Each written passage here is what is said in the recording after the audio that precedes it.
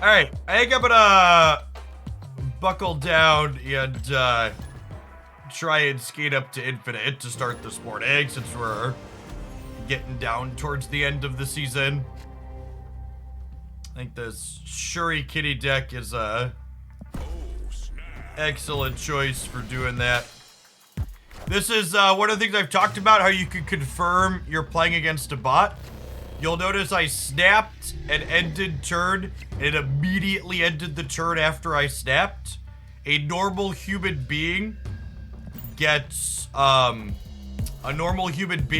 more time after a snap to decide if they want to stay in or not. An AI does not get such a thing. So we know that Ryder is not a human.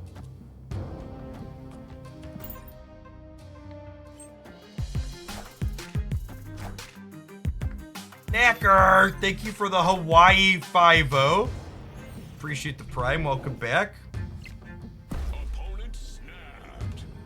Are you planning on making it to the Silver Samurai release? Almost assuredly not streaming that long. We'll see. Maybe numbers go absolutely crazy today with drops starting to come down to the wire, but I'm expecting today just be a little bit above average, not a lot above average.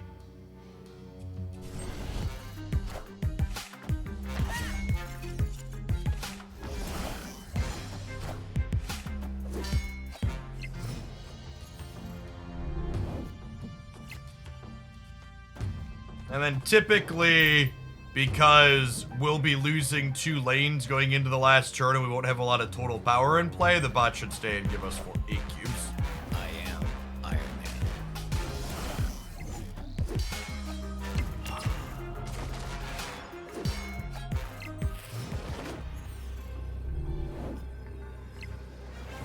Man. And adding 22 here, we should be good to go. Even if they play something big into their Iron Man path. Auntie, thank you for the 9 months. Appreciate the 3/4 of a year. Welcome back. Good morning.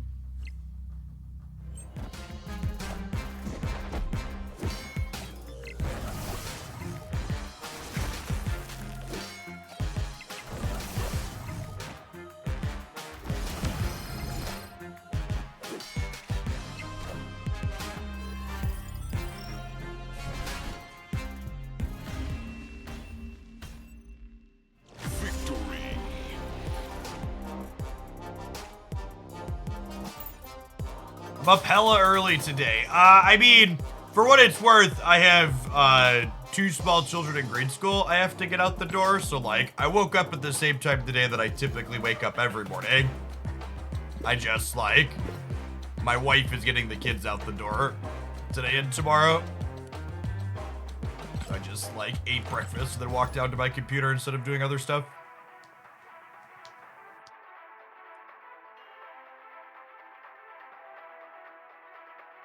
I have 3 children under 10. I don't get to sleep in that frequently.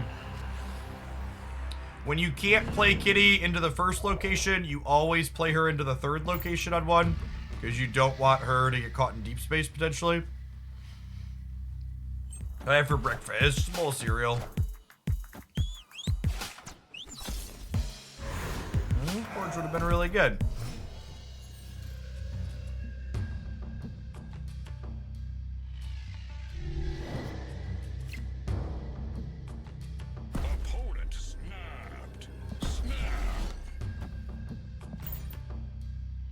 Sunday's YouTube video by a new editor. Yes, so I'm sampling a few different editors.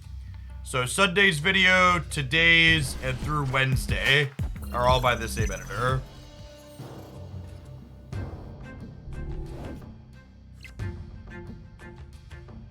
So I was gonna say, because we lost the priority coin flip here, I'm just gonna not play Kitty into their Killmonger deck. Because we have priority, but we drew armor, so I actually just get to do this, then they'll probably retreat.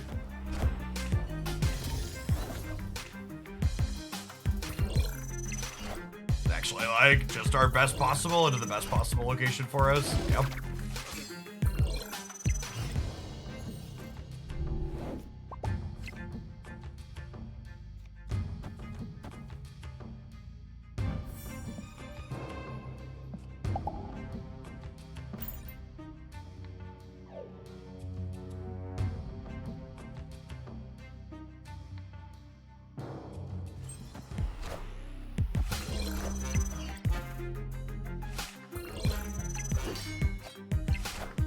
Unless we get, like, Galactus. This game is probably close to unlosable.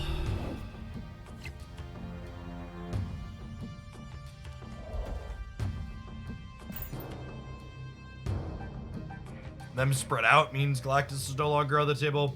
I suppose we could end up having priority going into turn 6, and then they could Shang-Chi us in the Dark Dimension. Maybe I'm not supposed to play the Angel out. Cerebro 0 will be tomorrow morning's highlight. Okay, and then they just play Deathlock in the middle, so us having priority is not true here? Question mark. Yeah, we're only at 14. And again, this is the, or 16, but that's fine. These are still have 2 here. This is the power of this deck, is you get to just, like, duck priority constantly.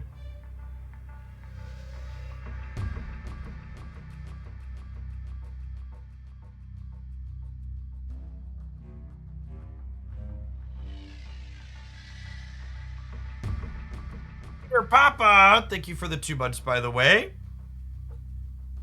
Appreciate that.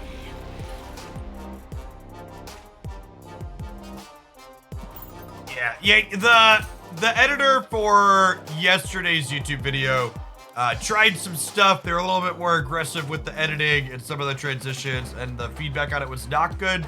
So I asked them to dial it back for their next deck highlight video. I gave the editor trials like pretty loose requirements on what I expected / wanted from them, because I ultimately want to bring someone on that's like going to be willing to try stuff.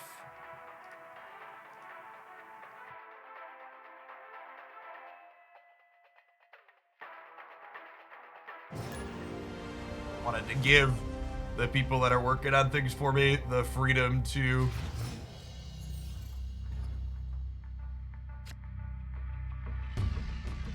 do what they feel looks good.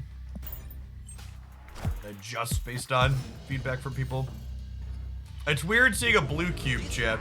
Is always changing.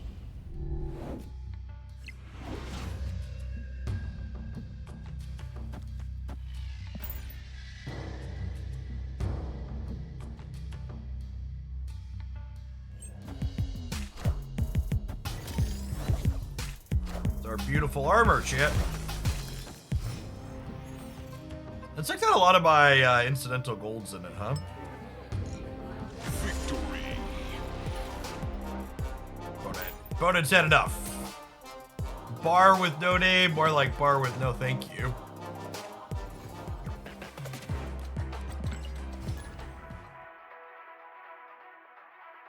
Could have been Ice Band win. Maybe. Some people just like bounce on weird world games. Can't say I blame them. I do that with some consistency in the Proving Grounds.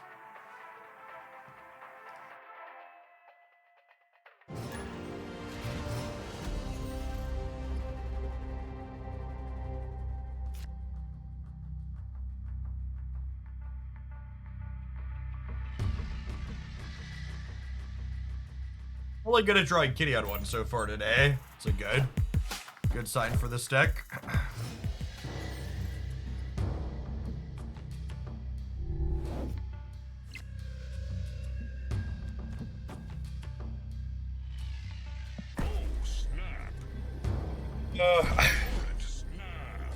I guess the snap into the Sakar is loose. If it hits either of these, I'm in trouble. I was just like looking at my hand and I didn't look at the center location that flipped up. I'm gonna stay because we're 50% that it's good for us, but there's a chance I get got here. Okay, good news. Opponent also got got.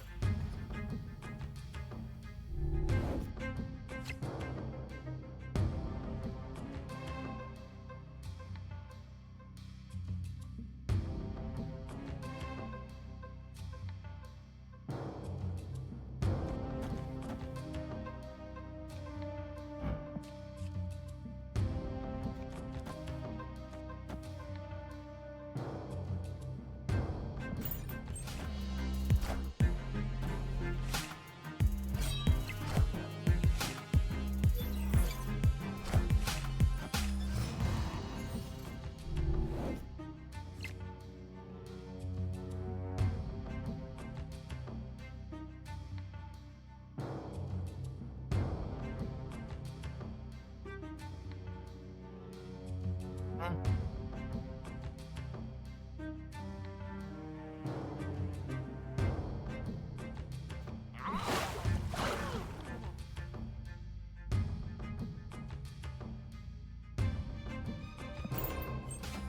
just doing this.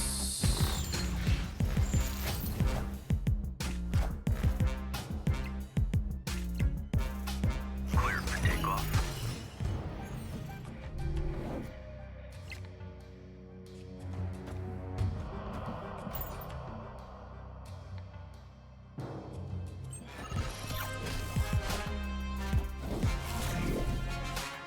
Enough said.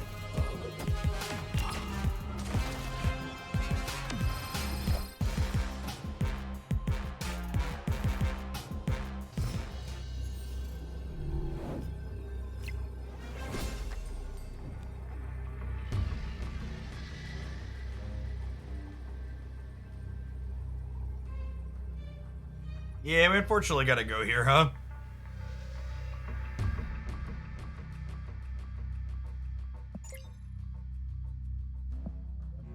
Yeah, I should have snapped the cigar.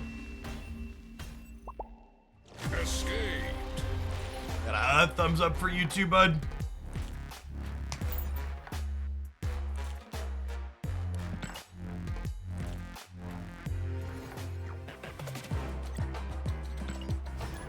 Congrats on your highly skilled gameplay.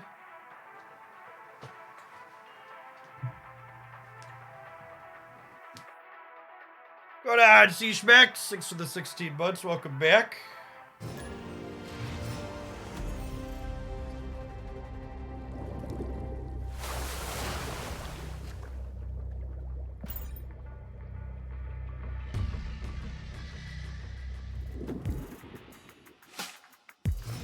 Why do people do that? Because they have very little human interaction in their actual lives. They need to try and get the most out of their experience in Marvel Snap.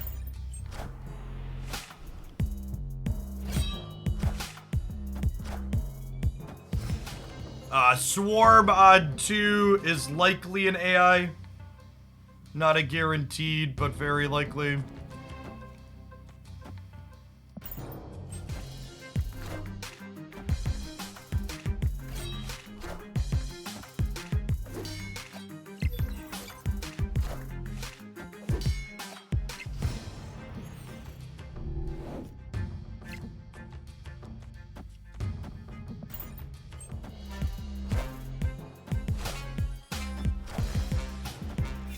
Throw a Shuri here, 1 in 4 on that one.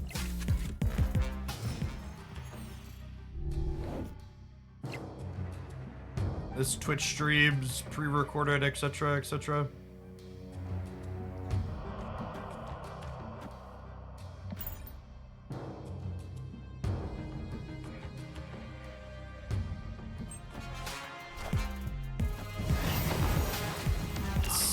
A classic play left bot.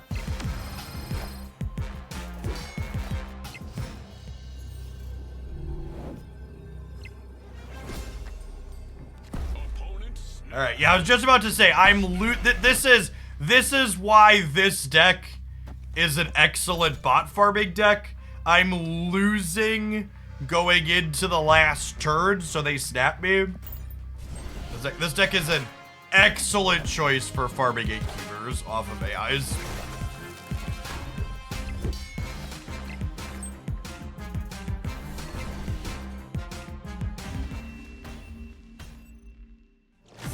Which is another reason why the AIs on the ladder is kind of medium.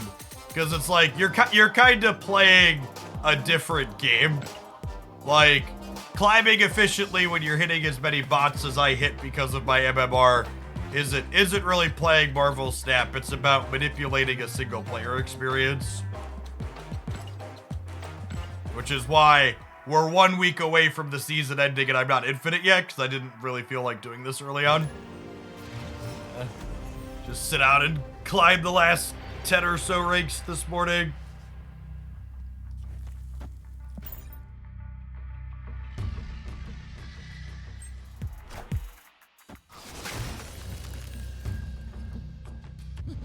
This land can never be fully known.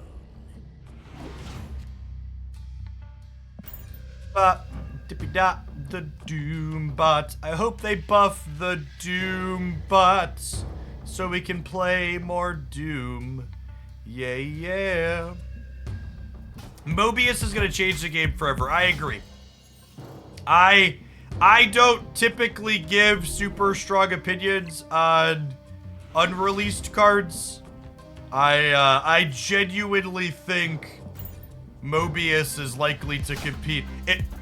Prefix. If Mobius interacts with Wave the way I think it's going to interact with Wave, I expect it to be a Jeff the Baby Land Shark level played everywhere card.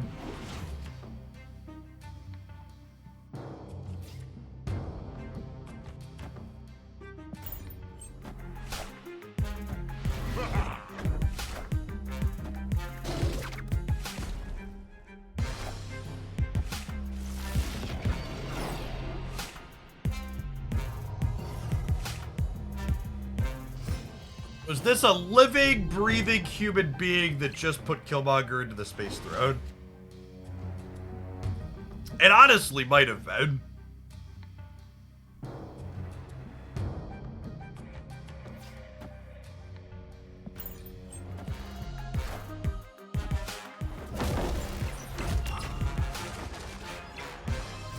Is replacing Iceman with Legion in this deck a good idea? No! Stop putting Legion in your Marvel Snap decks, chat. It's not as good as you think it is.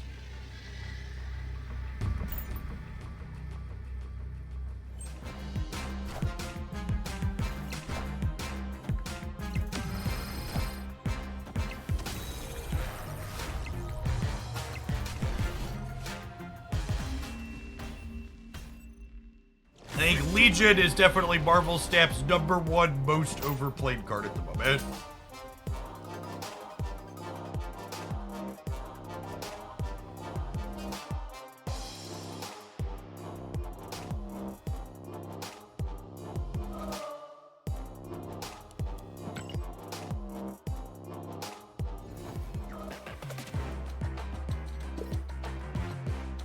It's a very fun card.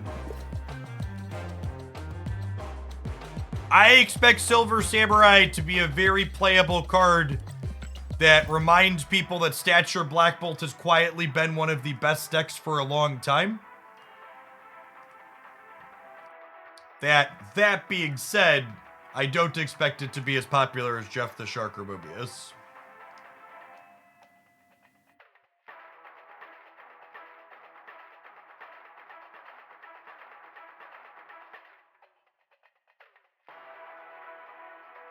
Yeah, Iceman's like Black Widow. People love cutting him because he doesn't help you understand the games that he's winning for you. People just cut the little guy because he's not like very in your face. Hey, it is I, Sorzi. Thank you for the quarter of the year. Welcome back. Silver Samurai probably makes deck and an auto-occlude in those decks. Maybe. I don't have Kitty. I don't have Shuri. I have Taskmaster. I think I'm just going to leave. They have their destroy card on one.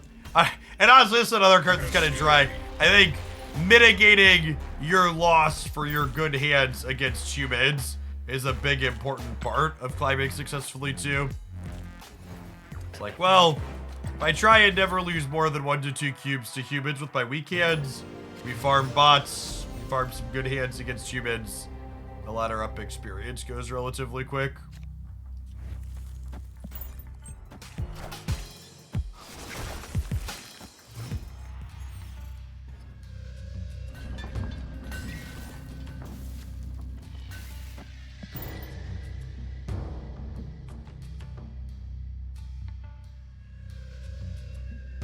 How do you replace Jeff in this deck? You replace Jeff in this deck with Lizard or Scorpion.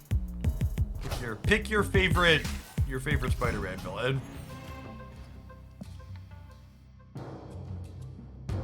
You know, chat. As far as pixel variants go,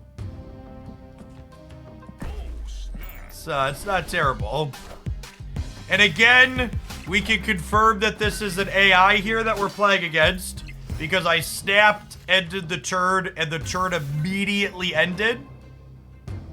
When playing against a human being, there is an extension of their timer when you snap.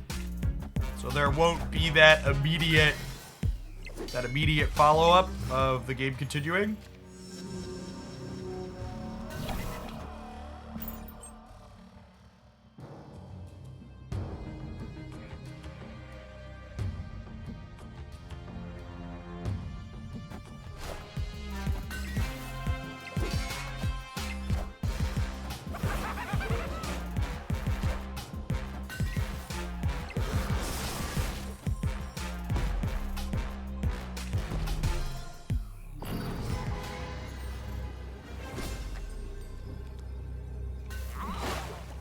Tried and True Classic Armor by Cosmopath. Or Carnage by Armor Path. AI gaming at its finest.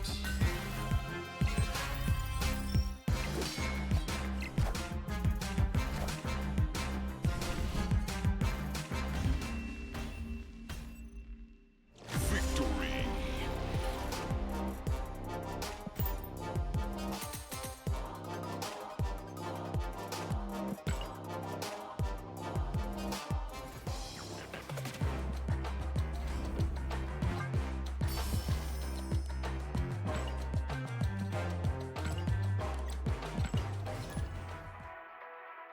Up to 90. Did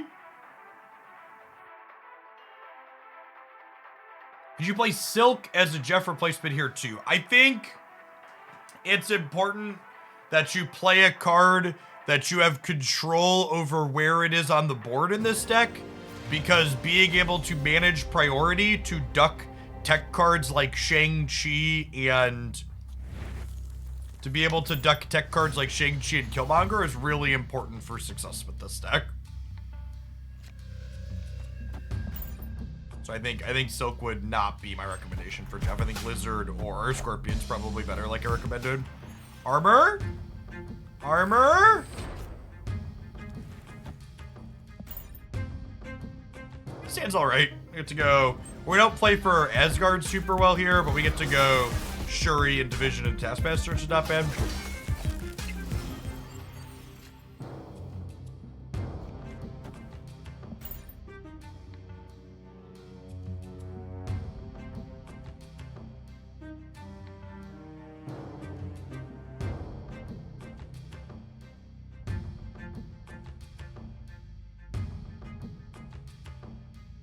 And Hobgob.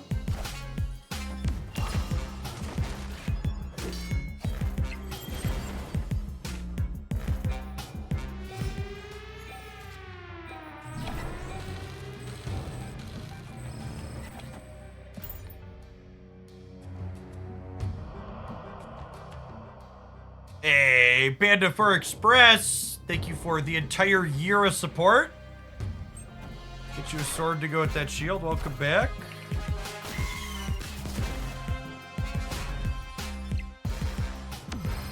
There is no reason to hoard reserves, chat. In fact, one of the really good things about Marvel Snap's current economic model is that there's no reason to hoard reserves. You just do this, right? And we're 10 on the left, 16 right, 16 center. Yeah, holding spotlight caches is like fine and reasonable. Victory.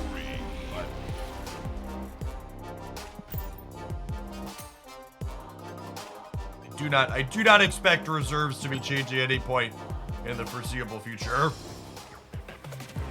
They already did a big overhaul on their economy. I don't expect another. I know I haven't been live a super long time, but I need to run to the restroom really quick. I'll BRB like 90 seconds. I'm gonna hit a short ad because I'm walking out anyways, but don't go anywhere. We got a nice long Marvel Snap stream coming up today.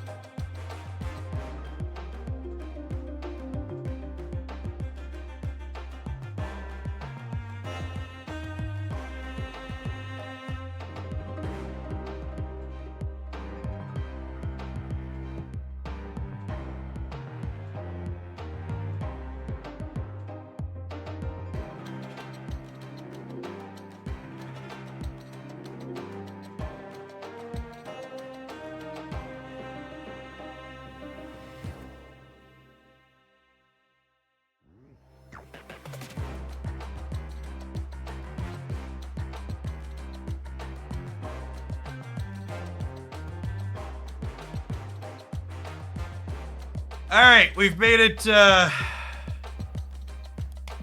93, chat. 49 more cubes to go. Shuri Kitty, deliver me. Real gamers use the P model. What's going on, Tess? I am certainly not a real gamer. How do people feel about X23 so far? X23 is a very solid, very real addition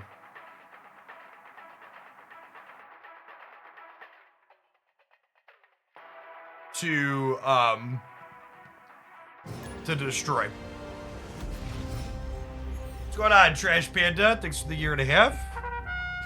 There is not currently a way to change the layout of Untapped in-game. I actually just got some NDA screenshots last night of Untapped's soon-to-be added updated UI, though. You're going to be happy with it. They know the current UI is not ideal for the desktop client. There's an update coming.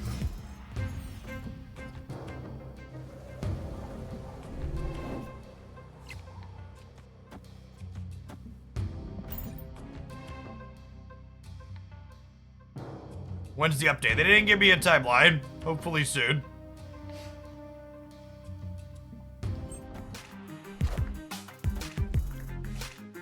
All infinite borders means this is probably a human being.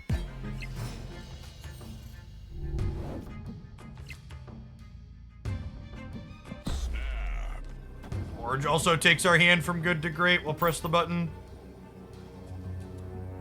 Morning, lol, Stormin. Victory. Honestly, I probably should have snapped when we had Kitty Shuri Taskmaster to try and get another cube out of him.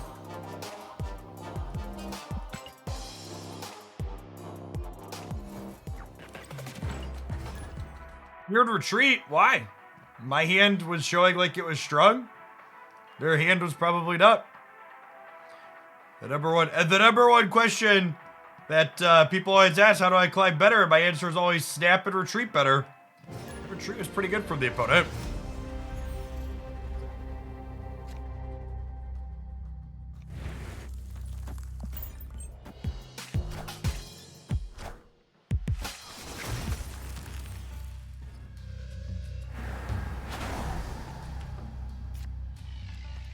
Yeah, I was pretty certain that was a human based on their spread of, or their lack of spread of cosmetics. Usually bots have a variety of card borders. I don't believe there's any bot decks currently playing Spider-Ham and Nebula, so this should be a human.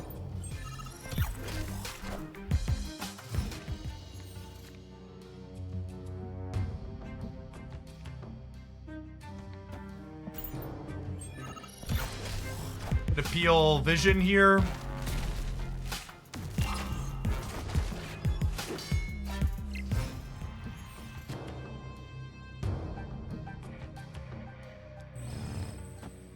So we'll just do this now, huh?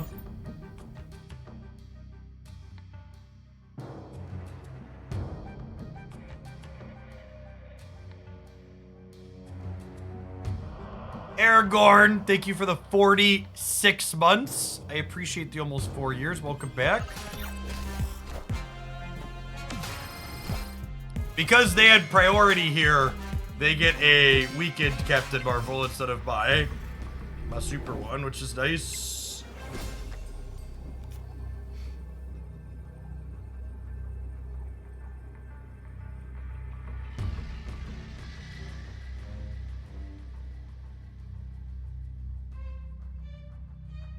If I played Chavez and they Odin, they would be plus 17 here. I think I played Chavez here, so that way if they Odin here, they go to 18, we go to 14, and then I win.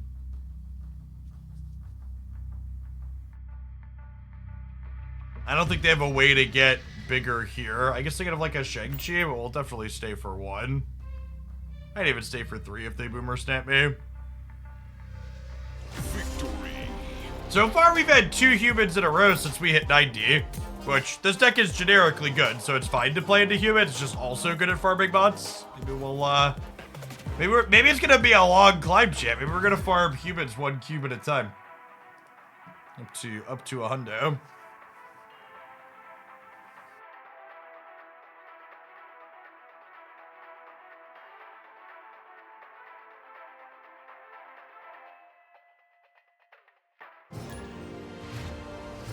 Hey, Pyrotheon, thank you for the 66 months. Welcome back.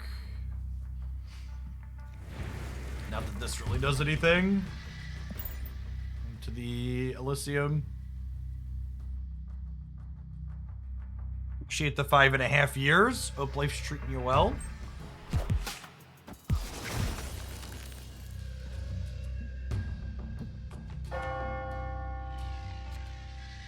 Super rewarded for waiting on Forge, huh?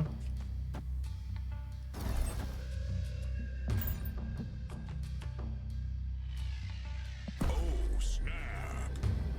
Yeah, it's probably a snap. I agree.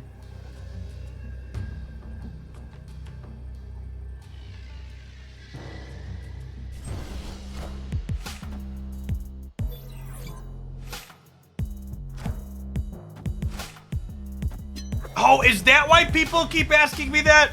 Did some content creator cut? Did some content creator shove Legion into this deck? Someone earlier was asking me what I thought about... Someone earlier was asking me what I thought about Legion in this deck. Some content creator cut the good card for the bad card, didn't they? Big Dan Chaos, thank you for the 10 months, appreciate it. Okay, got it. That tracks.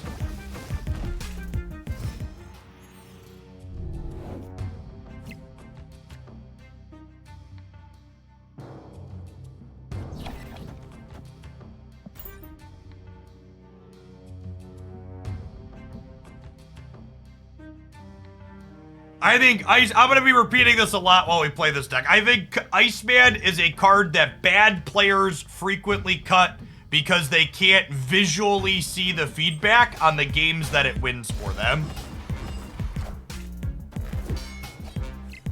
And typical gamers need that immediate feedback to know that the card won them the game.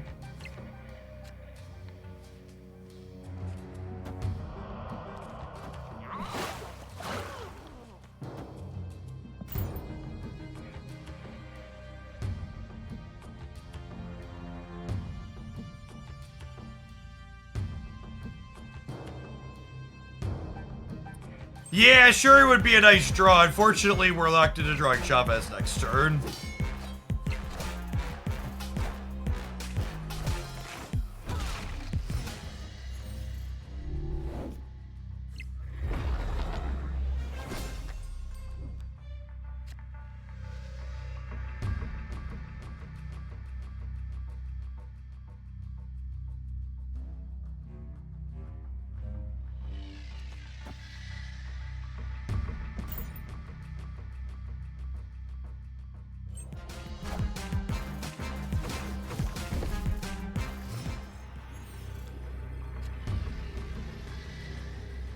That's not the last turn Shuri I wanted. They already played She-Hulk. I have 4 cards in hand.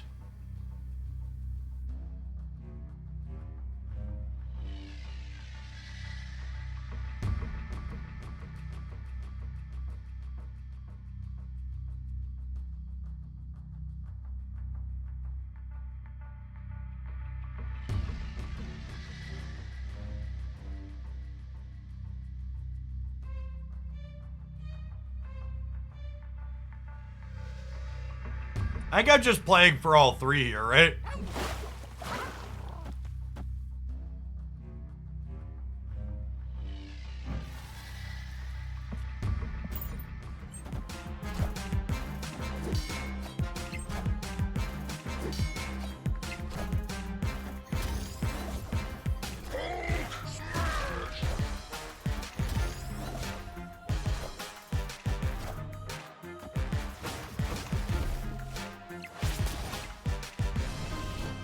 Close game. Victory. You have Jeff, you replace it with Red Skull. I usually recommend replacing Jeff with another good 2-drop. Big fan of Lizard or Scorpion. You also play a decent 3-drop. I played Polaris or Spider-Man in the past. This is a loss, gamers. Certainly looked like a loss as I added 4 more cubes to my rank. I do not recommend Silk in this deck. One of the things you want to be able to do with this archetype is manage priority going into key turns. So your payoff can dodge things like Killmonger and Shang-Chi. And the unpredictability from Silk makes it difficult to manage your priority. Breaking news.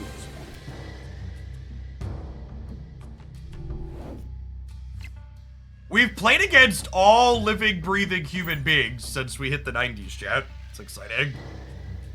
I think I'm still gonna stick to this deck, but it's nice that, God, it's the best split in the game right there, chat.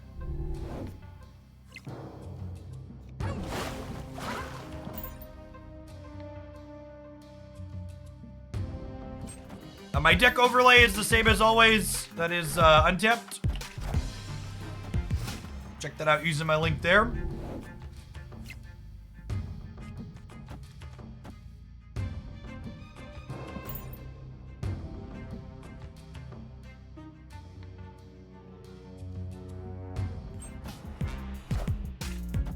I love how in a week we went from how do I replace Silk to everyone going, can I replace this with Silk? Yeah, I mean that's how the spotlight caches work, right? Suddenly everybody has access.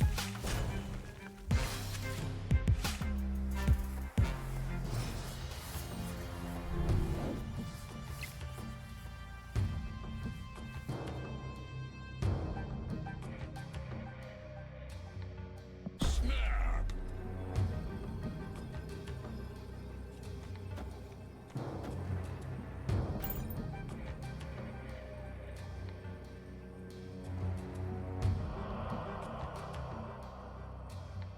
23 power Canadian, 23 power Taskmaster for the last turn.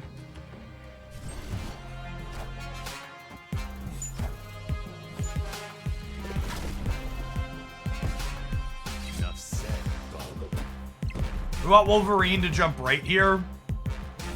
Oh, I guess if he goes middle, I'm locked into winning middle, which is fine.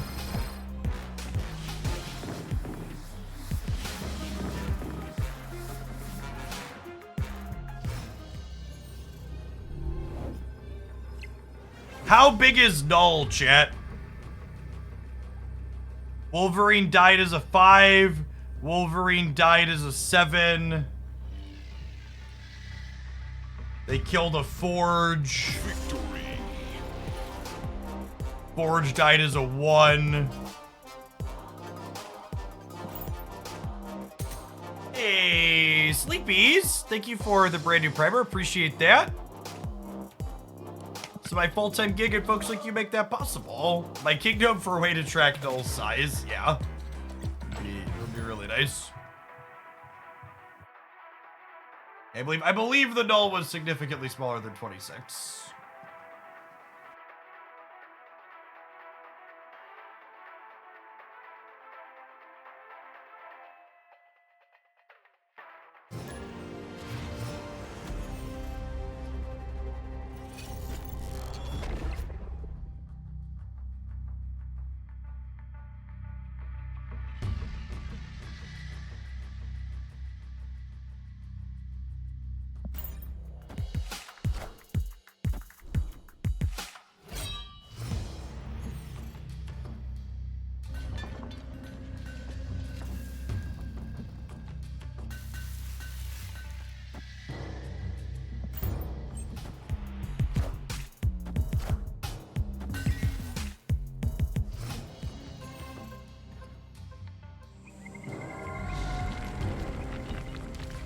Where do you get X23? You can always get brand new cards in 2 different ways. You get them in a spotlight cache for the first week. or you can get them using collector's tokens in the token shop. After a week, they leave the spotlight caches to eventually return.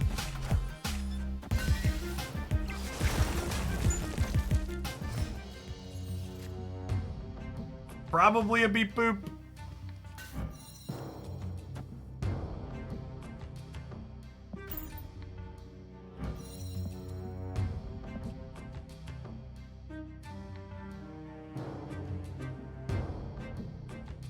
Cards in. The important thing to note if you're someone that's newer to Marvel Snap is that cards in Marvel Snap aren't like characters in a gacha game. It's not like if you miss the character, suddenly you can no longer get it. They're always available via collector's tokens, and they roll back around to the spotlights with some frequency.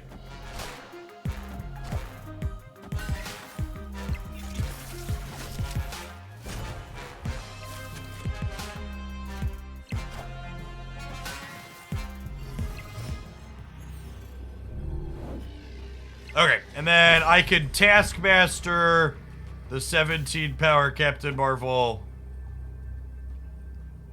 And we'll Kitty Pride here, and then a 12 power Captain Marvel covers left and right for us. We should be good to go. And this is Victory. Treat Later Bot. Any thoughts on Lorcana? Lorcana currently has an incredible amount of supply chain issues, so I'm mostly pretending it doesn't exist until we can see if they solve those or not. Basically every paper TCG is like, we care and we want our game to be accessible and cheap for the players. Not cheap, but accessible and not outrageous for the players. But then most of them don't actually deliver on that promise, so I'm waiting to see how that shakes out before I decide if I care. The non-zero chance Lorcana just ends up being an expensive chase item for Mickey Mouse collectors.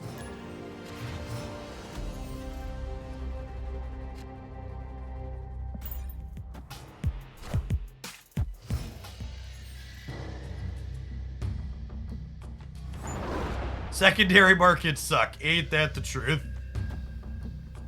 Oh, snap. And again, I snapped because my hand was good, but it also lets me confirm if this is an AI like I thought it might have been.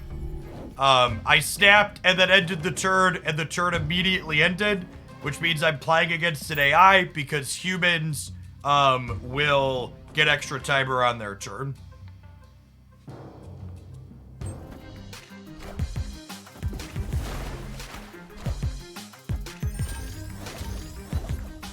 Wave's actually a little annoying here.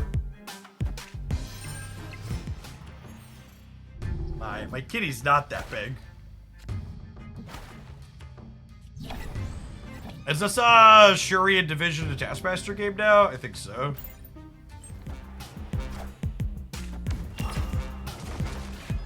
Did they give bots Galactus? They did not.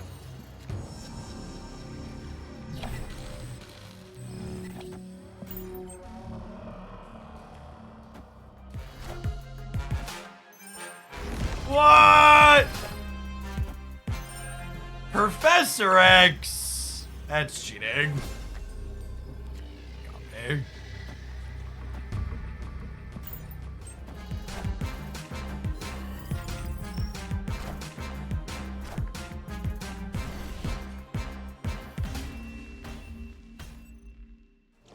Hey, Fairly Guild, thanks for 7 months. Yeah, well, there's only like a week left in the season, so I'm gonna get our infinite card back before it escapes us.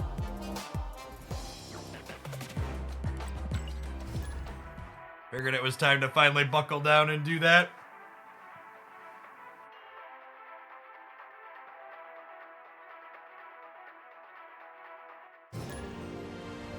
Morning, Wombat Combat.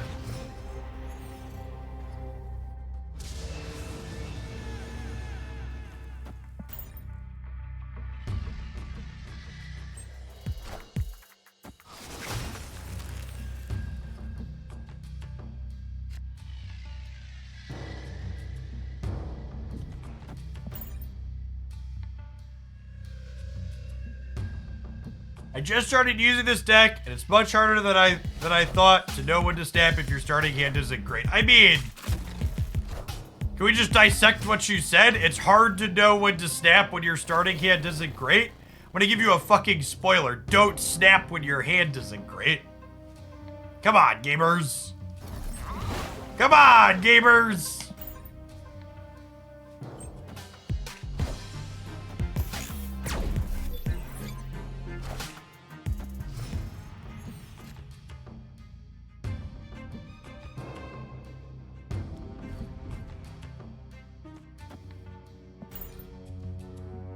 Oh, the more you know. Yeah, exactly.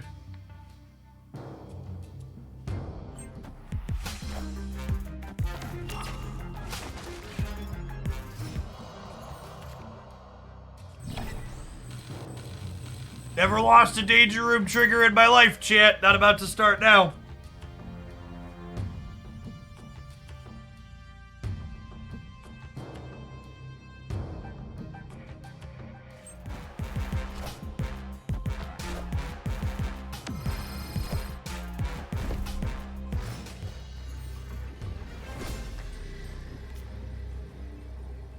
Those of you that are wondering how to get better at playing into the danger room like I did here, this is a rough estimate, but loosely, I would say it's about 10% luck, 20% skill, 15% concentrated power of will, 5% pleasure, and the 25% is definitely closer to 50% pain.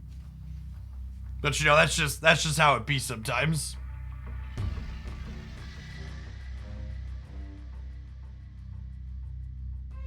All right, so where are we going here? I think it's gamble on the. Sorry, did I say gamble? I think I meant it's a take the sure thing on the danger room again angle.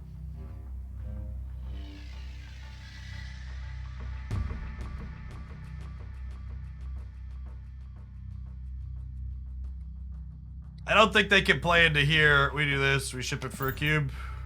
They're leaving, coward.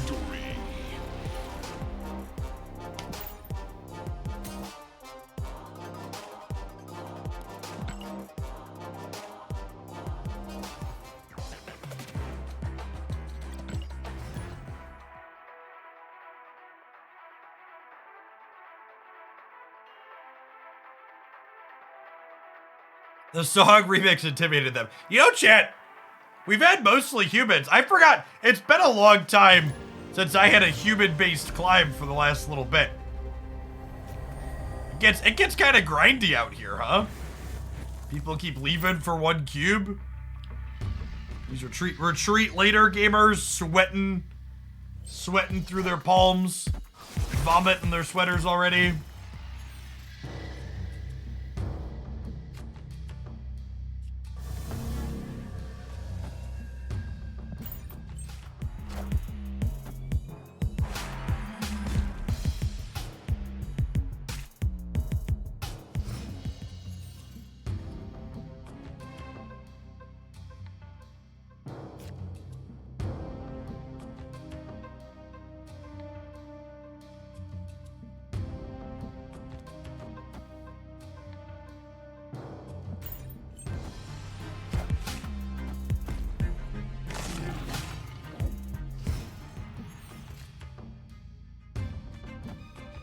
I have Shuri and Division and a Taskmaster.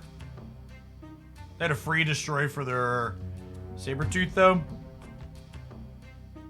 What's next? OTA. OTA update on the 31st, this Thursday. OTA Thursday, patch September 5th.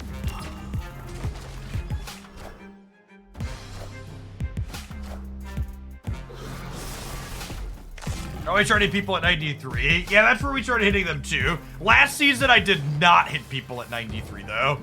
It was not a good seed. I played bots all the way to the end.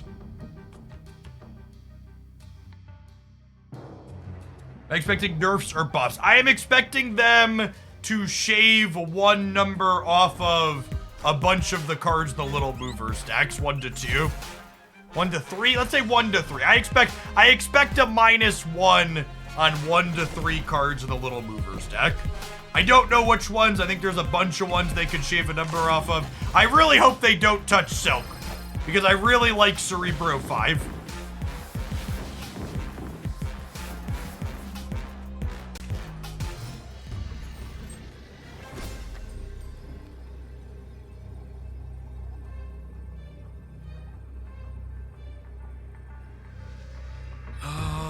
I think we're just supposed to leave because we're dead to Null and Death. Escaped.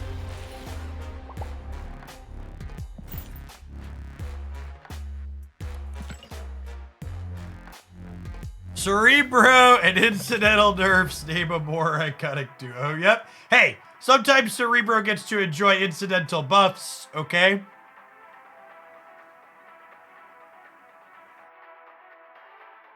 Sometimes it gets new toys.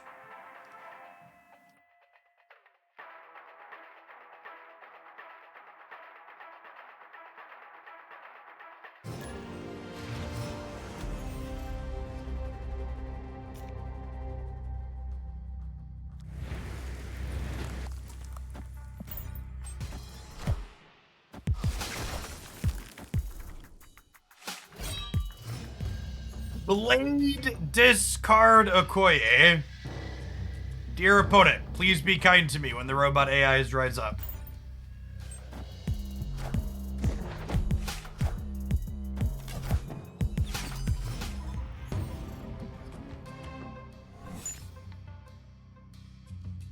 Snap.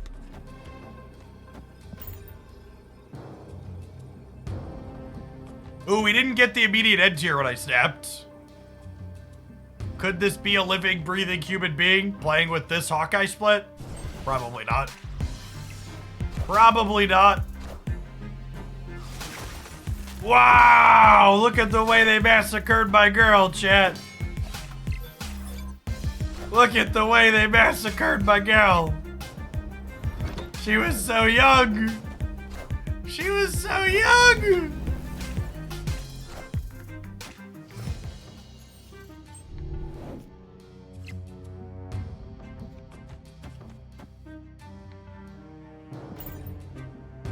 Alright, Hulkbuster hits this kitty attachment all day, every day.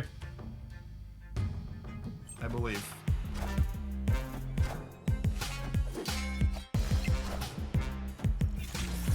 Nailed it. Truly a skill-based Marvel Snap game we play.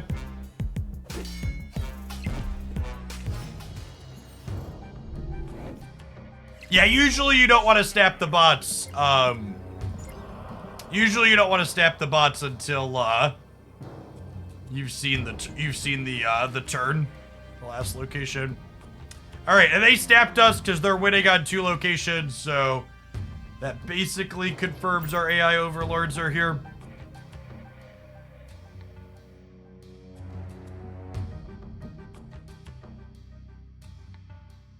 Red Skull Bundle 3x value. The Red Skull Bundle is incredibly good value. I haven't bought a bundle since the Pro Bundle Mach 2 because of value. I'm probably buying the Red Skull Bundle. It's real good. 8 of your finest cubes, please. I am Iron Man.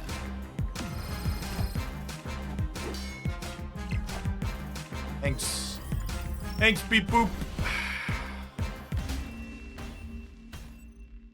Victory.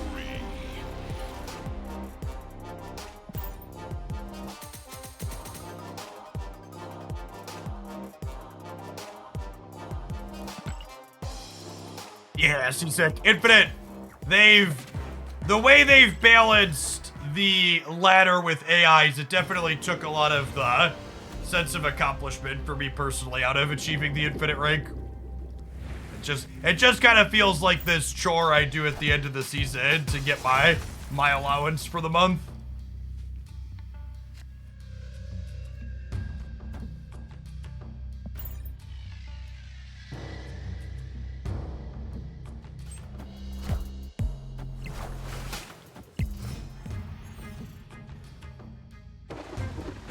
No, I did not buy the Death Bundle. And for the reason that you just said, it was one of the higher value bundles, but it's not like the highest value bundle. I have so many resources built up that I'm basically only buying things that have cosmetics I really like, or that are a really extreme amount of stuff.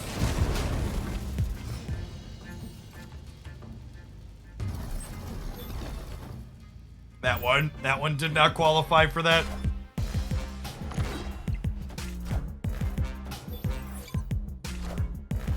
I think everyone would prefer longer queues to going against bots. I think you're very wrong about that. I think if you go on basically any social media site where people talk about Marvel Snap, at the start of every season, you'll see both content creators and regular players really excited, posting about how sweet their deck list is because they got to infinite really quickly with it. There are a lot of people that find it very exciting and enjoy bragging about how they got to wherever they got.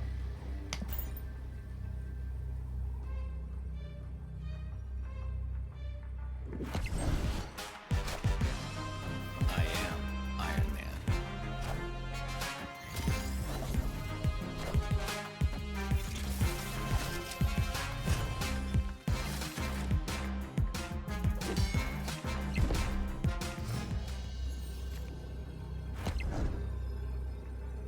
This Taskmaster is 11.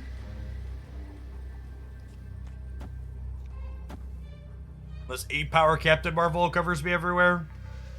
Sounds great. Honestly, I probably should have snapped him back. I am Iron Man.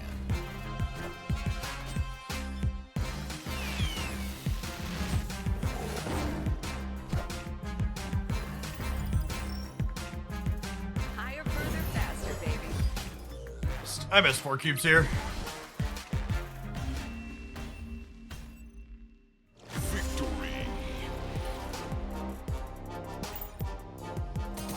Ben Brode talked about this in some of his game design things, but one of the things they've explicitly aimed to do with Marvel Snap is create joy as opposed to transferring joy from one person to another. And bots are a net joy positive for a lot of people.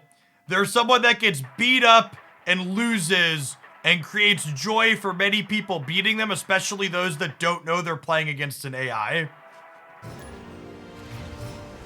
Whereas when 2 humans play, you're often transferring joy from the loser to the winner. And the snap system does a little bit to help that. The snap system, when you lose a game, at least lets you feel kind of smart and mitigate some of the feel bads. Be like, oh, I mitigated my loss, I left here. Someone asked, do I plan to do a bundle value video for September? Yeah, I think I'm gonna wait. The patch is supposed to be at the very start of the month. So I'm gonna be waiting to do a bundle video until after the patch, I think. This is confirmed to be an AI. I snapped, ended the turn, and the turn immediately ended. So we know we are not playing against a human being this game. There are beeps and there are boops, and our opponent is both. Oh my god, Chad, is it a cheater bot? It could just be a play left bot. I should remember that the play left bot's a thing. That's my fault.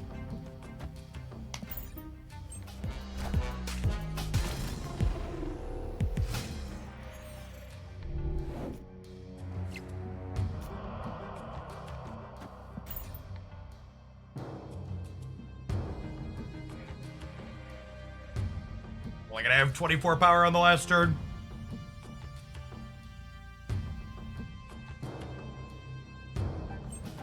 What are his thoughts on emotes promoting joy is? Ben Brode is a huge fan of emotes. If you've ever watched him, God, I could lose 8 cubes to the spot here. I'm probably supposed to leave. Maybe it's a throwing bot. If you've ever seen, Brode's done like collab videos with like Binks and others before, and like he loves him some fucking emotes. Yeah, I just died to a bot. Rip.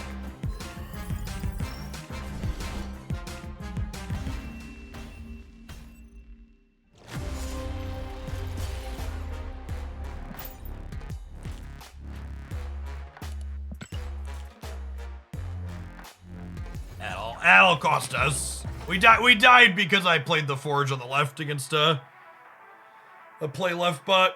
Mistakes were made. Oh.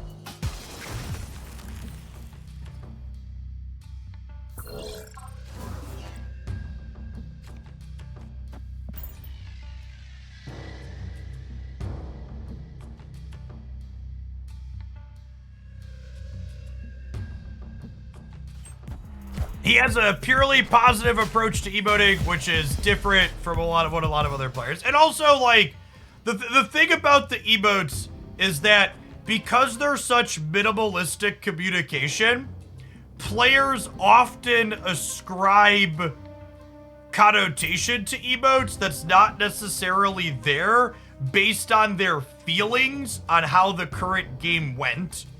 So even if your opponent like emoted in a way that they interpreted to be positive or neutral, but like the game just like wasn't a fun experience for you, it's very easy to interpret that as the opposite of that just because like the rest of the experience was bad.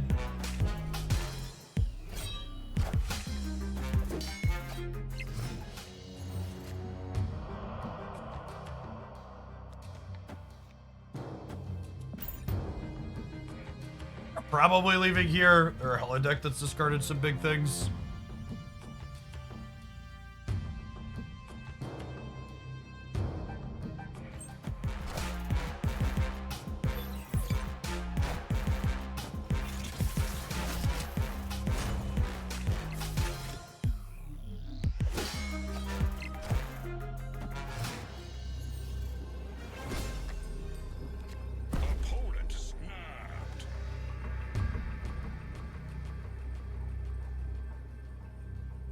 I don't think 13 power Captain Marvel covers us. I can do this, so that way Captain Marvel doesn't get pulled here by a Magento. But no, I'm giving him 4 cubes here. Just speed 8 to a bot. Escaped. Would it be bad to replace Captain Marvel with Shang? Stop putting Shang-Chi in decks where it doesn't fucking belong, chat.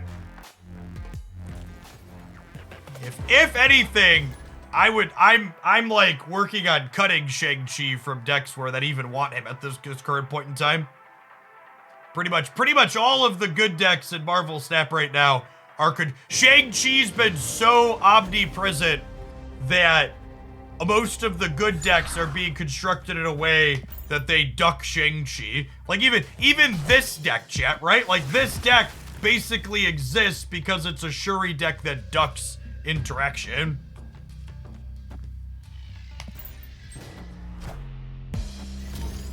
Hey, Chaos Hat, thank you for the 5 gifted. It's very generous, appreciate it.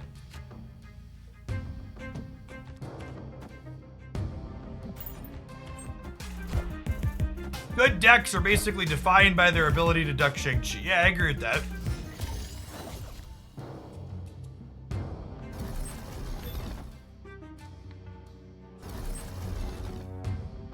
V-Boy, thanks for the 2/3 of a year. Welcome back. Is there a general rule for putting Shang-Chi in your deck? So, it all comes down to like thinking about your curve and what your deck is doing on that curve. So like, ask yourself, Shang-Chi is typically a turn 6 play. So you need to be asking yourself, okay, what does my deck want to be doing on the 6th turn of the game typically? Man, the human beings we've played against today have not been the most fantastic. I guess it's late in the season. Just constant boomer snaps.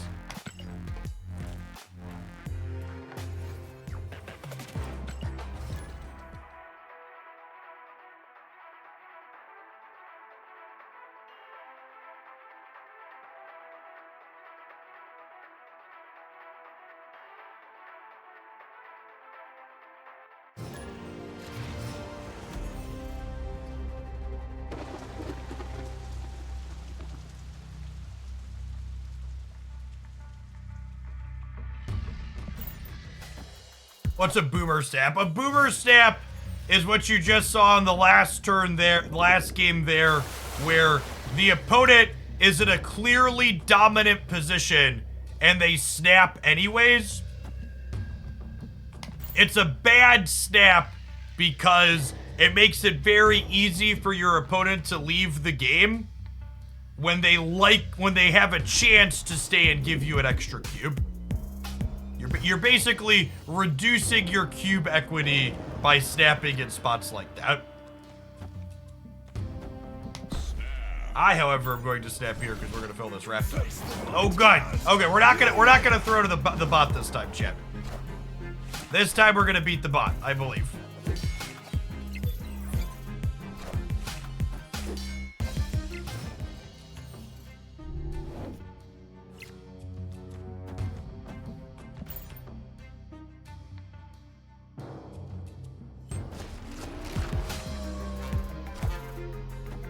Speaking of bots, bot, tippy dot, the Doom bots really love this Doom bot.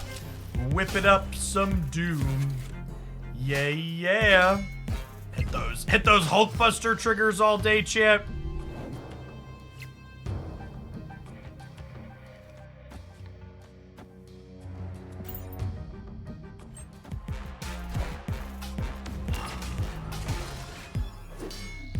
Classic play left bot gaming here.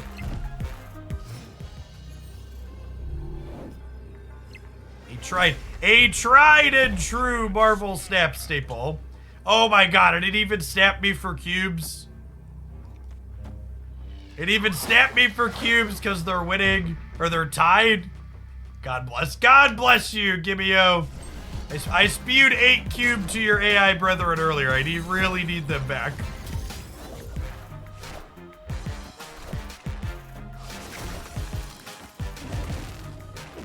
Got me.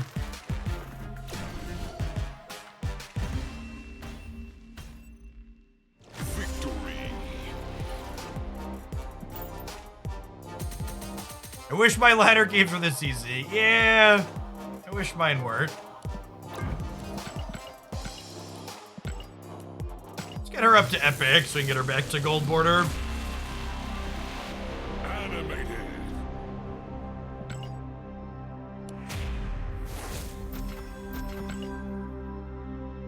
I'm hoping that global matchmaking will fix my current issues with how the ladder works and the number of AIs I get, but I'm also not 100% optimistic about that because I don't think the current problem is related to a low player base.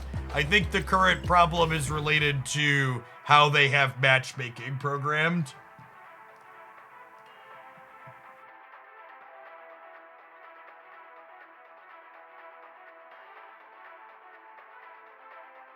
It feels more like a conscious decision than a player-based population issue.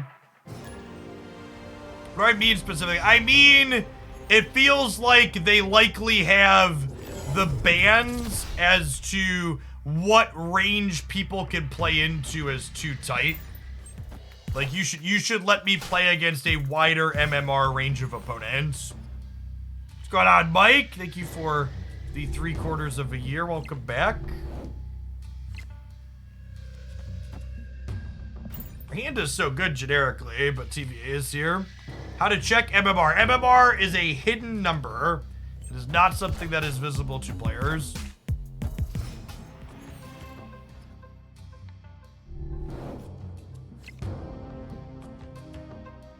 Making up numbers here, if they want 10% to be an infinite and your top 0.1%, it probably just wants to hit you out of the general non-infinite queue ASAP. Yeah, that's probably the case.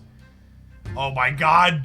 What a set of locations here, huh?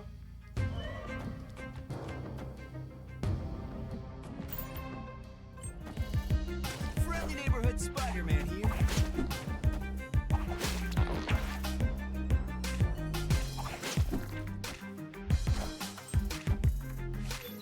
Well, but here's the problem, Silence. I think saying the ladder should stay at it as it is bad because a lot of people aren't having the same ladder experience I'm having. There's a lot of people who the ladder is very hard and challenging for them.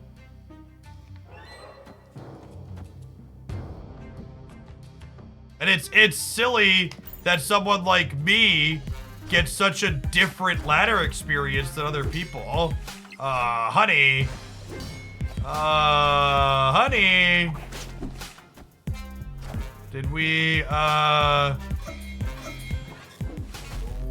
doke.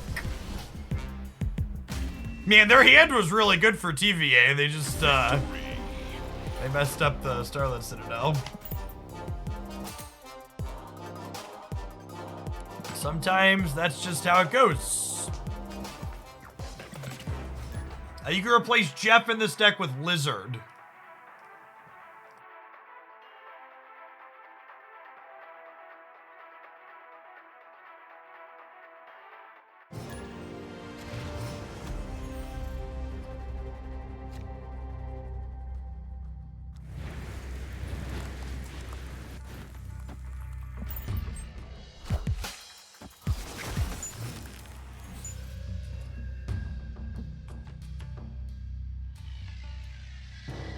You should not play Silk in this deck.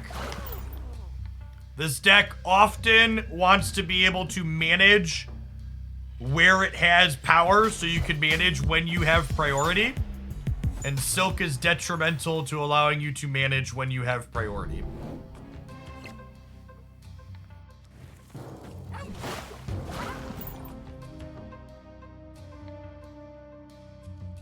I feel like Bounce is great in this current meta now that everybody isn't trying to counter. Yeah, I think Bounce is a solid deck.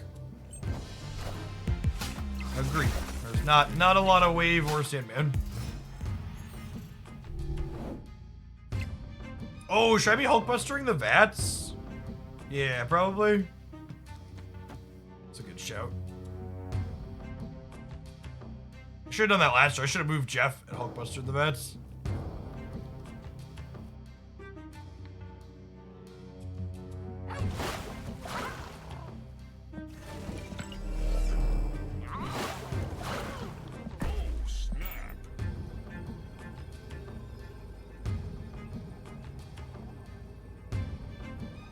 So the way this works is we'll get a 7-power Iceman back to our hand. And then next turn I'll go Shuri into 7-power Iceman, get a 14-power Iceman back to our hands.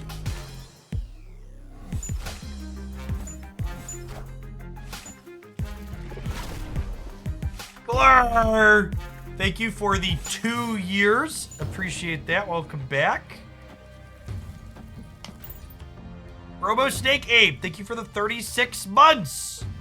I can't believe it's been 3 years from Magic to Runeterra to Snap. Keep it going. I plan to be here keeping it going. Thanks for keeping me around.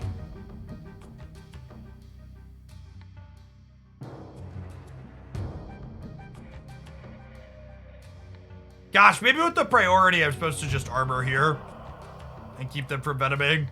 My game has been really sloppy. This is, if they snap me back, I'm leaving. I should have gone Hulkbuster on 3. I should have gone Armor, Forge, Iceman here to have a 10-power Iceman. Yeah, they're a Killmonger deck. They would have a 7-power Venom back in their hand instead of a 18-power Venom back in their hand.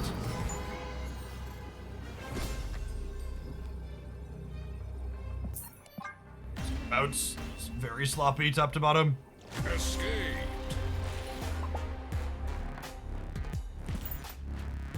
How long did I play Runeterra for? Over a year. It always makes me chuckle when Runeterra comes up because it's a testament to how not popular Runeterra content is that a lot of people that found me with Snap that played Runeterra previously don't know that I spent almost 6 months doing primarily Runeterra content. It's just nobody watches that shit, so I just might as well have not existed.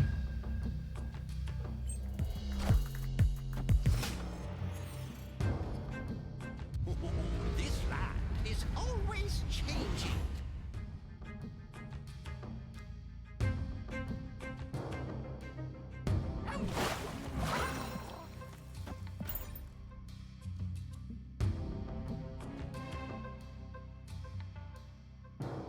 Any interest in Baldur's Gate 3? Chat, I'm a functional, realistic adult who understands when he doesn't have time for a 170+ hour video game.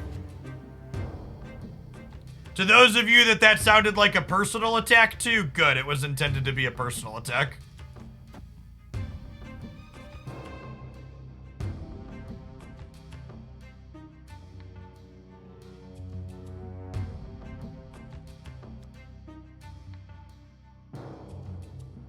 I think I'm gonna Shuri into Professor X here, and then we'll like Star-Lord Captain Marvel here on the last turn.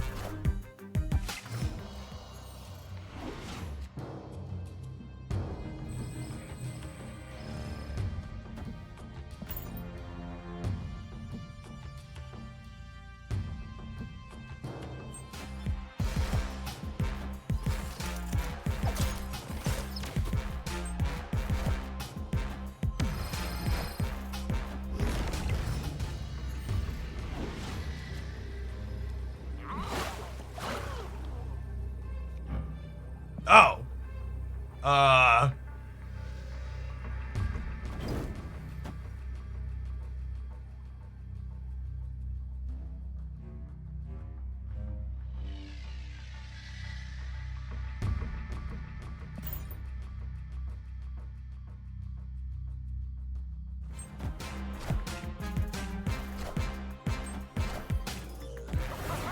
Please do a Doctor Doom here, I guess.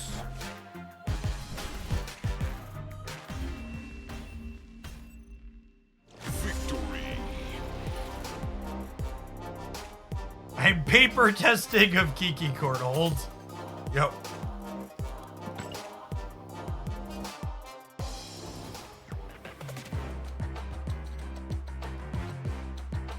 Can an enemy Jeff be pushed into a lockdown lane? Yes.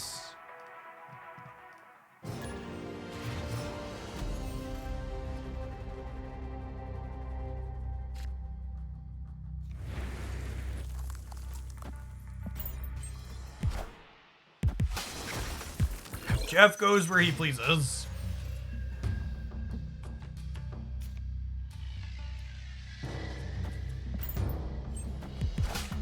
I don't think we're a white hot room deck.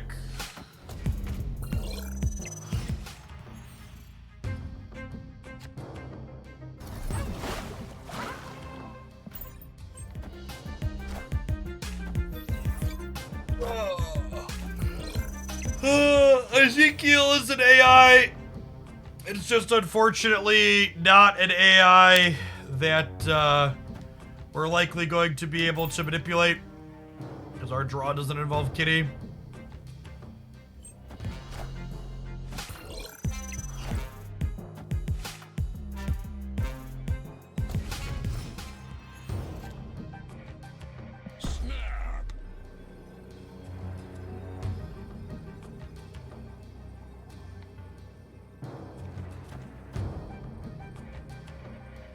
Oh, they have priority here. I just do this and play Chavez on the last turn.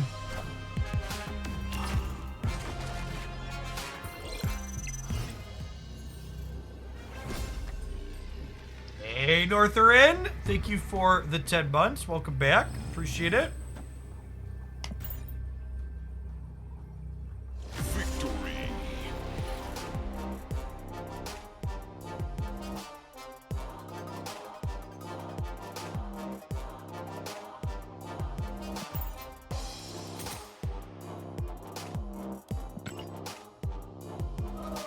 Yeah, that was there was an AI patch at some point that made it so the bots retreat a little bit more aggressively than they previously did, and that was easily the worst update they ever did to the game. At least if you're gonna give me AIs, let me farm them for the max amount of cubes so I can get past it quickly. What's going on, Zaller? Thank you for the 43 months. Welcome back. This is gonna be an 11 power visions into Bar Sinister game, huh?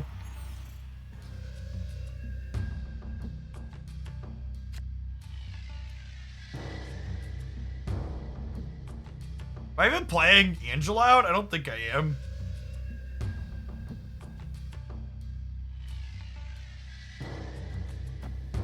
Am I?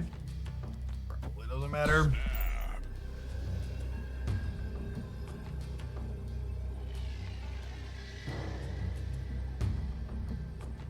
The Shuri deck decent for. I think the Shuri deck is one of the best decks in Marvel Snap right now.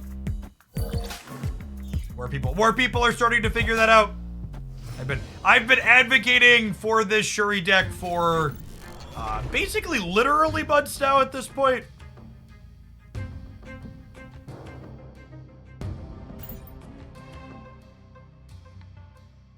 It's real solid.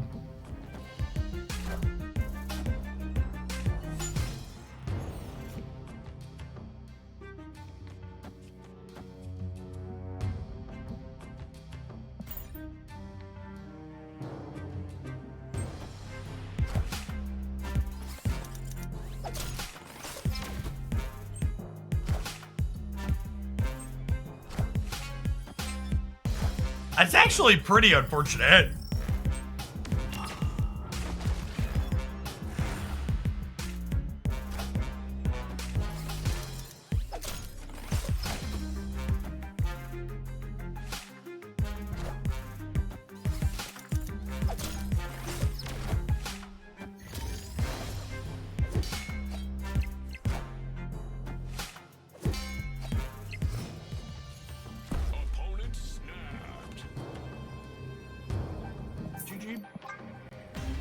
Good Agent Coulson RNG, buddy. Escaped.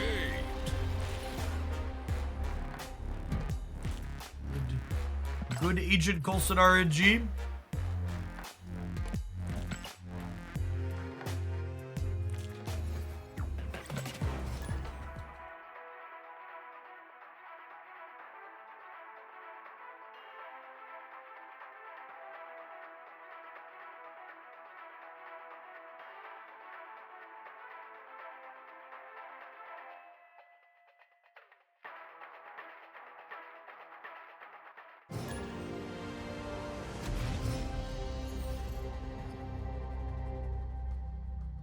Vision would have won mid and Ford Chavez would have run left. And maybe you mean right? I definitely wouldn't have beaten the 40 power. What's it called?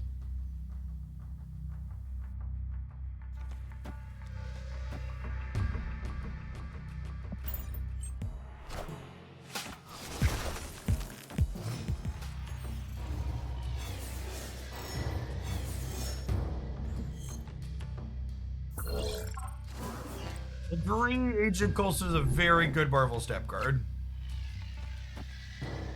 Super duper solid.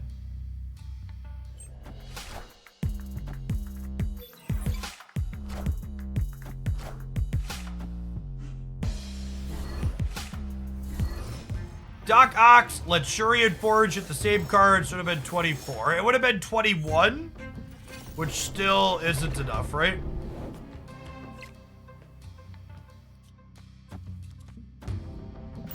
Can you explain why it's better to Kitty, Angela, Kitty over Kitty, Kitty? Why it's better to Kitty, Angela, Kitty over Kitty, Kitty, Angela, Kitty? I mean, most of the time you see me do the second. Do you mean when it's better? In this deck, you basically never prioritize Angela. This deck is all about getting Kitty Pride going.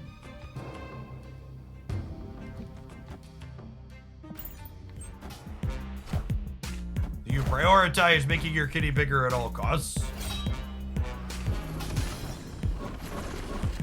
I would be very surprised if they nerf Jeff the Baby Land Shark. I also think if they nerfed Jeff by changing its power or cost, I would be very disappointed. Opponent snapped. So they're winning on turn 5 here is why they're snapping. The question is, can I win the game against the AI? I think so. Yeah, I'm trying to climb to infinity, Brown. The season's almost over.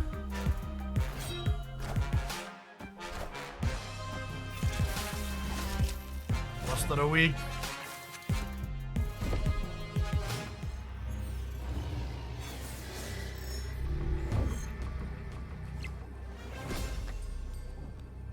Oh, snap. Three cuber to a butt. Hang it up.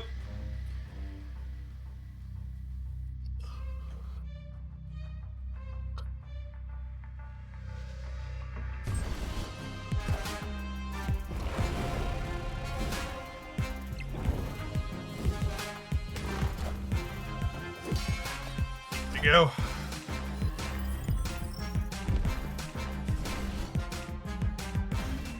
Was this a bot or is this a human? This was a human being, actually, right? That was a hub card. Bots never have all of their cards with the same borders. Pretty sure this is a human being based on the borders.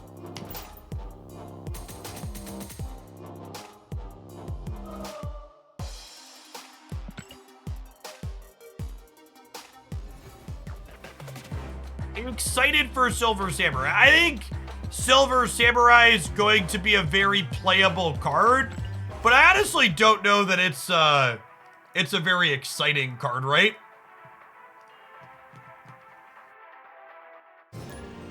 Like it slots easily into the Zabu Stature Darkhawk deck, and like maybe it enables some other similar things, but like it's not gonna put I don't know that it really puts new decks on the map. And it's a very functional card that I expect we'll see a lot of play.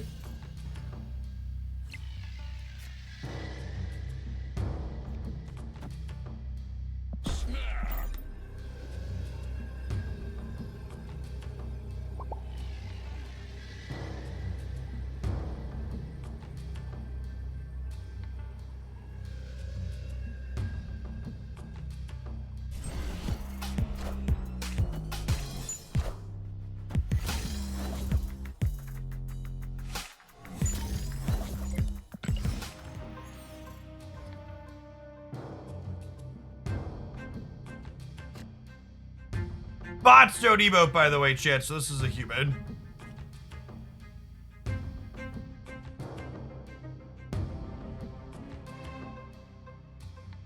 There's a schedule for September Spotlight Cash after Shark. There is, yeah, I'll have a video reviewing my thoughts on the September Spotlight Caches and which ones I think are the best, posting in about an hour on the YouTube side.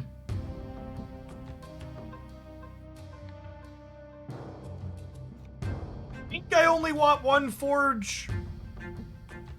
Nah, maybe I want two. We go Forge, double, into Shuri, into Vision, move Vision, Taskmaster.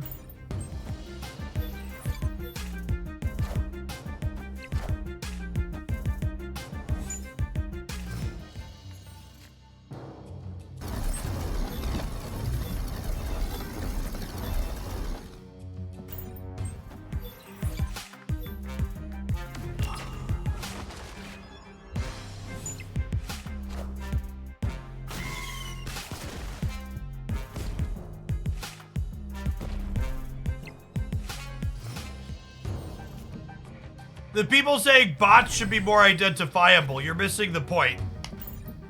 They want the bots to blend in as humans because they don't want people to know they're playing against AIs.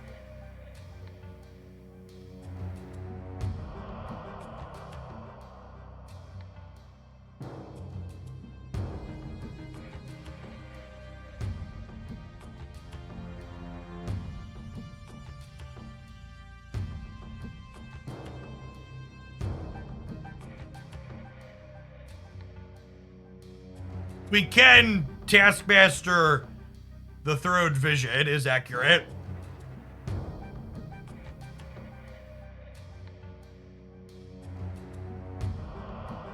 Yes, you no longer get both Shuri triggers. Is accurate.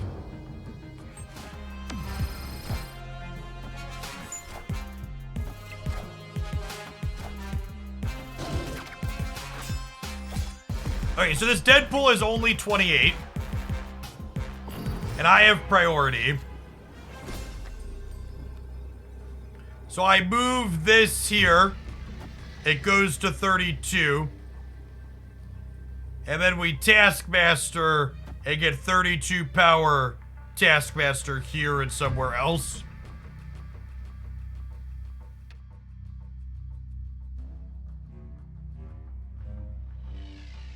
Do I want to move these here to guarantee my big Taskmaster goes middle? I think so. And they play 28 power Deadpool. They're at 33 loosely. I think I want to leave a Shuri here. Yeah, I think I want to guarantee the big Taskmaster in the throne.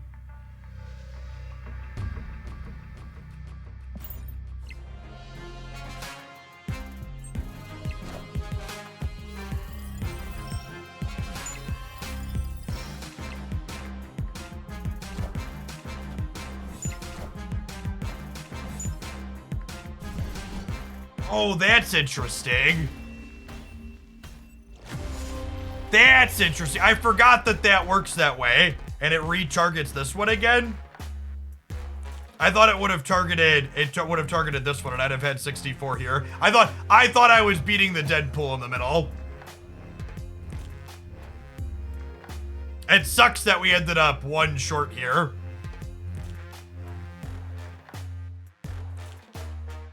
That's super awkward. I didn't know that would... Wait. Why does that work that way? This says, after you play a card here, copy it to another location. So, if it's after the card is played, shouldn't this be my last played card?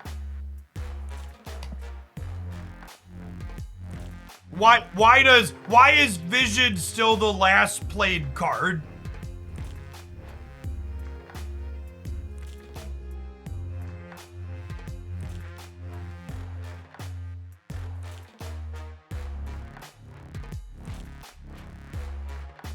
So this says after you play a card, add a copy to another location. But no, it says after, chat.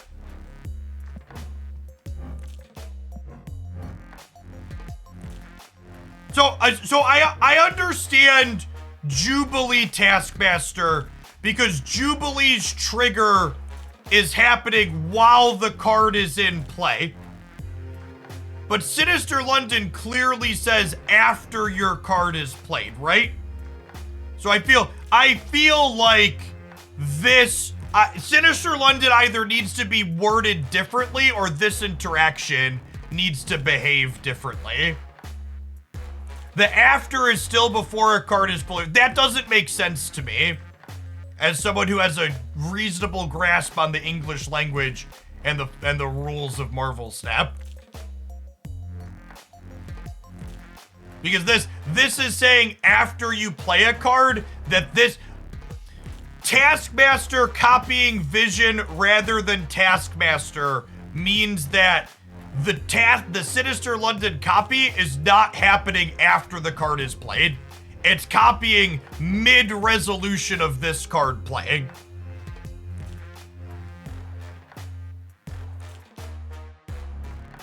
That's what it means. This copying this means that I mean, obviously we lost. You can feel free to fuck off into the sun, asshole. I'm discussing why the interaction doesn't make sense and why it didn't work intuitively how I expected it to work.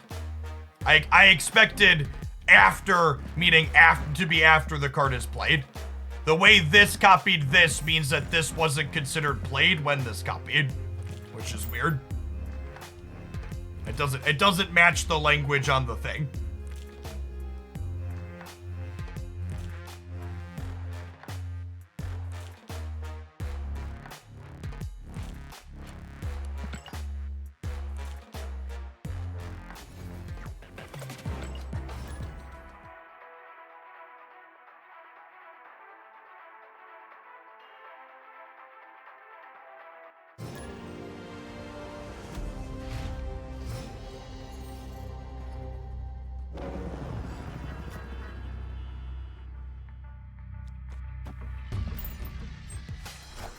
Thanks for the primer, Thor. Appreciate it.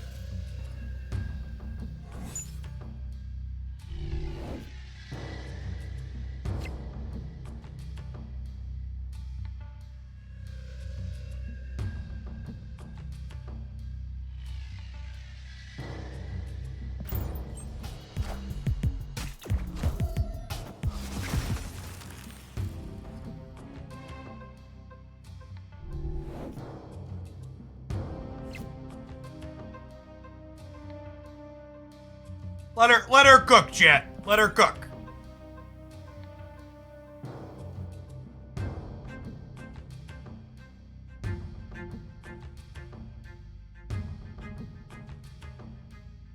The problem here is she always plays.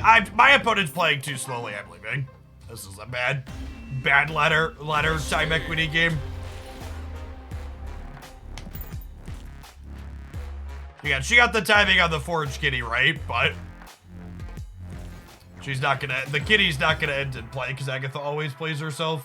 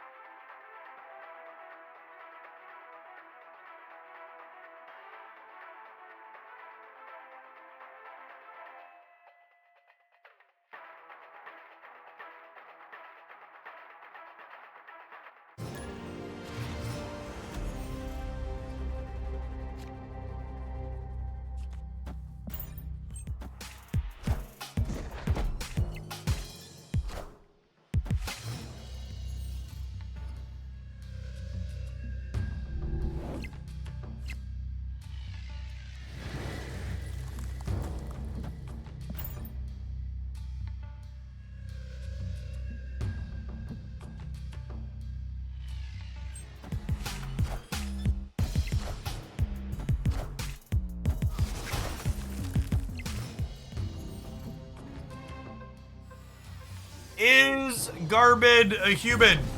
Find out next time on Dragon Ball Z.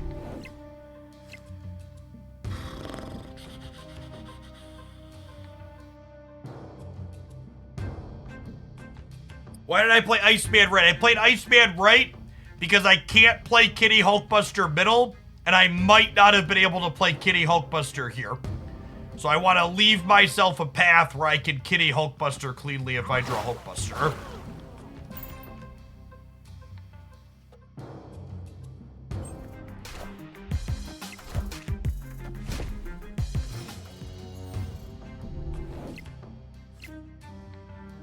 The PC version actually, unfortunately, did not stop my OBS crashing issue. We experienced that Saturday morning or Friday morning, I think. But overall, the PC layout's been good. I think this is a human being. Bots usually aren't passing with Sunspot like this.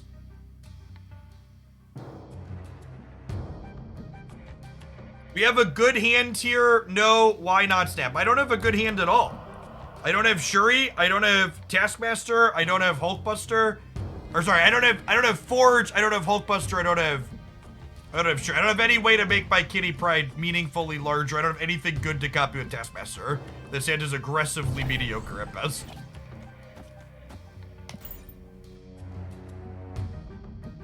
Snapping here would be quite bad.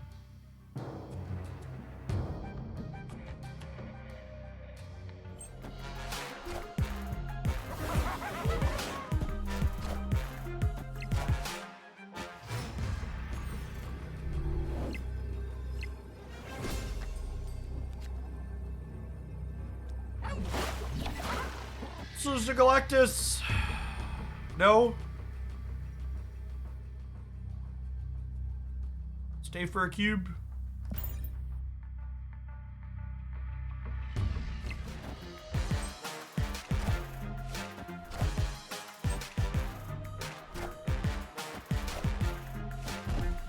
Higher, further, faster, baby. Die? Die.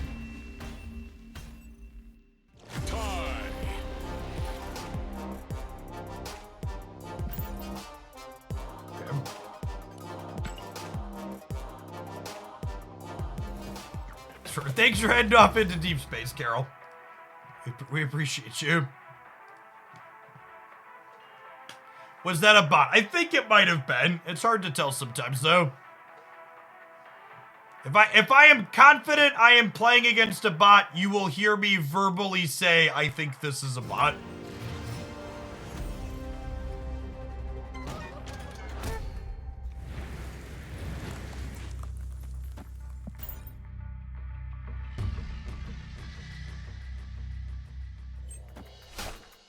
Ken with a white queen avatar playing into Murder World could go either way. It is a Nova into Murder World, so could be a living, breathing human being still. Again, in most Kitty Pride decks, I would play Angela on 2.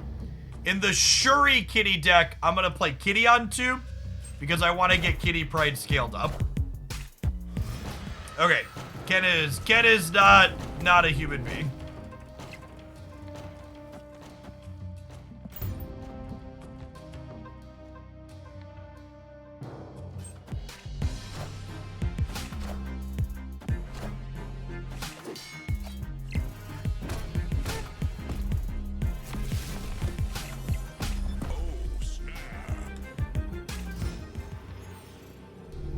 Of course, Ken's not a human, he's a plastic doll. It's fair.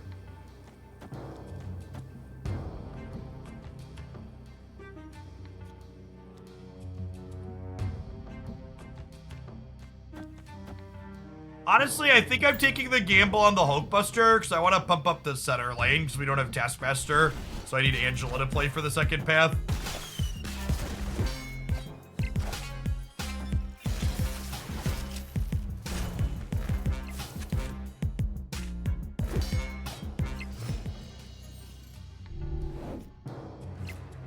We'll go Shuri into Kitty, and then next turn I have Kitty, Jeff Vulture.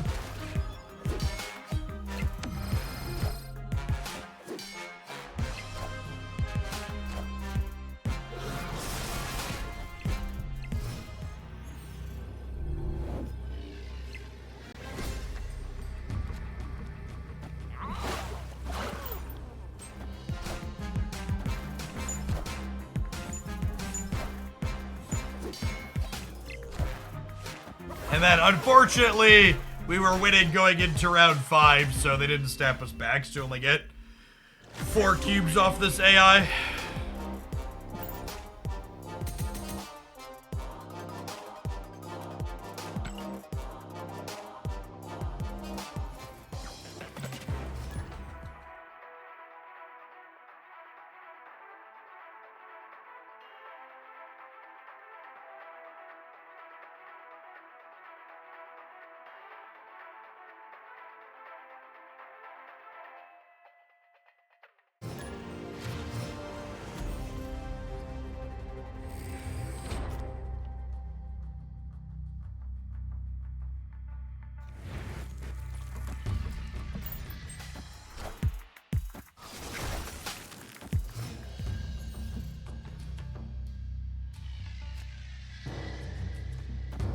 A human being? In my Marvel Snap? Say it ain't so.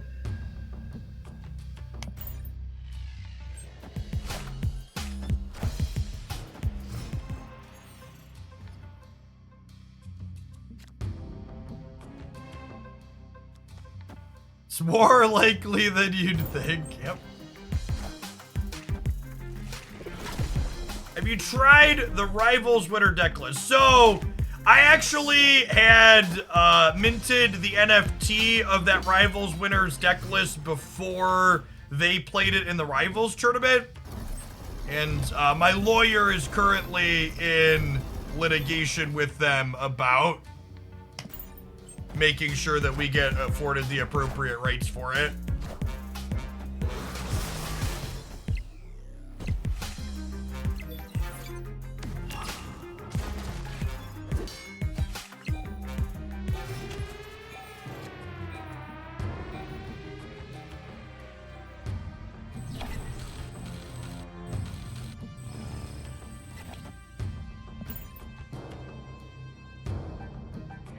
That sounded so real, I nearly believed you. I tried.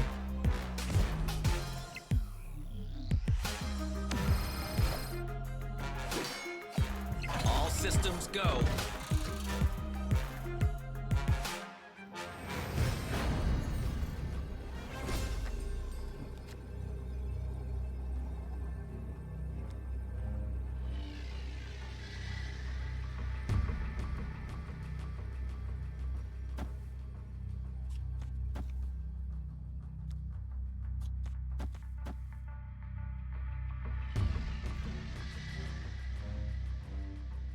I just don't have any idea how big their null is, and it's just impossible to track. So I think we're supposed to leave rather than give them an extra cube, but it feels bad because there's a very real chance that we could beat the null, and I don't have the brain capacity to sit here and figure it out. I guess this died twice, so that's 4. Deadpool was up to 8, so it died 1, 2, 4. So that's 7, 11, 13. This died twice. That's 17. It's like a 17 power null. Yeah, we should leave. We really need that in. I'm gonna message the untapped person right now, actually.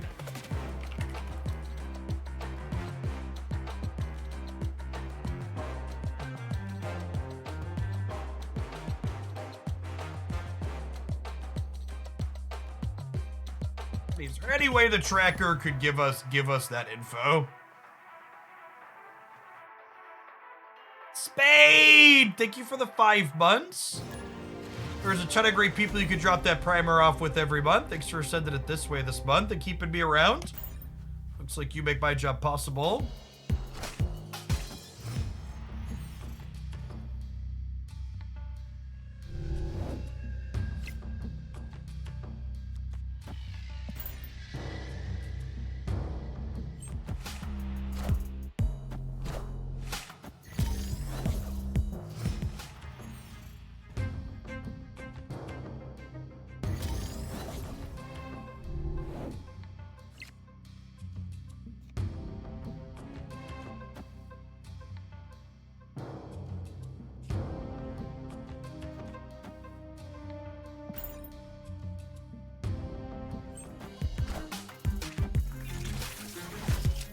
Sign in. Thank you for the 3/4 of a year. Welcome back. You wouldn't even have to have the null on the tracker say null. The thing I would want the tracker to give us is I would like it if the tracker told us this is the total power of things that have been publicly destroyed. That would be the piece of information I would like the tracker to provide to me as a player. So you're right, there are bits that are hidden on occasion. The tracker would not be able to provide. It's for the 3/4 of a year, Poseidon. Welcome back. It's the best DAC in deck. Honestly don't know. They're all kind of mid.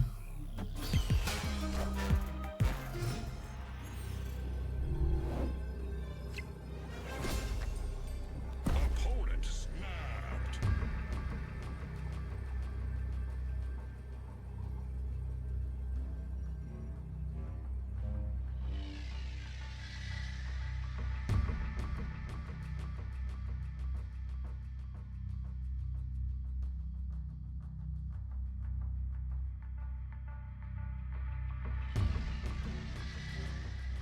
Yeah, they're definitely a destroyer deck.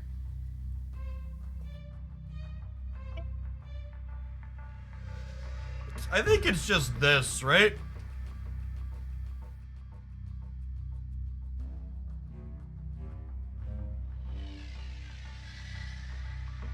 I guess they have +3 energy could get me. They have a kitty as well. I was gonna leave. There's no reason to risk 4 cubes here. That's what I... Escaped. No reason to risk big cubes against a human in a spot that's close and just farm a couple AIs. You don't wanna pump your free cubes into other humans. I know it's not exciting, but optimal ladder play involves a good bit of retreating.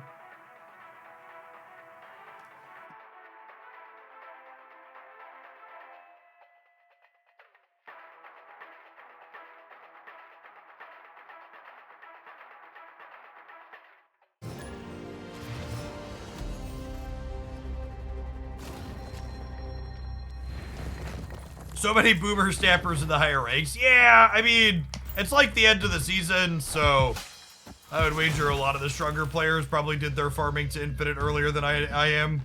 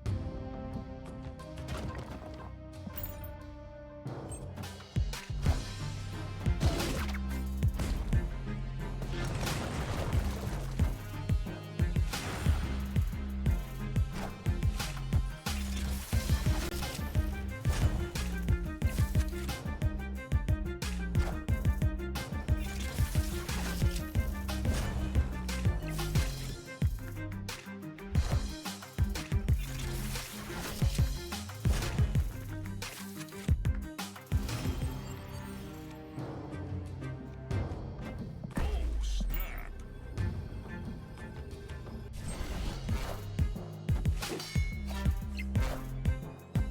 Mr. City, thank you for the 2 months. Appreciate that. Welcome back.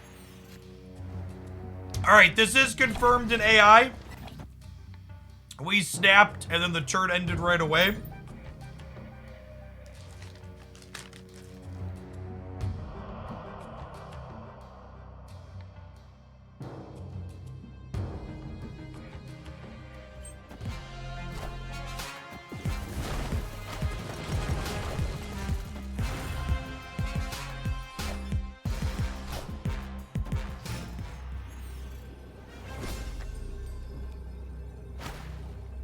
Opponent snapped.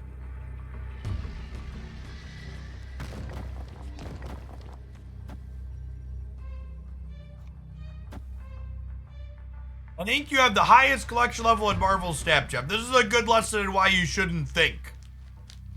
I am almost assuredly not the highest collection level in Marvel Snap.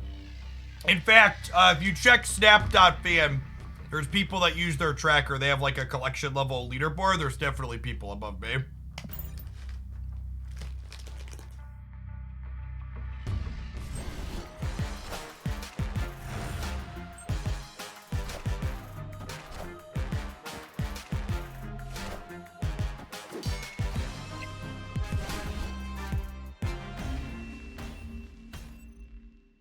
Victory.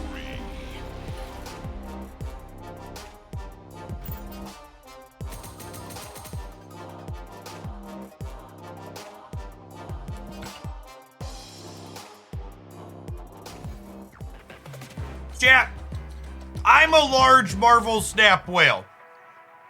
There are many Marvel Snap Kraken below me on the seafloor.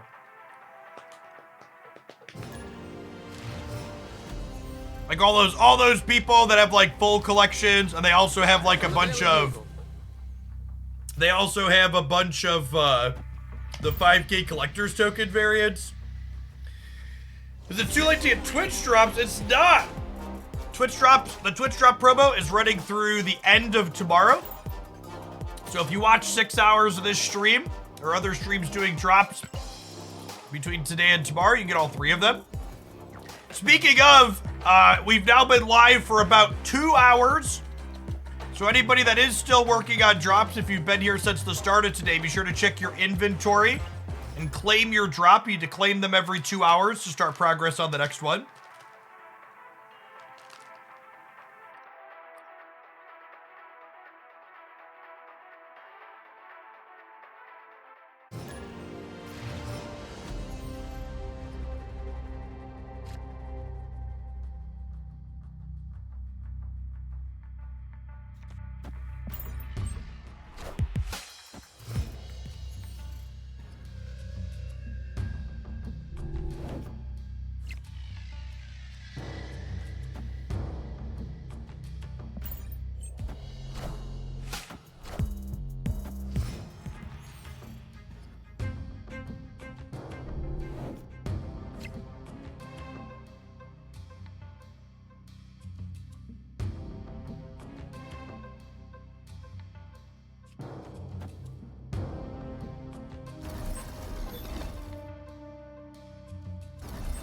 I think we do this. And then next turn we do this into the cloning vets. Definitely snapping them either way.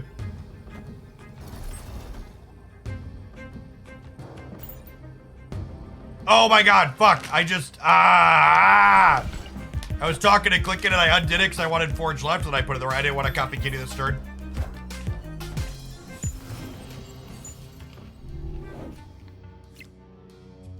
It's actually a huge mistake. Because now this Kitty can't come back to my hand next turn. Is what it is though. If I had one less card in my hand, this could come back to my hand.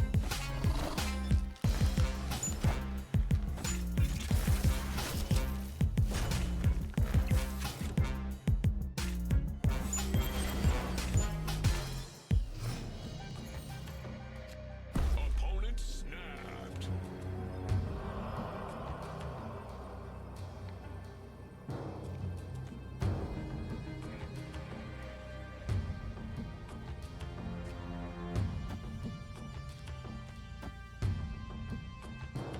This will generate a Kitty in my hand.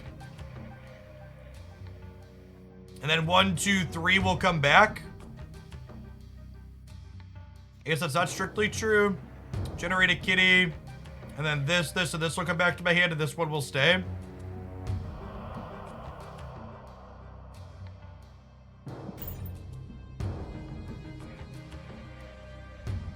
You're getting Professor Scammed. Yeah, maybe. And then I don't want to be locked in over here. Yeah, that's a good call.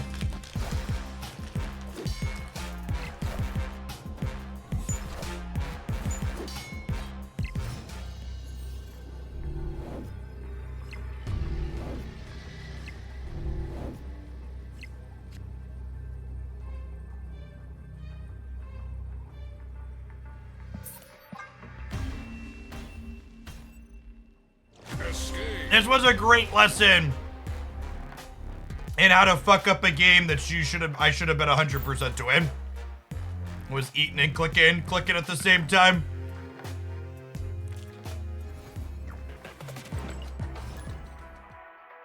The redoing and then copying the Kitty in the middle was so detrimental, and I didn't mean to.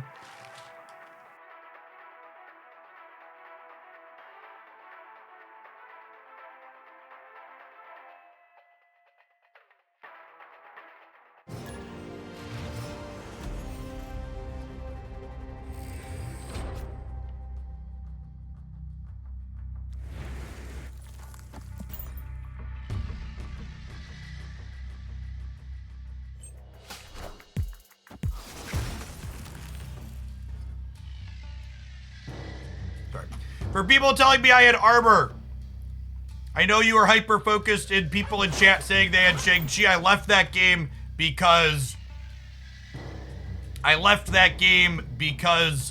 didn't have enough points to win the left the way I failed to manage my hand size. And games like that are super costly, chat. I lost 4 cubes there when I should have won 4 or 8, so we're down like 12 cubes in the climb. It's gonna make this take a lot longer than it otherwise should take if I had played better. Will there be future Twitch drops? I have never seen a game company put effort into making Twitch drops exist and then not also continue to do them. Just leave them for one. Escaped.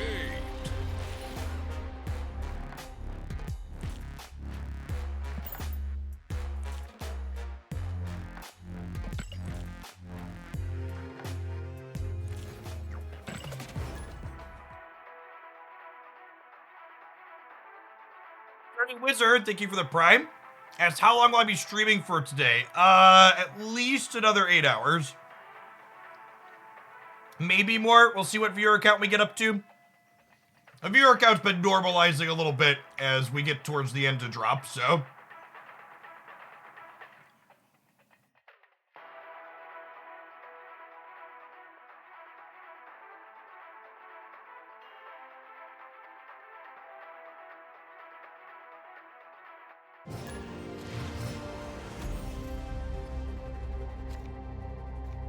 Good example of a game where you have to retreat even after you snapped. Yes, that is a lesson a lot of people who struggle to be good at Marvel Snap really need to take to heart. Just because you snapped early doesn't mean you should be playing the game to its completion. There's a lot of people who refuse to leave because they pressed the button at some point.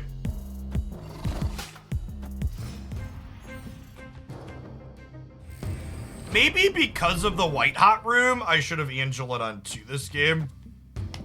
It's a possibility. Because then I could have won the white hot room on 4.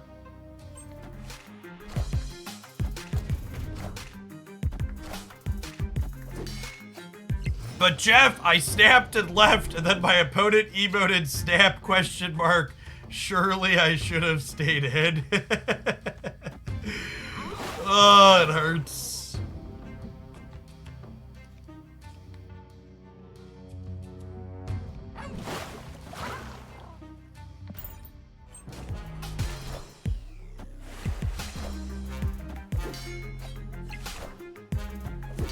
Thank you for the 45 months, Ash World. Appreciate that. Welcome back. Bot snap? No?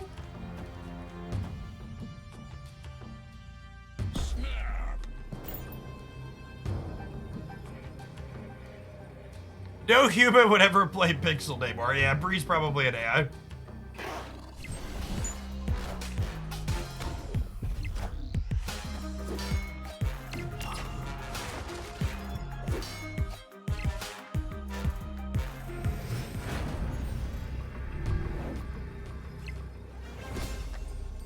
Opponent snapped.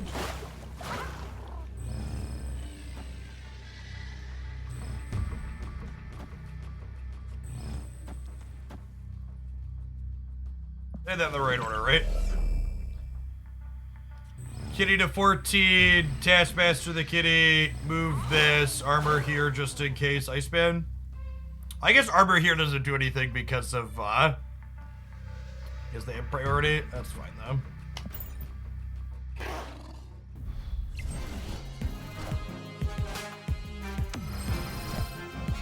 Oh my god, it's a cheater bot! No! No! Chat, we lost 8 cubes to a cheater bot.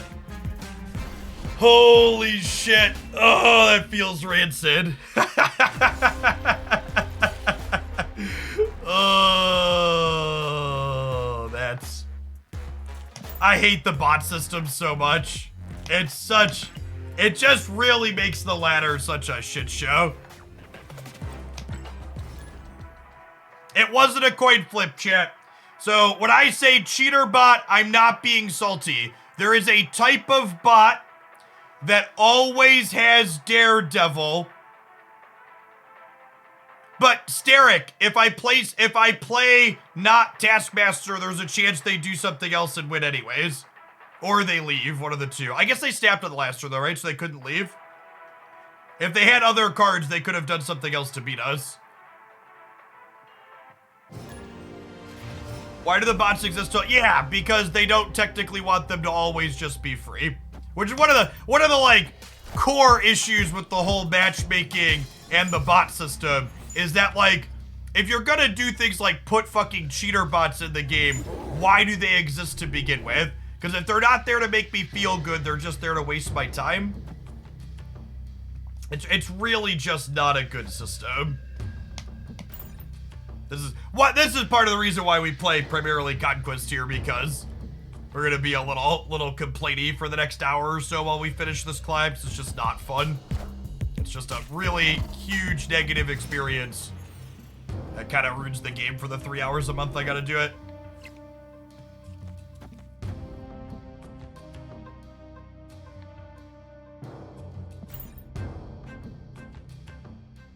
Are you required to include Jeff in every deck that I play? Are you required to understand that Jeff is in most good Marvel Snap decks, yet still have not invested resources into picking up the best card in the last X amount of months and instead bitch about it in my Twitch chat?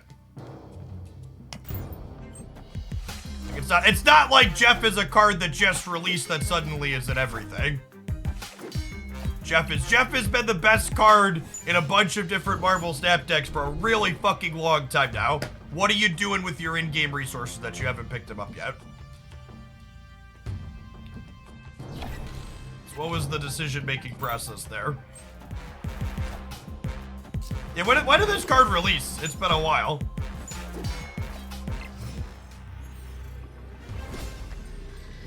Opponent snapped. Alright, can we beat Corbin playing Spectrum? Corbin playing Spectrum gives them +9 over here, so that's 20. I can only get to 19 there. Corbin playing Spectrum here gets them to... I think we have to leave. I don't think I can beat the cheater bot yet.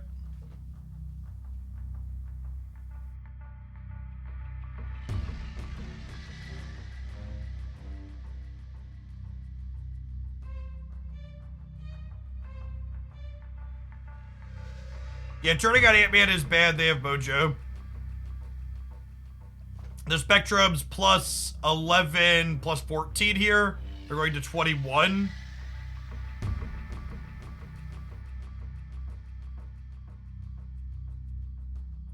Just can't lose another 4 8 cuber to a bot. Escaped.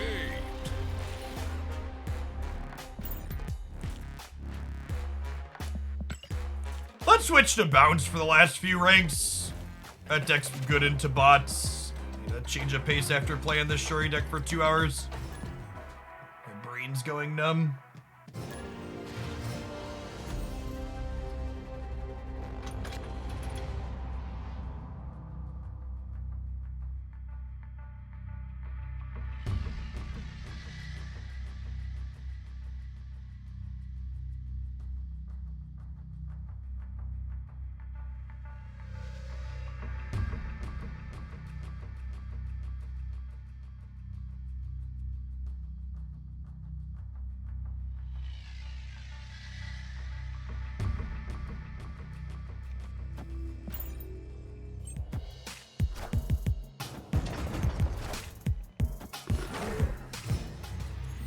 Alright, play my angel into Vibranium Mines on turn 1.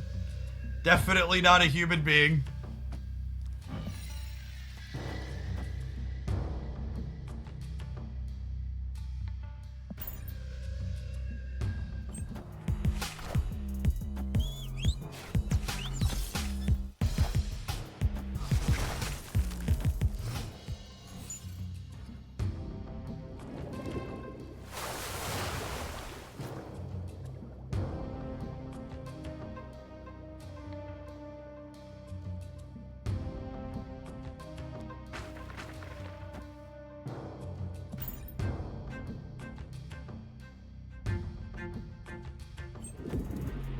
No Hitmonkey. You can always see my deck list right here above my webcam. There are 12 cards. If you ever have questions about what cards I am or am not playing. Oh, snap.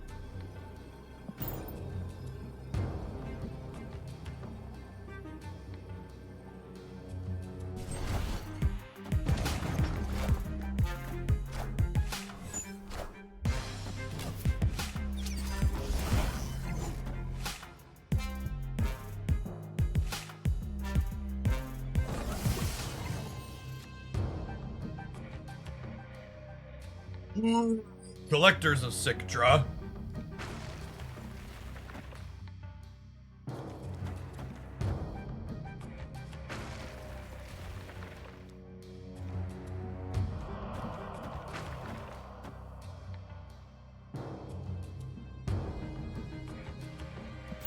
Well, I put Mobius in this list once he releases it. It depends on the meta game. If Wave is popular and you wanted to play Bounce, obviously Mobius is great, but like Wave basically doesn't exist as a card right now, right?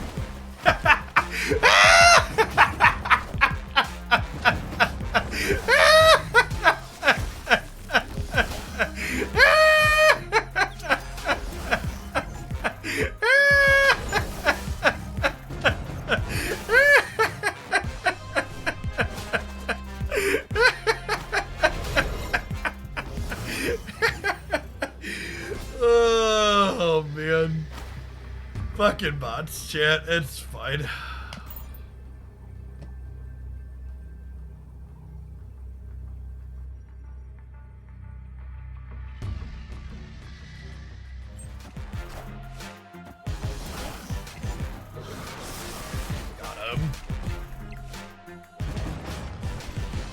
Got him. Victory.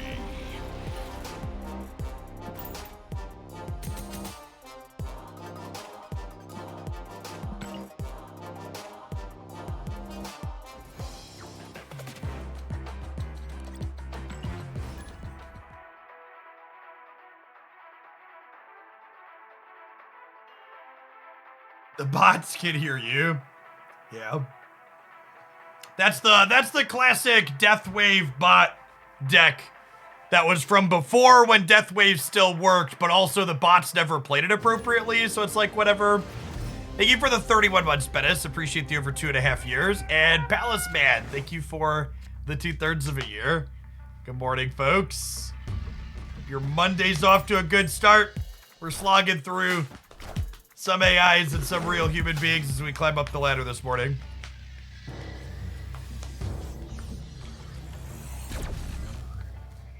This is not a bot, that is correct. Living, breathing human being.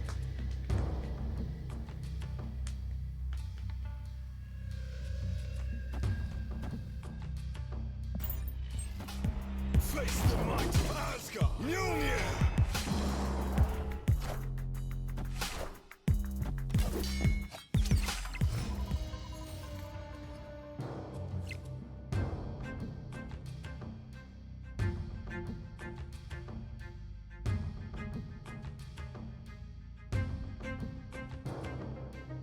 Did I play around Killmonger this turn or next turn? I think it's next turn. See if we get punished. Honestly, and this is the thing I hate about the way priority works and like it being incentivized to rope, I should wait to lock my turn in. Because if they snap me, I should wait.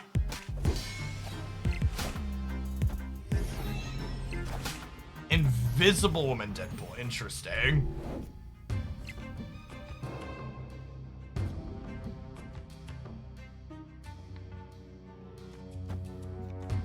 Am I gonna get greedy now? I think I'm gonna get greedy now.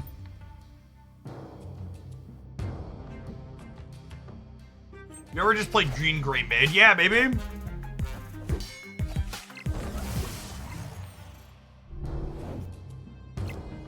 that was supposed to be the play.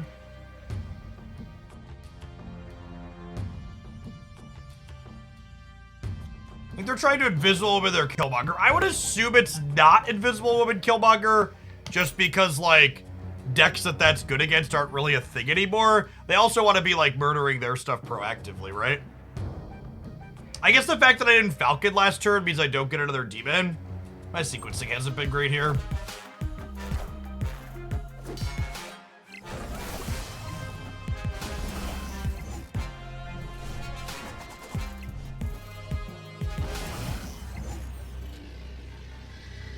Okay, and they have priority by a little bit here.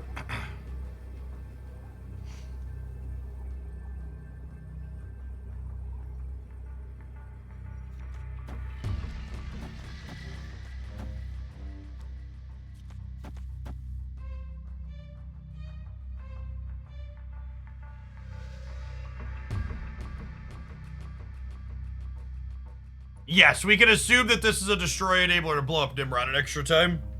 So I think I want to stack a bunch of points in the middle.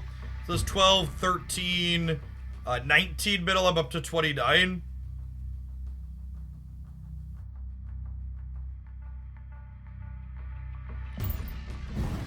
I'm not beating a hidden Killmonger.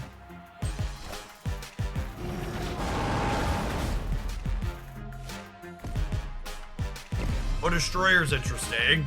I probably lose the left now, right? Because they're going to put 27 in there. I don't think I could have played around that. I was expecting them to put like a couple of Nimrods there. Destroyer wasn't a card I was thinking about. I played hard for the center, and we're gonna lose the left now.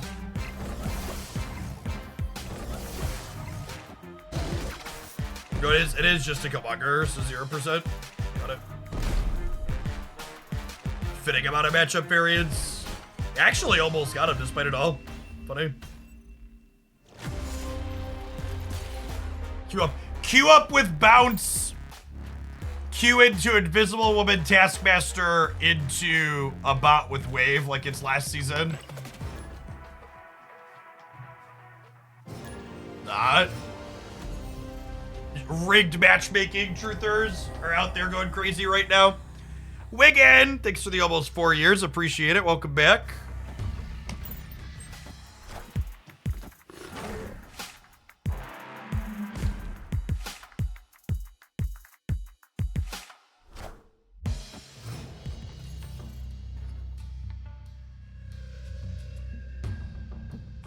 Honestly, if we keep having bad variants, I might not even finish the climb today. I'm definitely feeling a little bit sour after this whole bot fiasco experience, and I'd rather play Conquest where it's easier for me to have fun. So, I'll maybe do another half hour or so here, but if we don't finish it up, I might leave it till later this week. Never forget, chat, games are something you should be playing for fun. So if at any point you find yourself not having fun, you should either stop playing the game that you're playing or you should start playing it in a different way. As adults, there are plenty of things in our lives that we are obligated to do that aren't fun. Your video game should never feel like one of your chores.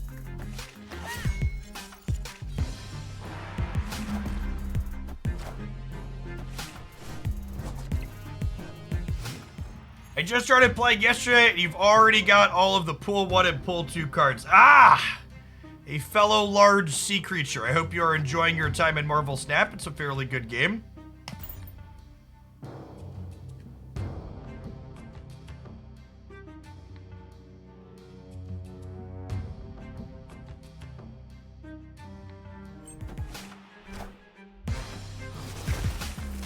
That was not the one I wanted to get hit by Beast.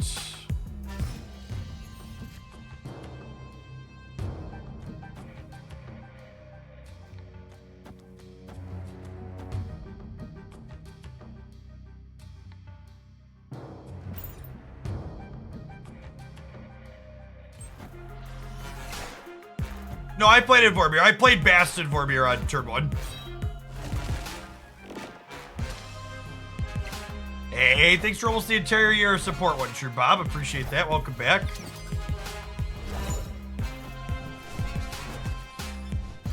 It's gonna be a 12 power Hawk when all is said and done.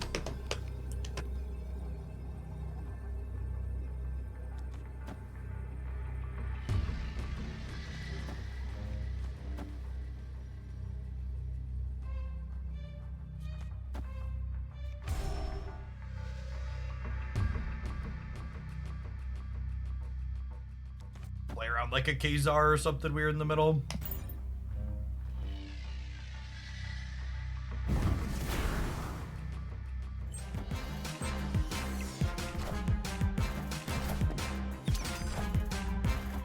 Hawkeye's a very reasonable Marvel Snap card after his changes. Super solid.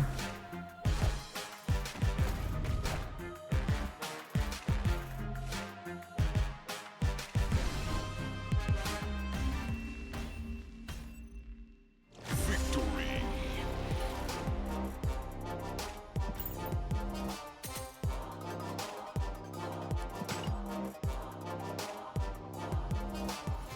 Why don't you instant snap bots? Because instant snapping bots is not optimal to getting the most cubes out of bots. Matt Picasso, thanks for the third of year. You're also not guaranteed to win every game you play against a bot. So instant snapping them is not a good decision for that reason either.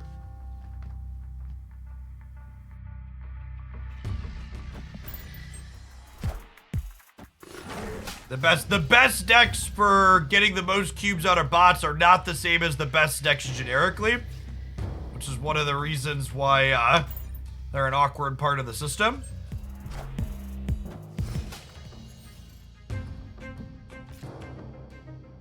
We dropped an 8-cuber to a bot earlier today, chat. It wasn't a good scene.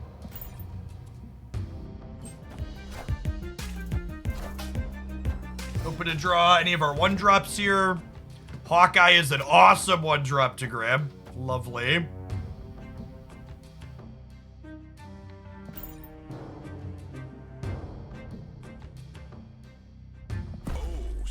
All right, Carl.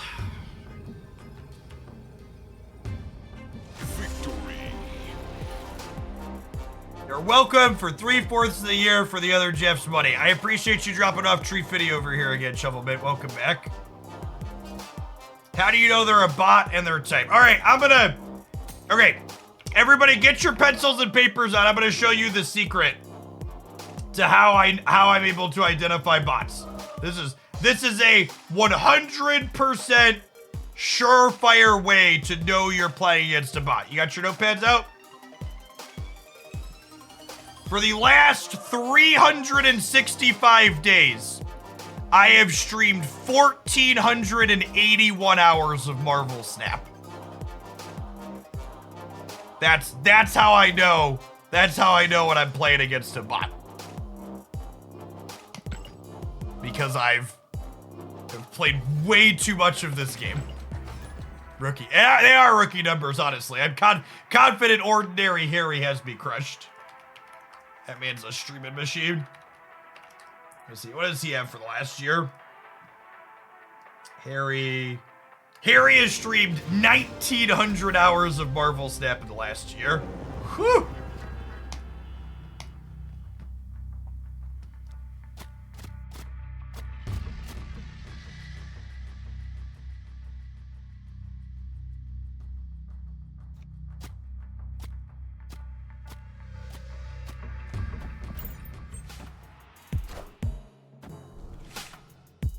Blade discard Okoye is often an AI.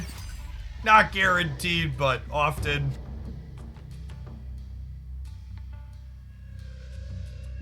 Here's what a cheater bot is again. So there's a couple different types of bots. One of the types of bots is what the community refers to as a cheater bot. Cheater bots are bots that make their plays knowing the outcomes of what your plays are. And if they can beat what your plays are on the final turn, they will beat them.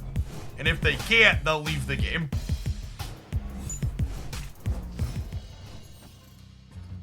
Sinister Legends is actually not great for our deck.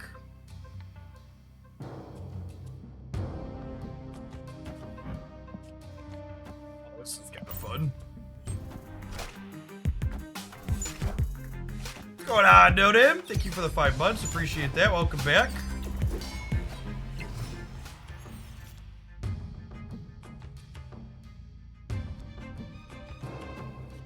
If I do this into this, could be fine. Could be fine.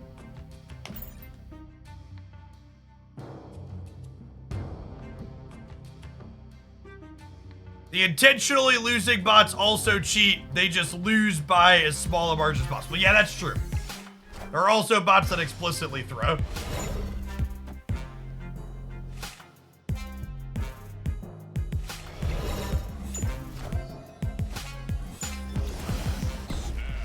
Alright, I think we can snap this one at this point. Let's go Collector into Falcon into Hawkeye into Kitty. This puts these two back in my hand. Now I could probably bounce. Let's see what this. And then this creates 2. And then this bounces. Then this goes here. This Falcon puts Iceman, Hawkeye, Hood back into my hand. And then I have 7 cards. Acquaintance, thank you for the 7 months. I appreciate that. Welcome back. There is currently only one way to know that you are playing against a bot in Marvel Snap with 100% certainty. And And the way in which you can know you're playing against a bot in Marvel Snap with 100% certainty is if you snap them and end the turn. Fast forward on collector triggers. Been a while since I've seen that one. If you snap the bot and end the turn immediately, the bot will, the turn will start playing out. To the person that said Second Dinner should do something about the bots are there because of Second Dinner, chat. They are official Second Dinner bots. They only exist because Second Dinner wants them to. I'm gonna play Hood here because like we can't win Baxter Building. Do we want this to go here? Do I win Baxter Building? I don't win Baxter Building, right? This is gonna be a 7 power. It gets me a 20. I think I play the Hood here, so I make the collectors bigger, right?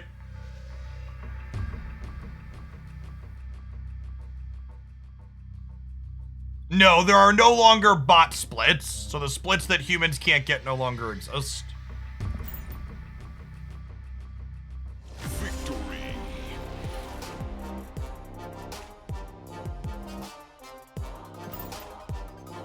Is Hitmonkey good here? I don't think Hitmonkey is good, that's why I'm not playing it.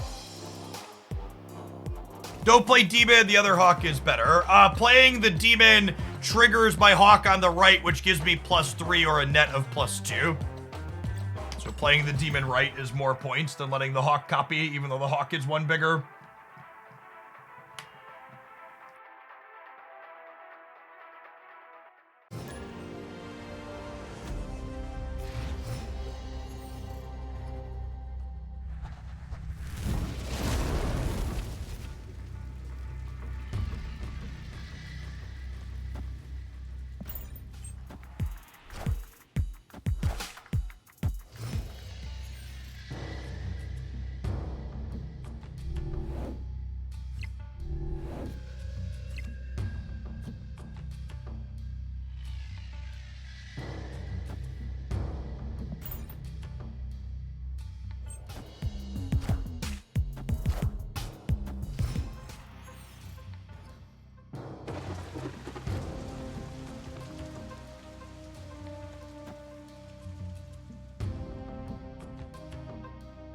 Snap? Snap? Is bounce good in this metagame? Probably not. I just like playing it. Nobody else is playing it, so I assume the answer is no, but this has been my long favorite pet deck.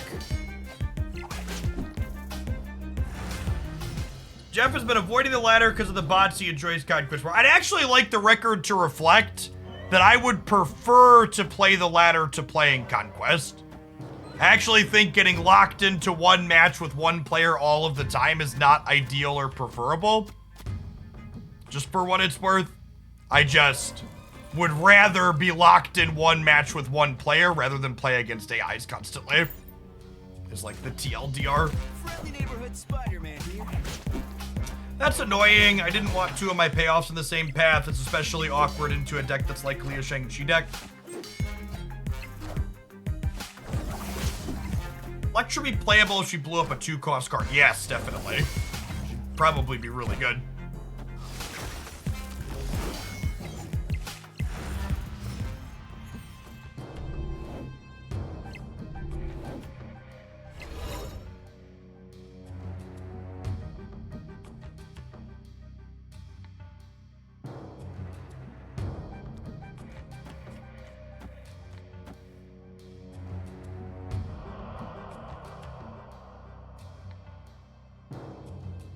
Our lack of a beast or a falcon is real sad.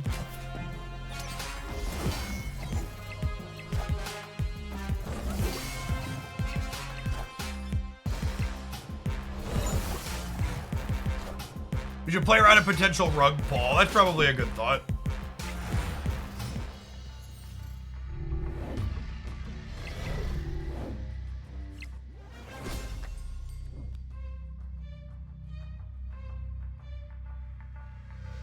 Honestly, I'm probably leaving here. Our draw's just not been good.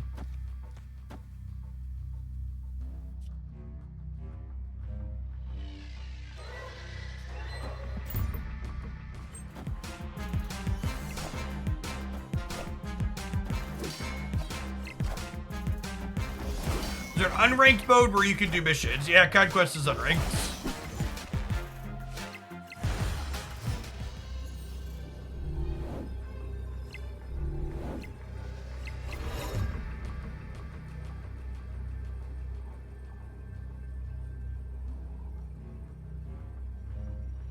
Priority here too. Yeah, I'm just gonna go. Escaped. I got Sunspot is good for Zoo decks. I assume by Zoom you mean like Khazar decks. Those decks just aren't very good in general, so play whatever you want.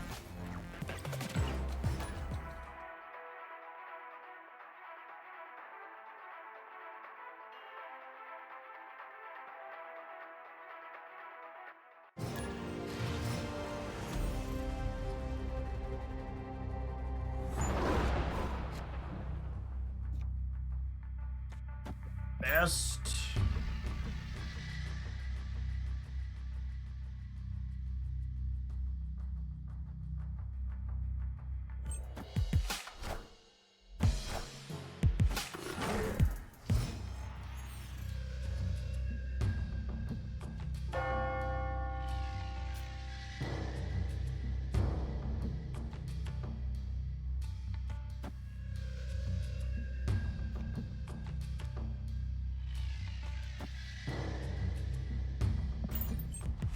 Want to play Angela into the Carmartage?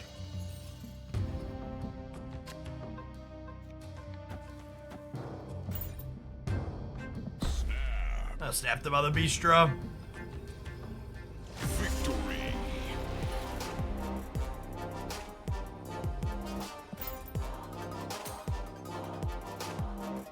The Proving Ground needs to stay as people that have never played Conquest need a place to learn the mechanics. Kinda.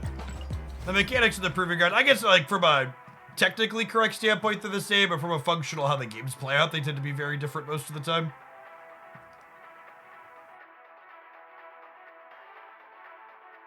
At a minimum, I think the Proving Ground should probably be 8 points of life, not 10. We've talked about that, but I think 10 points of life in general is the wrong amount for Conquest. I think Conquest should probably be 8 or 12. 10 is such an awkward number.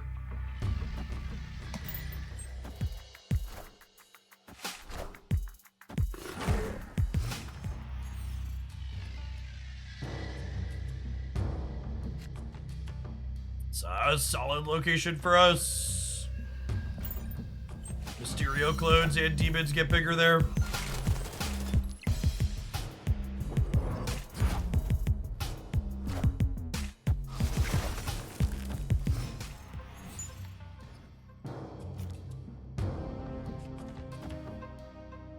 We'll shoot.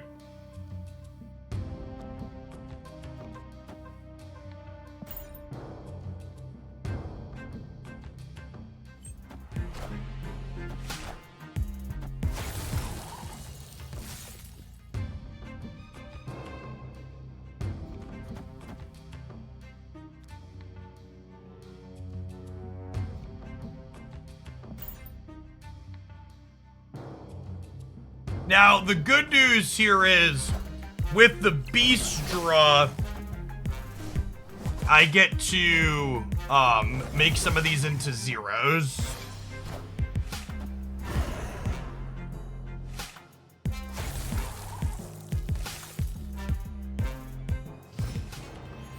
Opponent snapped.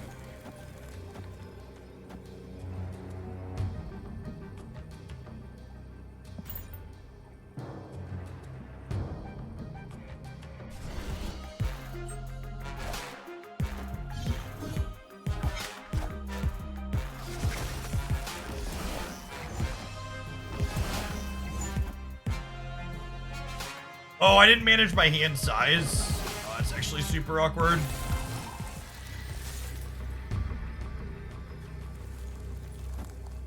Mistakes were made.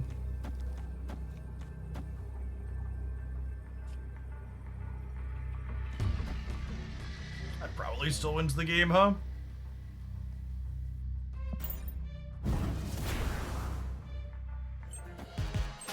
probably stop and count, make sure I don't lose to the Heimdall. It's gonna be embarrassing if we lose. I think this is enough. I should have counted to see if I needed to put a demon here. Our second demon here. We're good, right? What?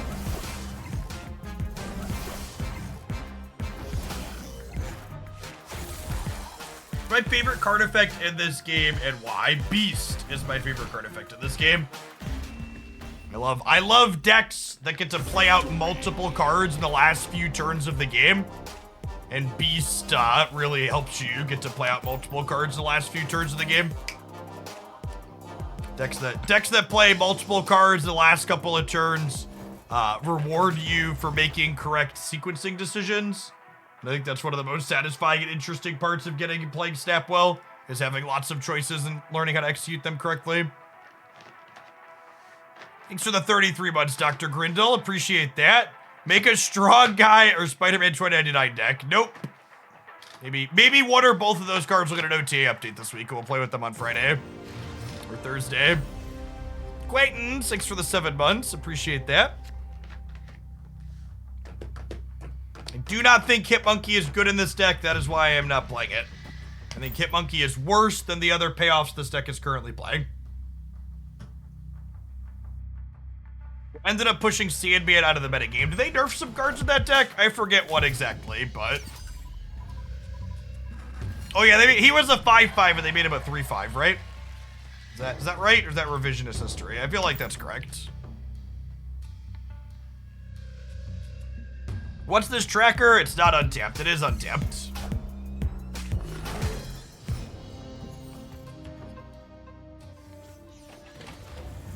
Beast or Falcon, please?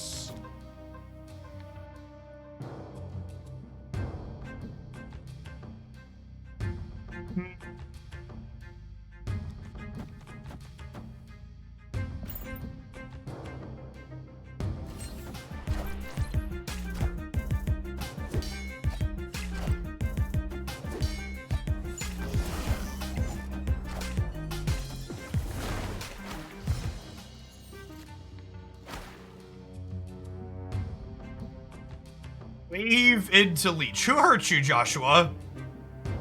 What was their name?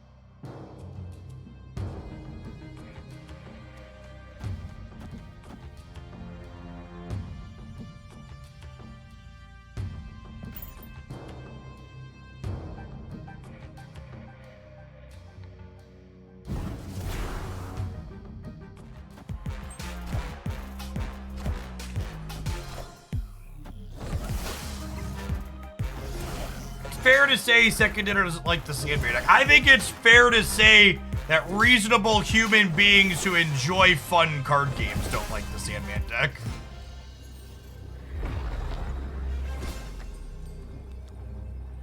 Sandman, Leech, Professor X, Galactus, these are all effects that are fine to have exist in Marvel Snap, but they should basically never be the defining strategy of the game. Old Spider-Man, yeah. It's like, yes, it's fine for these to be like decks that exist generically, but if they're ever even 10% of the metagame really kind of feels bad. Credit to Second Dinner. Obviously, like, the little movers deck is like the best deck right now, but I think that archetype is so good to have be the best deck in the format. Like, just pretty honest, putting points into play, playing a couple of tech cards, like that kind of gameplay I think is really, really solid. Little Movers is the Craven Angela deck. If you're not familiar with Little Movers list, there are variations of it covered on my YouTube channel here in my best decks video. All right, Briggs.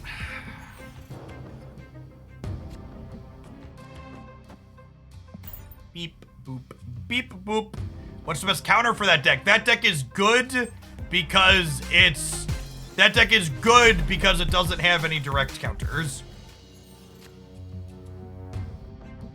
Some streamers are saying the Forge Brood Absorbing Man deck is the strongest deck right now. What's your opinion? I have been really underwhelmed by that archetype every time I have played against it.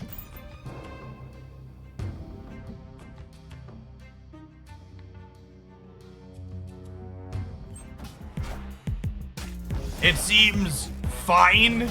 It seems playable. I think if that deck's the best deck, it also fits into the description I'm talking about of being like a very reasonable best deck.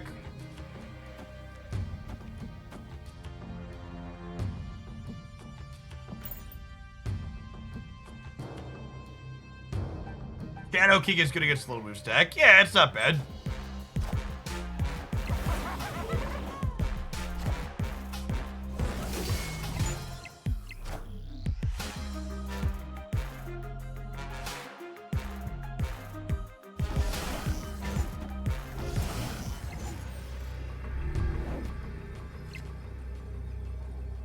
Can I compete in the sewer system while also not losing to Galactus Middle?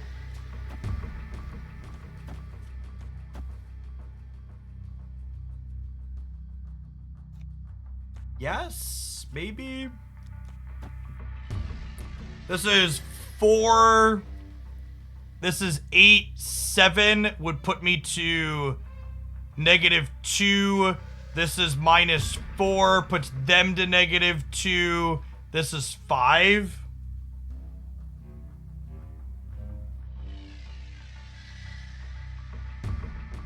Can't you just Goblin Galactus Middle?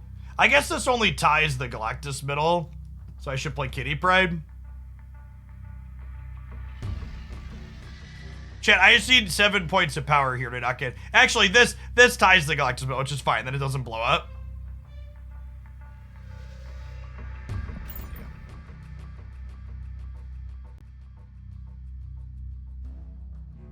Yeah, I genuinely think that Shadow King might be the best deck card in the game right now.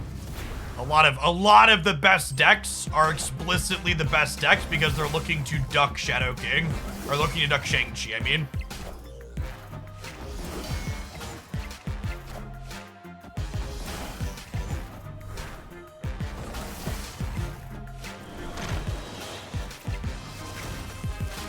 This is a very interesting bot list.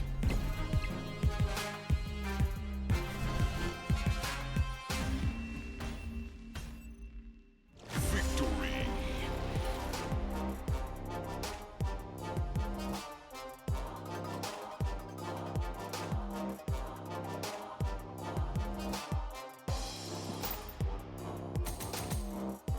They won the left decidedly, they did. All right, I would like one 8-cube bot, please. One 8-cube bot.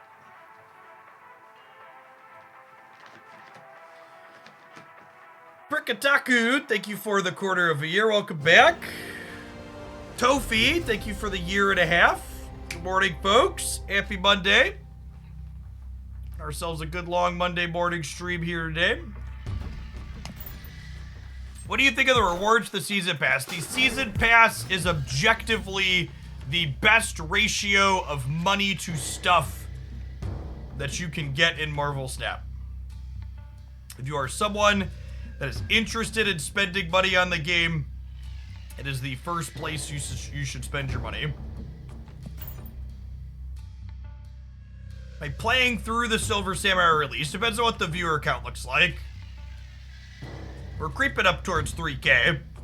It's hard to know where it'll go. It'll probably depend on who else is live. Lord Miller Gaming, thank you for the 66 months. Welcome back.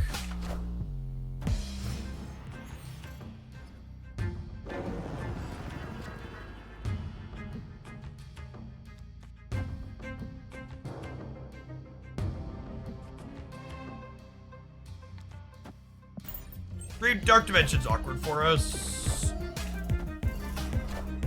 This looks like a human.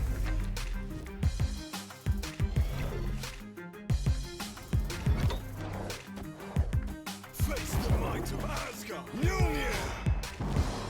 Might end up being a retreat angle. Alright, that's kind of funny though.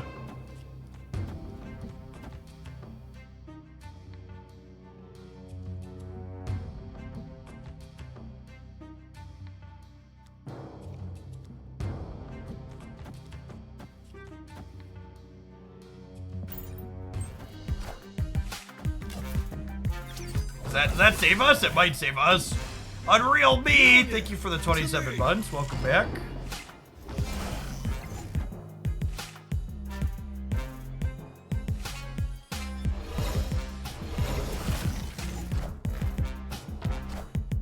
Oh my god, did they forget Zero flipped up? They forgot Zero flipped up, chat.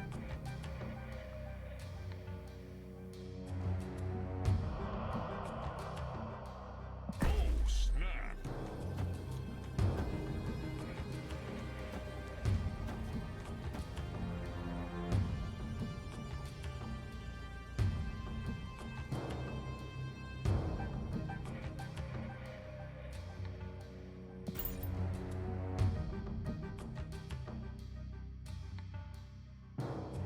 Victory.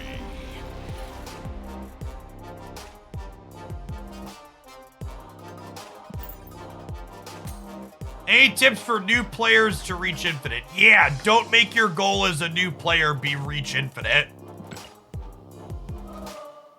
Your goal as a new player coming into Marvel Snap should be learning how to play the game well and focusing on learning the cards that your opponents are playing and enjoying having fun growing your collection. It's kind of strange to me how many people show up to a brand new game and think they should automatically get to the top rank instantaneously. Like, would that be... I guess it happens for some people, but, like, it definitely shouldn't be... Yeah, focus on having fun, chat. Card games got a lot of variance in them. Your enjoyment will go up significantly if fun is your primary goal.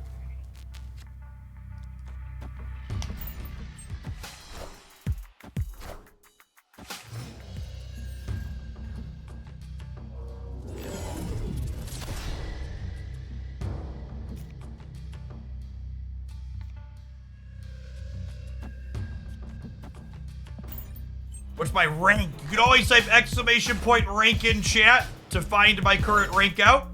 There's a lot of people that think it's really important to be a high rank, so I always like to show off what mine is.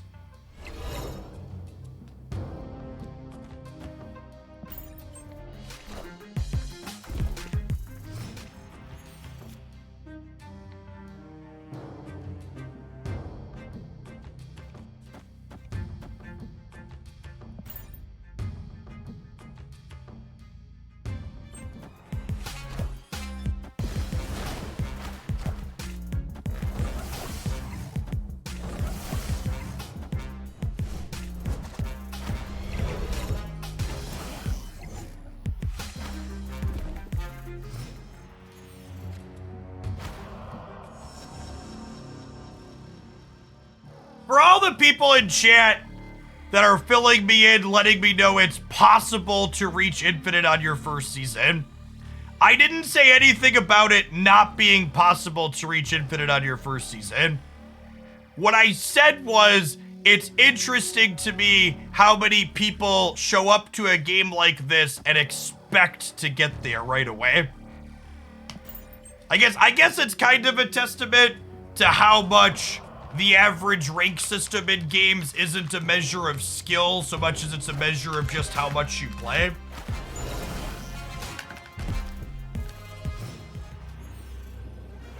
And to be fair, that's the truth for a lot of these systems. It's not a measure of skill, it's just how much you play. Is gaining 16 here enough? Puts me to 24. Yeah, it's probably good enough. Stay for 1 extra cube against the AI.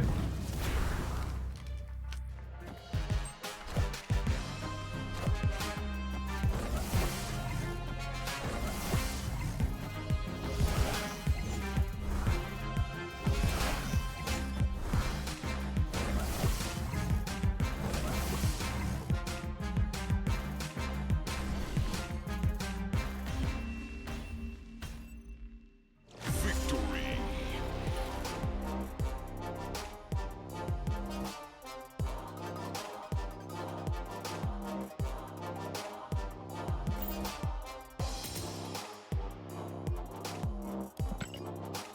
That's also true. If you're someone on a brand new account and you do eventually make it to Infinite, the collection level based matchmaking falls off at Infinite.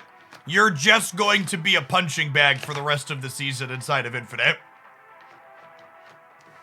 You're gonna play into people like me that have full collections post Infinite. Pre-Infinite, your collection level keeps you out of the sharks. Victory.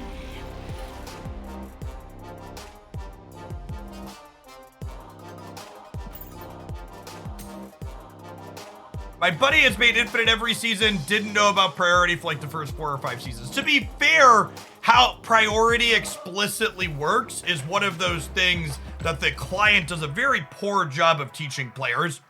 I actually think that's the one big thing the onboarding process miss.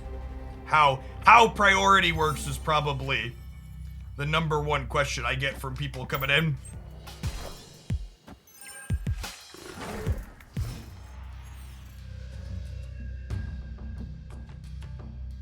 I don't think that's a problem with your friend. I think that was a problem with how Marvel Snap's onboarding works.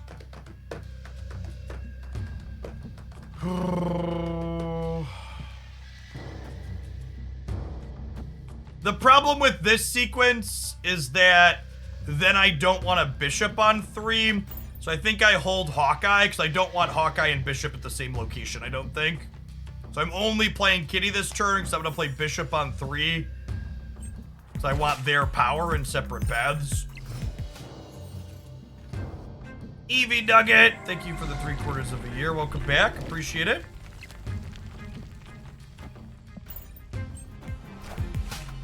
Face the might of Asgard. Mjolnir.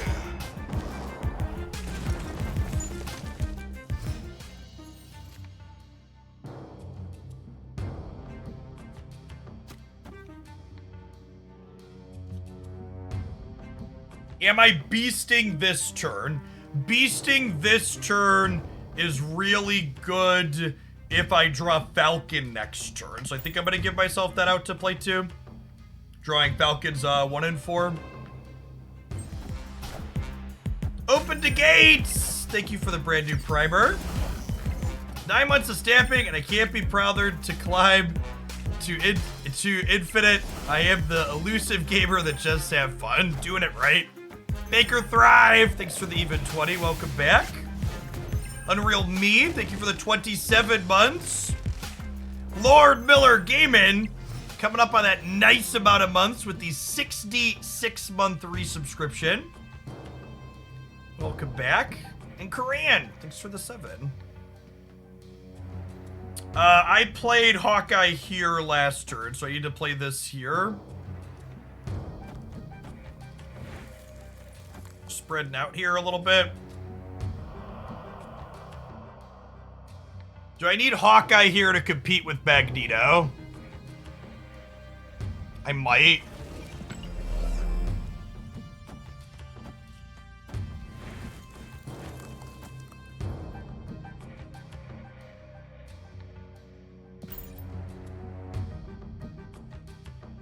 Dave's Toaster, thanks for the 5 months. Welcome back.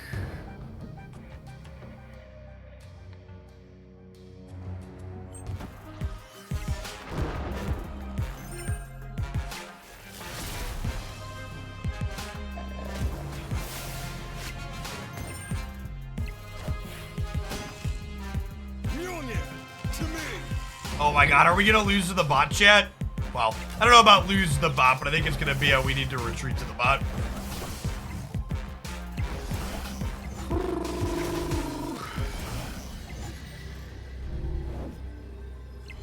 How many stats do we get up to here? So they can't make this bigger, most likely. And they could have Odin, but most likely not. This gives us... I'm playing 1, 2, 3, 4, 5. Gets me to 27. And then plus 3 gets me to 30. And then plus 4 gets me to 34.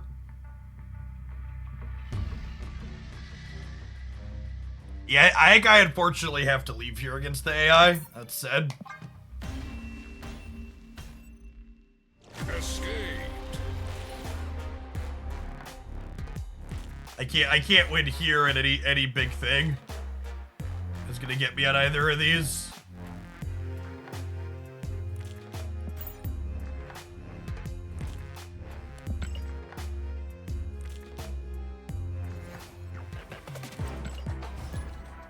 That's why you don't always snap the bot, correct? Sometimes it just works out for them.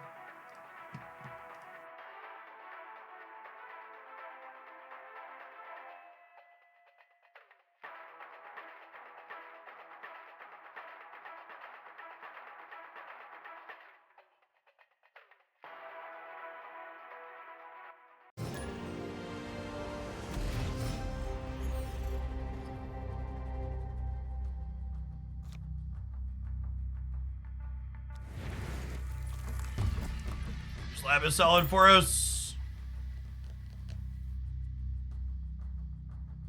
You go up against way more bots than I do. Yeah, so one of the problems with Snap's ladder matchmaking is that the higher your MMR gets away from the average human being, the more bots that you get. So the people in the middle of the pack, as far as matchmaking rating goes, get the least amount of bots because there's the most humans close to their rating that they compare them into. If you're really low, it gives you more bots to make you feel good. And if you're higher away from humans, there aren't a lot of humans inside of your matchmaking band to give you. So you get more AIs for that reason as well.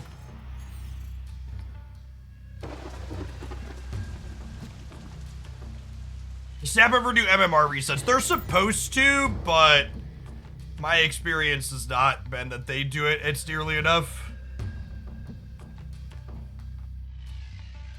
Just never get bots once I hit 85 or above. Yeah, my last 3 seasons have been pretty solidly 50+% bots for all the way to infinite.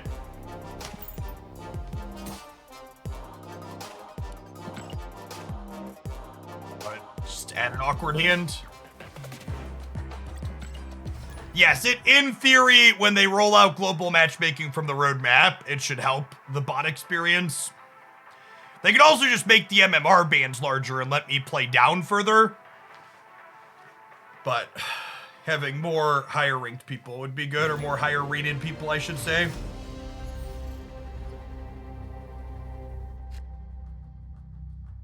Great deck you recommend for beginners? Yeah, you should check out this playlist here on my YouTube channel. It's called Marvel Snap Minute. It starts out with a couple of videos for Series 1 only, and then Series 1 and 2 decks, and then how to upgrade them as you get into Series 3.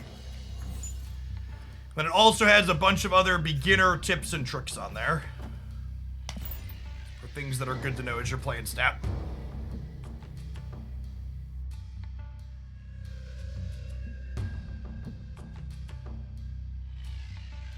A lot of new people here today. Yeah, the Marvel Snap with the drops is bringing a lot of people into Marvel Snap content for the first time. There's also a big sponsored push going on with the PC release that's bringing a bunch of new people in, which is great. Northrion, thank you for the 11 months. Welcome back. For people that are new, my name's Jeff Hoagland. I stream full-time here on Twitch. Marvel Snap is my full-time game of choice. You'll find me here Monday through Friday during the week, during the US daytime, EU late afternoon / evening time. I've been streaming on Twitch for over a decade, been a Twitch partner for 8 years, been doing this as my full-time job for the last 6. Before Marvel Snap, I played a lot of Magic the Gathering, Legends of Runeterra, and other turn-based and strategy card games.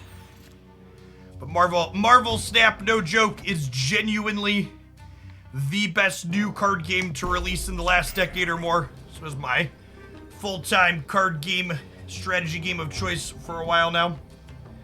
The Snap's a little awkward because they could have Killmonger to clear my hood, but we don't get Killmonger this turn. We're in an amazing spot.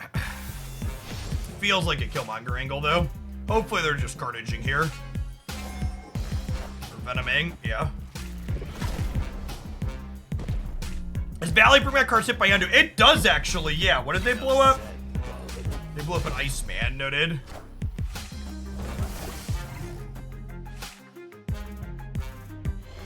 Why don't I try TFT? So I played some TFT once upon a time. And team fight tactics is easily the most impenetrable, not new player friendly game I have ever played in the modern era. To say TFT lacks an onboarding experience is an understatement. It is just completely impenetrable for new players. I was actually really surprised at how bad the new player experience was in TFT, because Legends of Runeterra actually had a really good onboarding experience. That's Riot's digital card game, and TFT, their onboarding experience just doesn't exist. I should Bast the Hood. In order to Bast the Hood, I have to leave the Bast in play, which makes my Bishop and my Collector smaller, and I would have to Bast the Demon, which is not ideal. I managed to not have priority here, which means they can't Shang-Chi my Bishop, which is perfect. So we have to go Mysterio here, which plays out 3 power Mysterios each of these locations. We'll go Demon, Demon, Kitty, Bast. I'm playing out 1, 2, 3, 4, 5, 6, 7 cards. I'm going to go up to 18 here. I'm going to go up to 21 here. I'm going to go up to 25 here. So we'll be 25... We'll be 12, 13, 14, 15, and we'll be 16, 19 here. They leave in? They're leaving. 2 more cubes. 2 more cubes till we're done climbing the ladder.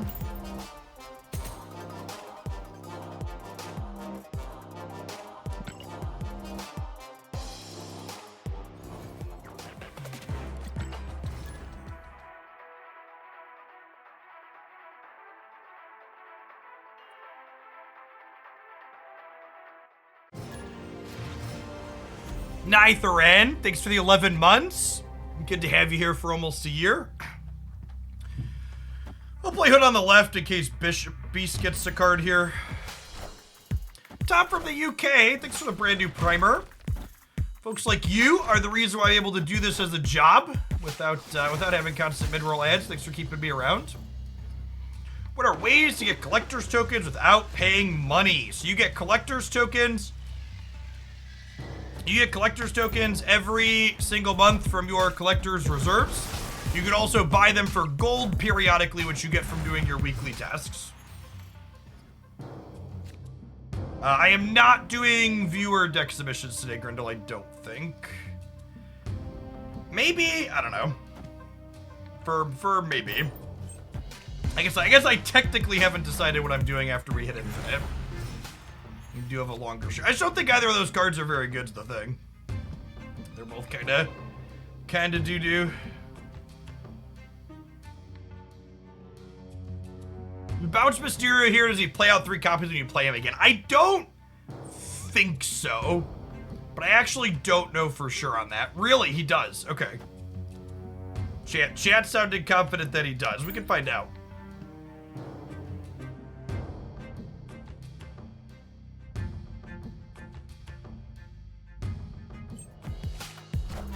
Am I streaming Silver Samurai today? It depends on what our viewer count looks like.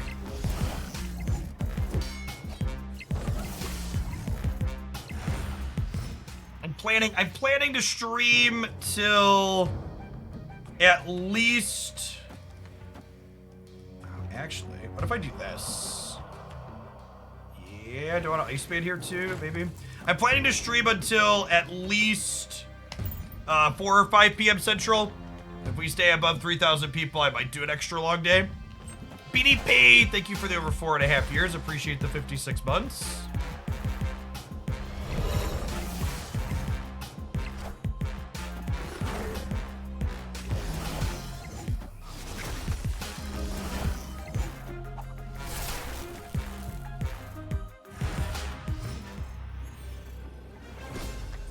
I think we'll get arena mode in Snap. Arena mode is Hearthstone jargon for draft, right? If so, unsure. I just can't ever beat a Killmonger, right?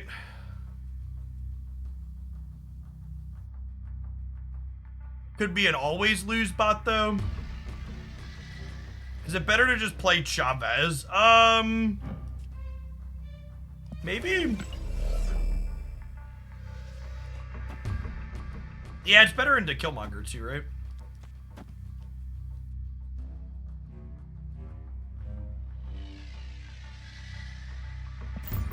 They're playing Debris, I don't think they play Killmonger. Chat, when you play Marvel Snap as long as I have, you learn that most people don't follow good deck building practices, and Debris definitely does not mean no Killmonger. Gotta be ready. Keep your guard up. All right, one singular cube. One singular cube.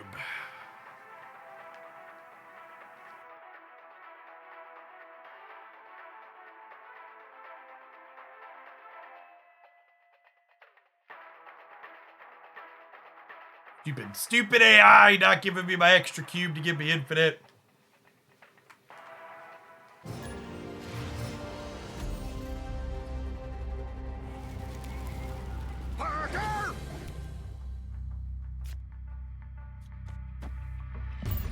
Above average Bastion, chat.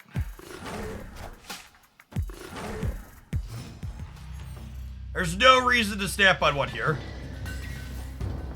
I don't need to risk an extra cube when I only need one cube to... I only need one cube to get across the finish line.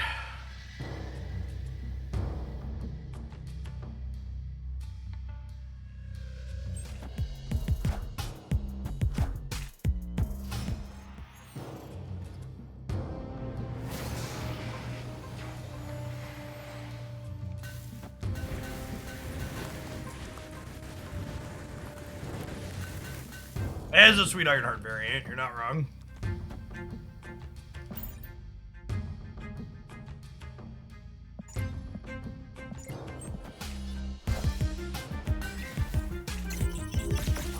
Not Agatha. So, to the people saying Derek is a bot, we'll need to see a couple more borders here. So this is my best, but generally speaking, the AIs don't all play the same borders on their cards, so if they keep playing gold things out, they're a human that's cooking.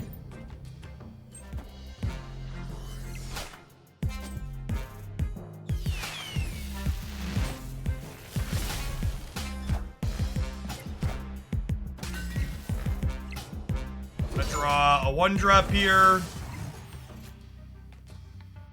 Some Kitty Pride, lovely.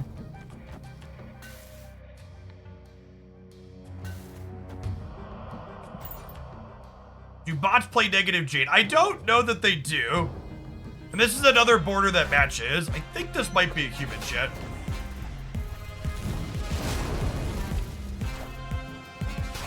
It's a slightly bigger spread on borders.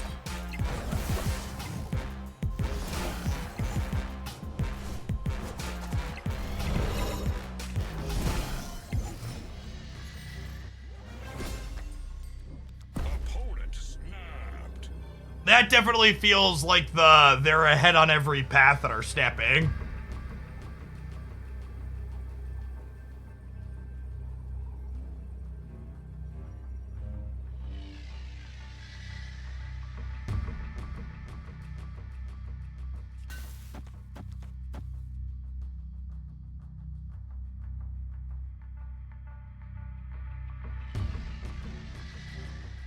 I don't think this is a rug pull. I could play Ironheart left just in case.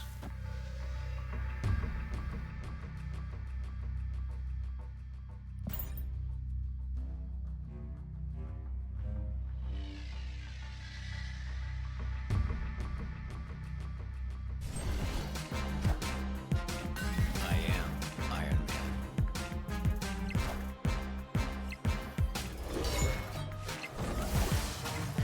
Maybe I'm not supposed to commit Hawkeye middle.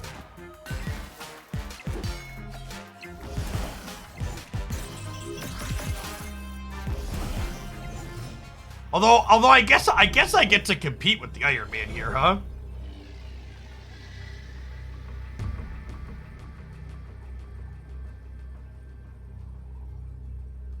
The Hawks +3, the Angelas +2. I get +5 from Didvler, so I'm +10 here. So if I slide a demon into here, it's 16, which means I'm winning if they don't play anything else here.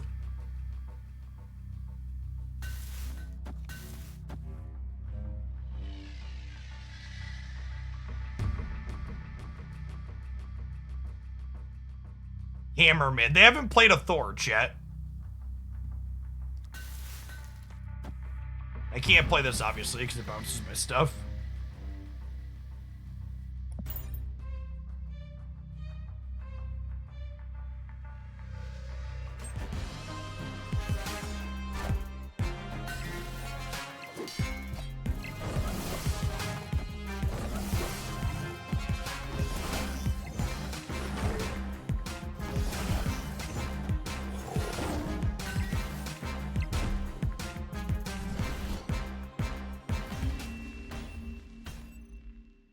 Victory.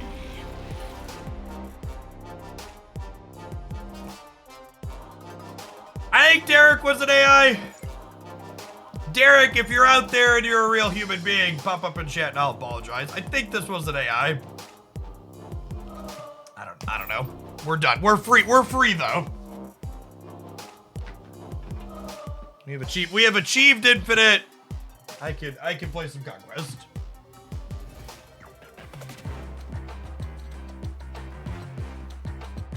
Slate Punch Grind, thanks for the quarter of a year. Welcome back. Hi, it's me, Derek. All right, dear person who I've banned, you can send me a screenshot of our board state from your view from the previous game, and I will unban you. But otherwise, don't be a liar in my chat.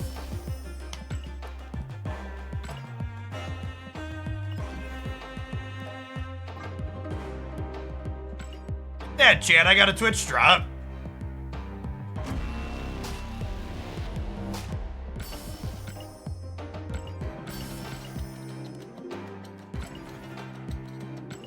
Is Infinite Q also bot? In my experience, the post Infinite Q is less bot heavy than the climb to Infinite, but it also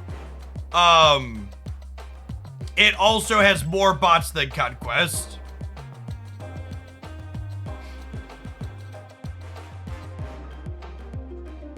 Is my anecdotal experience of post Infinite.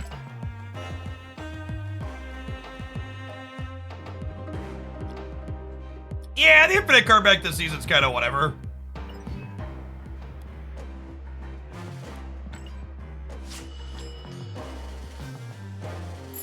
Thanks for the negative Deadpool deck, Jeff. I hit Infinite thanks to that one on the feature location. Nice. We had fun with it.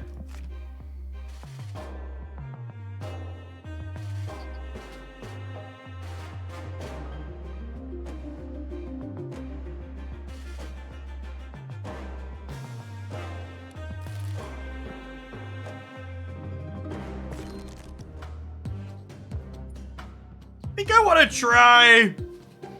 This is a pile of cards. This is a pile of cards that a viewer sent me that looked somewhat reasonable. I think I want a Psylocke in here though. I don't know where I fit it in though. It's probably got to lose a disruptive element, right? Like lose Iceman or Spider-Ham. So 14 months, Superman. Welcome back. Appreciate it.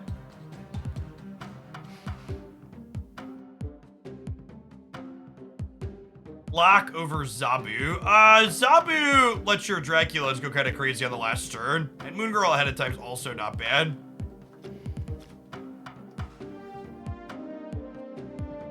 Did I get the OBS crash order? I think so. I'm capturing my entire center monitor instead of just the snap window, but it hasn't crashed since I changed that, but the crashes are also very sporadic, so it's hard to know for sure if it's actually sorted until we switch back and forth and eventually happens. Sheet-off being popular, do you cut ham? Is sheet-off popular? I've not played against a lot of sheet-off.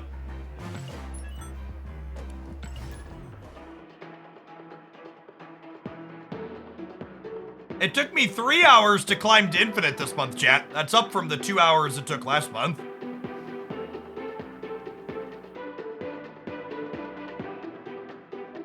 Damn.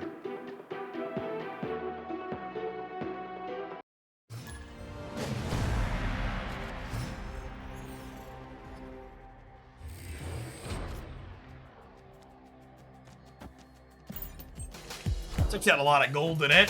Looks good.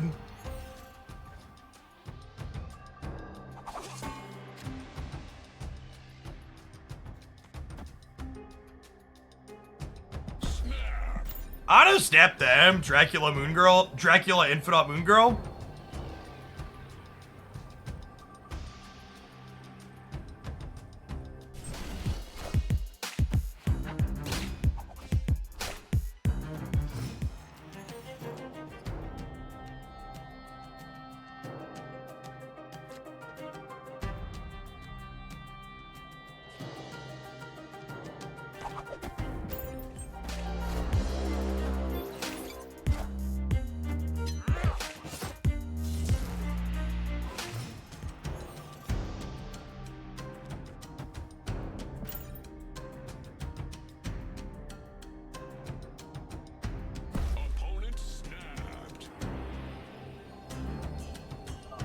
Definitely staying.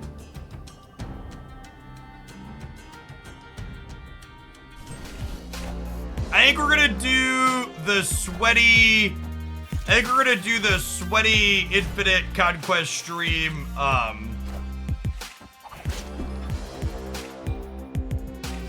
right, I'm ready to cut Silk from this deck, chat. She fucking sucks. We're gonna do the sweaty infinite conquest stream on Friday, I think. Is my plan.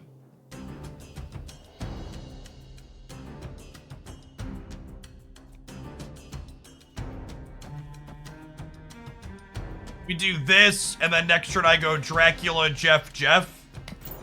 And then I have Infinite Chavez in hand for my Draculas.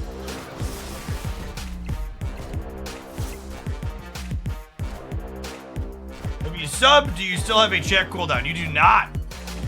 Subscribers get around slow mode in chat.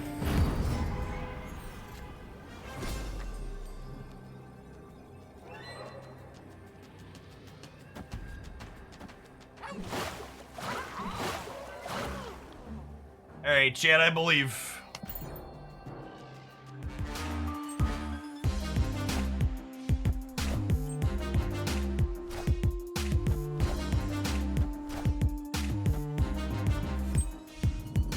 Not the one I needed to hit that, chat. All right, cool. Easy blaze it. I like when a plan comes together and we can just get to get him in the very first game we're playing. That was excellent. Dracula's a 420, chat. That's why you play him.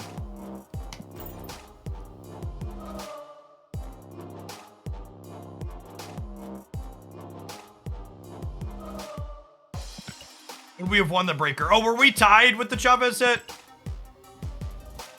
Might have been right.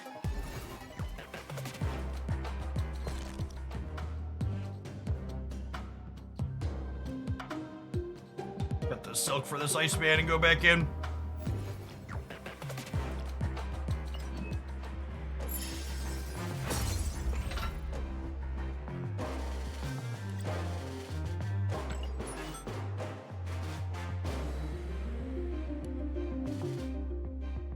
Ooh, that's a good thought. Dracula order procs in the order you play them out. So I should have moved the first Dracula I played to New York and then played the second one middle. So the Dracula in New York was more likely to hit the 20. That's actually a really, really good observation. Elwin, thank you for the 66 months. Appreciate that. Welcome back. Is Moon Girl one of my favorite cards? I really enjoy the types of decks that Moon Girl enables, yes. You need an Infinite in our next 2 draws here. Opponent snapped. Snap. Sorry, opponent didn't realize I drew the Infinite, so snap them back here.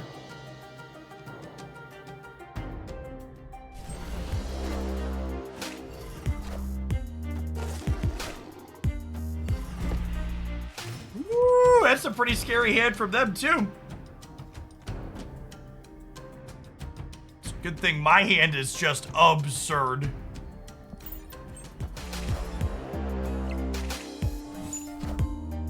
But still a little late.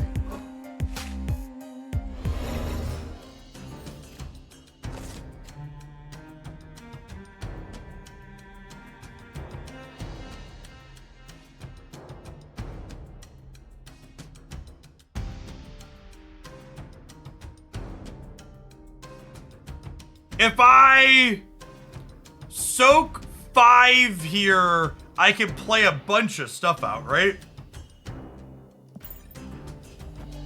I'm actually not even 100% sure how much it can play out. What does this look like?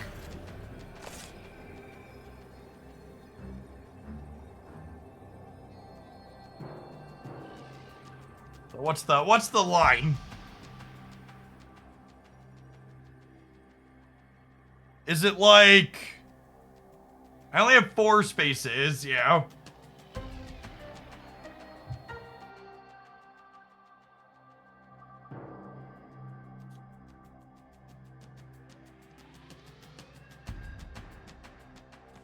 Yeah, I can move Jeff technically, that's true. I could do this. I could also really high roll and like Drac. I could also really high roll, like play 2 She-Hulks. Or like Infinite She-Hulk Drac.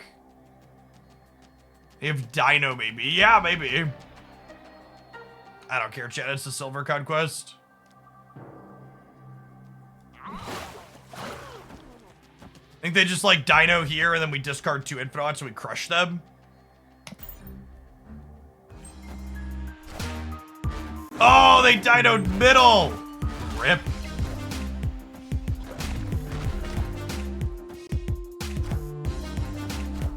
Us.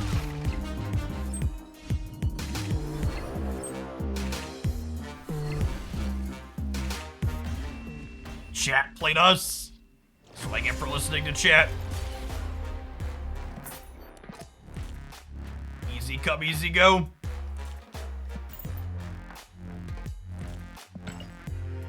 I said Dino left, but I meant Dino mid. I think we died either way there, right? Their Dino was 4x. My favorite variant in Snap. Probably Black Suit Captain Marvel. She's pretty good.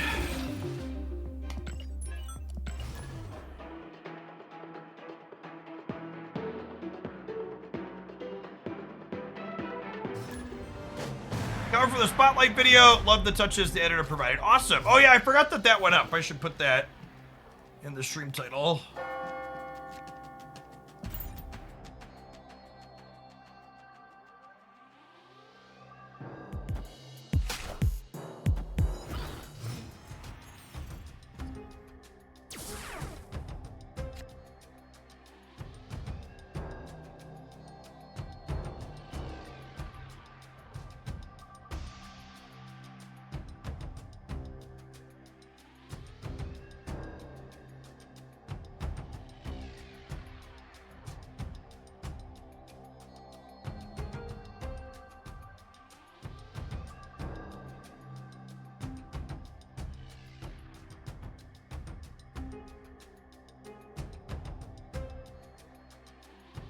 Jeff is a cheating little bitch. Fucking gamers are so strange, chat. It's just like, like, I'm just trying to think how stupid you have to be to think someone can cheat in a digital game like Marvel Snap.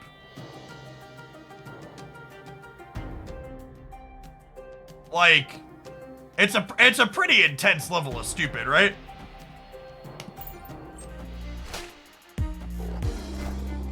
nice aimbot, yeah, right? Exactly.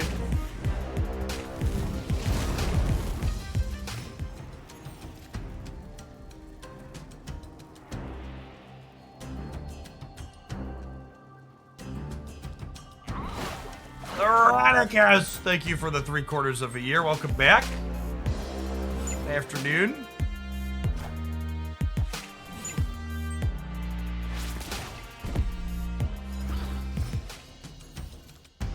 Our Infinite is gonna get leeched, maybe.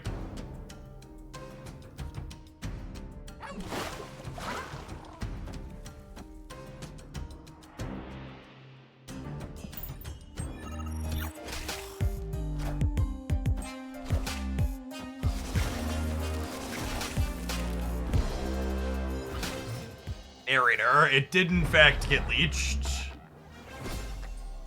Opponent snapped.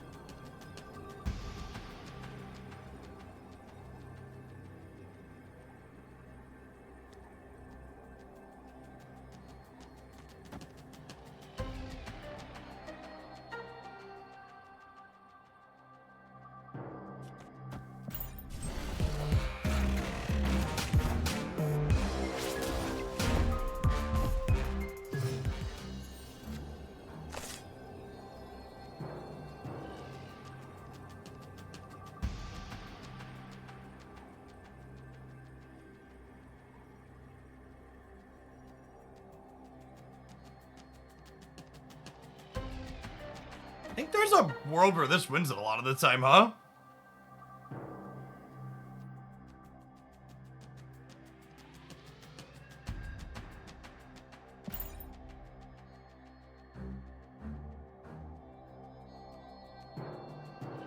We lose to Hulk, She-Hulk. Their Hulk's only 12. Yeah, we win the breaker. We picked their Hulk earlier. Victory. And they couldn't Infinite She-Hulk us.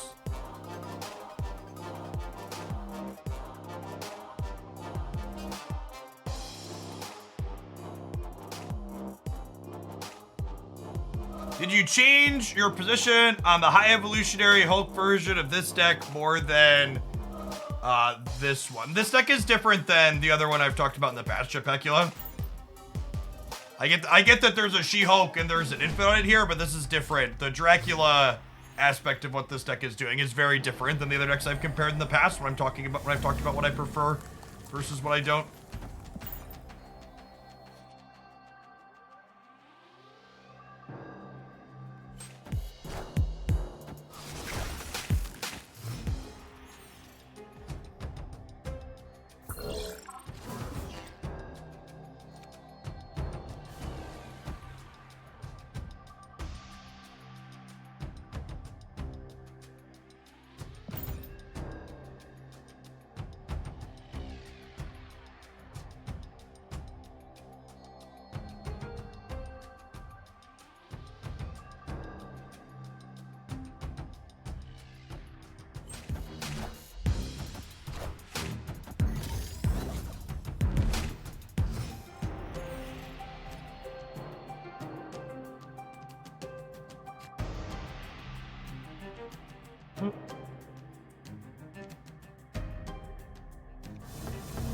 I'm just playing this out to keep my hand size manageable. There's magic here on the right, I assume.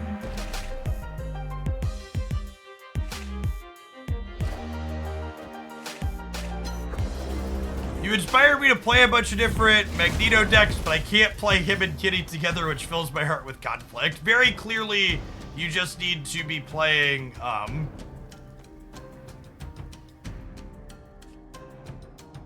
Very clearly, you just need to be playing more copies of, what's it called?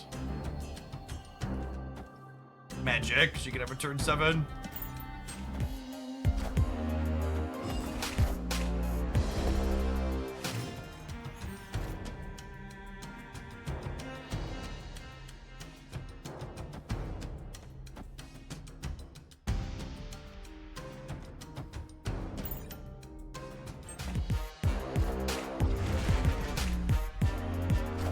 Figured out they shouldn't leech me.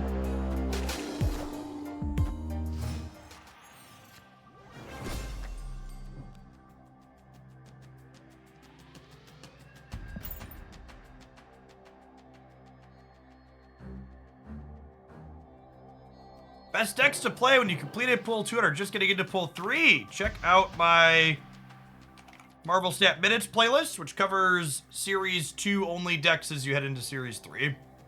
Like the first or second video.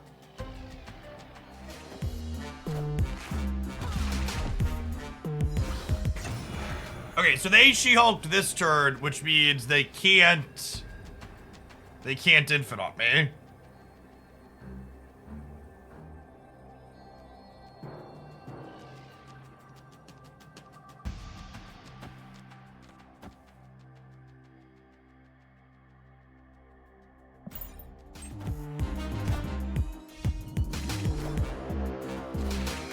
Gamers hate retreating.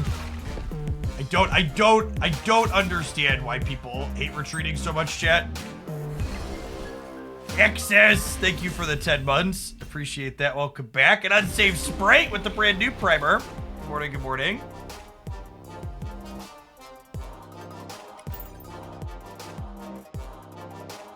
Well, they found the retreat button that time.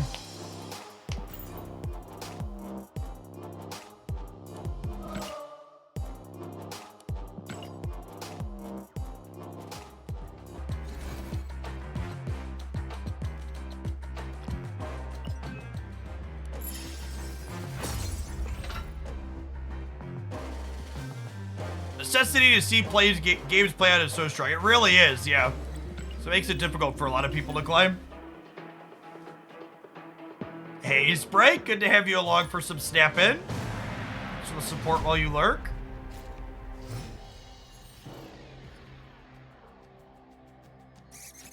Against the previous deck, is it better to Legion on turn 5 to play around Leech, or try and scam them on 6? I don't know. The answer to that question is probably pretty context dependent, based on like what deck you're playing and what the board state looks like.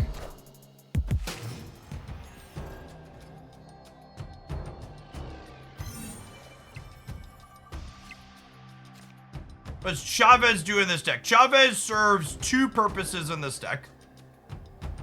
Chavez makes it so we draw our Moon Girl more consistent early, and she's a 9-power thing to be Dracula discarding leader.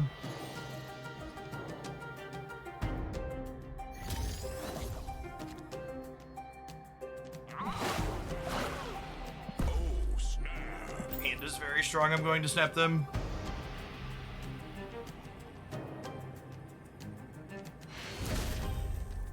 Our second cheat on opponent in a row. What's going on, Saban? Thank you for the almost 3 years. Welcome back. I'm not a vegetarian, but we had 3 vegetarian meals from HelloFresh this week, and the first was great. Yeah, they have HelloFresh is a great range of vegetarian stuff. As someone who had been a vegetarian for a long time before I used HelloFresh for the first time, they definitely expanded the range of meals that I have to cook for myself. One of the best things about their service is helping you easily find things that you're capable of cooking.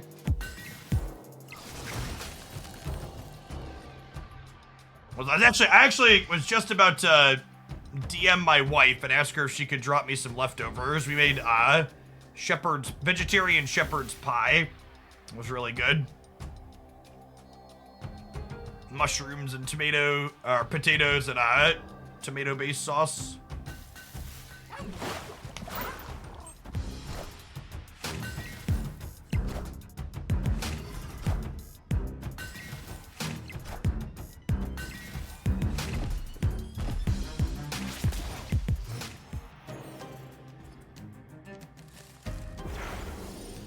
Hey, Shingo, thank you for the primer. Appreciate it. We're definitely just chilling, soaking up some sun for now. I would like to wait on playing the Dracula out in case we draw Moon Girl next turn and can double them up.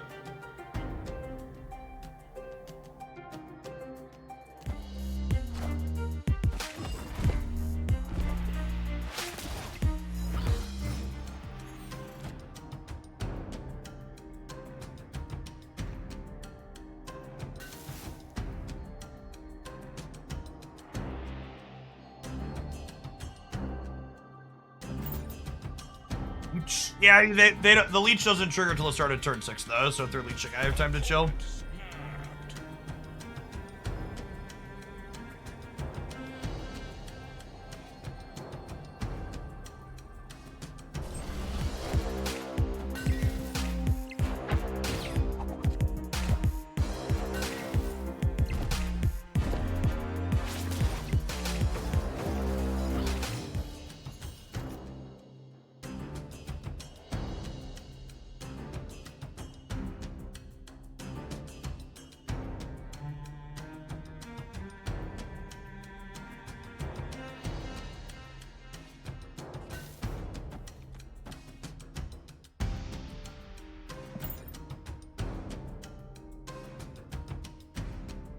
They already snapped, so we're hanging out, but parking their Infinite is definitely not an ideal result for us.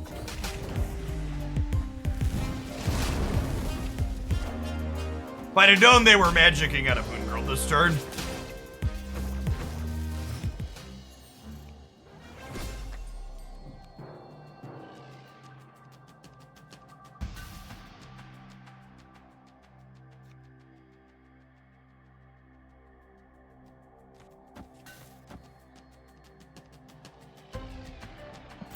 Do you like HelloFresh better than Every Plate, or do you not really see a difference? HelloFresh, or Every Plate, is a subsidiary of HelloFresh. So, some similar packaging. HelloFresh just has like a wider range of meals, generally speaking. Like the TLDR.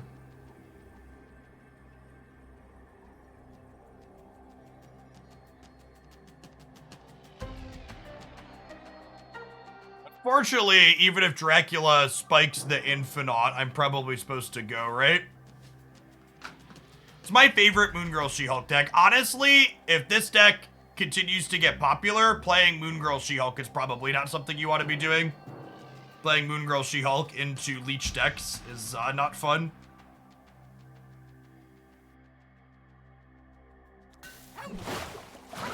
The problem with this is if they have a big Hulk, I die, right? Yeah, I'm aware Jeff can move, chat. The problem is I can't play for all 3 paths. And if I can't play for all 3 paths, we just die to a big Hulk. Is the issue, so we're gonna go. Escape.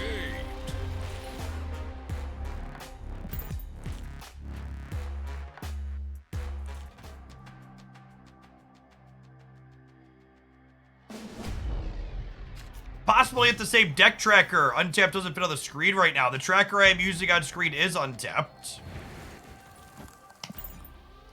Pro tip, you can take your untapped window and you can pop it out, so you can move it all around your screen like this. That's what I'm doing.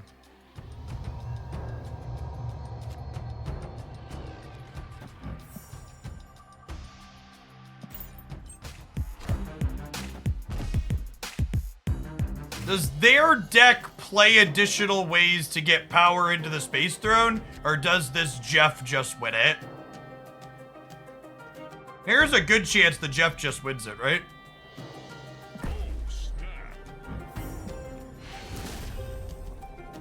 Victory. Going on, Ars. Thanks for the 3/4 of a year. Welcome back.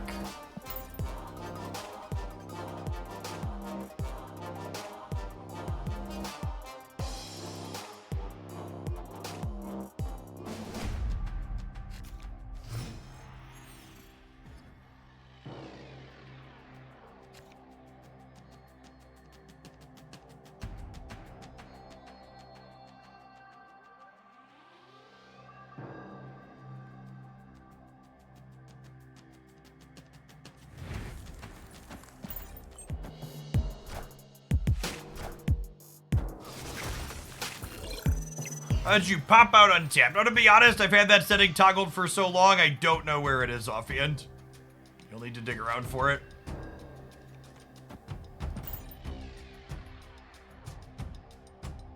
They could have Legion in there. Yeah, a lot of people are playing Legion in the opponent's archetype.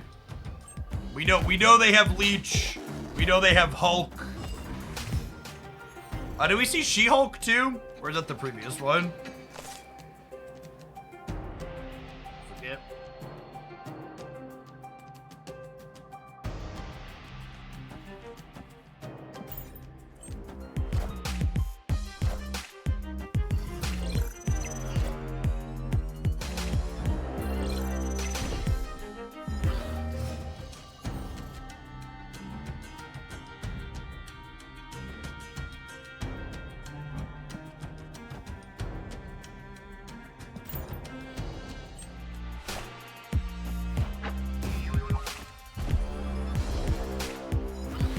That'll do, pig. That'll do. Victory.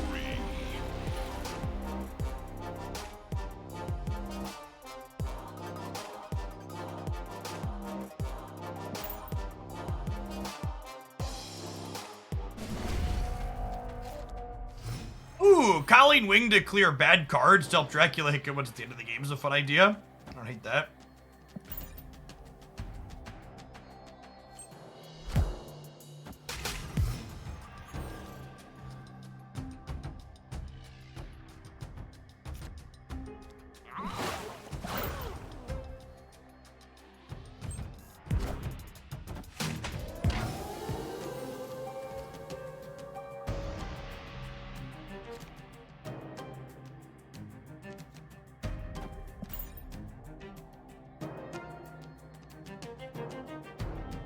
Ham's a bit of a gamble in this matchup, but it's got some solid hits, so we'll definitely take it. Miss.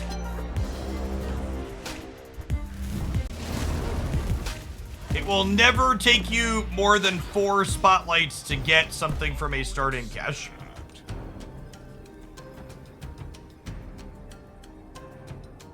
I think I'm gonna put all their cubes in here. Because if they leech us, I have 2 Infidauts. And if they don't leech us, I have She-Hulk. You experience batching in Conquest. I think the people talking about location batching in Conquest are people that are unable to separate anecdotal evidence from actually anything else. It's some hot fucking nonsense.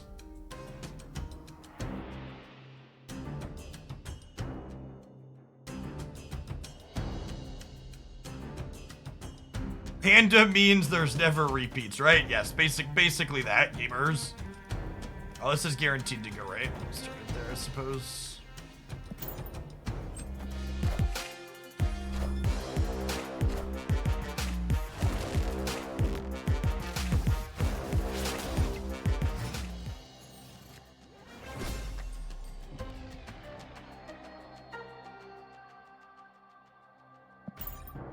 And we'll full skip this turn, get rug pulled and cry.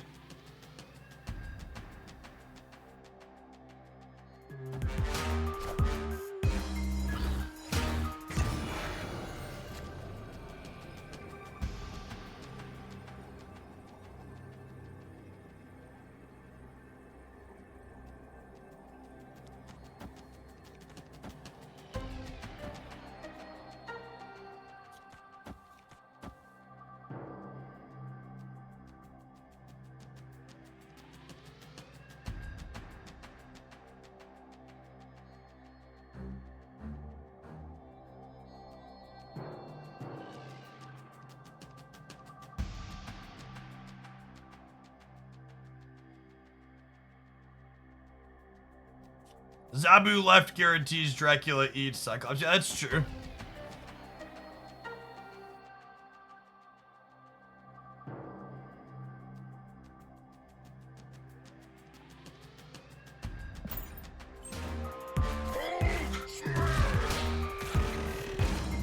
Are they dead even if we miss?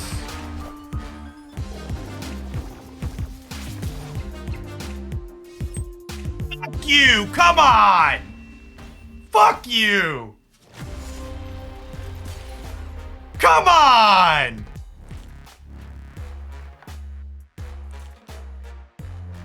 How fucking tragic is that? They hit the 1 in 5, and then we lost the 2 in 3. What a just absolutely colossal shit show of variance.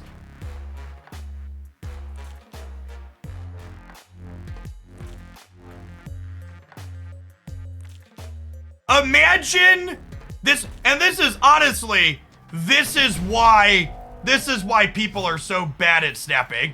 After we lost the 1 in 5 followed by the 2 in 3, someone in chat asked, why did I snap that game? Chat, if you aren't raising the stakes in a game where you're that favored to win, you don't understand anything about this, and you're gonna be in a bad way long term. Like, it fucking sucks to lose the 1 in 15, but like, that's an excellent snap.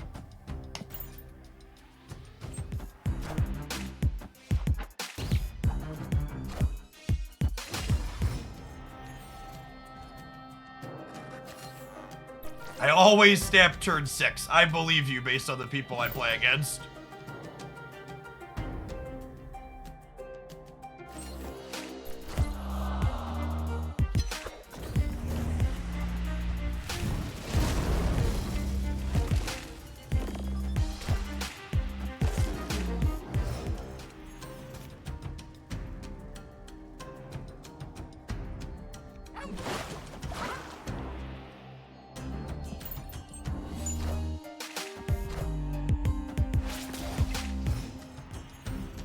If they drew Hulk earlier, you would have lost regardless. You mean I would have only been 2/3 to win instead of 4/15 to win?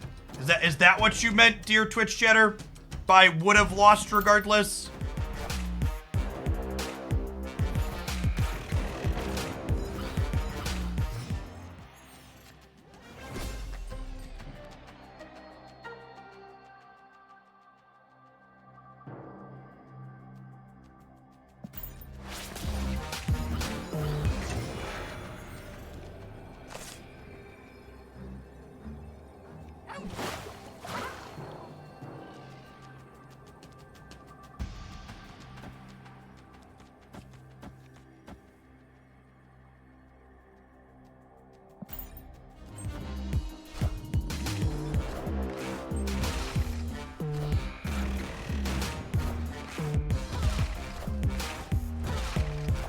Alright, we're good regardless of what track at Misty Knights are here, so that's nice.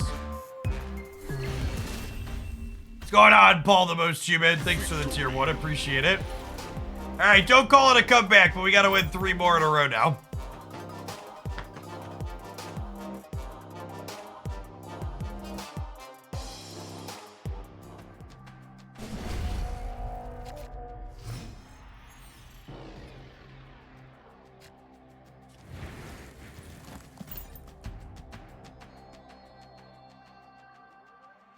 Hold on, Pizio. Appreciate it. Welcome back.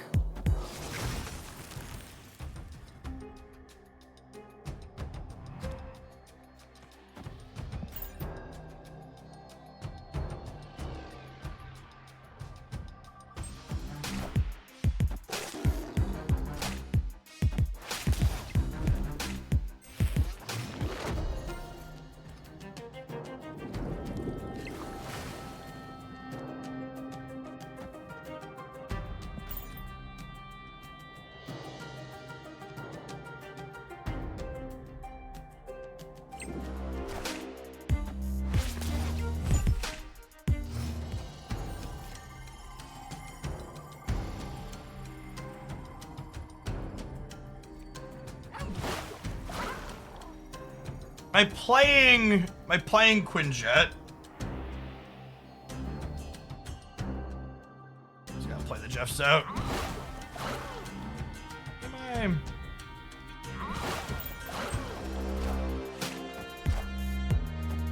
Brax, thanks for the quarter of a year. Welcome back. The pig is Leech in their deck.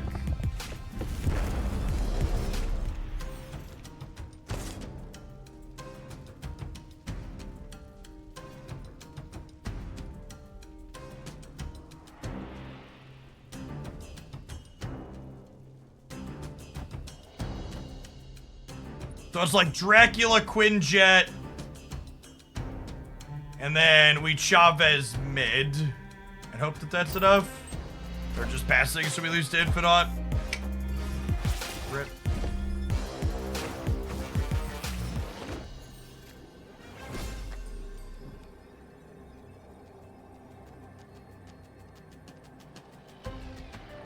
Does this beat their Infinite? If I hit Infinite on the right, I would be 24 to 10,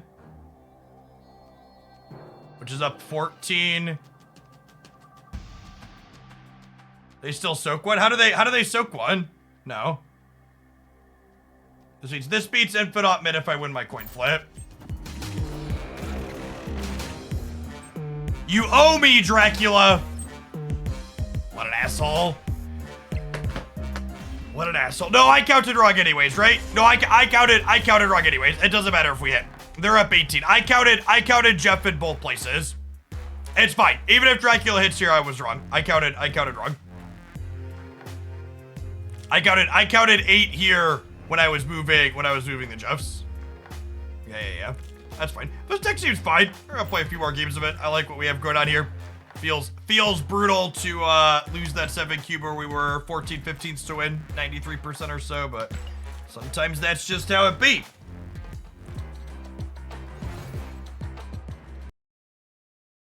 You know what else can be a little bit brutal, chat? Check out this ad roll. One Red Baron, fully loaded, hands-on style. Hold on, partner. That there pizza's big enough for the both of us. Is the pizza big enough, chat? But this town ain't.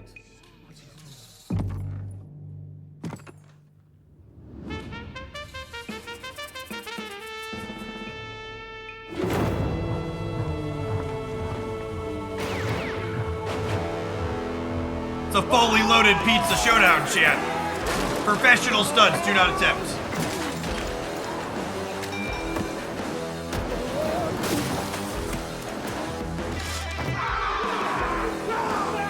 Oh, good. Hockey and a wrestler. That's what our Western needed.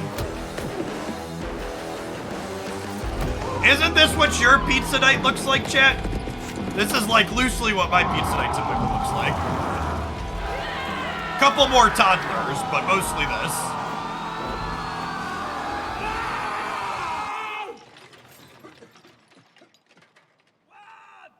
Your pizza is going to get cold! You should be eating! Is it better than fighting? Of course!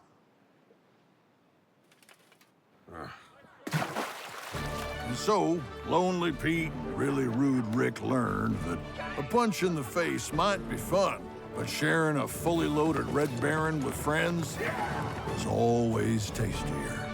Lonely That's Pete about all we and have Really time for Rude today. Rick. Those are Giddy up.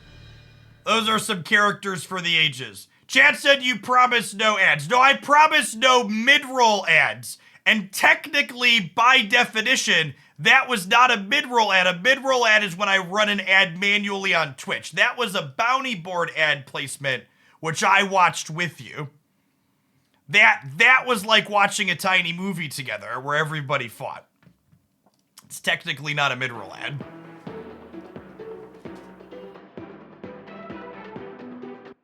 That was a reaction video.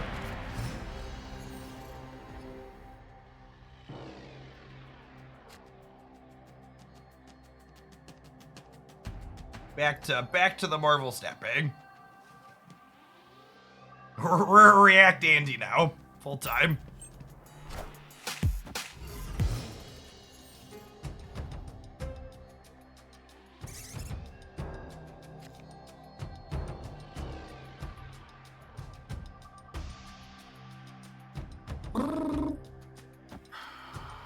I guess we'll Iceman. Board's getting a little clutter, but we don't need that much space.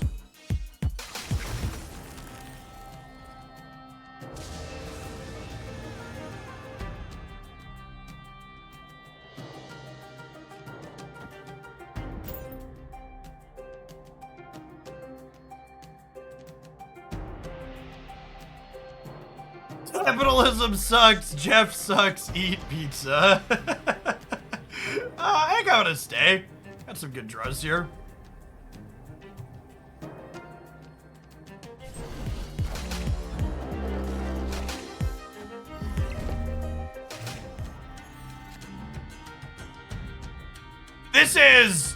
This has been about how our variance has gone today. The classic Onslaught Citadel Central Park into the Patriot deck. Yep, sounds about right. Syntax error. Thank you for the 22 months. Welcome back. There's still drops. There are still drops. Yep.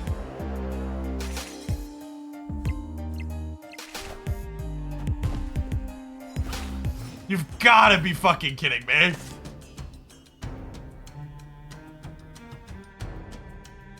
What a game. Listen, chat, some days you're the pigeon, other days you're the statue. You just gotta roll with it on occasion.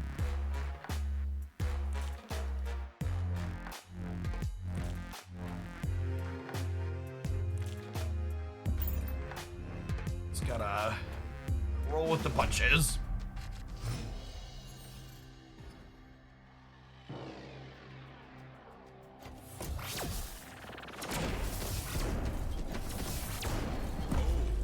This is better for us than it is for them. I'm gonna push the button. They're playing the Patriot Brood pile of cards that's been going around. They do not have the ability to get big power into here.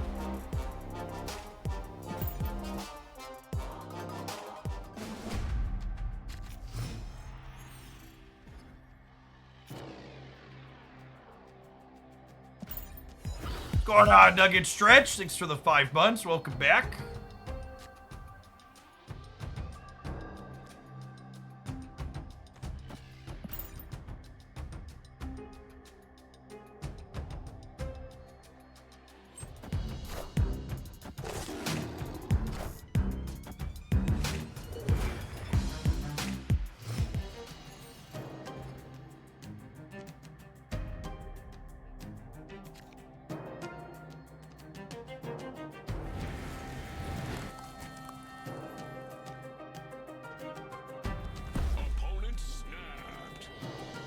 I think my hand's solid and I'm staying. Could go either way though.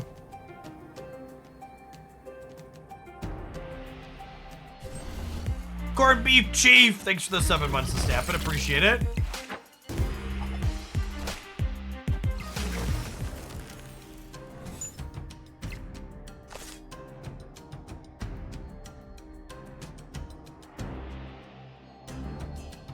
What's this button do? Thanks for dropping off Tree Fitty from Jeffrey Bezos. 2 boos. Appreciate it.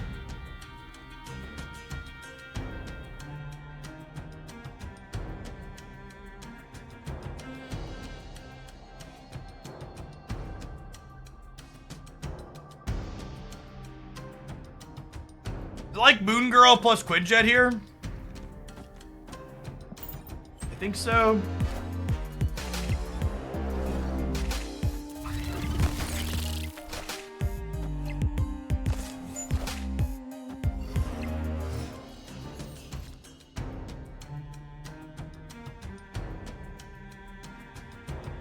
No sunspots to scotch awkward.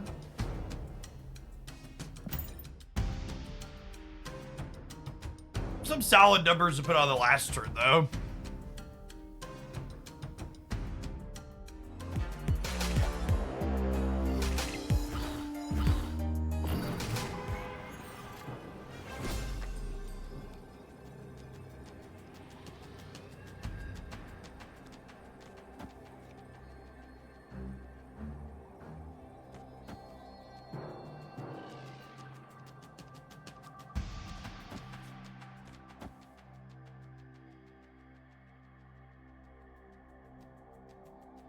This would put me to 10, 19, 21 here.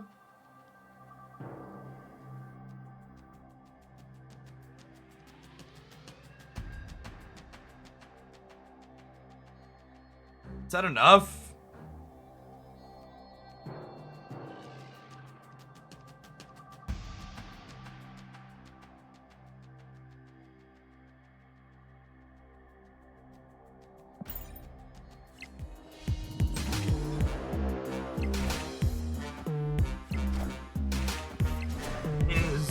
fact enough.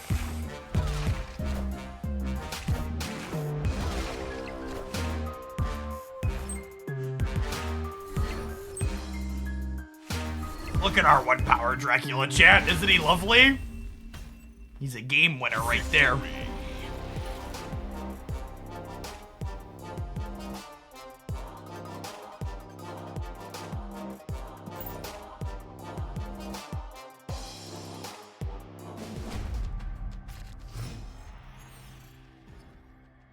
We look at untapped stats. I don't believe in any of the most common decks right now. I'm wondering what their metrics say. I mean, we can pull it up a little later maybe, but the stats for this deck the opponent's playing are good.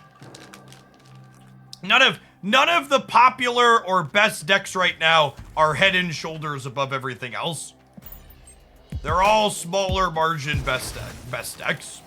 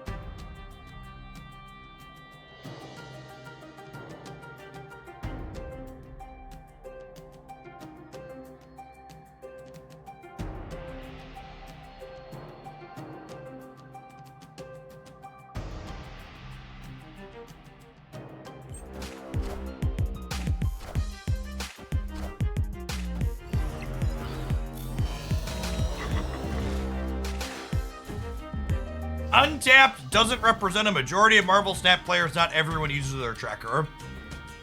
While that's true, it's also true to say that the untapped tracker provides reasonable, useful data that we can interpret in a way that's useful to draw useful conclusions from.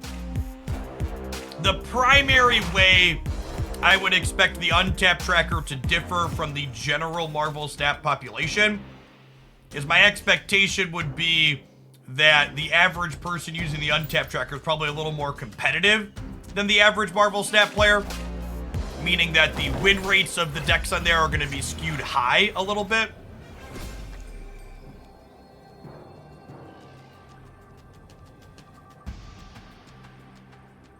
Don't think this wins the middle. It's 11, it's only up to 16 here. I guess I could do this. This is 15, 26 here, but sometimes these are a Shang-Chi deck. I gotta just leave for one.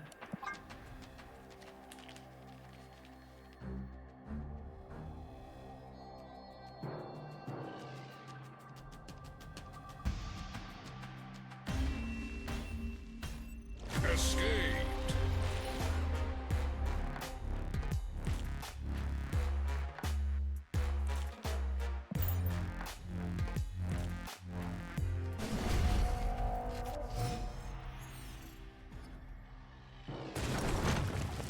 The opponent's archetype frequently plays lots of different tech cards. Skrull, Shadow King, Shang-Chi. It really just depends on what the person playing it lost to most recently and what they want to try and beat.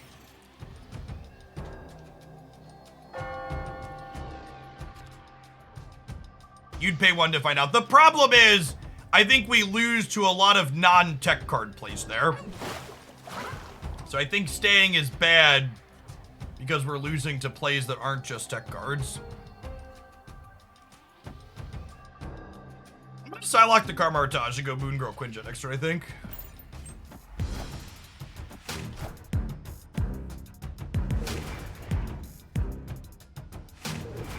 With MMR matchmaking being narrow, both the competitiveness and the tracker's users' opponents beat the win rate for decks in competitive ranks are less rough. Well, most of the time I'm not looking at Most of the time, I'm not looking at the ranked ladder gap, because the ranked ladder is bad for other reasons. It's skewed via bots. What a fucking atrocious beat. God, just had rancid variants today.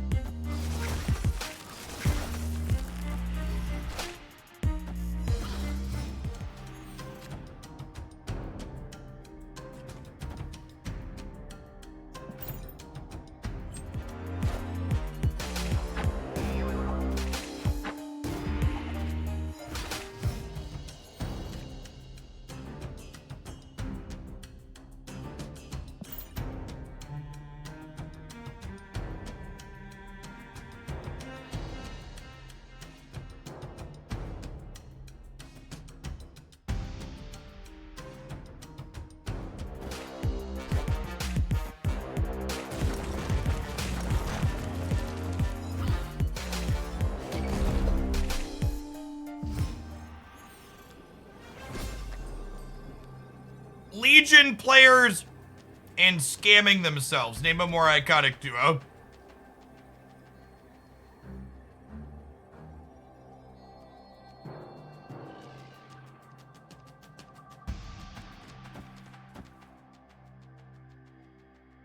I mean, we're beating Patriot, right?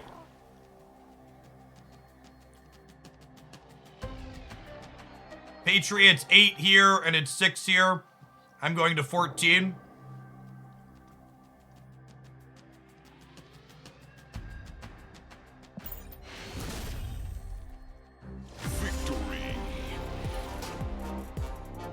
Legion players can't help themselves, yep.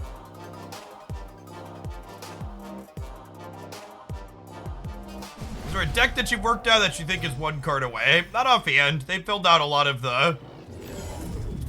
those missing bits in recent memory. If you didn't skip that turn, that works. Yes! If I didn't skip turn 5 in my She-Hulk deck, their adorable play might have worked. You're right. They got me. I definitely made a weird and rare play to skip turn 5 in my She-Hulk deck. Gamers.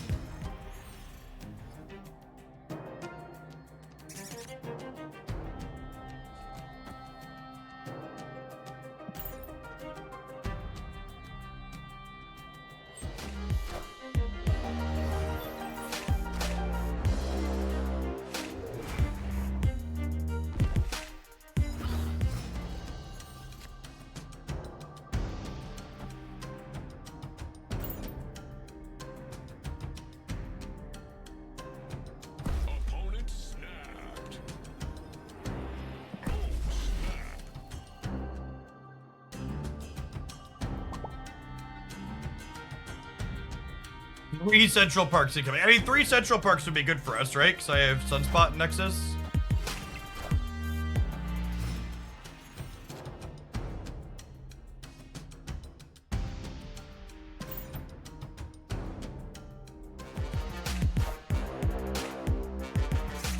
Oh, it's going away. Yeah, I'm dumb. Wait, are they dumb? How does this work? I win 50% of the time? Dracula hits a 9, we win?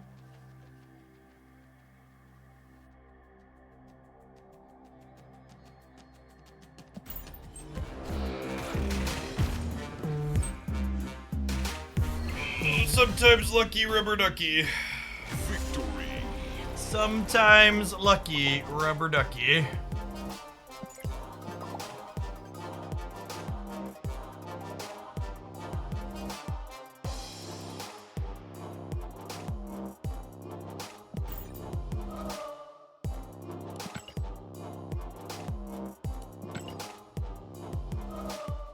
Alright, it's been a second since we looked at untapped metagame data. Let's take a peekaboo. We head into Infinite Week.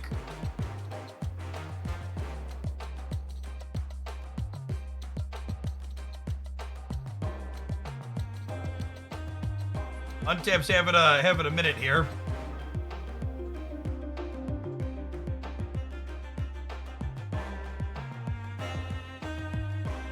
We're not gonna look at Untap data.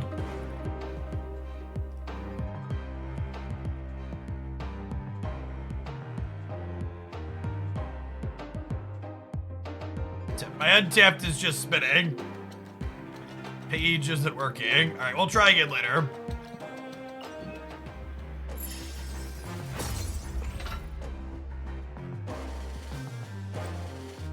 You preferred the Infinite build to an Evo Hulk by a large margin. Who said I prefer this to anything?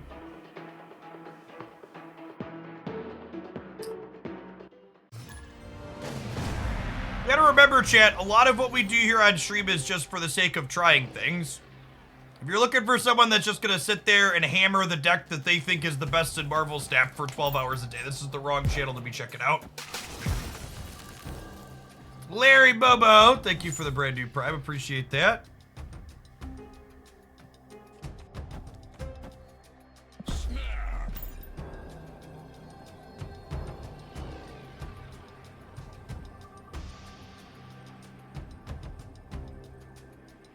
Going on, Zangheim, thanks for the half a year.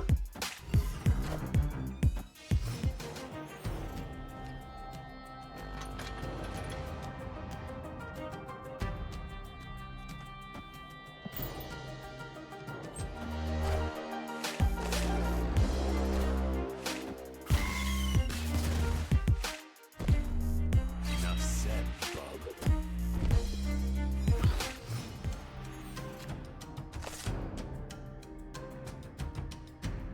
All right, so we'll Moon Girl here. So I'm not drawing any more cards this game anyways.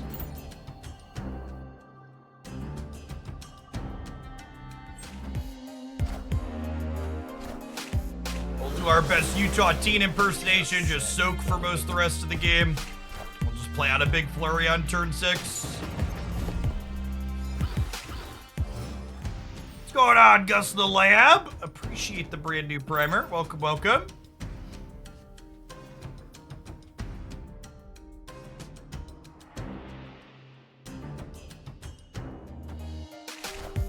The people who keep talking about Alolith enabling...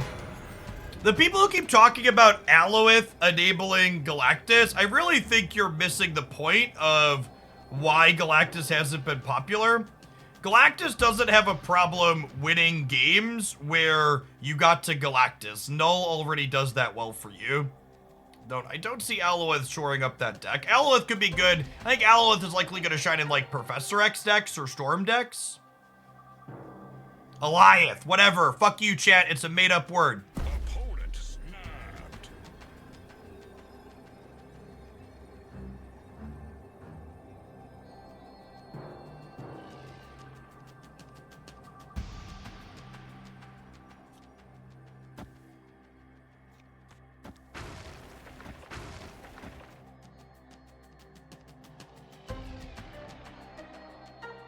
They have priority.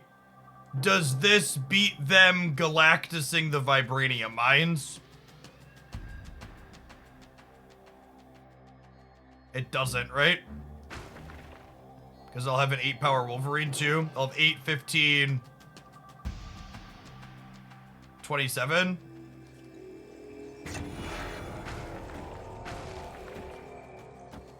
I'm gonna do this to choose to beat Galactus. Final answer. Damn, lost.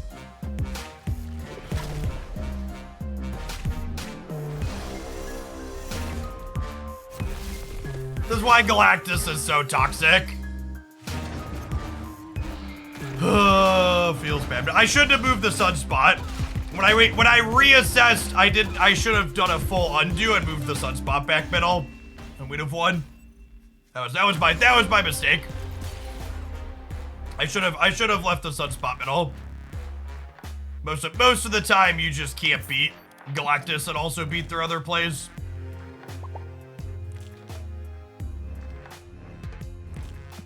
Feels bad to reward a boomer step like that.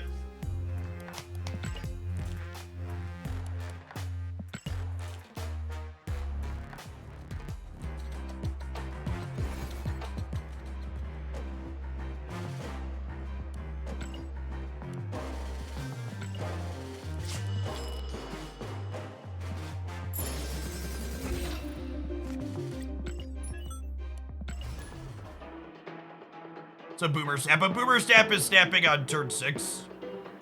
It's basically always wrong.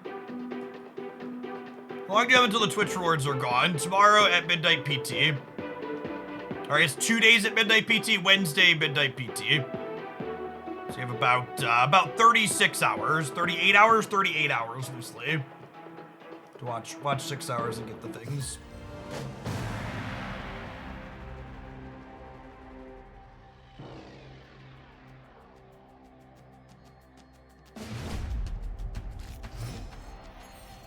Cerebro 5 better than Cerebro 2? I think so, but also I honestly haven't played Cerebro 2 in a little bit. Maybe we should load that up and play it today. Need stuff to play.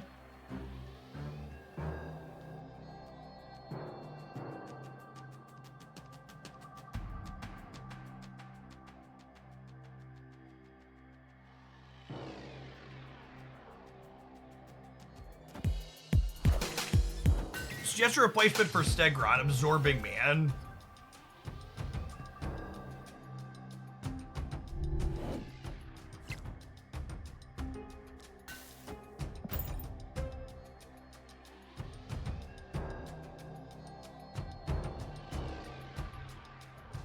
Is there enough variety in Conquest at the moment? I don't think so.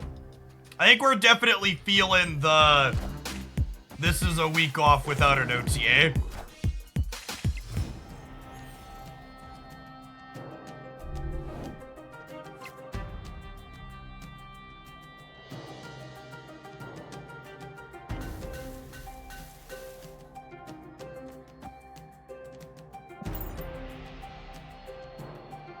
Going on, Restofer, 6 for the almost 2 years. Welcome back. Any thoughts on Silver Samurai before it releases? Probably a fine, very playable card. Probably does some stuff with stature. Yeah, I'm not really planning to do Infinite Conquest until... I'm not planning to do Infinite Conquest until we get an OTA. KM Best ran a Cerebro 2 with Galactus that run Bold. Yeah, we played that on stream a little bit. I think that's definitely much worse than just regular Cerebro 2.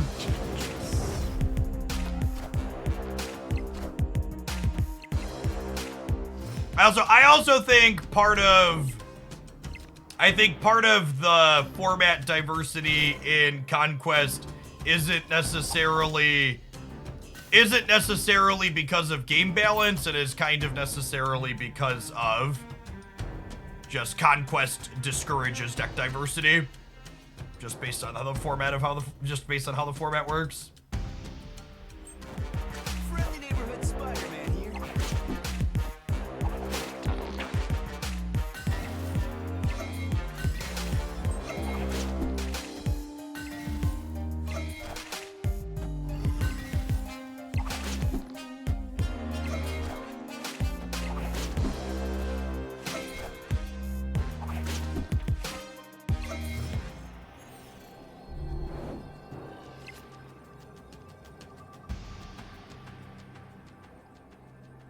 Cerebro's not doing anything for us.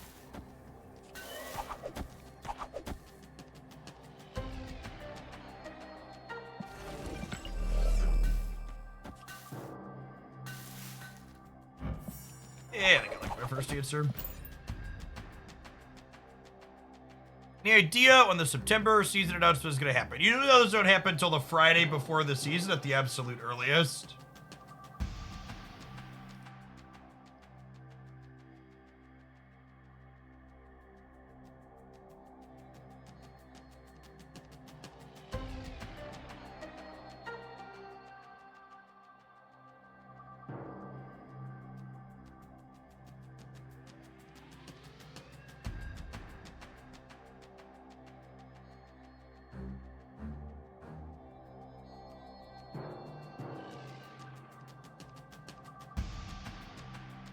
Yeah, Untapped is stuck in some kind of weird login loop. I'm gonna have to, like, manually clear cookies and see if I can work it out.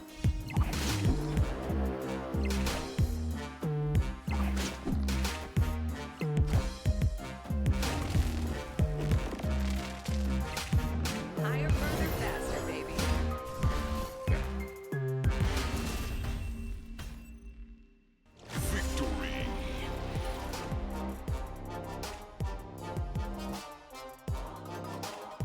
You get the rewards for watching. You just gotta link your Snap account to your Twitch account in the Marvel Snap website here. And then hang out in streams like this one that have drops enabled. You'll need to claim your drops every 2 hours, which, by the way, is a good reminder. We've been streaming for about 4.5 hours today. If you're someone that's been watching since the beginning, starting your drops today, you should have another one thereabouts, or already done.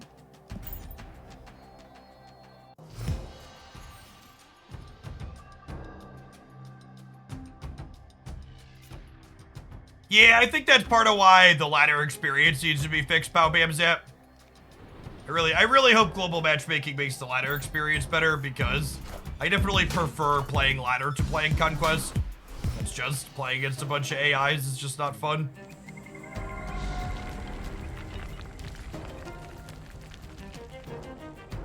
Isn't Null more counterable with Shang Enchantress than Alioth? Sure. That's accurate.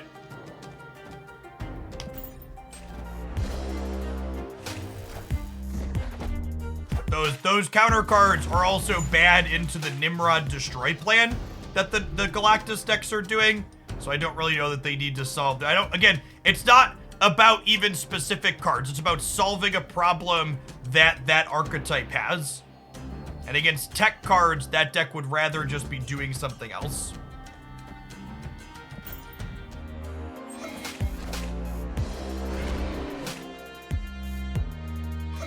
Friendly neighborhood Spider-Man here.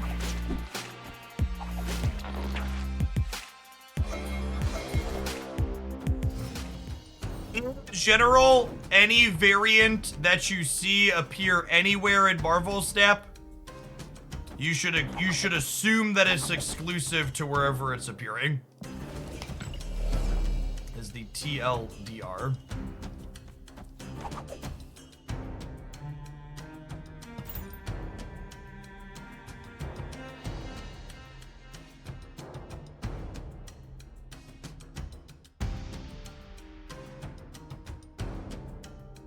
Oh, that is interesting that the Kraven didn't get the buff. What do you mean? I mean any bundle or spotlight or other variant that's anywhere other than in the regular shop, you should assume is exclusive to wherever it is appearing, unless they tell you otherwise.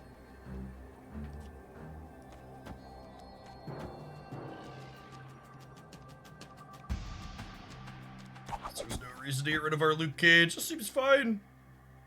I guess actually I'd rather Captain Marvel here, so that way she can jump left or right.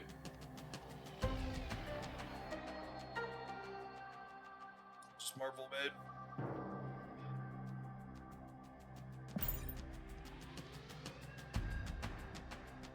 And it was a little awkward too.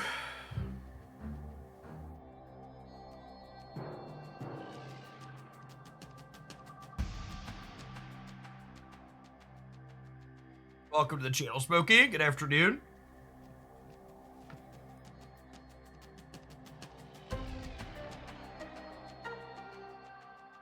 So people talking about Alioth and other upcoming cards in September. They just post a breakdown of which cards have been data mined to be coming in September Spotlight caches. Got my thoughts on which of those are potentially the best. Oh yeah, they're a Magento deck is another reason to play Captain Marvel middle. Shut that down. Victory. Any idea when they might release a draft mode? I don't think you should expect a draft mode to come to Marvel Snap anytime soon. It wasn't listed on the roadmap, and honestly, I think a draft mode would probably be a waste of resources. I think while it's something a number of players would enjoy, I don't think it would result in significant increase in player base.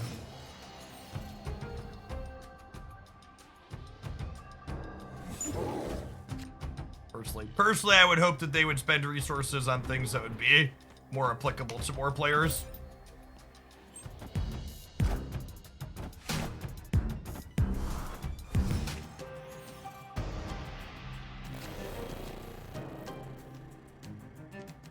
I think there's any decks that are so much better than the meta that they're worth playing over decks you're more comfortable with. I don't know, it depends on how bad the decks you're comfortable with are.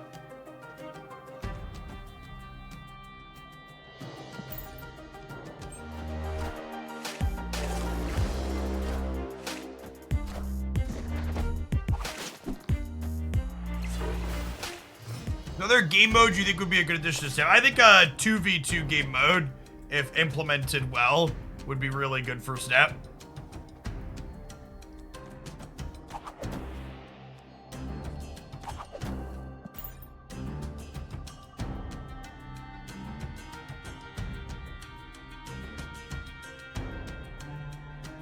Can you elaborate on 2v2? Okay, so this is probably a foreign concept to some gamers.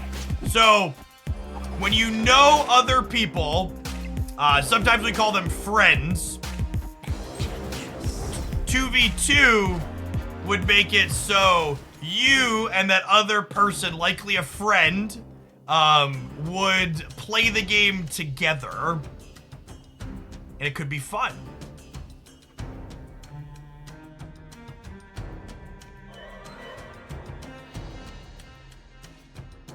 Not sure what you mean.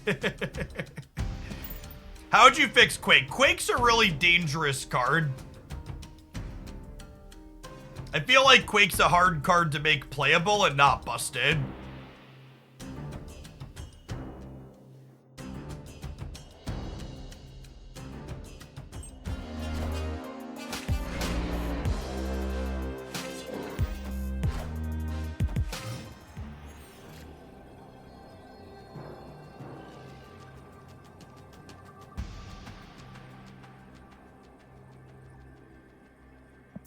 Bounce here for one.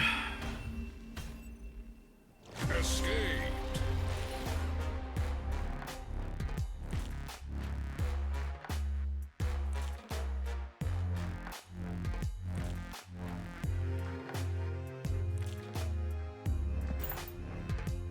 This is such a weird take. They need to change the card acquisition system. If you skip the game for a few days, you lose the motivation to grind up as you get out of that cycle. That's true of every lifestyle game everywhere. And Marvel Snap is actually one of the only digital card games where, thanks in large part due to spotlight caches and how the rest of the system is designed, when you stop playing, you can actually catch back up. Spotlight caches are explicitly designed so people who have fewer cards get more new cards out of them.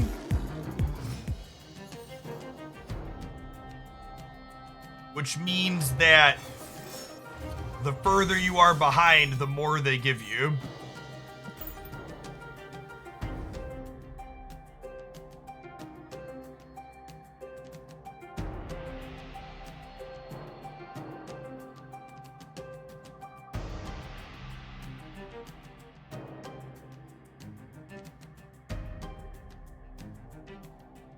Quake was originally a card that didn't have a middle restriction, and she still wasn't good.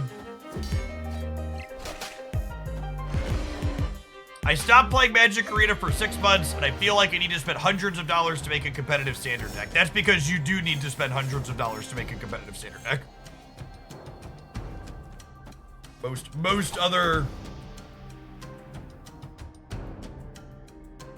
Most other digital card games are like that. There's no catch-up mechanic. The way Snap is designed, a brand new player that starts playing today will eventually become Series 3 complete and will catch up to a certain percentage of Series 4 and 5 completion. That's just how it works.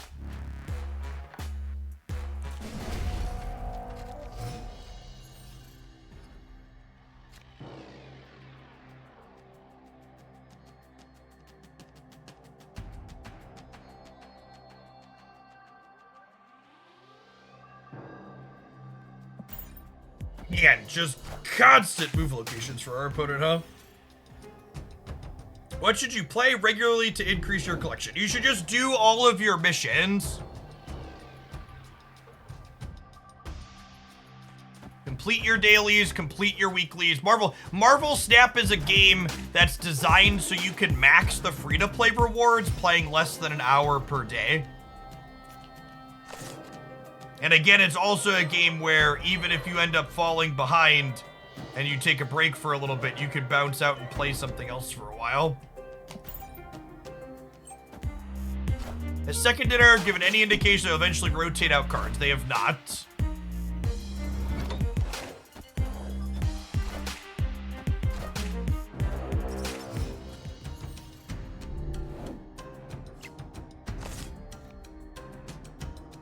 I agree that I hope they don't.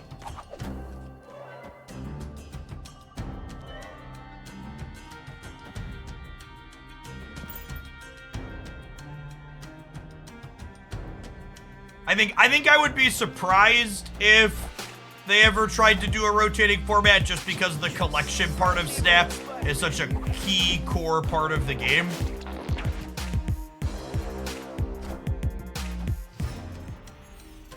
I don't think it's fair to necessarily call rotation a cop-out. I think there's a variety of like good reasons to rotate your card game.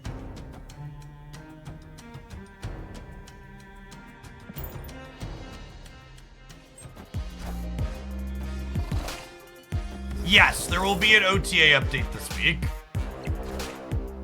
OTA update on Thursday, and then new patch on whatever that other day is.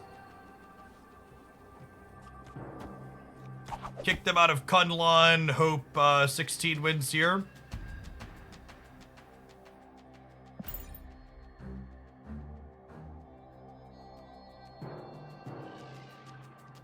It's patch, OTA, nothing, OTA, Podo.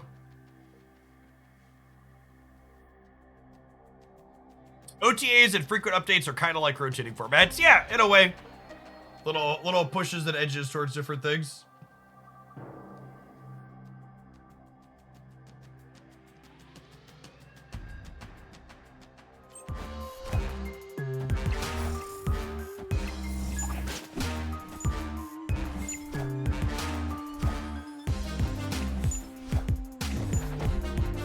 Higher, further, faster, baby.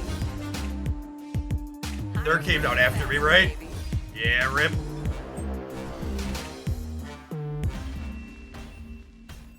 This came down to whose Captain Marvel had priority first. The Captain Marvels at the end of the game check in the order they were revealed. So because my Captain Marvel revealed first, it moves first, meaning we lose. It's a replacement for Silk. You cannot replace Silk in this deck. Without Silk, you don't have a critical mass of 5 power cheap cards. You can replace Stegron with Absorbing Man. It's a little bit worse, but I think the deck's still playable.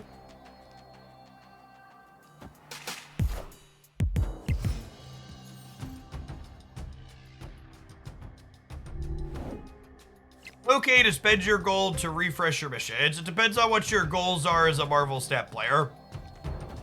If your goal is to get Series 3 complete faster, refreshing missions is fine. Poor Medusa, lost out in deep space. Alright, speaking of deep space, we're gonna try and crack someone into there right now.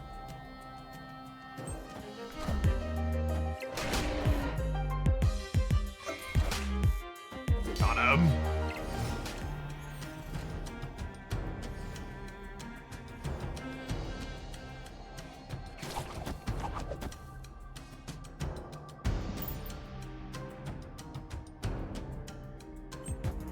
Friendly neighborhood Spider-Man here.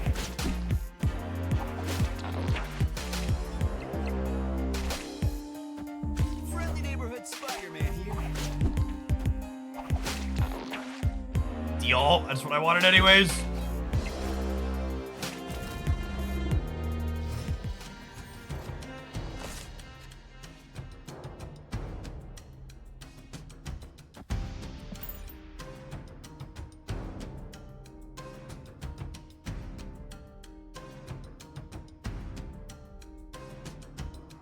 How is the Zoo deck? The Zoo deck is terrible. Killmonger's a Marvel Snap card.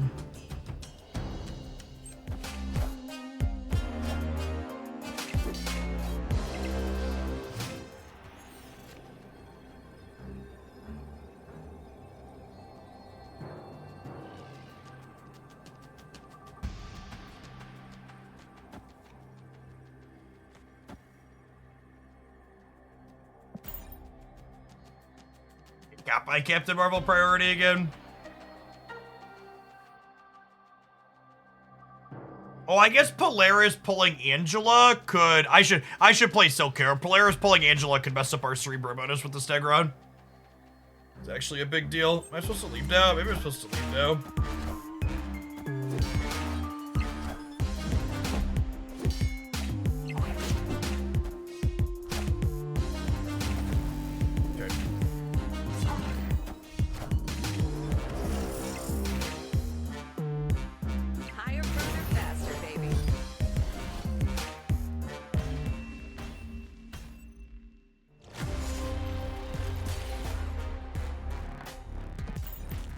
Let's try some Cerebro too. It's been a second since we've done that.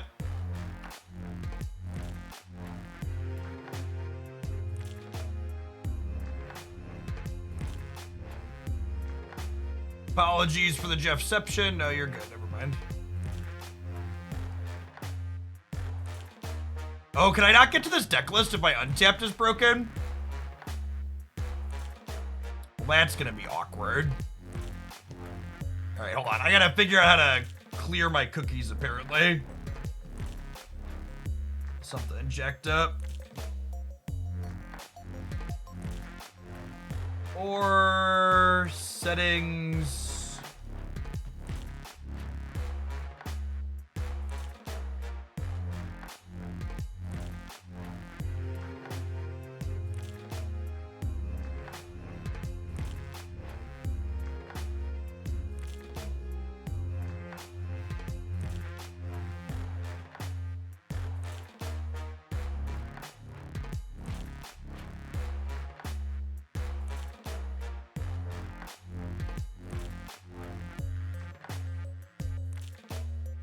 Yep, definitely some kind of weird cookie issue. All right, we're logged in. Unexpected status code from API server. Oh, weird. All right, the rest of it seems to be working.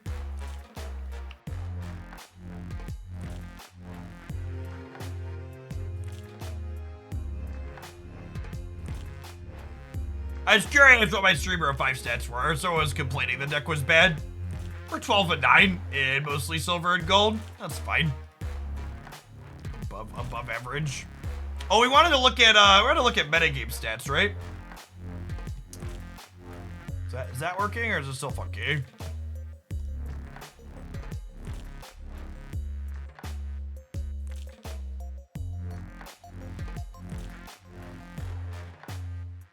This is the little movers deck at the tippy top.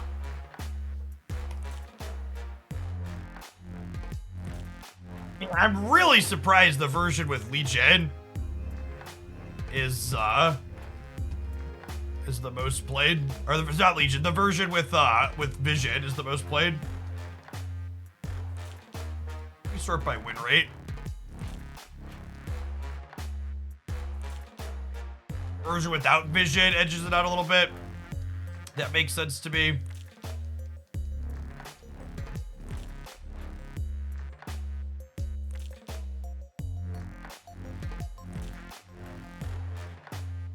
It's also kind of crazy to me. I guess it's not crazy based on what people are pushing. I really just don't think this should be a Chavez deck. There's so many cards you wanna draw in the last turn. The numbers are crazy. So again, and I talk about this every time we pull up untapped stats. I'm gonna mute this so I can hear myself think. Is the thing to understand about these numbers is that the thing to understand about all of the numbers on untapped is that players who tend to use untapped tend to be more competitively slanted players who are going to have higher win rates than the average population total. So I don't know exactly how much these are skewed higher, but it's generally speaking a safe assumption in my opinion that every single win rate you see on untapped is some amount of percentage points higher than what the population total is for that deck or decks. Aaron, thank you for the 17 months. Welcome back. Is the Patriot deck showing up in here? It doesn't look like the Patriot deck's in here.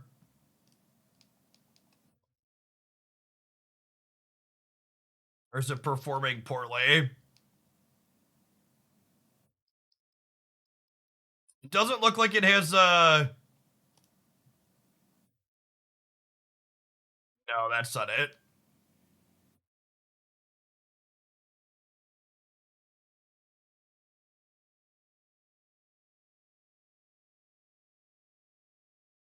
This is since 8/17, so the last 11 days I'm looking at since the last patch. The Forge Patriot deck is the one people are talking about, right? 63% win rate in 1100 battles, so worse stats worse stats than the Little Movers deck is like the TLDR.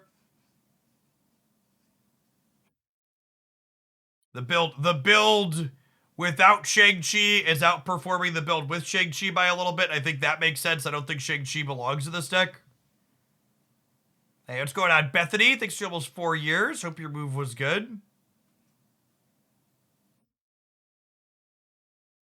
End of game effects like multiple Captain Marvels are triggered based on the order those cards were put into play. Can we filter just for Patriot? How far do we gotta go to get a Patriot deck that's not one of these versions? Pretty far. Regular Patriot's kind of shit. It's not good.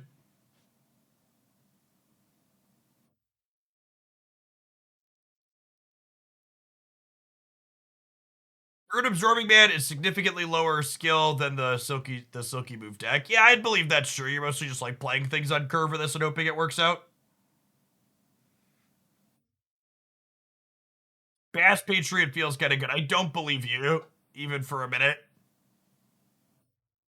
Guard yourself. Thank you for the 52 months. Welcome back. All right, I'm gonna grab. I copied Cerebro 2 to my clipboard. I'm gonna go play some of that.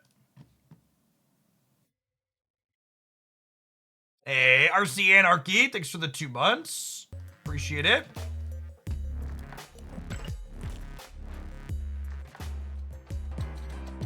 Just watched the Cash's video. It looks like another month of holding for you. Yeah, I mean, Eliath is like the only week to open Caches this month, right? The other 2 are Series 4, so you just like spend tokens on them.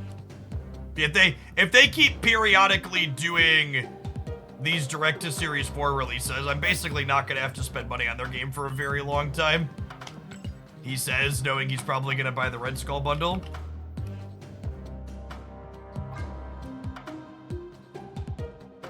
How do you suggest spending gold to get Series 4 and 5 cards? Token Tuesdays and other high value bundles with collector's tokens in them are the better things to maximize that. The Red Skull bundle's got pretty solid EV. Probably gonna end up picking that one up.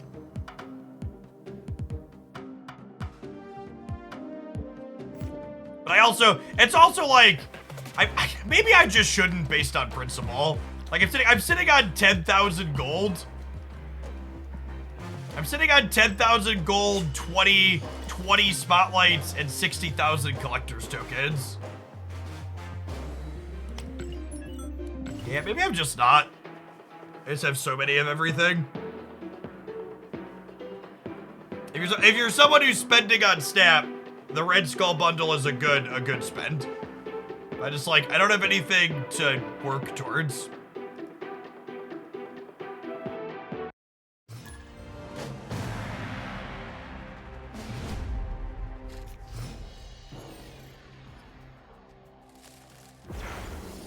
No longer buy progression, I buy credits to make my cards pretty well. To be fair, the Red Skull bundle is a pretty good buy credits bundle too.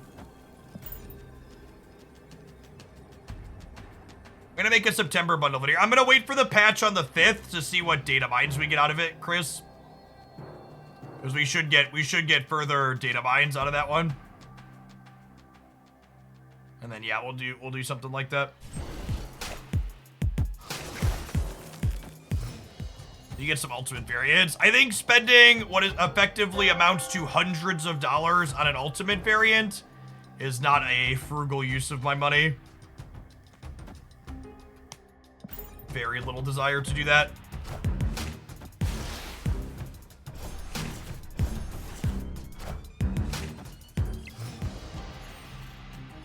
You say that now, but lawyer She-Hulk. Yeah, that's fair. That's fair.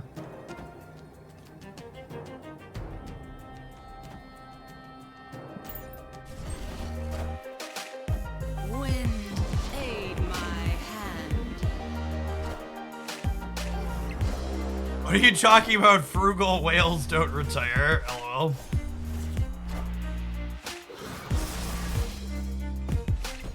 Enough said, bub.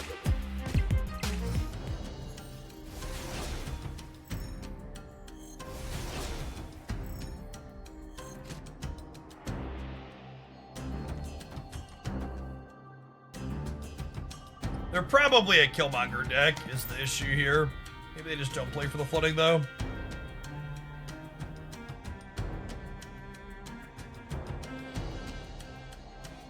I actually really don't like the Wedding Kitty variant. I'm gonna open spotlights for Silver Samurai because I opened spotlights to get Series 5 cards, but yeah, just not a fan in general.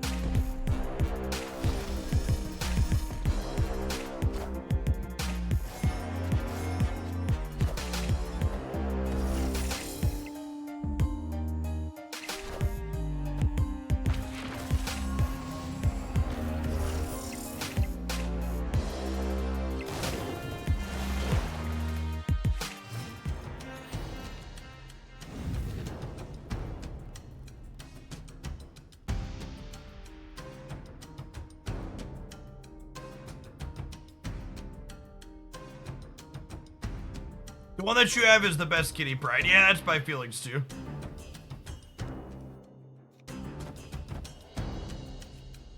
So I don't really want to get rid of. I don't really want an extra turn. I think it's more beneficial for...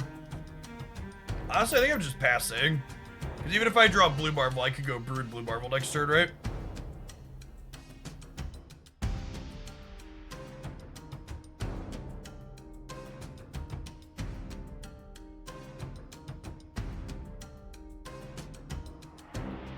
Is there anything you wish they would add as something for people like you to work towards? Or are you fine with the way that it is? Honestly, I don't really know that there's anything they could add or do to incentivize me to spend harder. Like, I like having, like, some cosmetics, but really, I'm pretty happy with the non-premium cosmetics.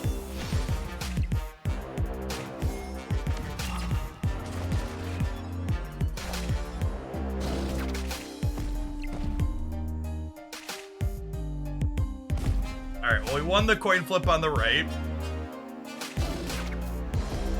Oh, we gotta win another one. We lost on the second time through, brutal. And I drew the Blue Marvel, but I got punished for not playing the Brood out. That's fine, this wins the game every time.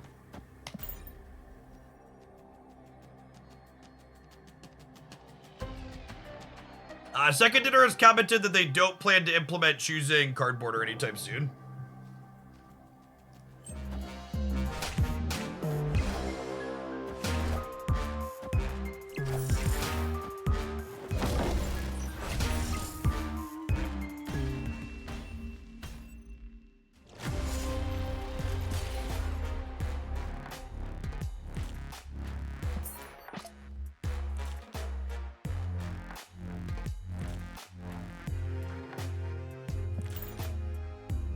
They said they have other ideas for that. Yeah, I don't know. I think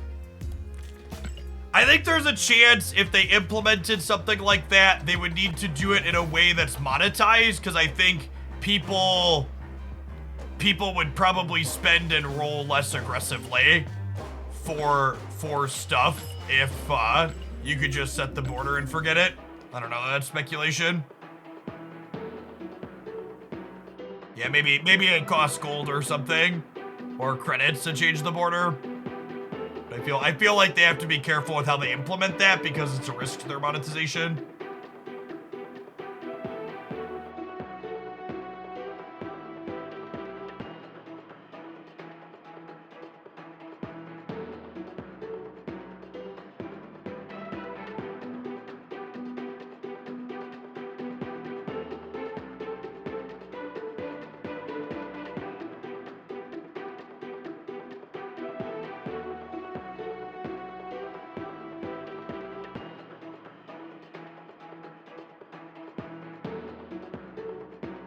Your split should just unlock that cosmetic. Yeah, that would cause whales like myself to have to split things way less than we do now, which again would hurt their monetization long term.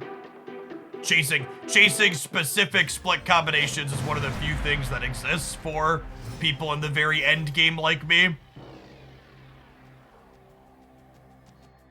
Yeah, I guess someone asked a second ago, is there anything I would like added for someone like me? I would like more split combinations. Some other type of cosmetic to split towards, like give me a split chance that only happens at 8+ or 10+. That's something they could add for me that would make my collection. Give me something that a cosmetic that helps my collection feel more unique and exclusive, and that would do it for sure.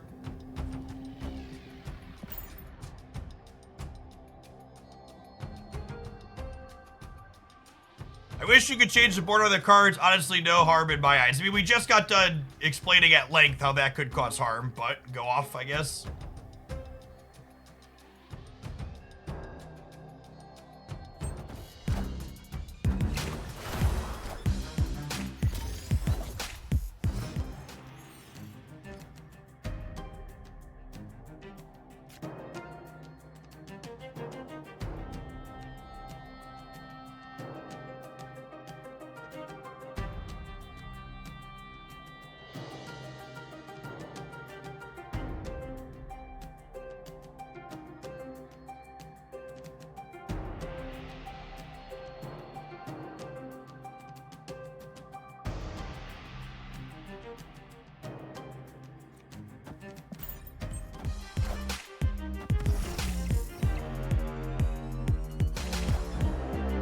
Yeah, they did talk about a prestige system thing. It'll be interesting to see how that implements.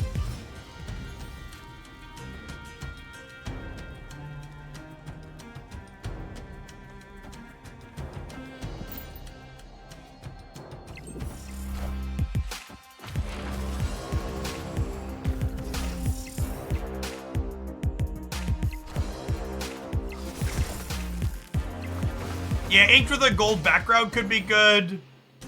Inked with like some dash of color could be good. Yeah, with the Luke Cage try here, we're probably pulling the rug on this, Limbo.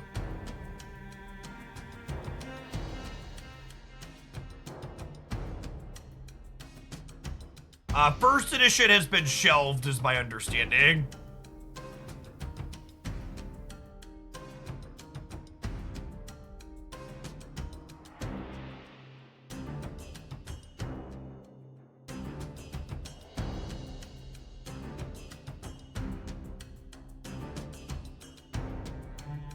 In some cases, Nation, but I also think that designing a system based around my behavior is probably not a good system design, just because my behavior is very different than the average Marvel Snap player's behavior. How I play the game is unique. This is an 8. If I move this here, this is 6, 7, this is 8, so I need to leave 2 of these here.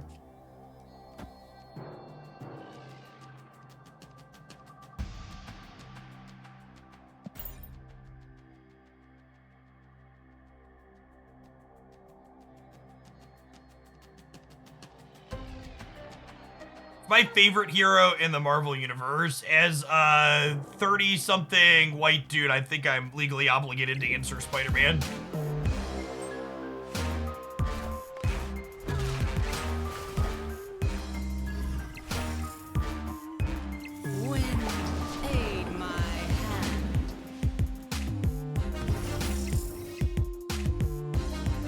The old casserole with the rug pull. Call me out with that one. Victory.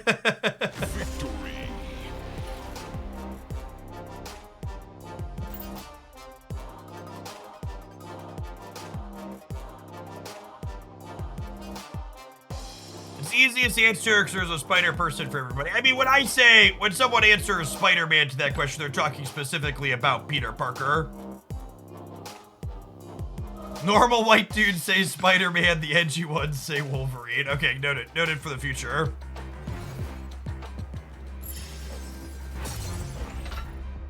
Keep that one in mind. I will say, as I've gotten older, which stage of Peter Parker I personally identify with has changed. Like, as someone in his early 30s currently,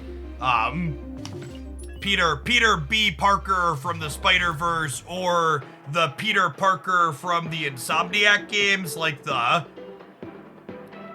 slightly older mentoring Miles like age group Parker. Like those are definitely the Parkers I am more a fan of.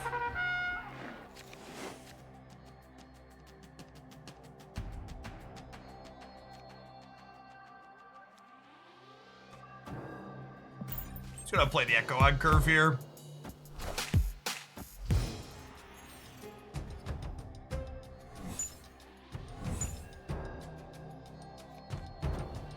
Spider-Ham gets a little wonky with Triskelion, but I think it's still in play here.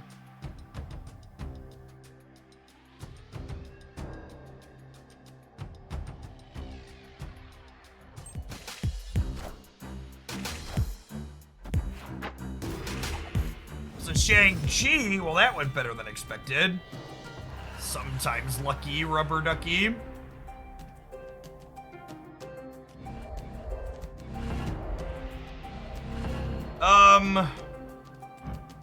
I feel like the average destroy deck is gonna get more out of a 7th turn than we are, even if Death's Domain is good for them, so I think I'm not magicking this game.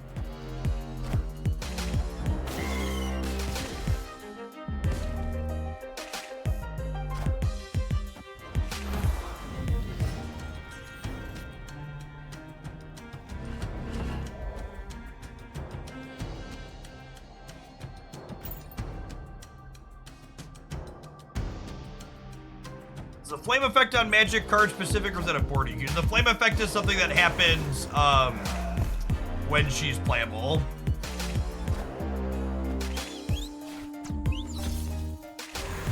Oh, Brood's sad. That would have been an awesome Jubilee hit. Rip. Watching Mystique now. Yeah, Storm could be worse.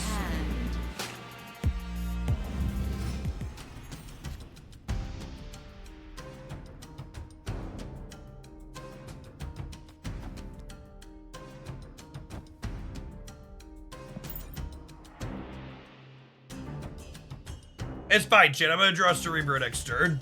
1 and 3.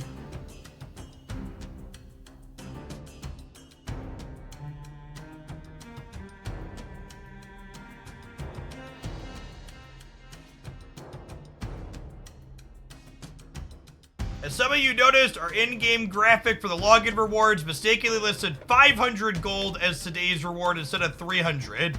Since it's PC launch celebration week, we're sending the other 200 gold to match the graphic. Note, this will happen over 2 separate messages, 300 gold and 200 gold.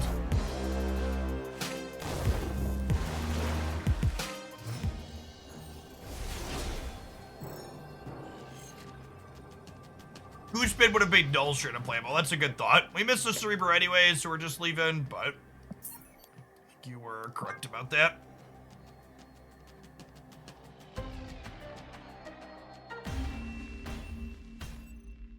Wonder how many people will figure out a way to complain about this one. Well, honestly, I think it's completely unreasonable that the Marvel Snap team is sending the extra gold as another message.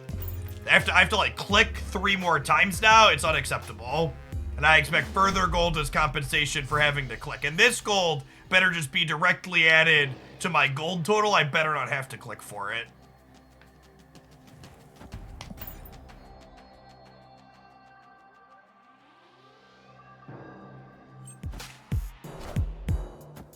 What's the old saying? If Wizards of the Coast put $100 bills into booster packs, the players would complain about how they were folded. Same thing applies here.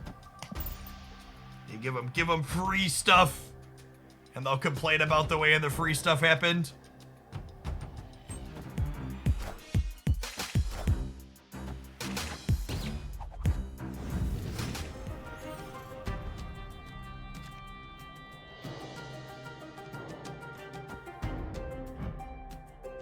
Porked to death there, chat. Somewhere out there in the multiverse, Thanos is pretty jealous right now.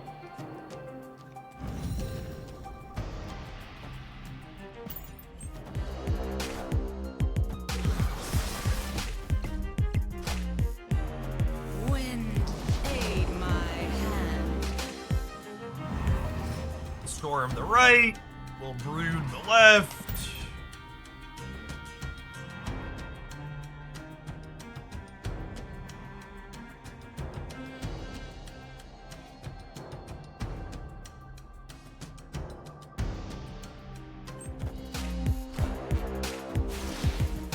Need more souls, man. Honestly, I should have snapped them. Playing kind of sloppy or play a couple of proving ground matches. This is a borderline boomer snap.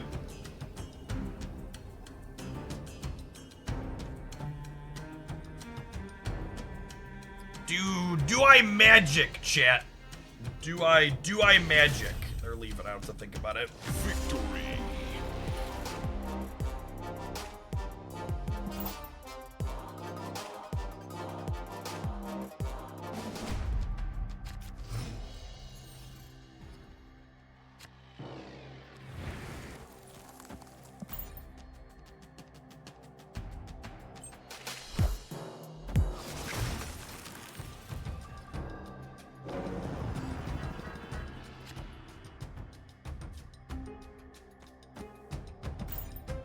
Figure out where we're storming.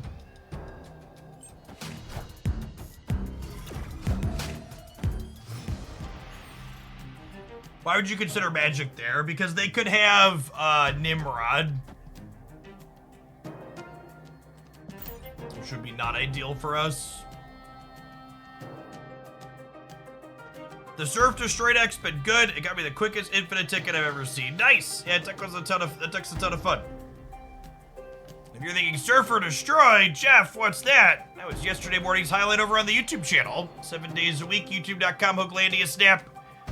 Game news, updates, deck highlights, reviews of upcoming content, all sorts of great stuff there. Wind, aid my hand.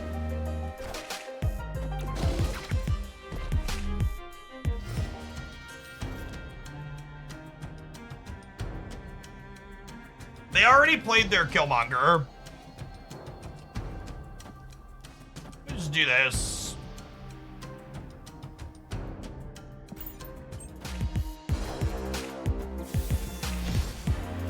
Harsh, but fair. Are we snapping territory? I guess they have a hard time on Baxter building, huh? Without being able to null there. I'm just not great into deep space is the problem.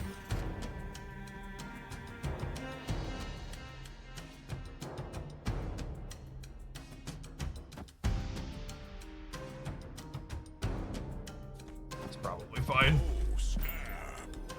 I'd like to dedicate this Blue Marvel to the people in chat that are about to say, wait, Jeff, Echo. Echo is not symmetrical, she's one-sided.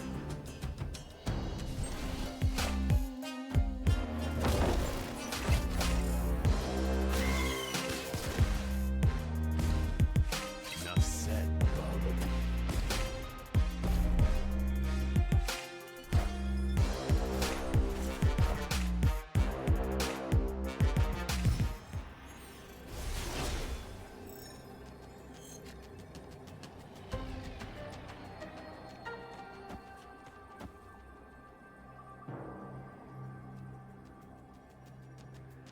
So it's gonna be, put us to 24 here, which I think is enough.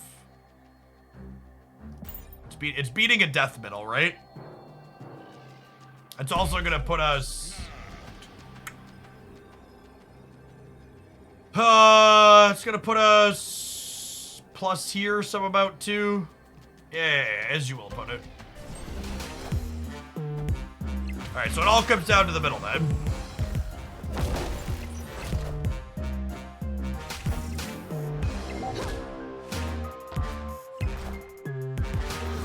What a gamer! What a gamer, guys, gals, and non-binary pals! Whatcha! That's the best part about playing shit cards, chat. Nobody knows what they do. Ain't nobody played against an Echo in their lives.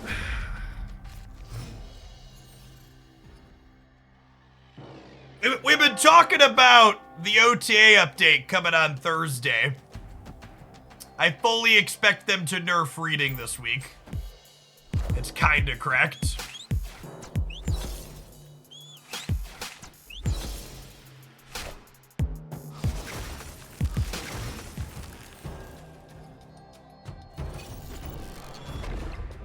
Oh no! We're Cerebro 4, chat. Gaming.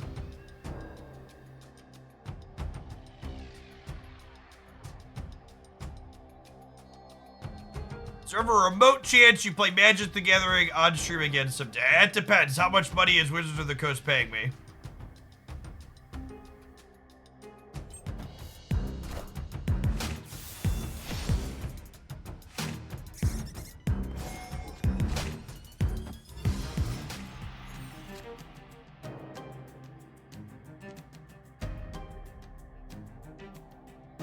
Translation, nope. Well, I mean...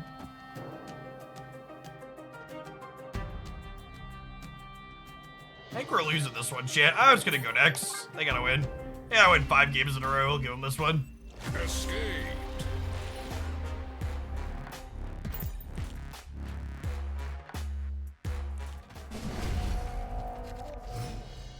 I missed the minus 500 emote. Yeah. Chat, I didn't move to playing Marvel Snap because it makes me more money than Magic the Gathering. When my wife and I talked about it, I was initially going to be willing to take a pay cut to move to Marvel Snap for Magic. I wanted out real bad. In my opinion, Magic the Gathering is not the same game today that it was 2 decades ago or even a decade ago when I really loved playing it. And that's not even to say anything about the obvious amounts of corporate greed, because everything with that is obvious. It's also to like point out that like from a fundamental like design perspective, the game changed.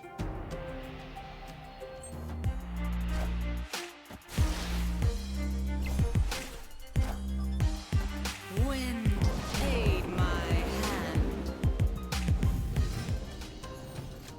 Due to power creep. Power creep was part of it. They changed their design philosophy to something that they called fire design, which was not kind. It's probably getting Killmongered. I think I might Magic because I really want to find Cerebro.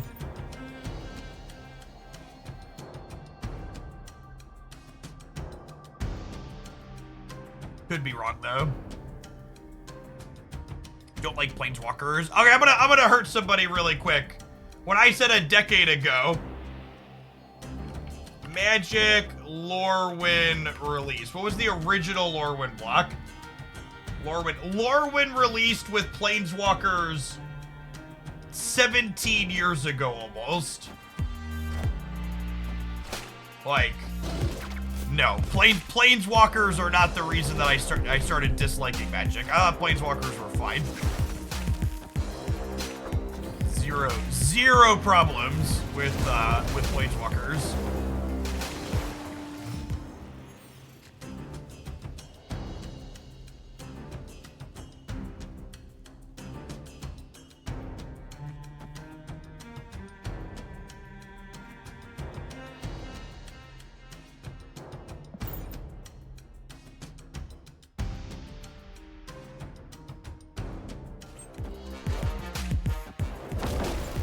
I'm gonna move along from this topic now because I don't want to get into hemming and hawing over problems that Magic the Gathering has because the list is long.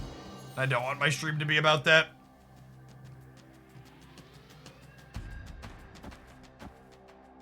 Just make sure they can't null here. We'll fill these in here next turn.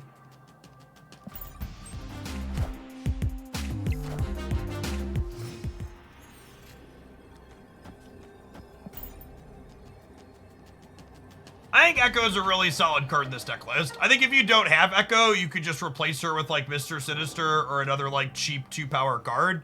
But I think if you have Echo in your collection, you want to play her here. Victory.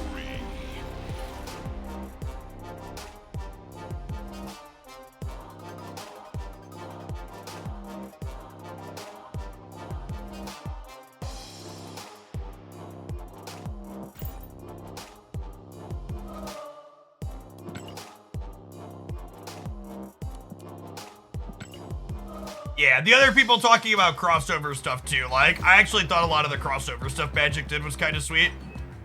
I didn't have a problem with that either.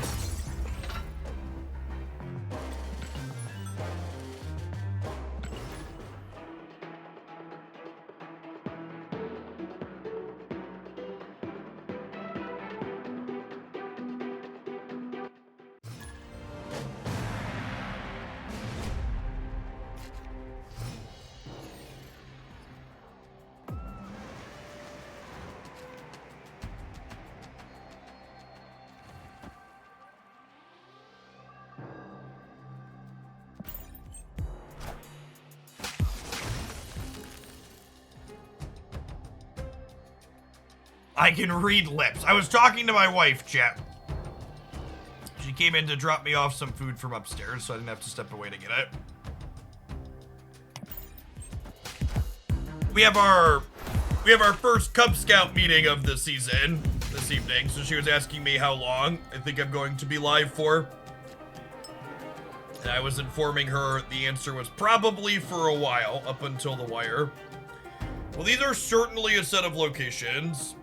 Is there any chance I want to just leave rather than show them more of my deck? Because right now my deck looks fairly generic.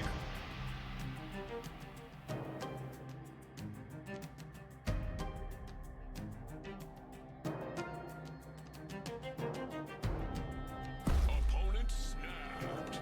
Definitely not staying if they snap. Escape. Have you tried the Forge Brew deck? So generally speaking, I try not to hammer the flavor of the week deck on stream. Because as someone who watches a good bit of Marvel Snap content in addition to making Marvel Snap content, there's definitely way more flavor of the week best deck streamers than there are people playing off-meta stuff.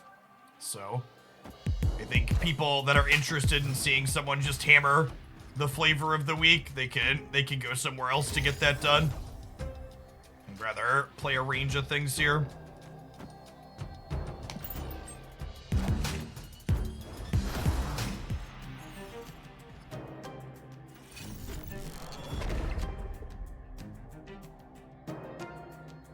Been away a while. Are hot locations don't think for too long? No, they are not.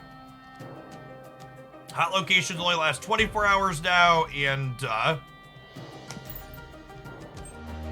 what's it called?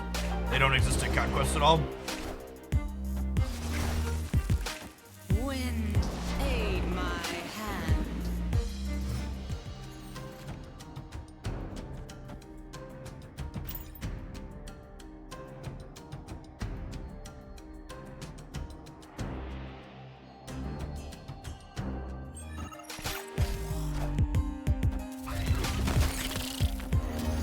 Jeff, how and where do we shout you out? What's the reward for it?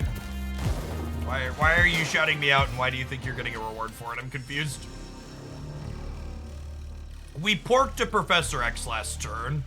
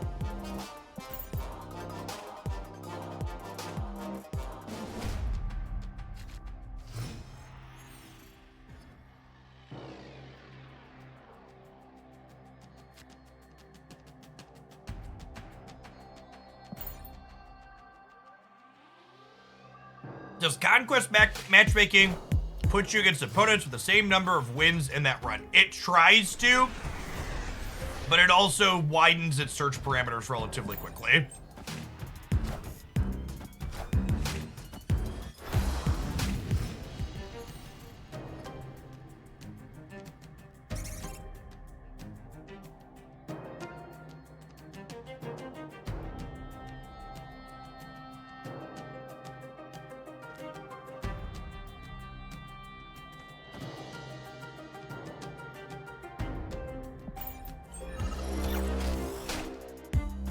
Wind aid my hand. Wind aid my hand.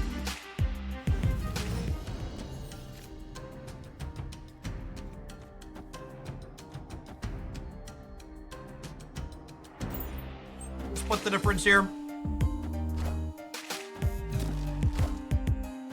Hey, what's going on? Is this Snobs? For the third of a year. Looking for Mr. Cage and Cerebro here.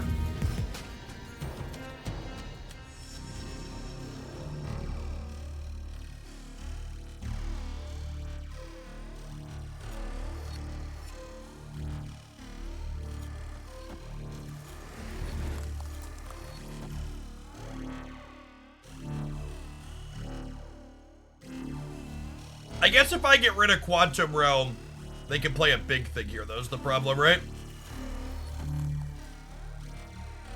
So we'll just do this.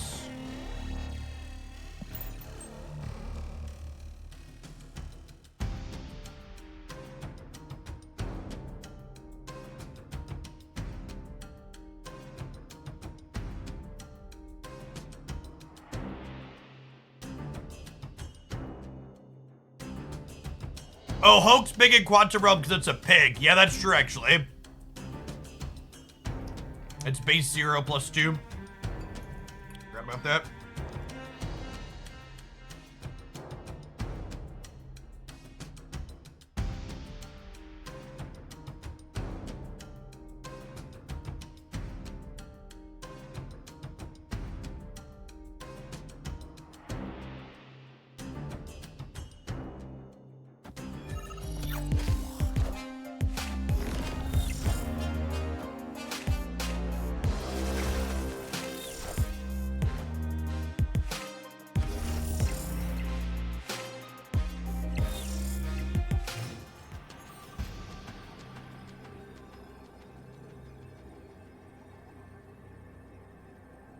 How do they win?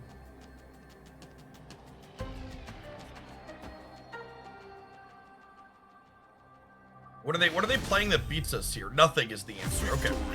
Okay.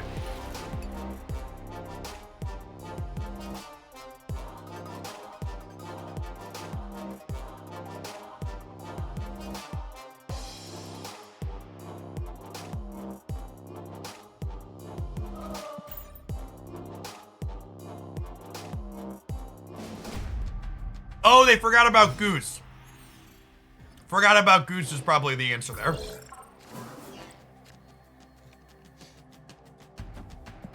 Hundred, 100% they forgot about Goose.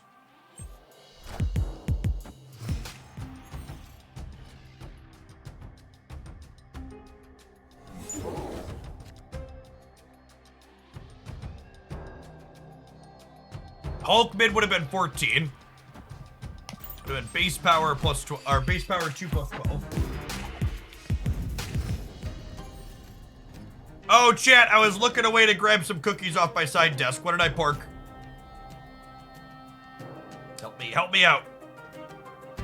Hulk, 14 power Hulk, got it.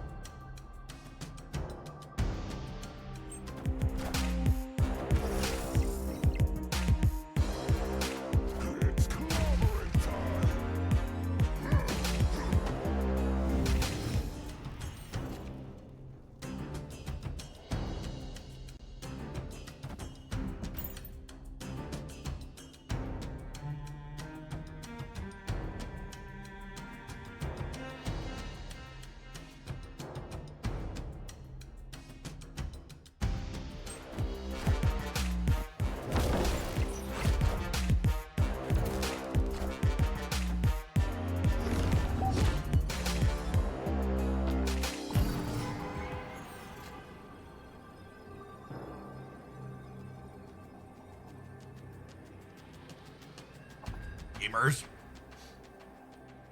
Gamers.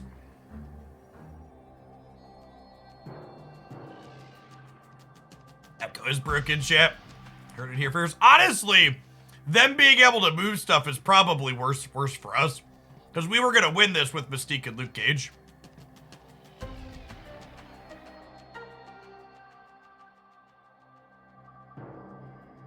It's funny, but also sad.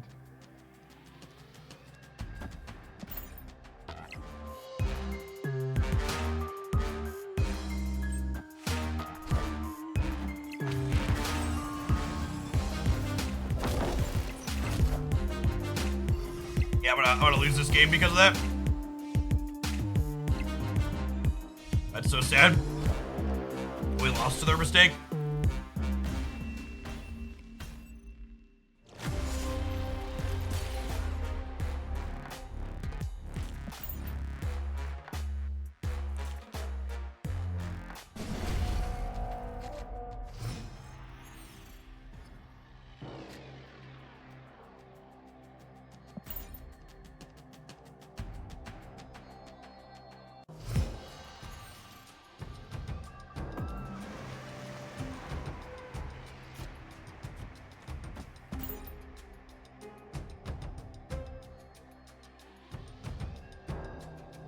Those you're only half listening. They played Professor X into an Echo Path and then was able to win because they didn't, they weren't locked in.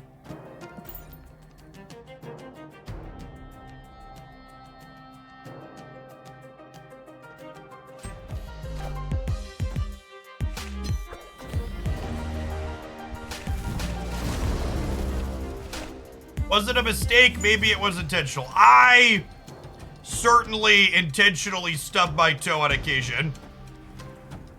And when it happens, I let everybody know how intentional it was.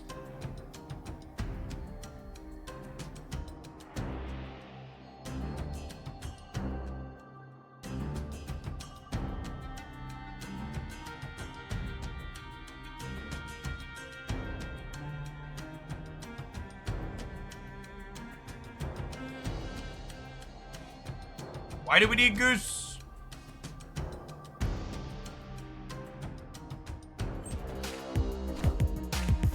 Wind, aid my hand. Wind, aid my hand.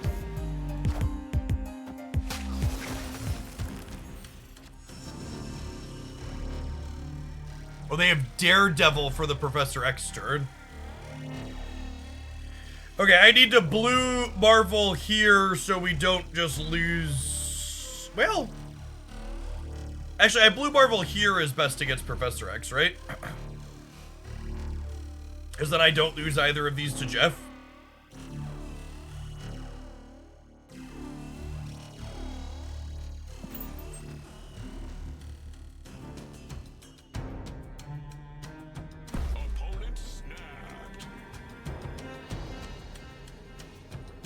What are they playing that punishes me here?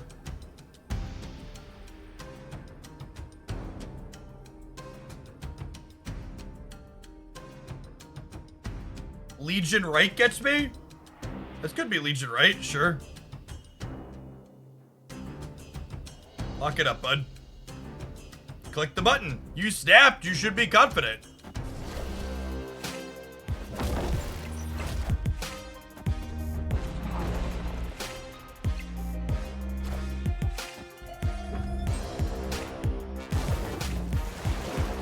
This is, fine.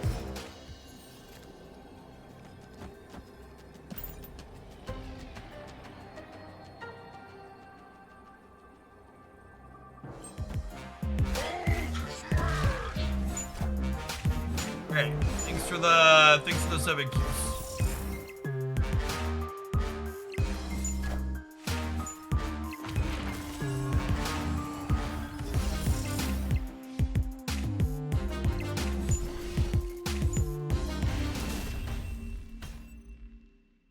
We didn't snap already. There was just no reason to snap, chat, because the stakes were gonna double to my max cubes anyways. There's no reason to push the button. This is a high stakes round. They snapped. There was no reason for me to snap.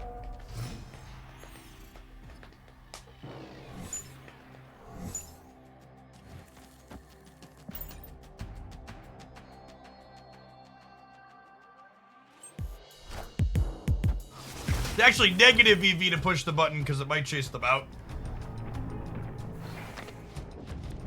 Well, that is certainly a pair of locations. Of all the locations in Marvel Snap, this is two of them.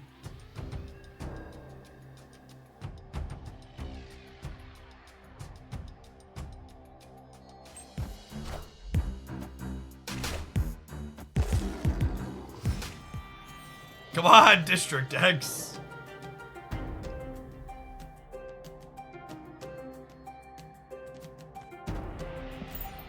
Is that good for us? I think that's good for us.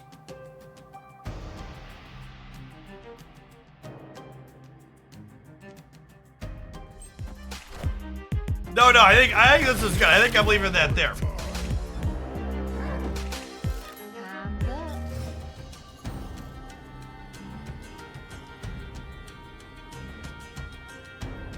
I think we're dead either way. I think this is more likely to win it. Good fucking God, man.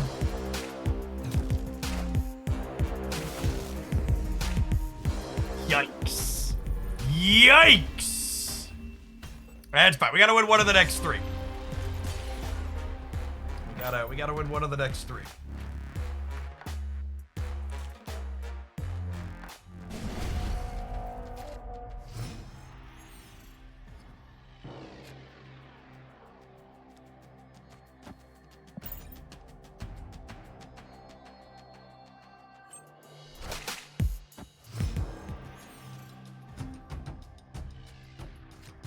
They said the login gold in 2 packs. I can't send 500 at once. No.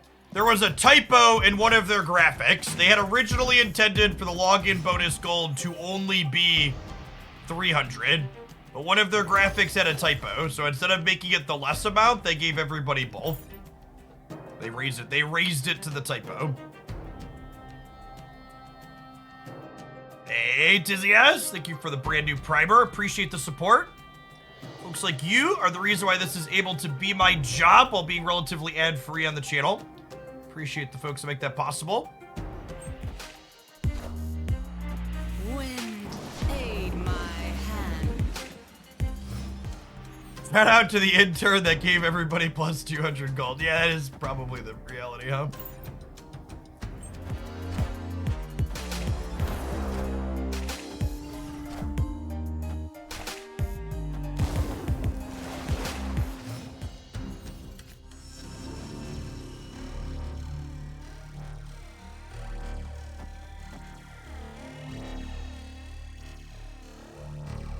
Is secondary big enough to have interns? They just announced their first intern class. Actually, yeah, there were screenshots or something. Oh, I wonder if I'm supposed to save Iceman till next turn to go Blue Marvel Iceman. Kevin Celtic, thanks for picking up that primer. Appreciate you taking Shuri Kitty from Jeffrey Bezos and sending it my way. I should probably plug that more with the new people that are here. For anybody that's not familiar, if you're on Twitch for the first time, checking out Drops. You're one of the many people in the world who has Amazon Prime. You can link your Amazon account to your Twitch account and get Twitch Prime included with that for free. They get you a free sub every single month if you come click the button with it here on Twitch. Takes real dollary dues from Jeffrey Bezos and sends them to the streamer that you're subscribing to. In my case, I get about Tree Fitty whenever anybody clicks that button. Are they not playing Enchantress or Rogue? The control build doesn't usually have room for those cards, no. Leaves them pretty soft to loot cage.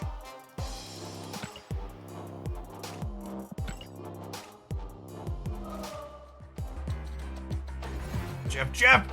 Direct Jeff to Jeff delivery line. Thanks, Gus. Yeah, Goose. Goose is a pretty solid disruptive card.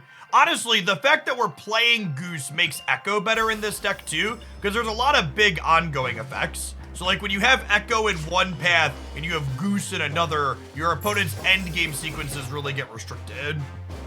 Decision DM. Thanks for upping that prime for the 4th month. Welcome back.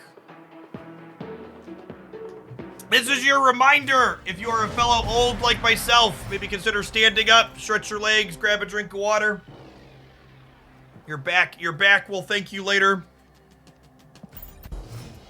What's going on, Drufus? Thanks for the 7 months. Yes, you had Storm in the mix too, and they really get restricted on where they can play their cards out.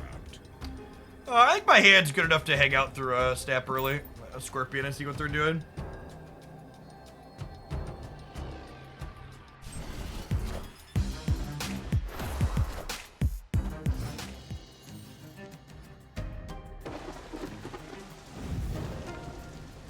Ooh, you know, I haven't actually played this matchup at all, because I haven't played Cerebro 2 since this Little Movers deck became popular. I think they're probably better at filling the raft than we are, right? Unfortunately.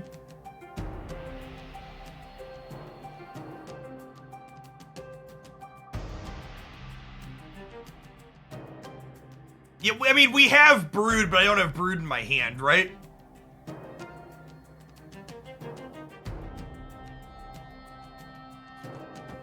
I'm gonna magic the raft. Oh no! Oh no! What a disaster! Brutal. Savage. Wrecked. Alright, well, shit. JD Caitlin, thank you for the 5 months of prep. Appreciate that. Well, the good news is...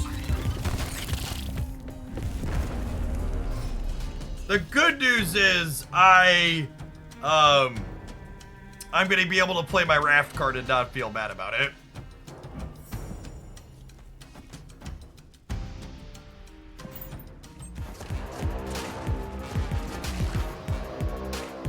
Friendly neighborhood Spider-Man here.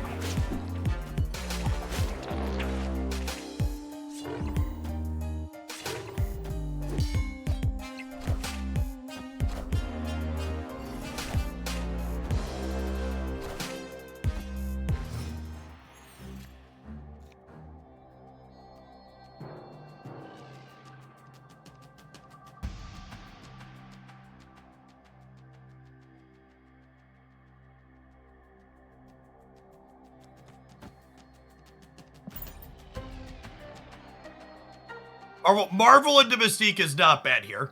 Agree.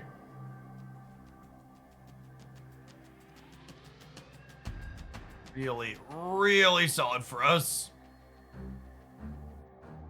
How did Magic get buffed? This was a copy of Cudlun, and she got Juggernauted into it.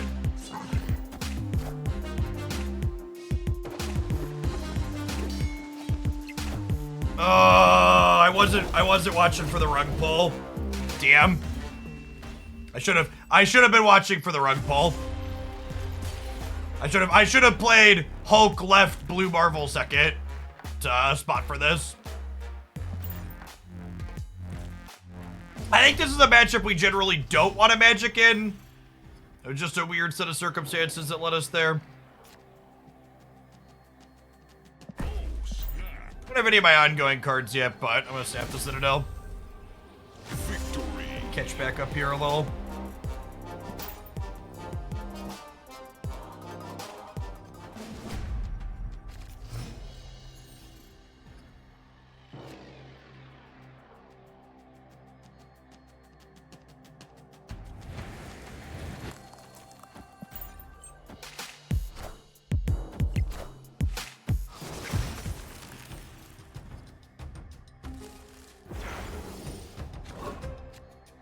I will not play 1-drops into Lake Hellas. I will not play 1-drops into Lake Hellas.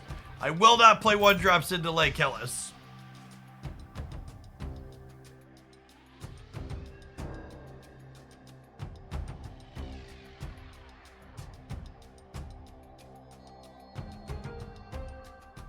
Hey, Ice Ray, thanks for the quarter of a year. Welcome back.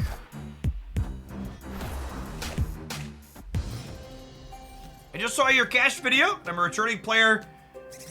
cash are new to me. Can you hold them and open when you like a set of cards? This is exactly correct. You can and should hold on to your caches.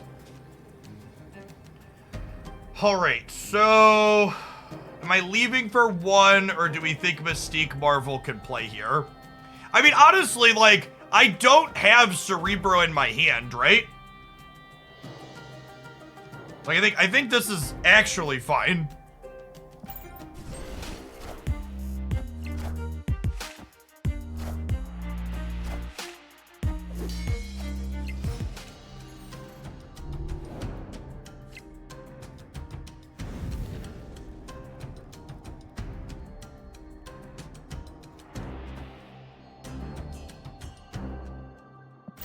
I don't think I want a... Friendly neighborhood Spider-Man here.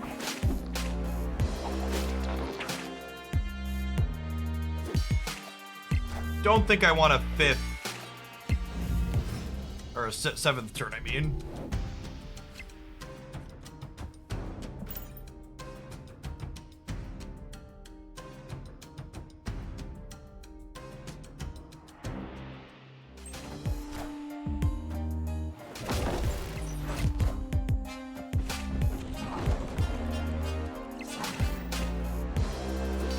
Guess that makes the Craven a little bigger.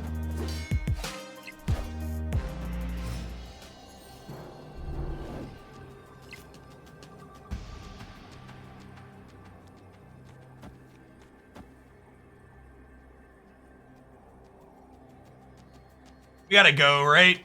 Their kitty's big enough to beat our +4 on the right.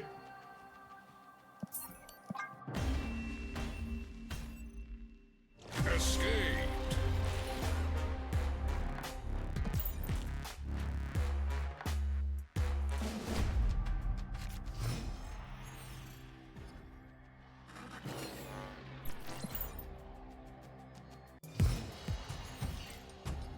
I think Juggernaut is a great card in the Little Movers deck. Juggernaut is arguably one of the most underplayed cards in the game. It's very strong. Juggernaut and Magneto. Both excellent finishers.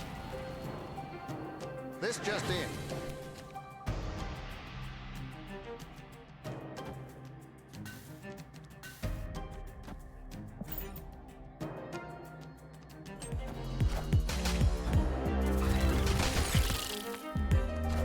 Yeah, I'm not supposed to go so hard for Mojo World.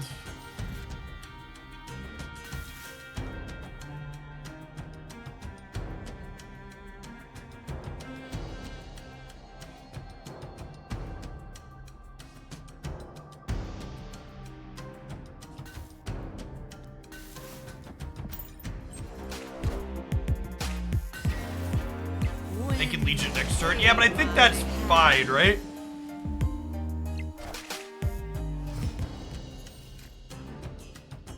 Is it fine?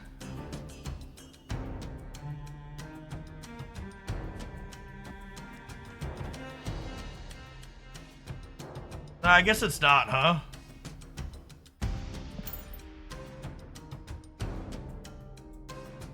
I messed up when I played the Brood left. I should have played Brood on the right.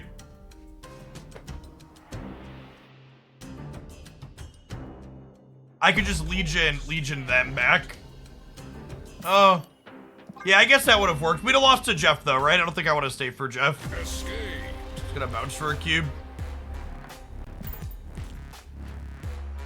That would have been better than my line, but...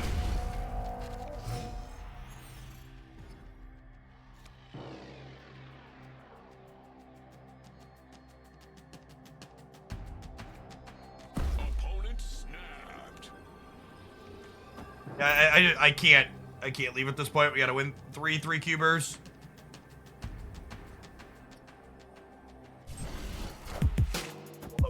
Hit a way to clean up this location being annoying.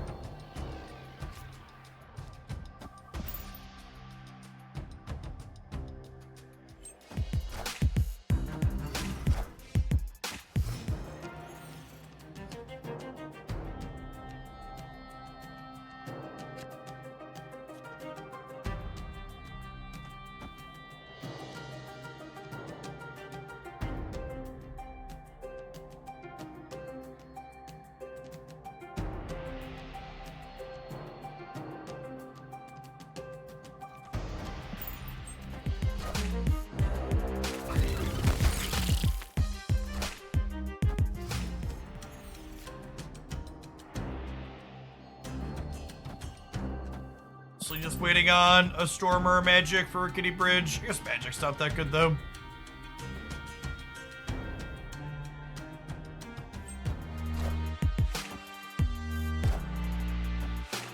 They playing, right? Friendly neighborhood Spider-Man here. Trying to get into Cutlawn, sure.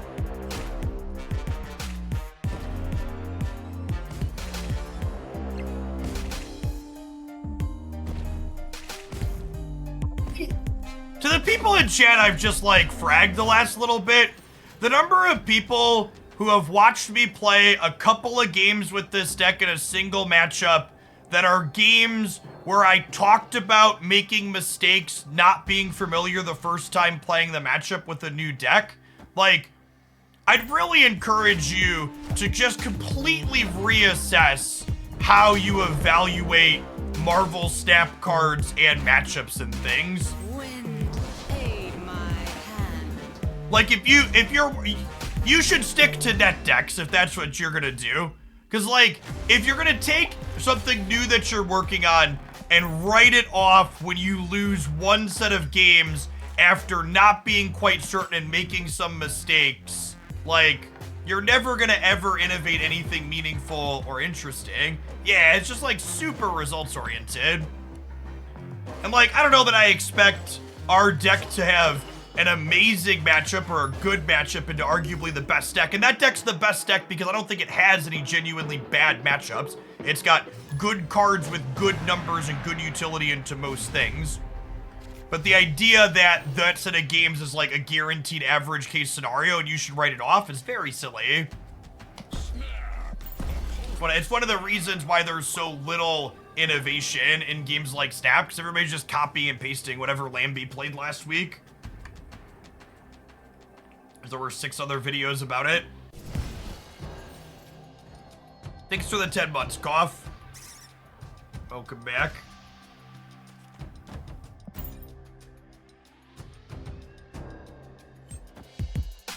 I would be pretty surprised if the Little Movers deck doesn't have 1 or 2 cards get adjusted in the OTA this week. That's just card games in general. I mean, that's kind of life in general, right?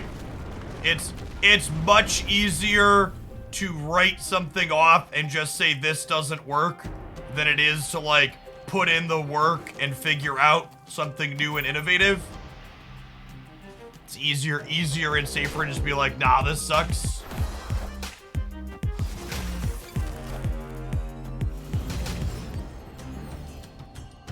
And for the record, there's nothing wrong with enjoying playing net decks. There's nothing wrong with being like, I don't have the time or the drive to want to innovate something myself. I am simply hoping to point out that if your goal is to innovate, you can't simply just write things off the first time something goes not ideal for you.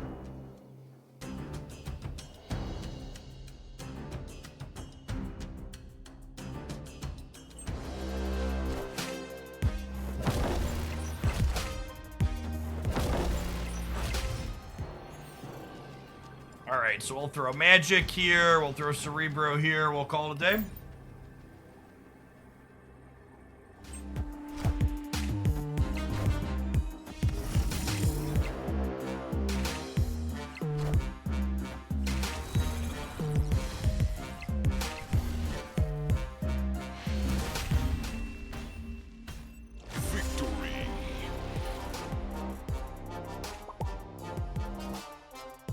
Let's say the deck does need to be written off. How can you make the correct decision to do so? There's not a shortcut answer to that. It's experience is the answer. So Sometimes I do play a deck a handful of games and be like, nah, it doesn't feel like there's anything here, I'm gonna move on. But like, that's a separate decision based on my experience that's separate from the random variance flips that happened or not in the games. The key to deck building in games like this is kind of trying to extrapolate small data sets to what you theoretically think it looks like as you get larger, right? It's looking at the set of things that happened and being like, oh, was this an average case scenario, or do we think this is atypical? And that could go in both directions too, right? Like I've definitely had times where I had like a pretty reasonable record. I'm like 3-1 or 4-1 with a deck, and my feelings are like, man, we've gotten so lucky in this set. Our opponents have played poorly. We've won every flip. This deck is not worth playing more. It kind of sucks despite running well with it.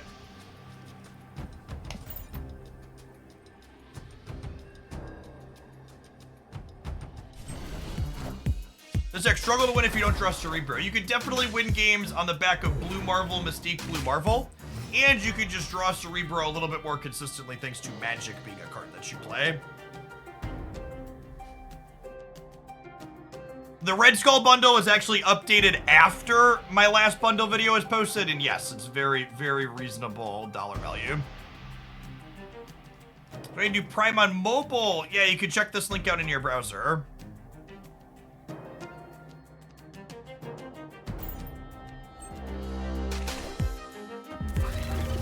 Look at the little bitty baby brood, chat. It's so little. Huh. Scorpion's kind of really good into this matchup, huh?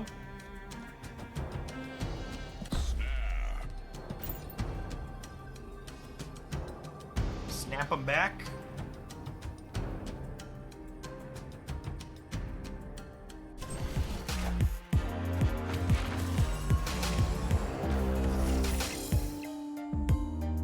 Some of these builds do play Cage. That being said, even if they have Cage, my draw's not bad, right? Like, I'm just putting out big numbers. Like, the Scorpion was good, but it's not the only reason my draw here is good. Suggestions for starting to brew, just find 2 to 4 cards and synergize. I mean, the blunt answer is, if you have to ask the question, how do I brew? You shouldn't be starting with a blank page. You should be going and finding net decks and figuring out what makes those net decks good and reasonable, and then making small adjustments from there. You don't just say, how do I learn calculus? You start with the other math that you need before that, right? You like build your way up. You learn arithmetic in grade school, you learn algebra, some geometry, some trigonometry, and then eventually you get to the top and you're like, okay, this is, oh, not even the top by any means, but you get to that point on your education and are like, okay, this is where I'm at now.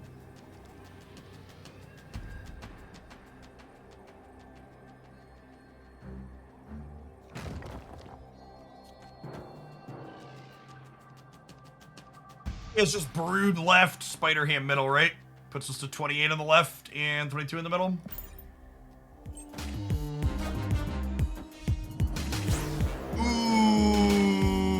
Ooh, they're playing Rogue.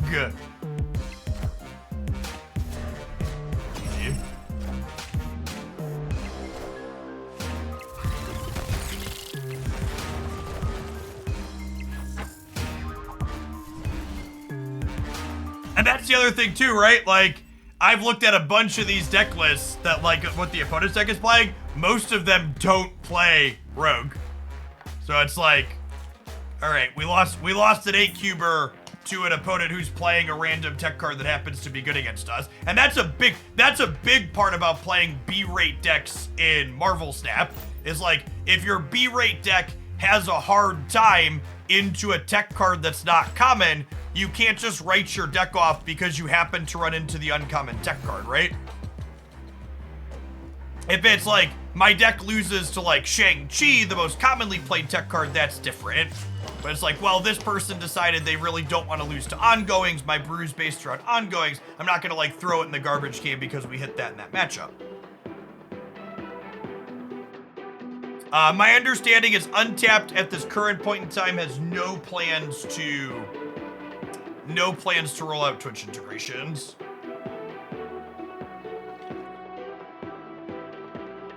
Tindera asked, are you taking Conquest exhibitions? How do I send you a short URL? I'm not doing Conquest submissions today.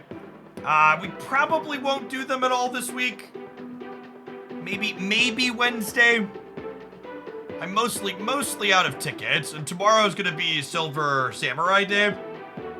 Maybe we'll do some on Wednesday. Friday is gonna be Infinite Conquest Day after the OTA update. I think is my plan.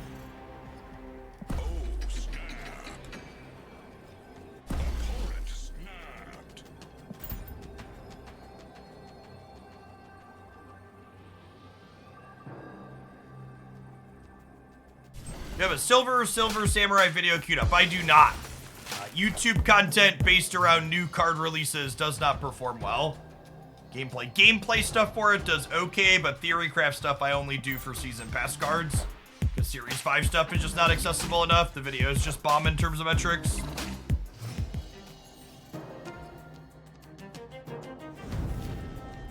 Am I looking into Starfield? Okay, I'm gonna give the gamers in chat. This might not be the advice you want to hear, but it's the advice you need to hear. Chat, if you haven't finished Baldur's Gate 3 yet, you don't have time for Starfield. Don't spend your money on it. It'll be cheaper later.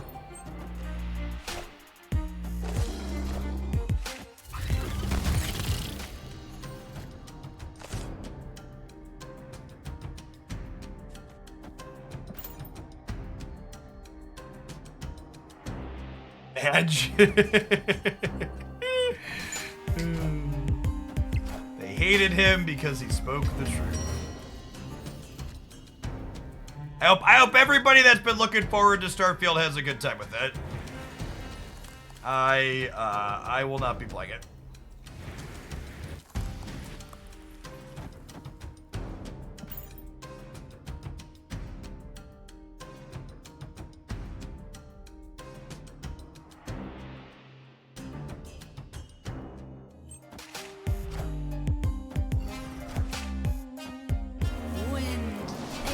Order? I think I did the order right. Oh no, you're right, I did do it wrong. I did it right and then I messed it up. No Cerebro, Didge.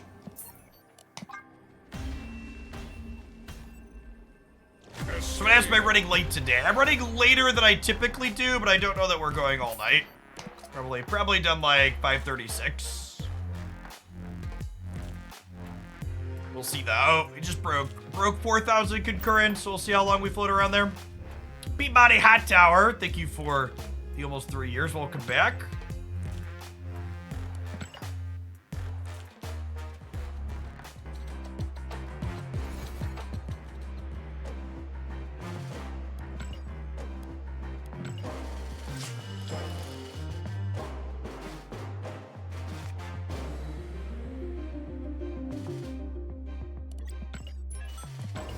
Make some numbers for a little bit. I haven't been Cosmo'd in a while. Surely this deck will go well. When was the last time I got Cosmo'd, Chad? It's been hours. Oh, snap.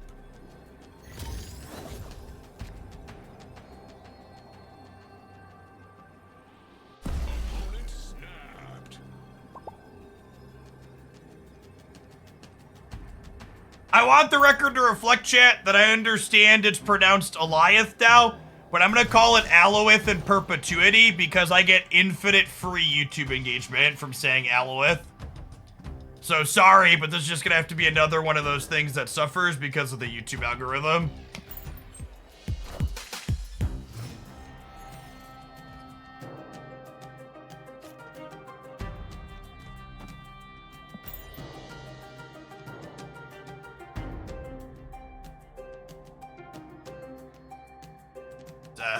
Think real hard whether or not I want to play Aloith or Magento inside of my upcoming decks. They're both really good 6-drops.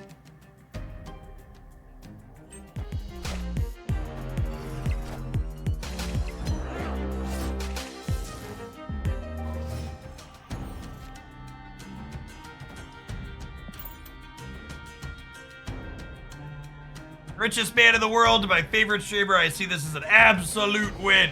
What's going on? Mandoka-sa, thanks for the third of a year.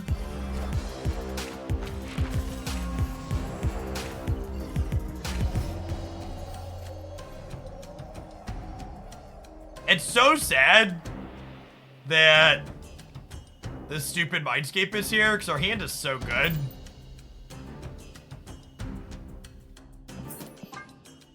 Get Cosmoed. Mindscape is here to ruin our day.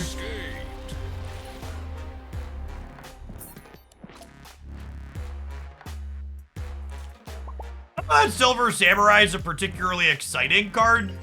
I think it's very playable, but it's just like kind of like this small upgrade in a lot of places to make stature more consistent.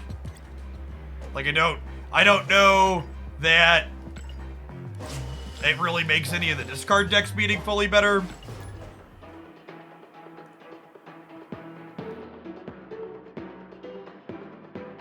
I look forward to forgetting I should be playing around Silver Samurai and getting cards I wanted to keep discarded a bunch over the course of the next little bit. That's certainly going to be a thing.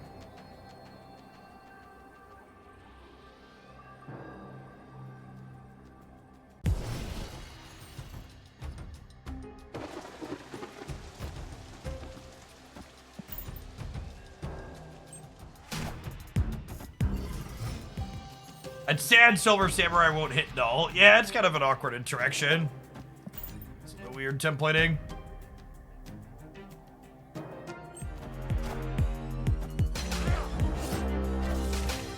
Didn't snap us back, get a little sweaty.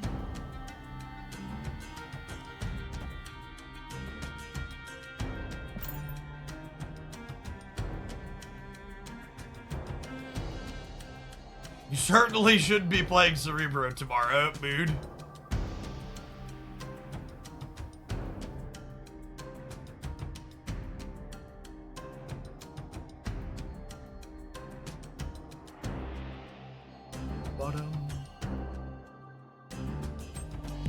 Discard bounce with Silver Samurai. Silver Samurai is not a card you're really gonna have a time window to bounce.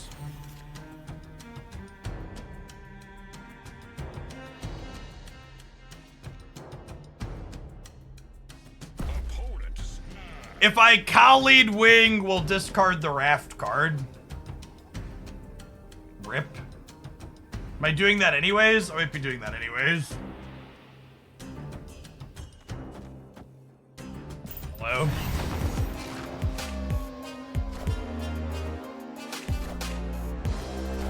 Joke's on you! I get to keep my Raft card now! Fuck off! You shitty dog! Everything worked out so... See, chat, I snapped on turn 1 because it was the proving grounds. They snapped on turn 1 because they thought their shitty dog was gonna win the game. We are not the same.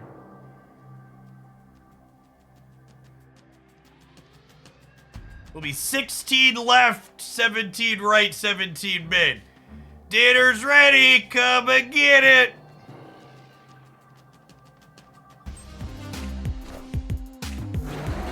Is the Red Skull deal for $25 worth it? I don't know. Is it worth it to you to pay $25 for pixels?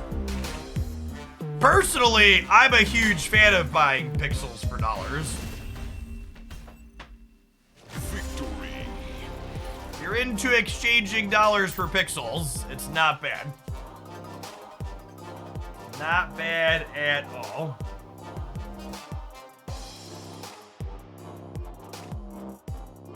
We're not going to refer to Cosmo as a shitty dog. Chat, their Cosmo is a shitty dog. My Cosmo is a good boy. I don't make the rules, but that's what they are, okay? One of them is a hero, one of them is a villain. That's just how it works.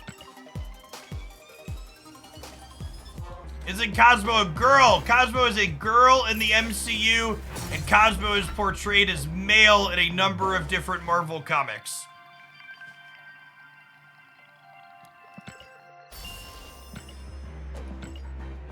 So yes is an appropriate answer. Dealer's choice, as you will.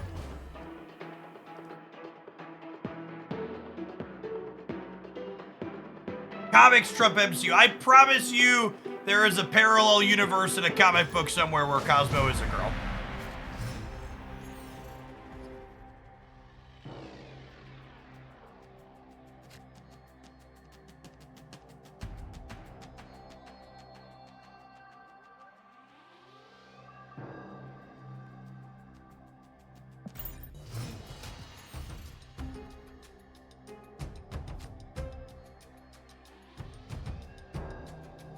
Conquest tickets eventually go away, right? At the end of the season, all of your tickets and medals disappear. Crap and Snap is the opponent's username. That's great.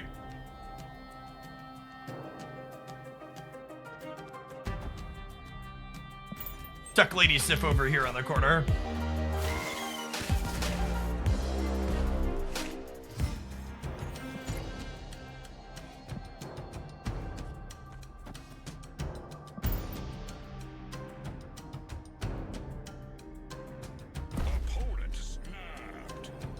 I think my hand's shaping up to be okay. I'm gonna stay for the snap.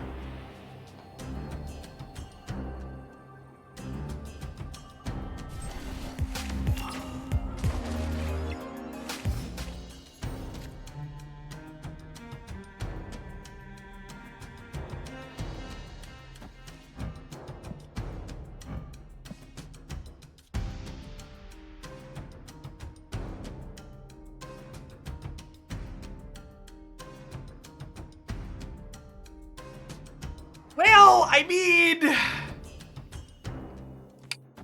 Mama didn't raise no coward, chat. Mama didn't raise no coward.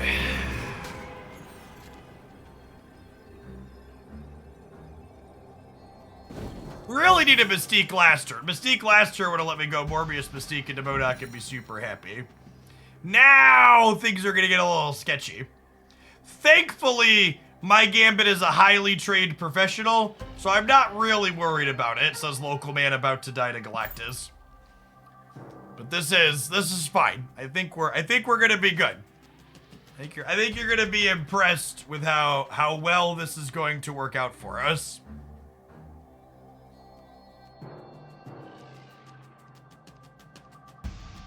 Mystique copies Morb if played outside. That's true, but then I can't MODOK is the problem.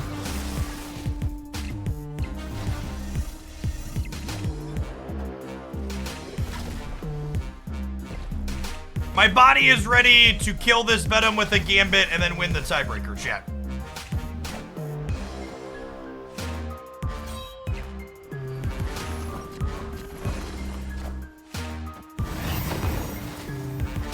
All right, Gambit. He never misses, chat. He never misses. All right. That's good. That's good. We take that. Come on. Oh, no. Wait, do we win?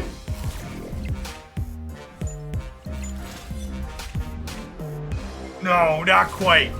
Rats. Missed it by this much, chat. Missed it by this much. Be honest, that was a lot closer than you thought it was gonna be, right?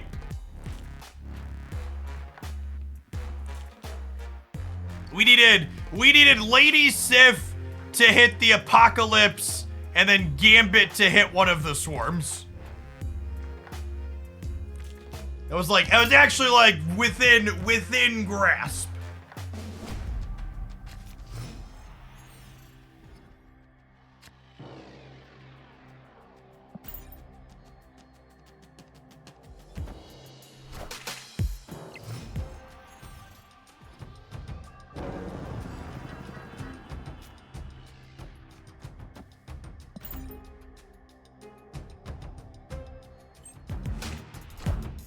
What does this deck play if you don't have Dak in? Play Crystal. Slide Ben Brew to $10 bill under the table. Also a valid choice.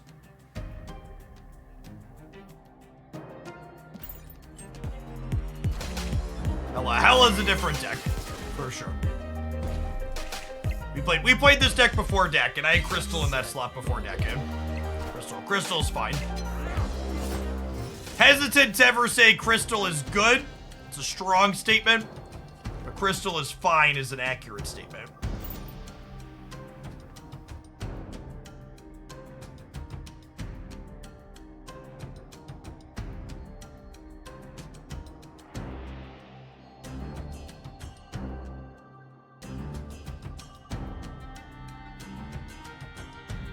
My first gold card is a Mech Morbius 1/12 of my way to being a Carrot cosplayer. Good luck, Godspeed.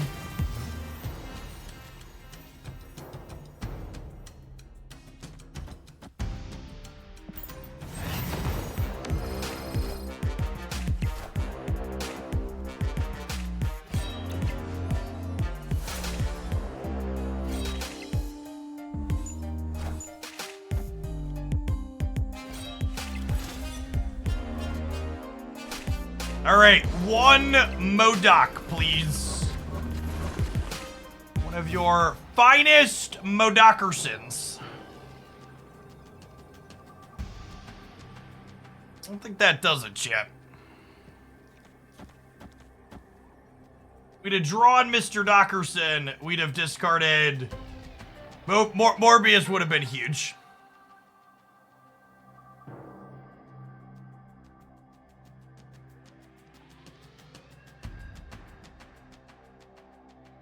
Think we're dead.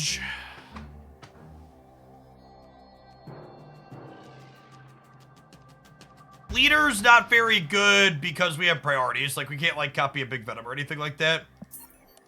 I mean, one of our good draws to go Burr. Escaped. So make some big numbers. Some leader brain gamers in the chat.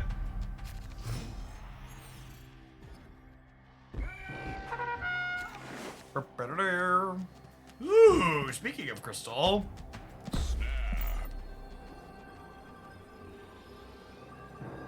If Crystal chat, can't lose, snap.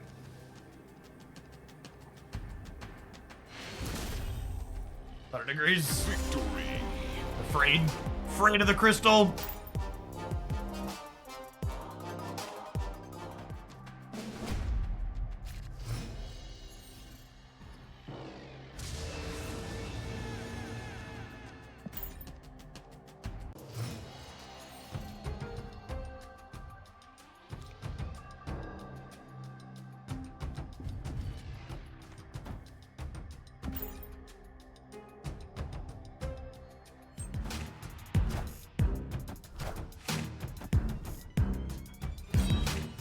How old am I? I am the ripe old age of 32.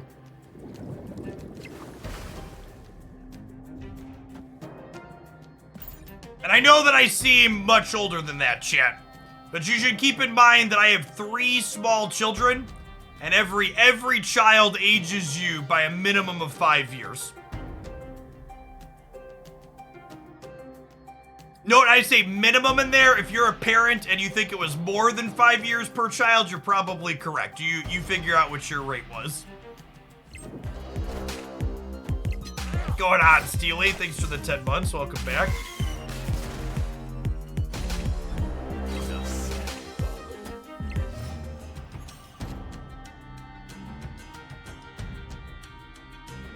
"32, what happened to your hair? Someday you'll get through high school, where you'll take a biology class where they teach you about genetics." That's a little bit advanced for whatever grade school shit you're working through. Do people think they're clever poking at my appearance yet?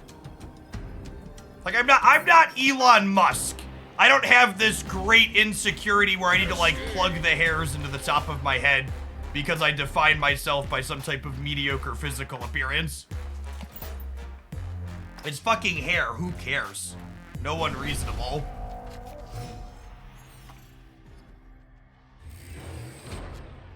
The only people that give a shit about stuff like that aren't people whose opinions are worth being around. Oh, snap.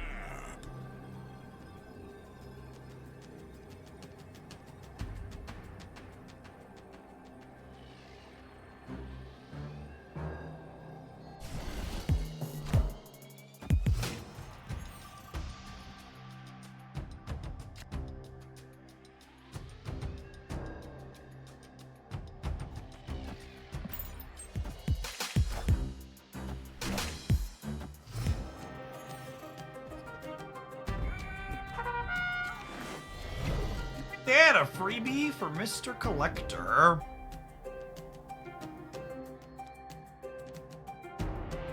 I want to put Dak into the same location here or not. Could go either way.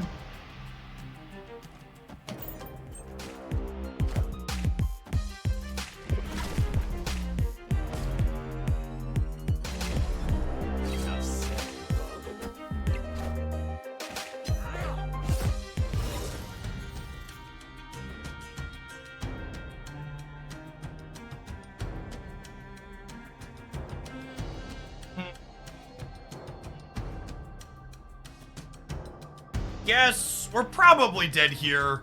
No Morbius early, no MODOK in sight.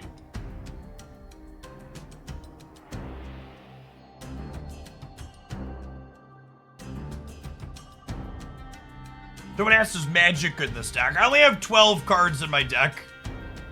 One of them has to be cut to play Magic.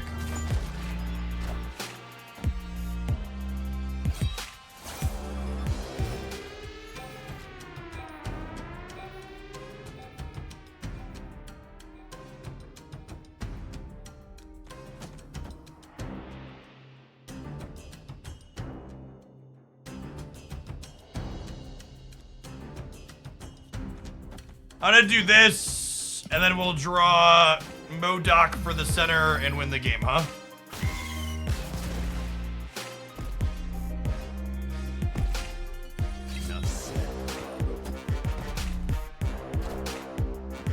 Do you think this deck wants Chavez for more consistency in the early game? I think that question shows the fundamental misunderstanding that people have when it comes to playing Chavez in their Marvel Snap decks. In my opinion, Chavez is the #1 card too many people put in their Marvel Snap decks where it doesn't belong. Every Marvel Snap deck wants to be consistent in the early game, essentially. The thing that separates, hey, maybe we're a Chavez deck from, hey, we're not a Chavez deck, shouldn't be, does your deck want early game consistency? It should be, does my deck have good cards to draw in the late game that are key for me to draw on later turns? Like, take this deck, for example. MODOK is frequently a good turn 6 draw in this deck. And if I put Chavez in my deck, I actually make myself less likely to have that card on curve. Thanks, Gambit.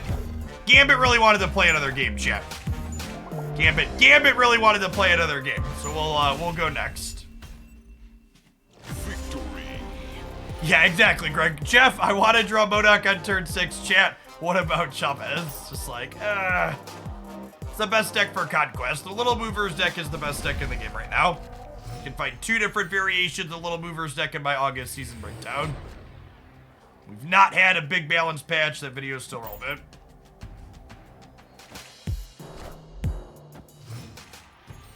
Chavez and the Patriot build going around is the most cursed Chavez deck I've ever seen. It's pretty cursed, I agree. Inclined to agree. Was it chalking and clicking that we didn't play mid on turn 6? No, I just knew my Gambit was going to do what he did. I didn't play middle because I had faith.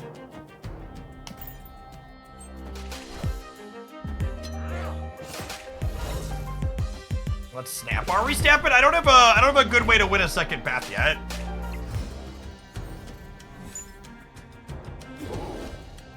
All right, that's a good way to win a second path.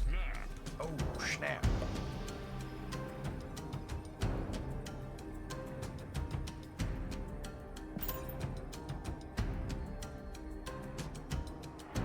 In Gambit we trust, exactly. You watched the last game, chat. This game, it's never let me down.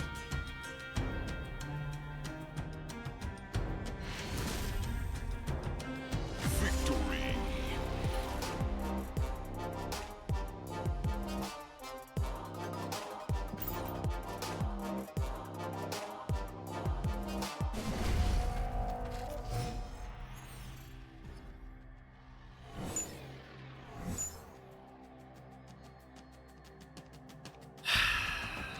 Wheel?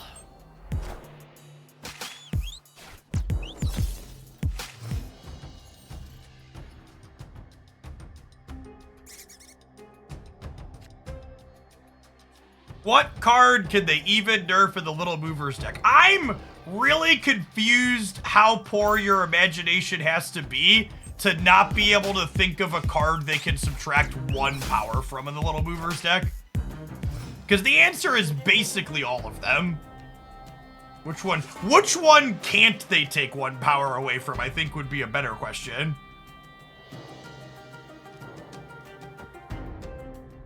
I really hope they don't take Silk to 4, because I really like Cerebro 5. I really hope they don't take Silk to 4, because I think Legion to a 5/7 is definitely a change we're gonna see. I would be shocked if Legion was a 5/8 Thursday afternoon. What was Legion originally data mined as? Was he originally data mined as like a 5/4 or a 5/5? I forget. He was much smaller, right?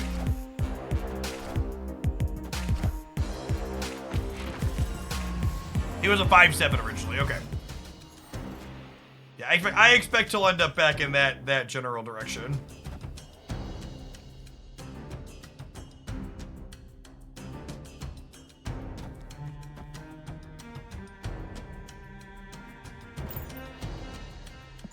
All right, again, this is why this deck isn't a good Chavez deck. Really want to draw MODOK here. Our deck likes. They're a destroyer deck. Well then. Our deck likes to draw MODOK on the last turn.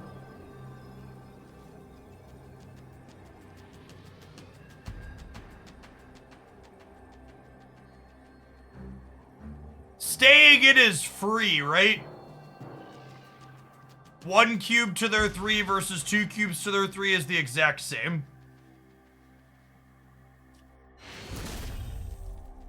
It's not free for them, though. They're leaving. All right, we gotta win one of the next 2.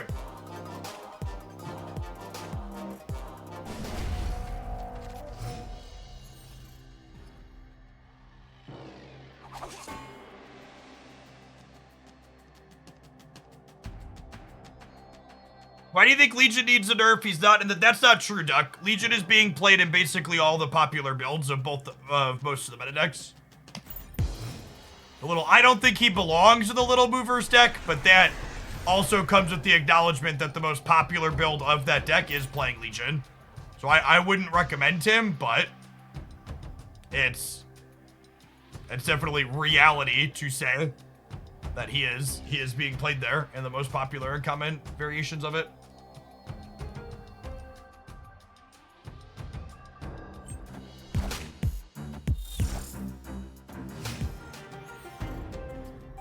Legion is unfun. I completely disagree with that. I think that like I listened to some Twitch chat takes. Legion is unfun might literally be the most Twitch chat take I have ever heard. Legion are arguably the reason why Legion sees so much play is because he is a deeply fun card. It is like pure octane fun.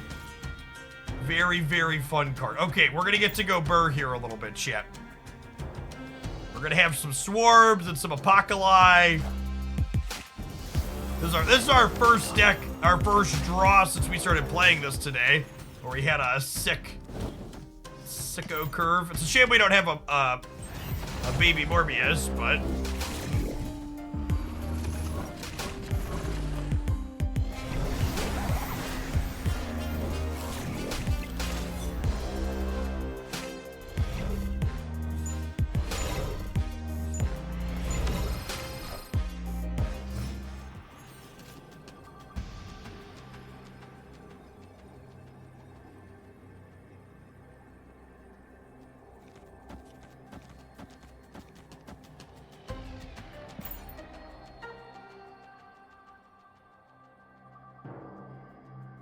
Could lose this.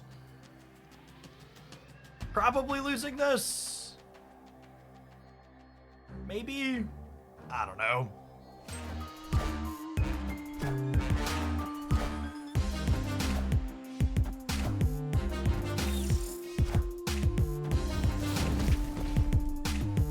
Shang-Chi!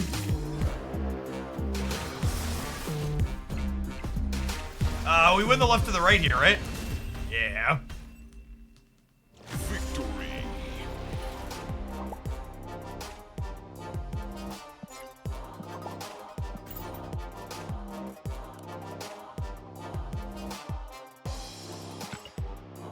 Do you like the wave arrow move deck? I think it's worse than just playing the movers deck.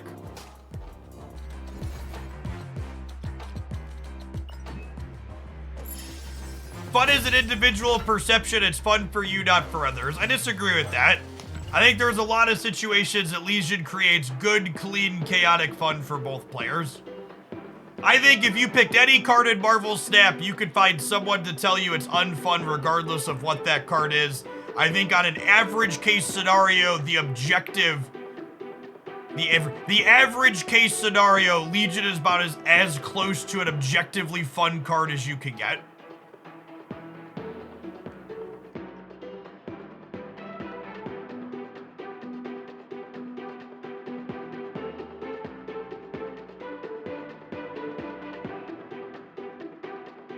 Rochelle, where Kingpin is a playable card. There is not. It is a testament to how bad Kingpin is a Marvel Snap card that a deck called Little Movers with Silk is the best thing in the format and Kingpin is still not playable. It's truly, truly a travesty.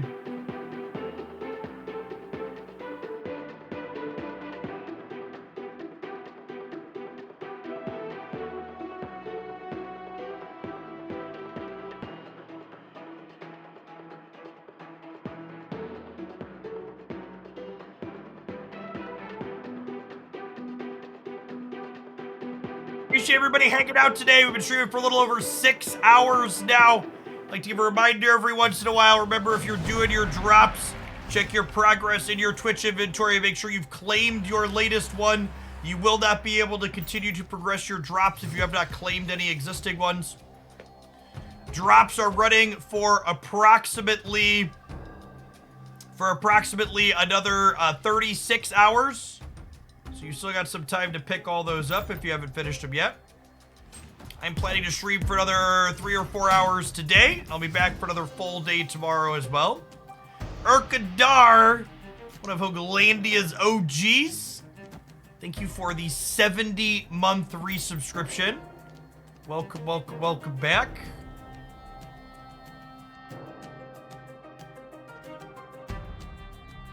How could they improve Doctor Strange? It's sad that he's such a fun, such an iconic character. That kind of sucks.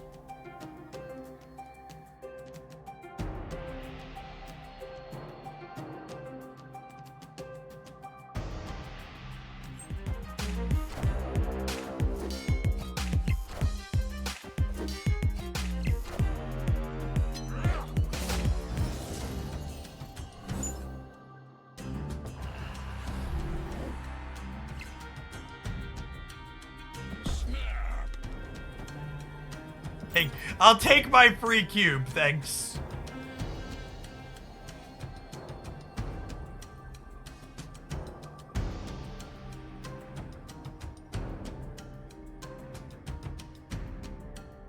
If you play every day, can you always open all 3 spotlight caches? Completely free to play players get approximately 4.5 spotlight caches per month.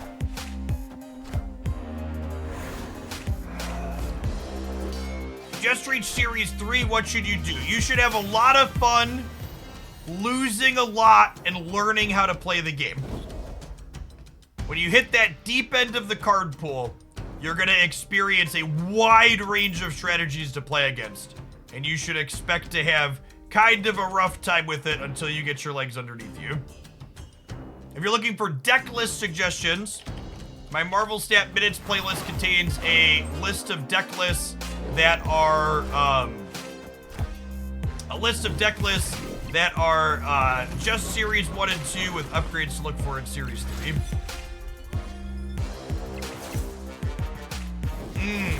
We are gonna lose. We are gonna lose to Shang-Chi here, huh? Because they have the vision. Or am I? Or am I? Okay, so if they Shang-Chi here, Gambit is 50% to win the game, right? Is that true? He kills Vision. We're 10-0. And we're 8-15. He kills Angela.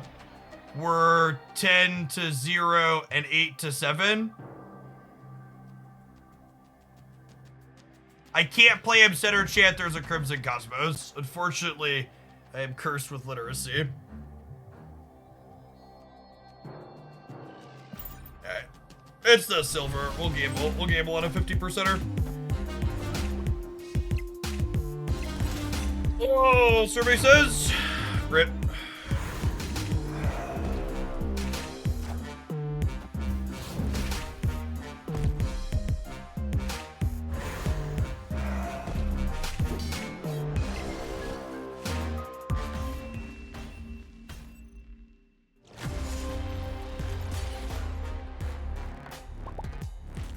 Gambit killing Vision would be their 13, right?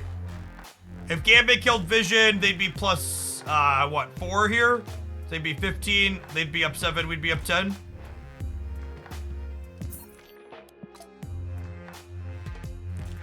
Snapping into a 50-50 is a bad snap, that is correct. It's also silver, so like, who cares?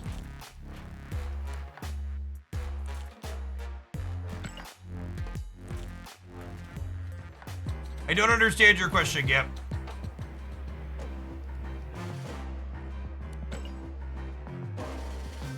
Is this game new player friendly? Marvel Snap.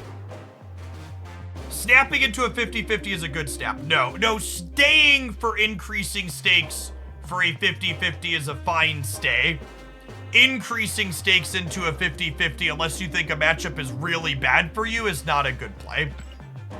And if you're playing what's likely the best, most consistent deck in the format, you probably shouldn't be gambling on 50-50s aggressively. Unless you think you hit some kind of really weird bad matchup. I don't think that deck has bad matchups. Marvel Snap is one of the only digital card games I've ever played that actually makes it so new people coming in can actually catch up. If you start playing Marvel Snap today, you will eventually be able to catch up and complete all of the Series 1, 2, and 3 cards, and then eventually a certain percentage of Series 4 and 5.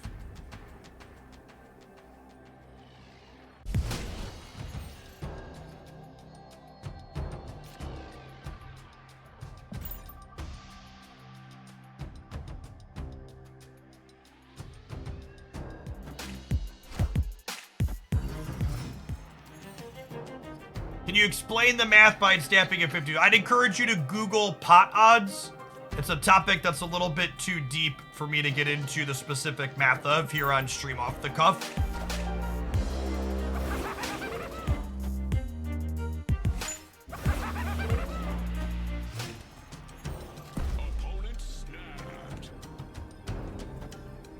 The Proving Grounds, bud. We're hanging out. Are we getting Vipered here too? Got me. Hot odds. It's the concept of like betting theory in poker.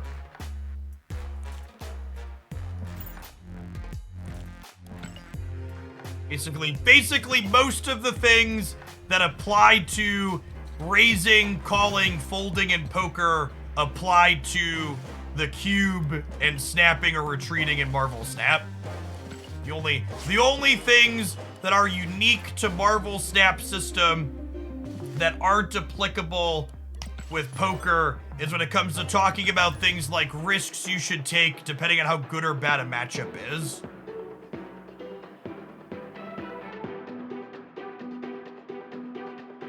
The other thing I guess that's Snap specific that a lot of people that talk about pot odds don't cover a lot of the time is that in Marvel Snap, figuring out what your odds are to have something happen is very different than figuring out your odds in poker.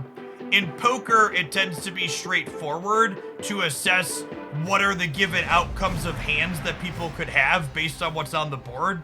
Whereas in Marvel Snap, there's hundreds of cards, right?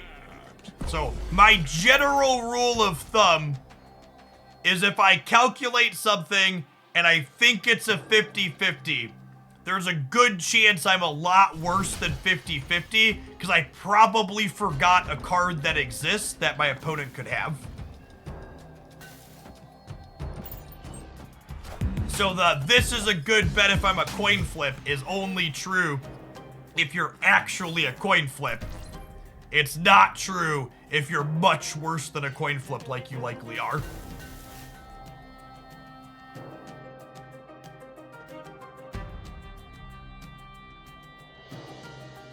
Ancient Archdemon, thank you for the 54 months. Appreciate the 4.5 years. Welcome back. I think we're not forging here. Just don't really have time to play that with my curve. I think bluff snapping has a place against good opponents in Conquest if they see most of your deck. I disagree. As someone who fancies himself above average at Marvel Snap, even inside of Infinite Conquest, a lot of the time I don't care enough about the results of the game, and I will snap willy-nilly or call things just to chase a rabbit. Effectively, all of Marvel Snap is the equivalent of playing poker with your cousins at a holiday party. Nobody really has any skin in the game, and it's free to call. Yeah, the problem with bluffing is that staying in is fun. Is the perfect way to put it.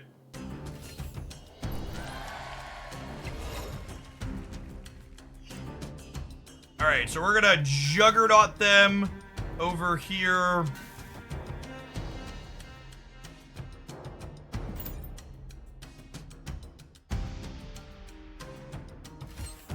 Surfer elsewhere.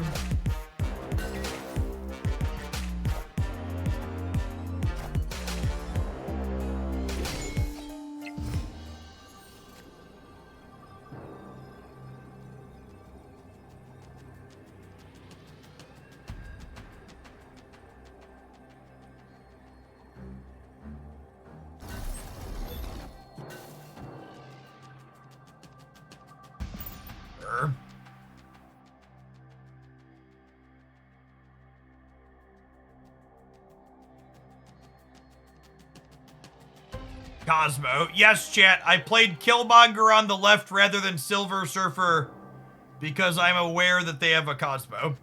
I'm just putting 6 more points of power there. Well, they just didn't play for Mojo World. Interesting line. Third thing.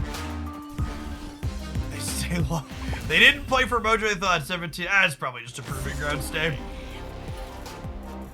Surfer mid is more points than Killmonger left. Not with Forge. For Forge, it's 6. Surfer's only 4.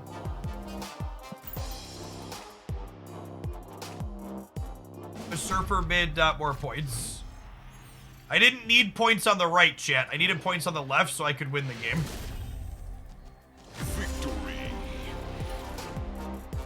We're in a tournament, and you knew I had Jeff in my deck. Would you lose to Jeff on turn 6? If I boomer snap, you'd probably retreat most of the time, I'd argue. Yeah, and like, again, it depends on the context of the tournament. So like, don't act like you're trying to gotcha me by changing the context of what I said. It's not a gotcha, it's just you moving the fucking goalpost. And I would argue it depends on the stakes of that tournament. If it was a $0 entry fee tournament and the top prize was like $100, yeah, I'd probably call your fucking boomer snap. Especially if you played the rest of the game well, like it looks like a bluff. And it's free, it's fun and free to find out. Now, a tournament that had, you know, 3 or 4 digits, mid 3 digits, 4 digits, 5 digits, I paid a steep entry fee to get into, maybe I'm more invested and care about the result. But it's all about the how much you put in and how much the output is worth versus how much a person is invested in it. And the reality is, most people playing Marvel Snap aren't that invested in the outcome. and would rather chase the rabbit and see what happens and call bluff snaps, which means bluffing is just wrong.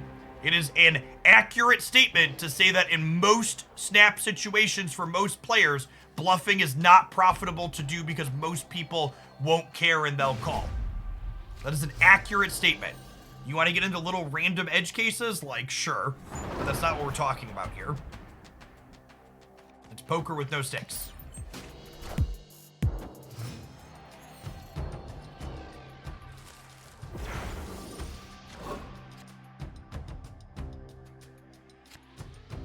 It's not the Bucky Barnes or Forge I wanted for Christmas. That's fine, we chillin'.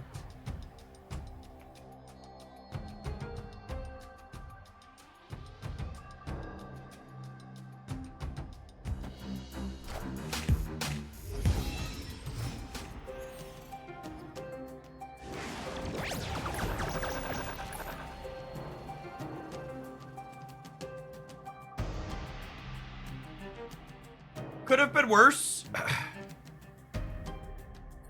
Could have been worse. Thanks for the 2/3 of it, Rock. Welcome back.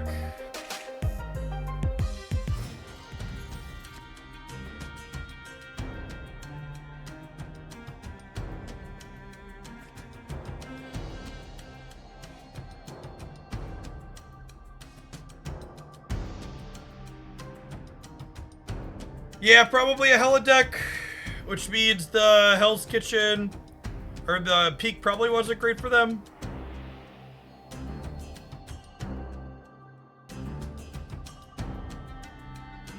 Probably don't want a Crystal.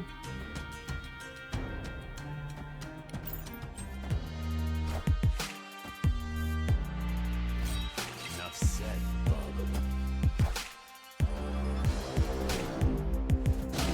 Yeah, I'm gonna jug their Invisible one on 5 for sure.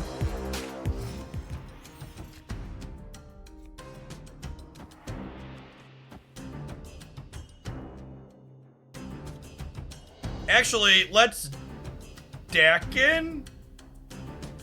And then next turn I could go Shard Venom Surfer.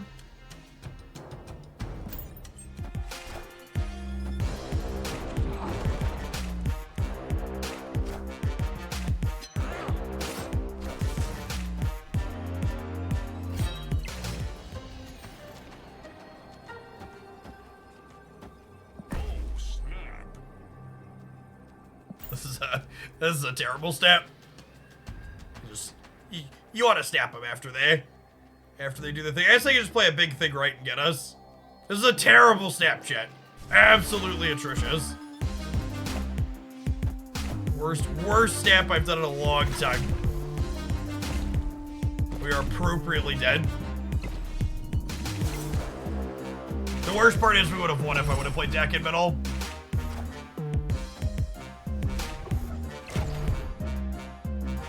Felt good. It felt right at the time, okay?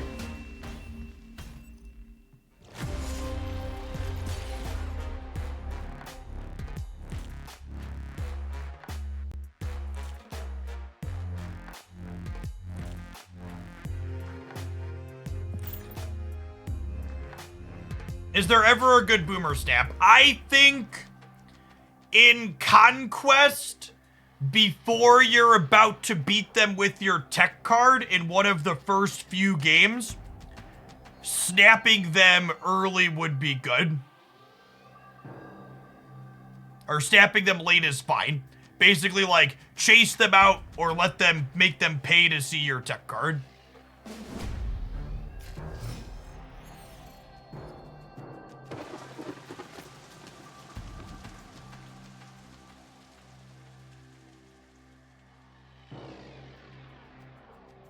Getting Silver Samurai. I get every card in Marvel Snap right when it releases.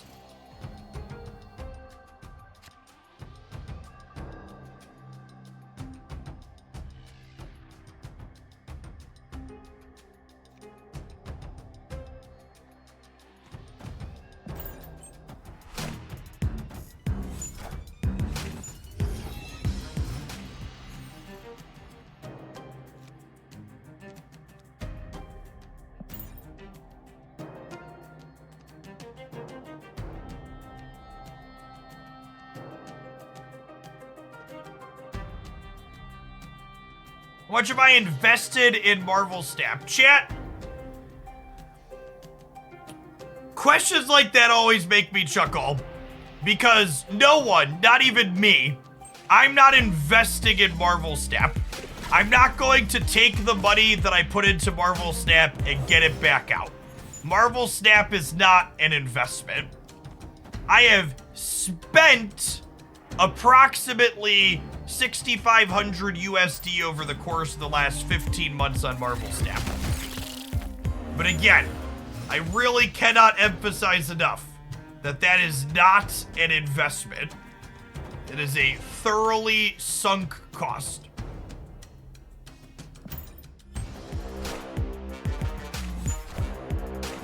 Isn't that a business expense? An expense is still very different from an investment.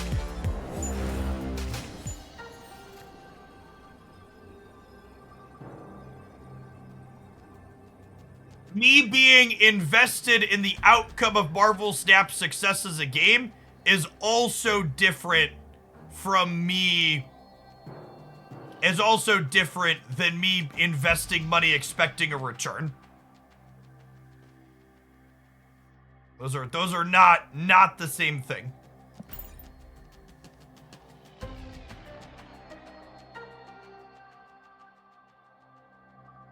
Do I buy every bundle? I do not. For a long time, I was buying all of the high value bundles, but I don't even really buy those anymore because I'm sitting on so much currency. At this point, I have enough in-game resources to not spend any money and get every new card right when it releases for like the next 6 to 8 months, so I'm basically only buying stuff that has a cosmetic I really like in it at this point. The last thing I bought was the Black Widow Spider-Man bundle.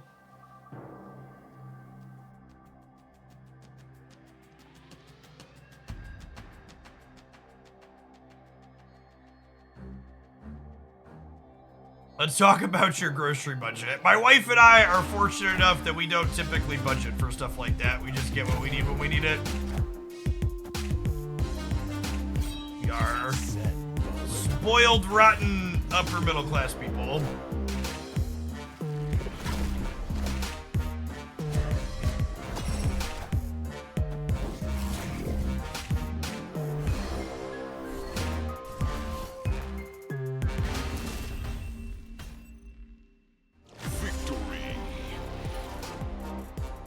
How would you replace Dakin in this? I don't know. It's another 3-drop probably.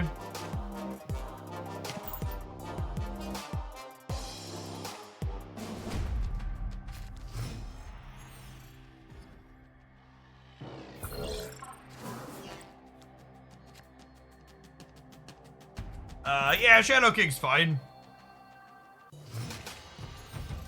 I haven't touched the ladder this season, but almost 100% Conquest. I ate my vegetables, so to speak, this morning, and we played ladder for the first 3 hours of this stream to finally climb to infinite to get my card back for the season.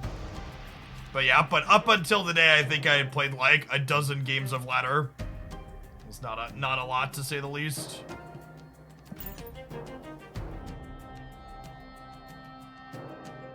What's going on, Magic Man? Thanks to 11 months. Welcome back. Must have been a wild experience. If by wild you mean kinda dry playing against constant bots, then yes, it was quite wild.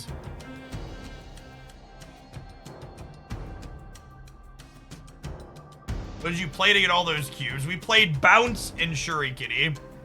So both those decks are good at farming AIs.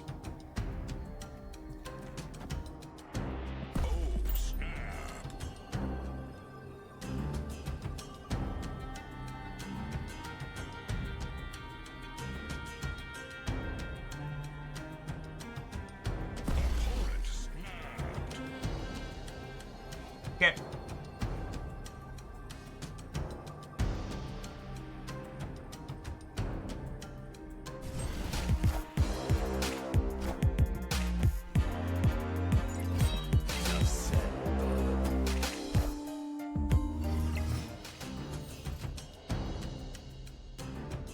Oh, my brain is bad. We were talking and clicking. I thought that was turn 5. Ugh.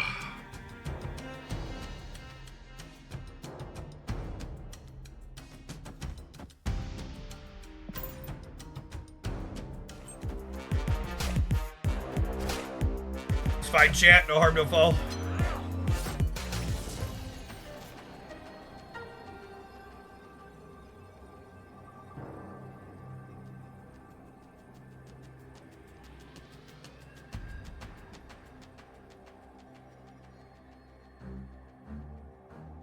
I think we're dead here, huh? I'm also mostly all in, though.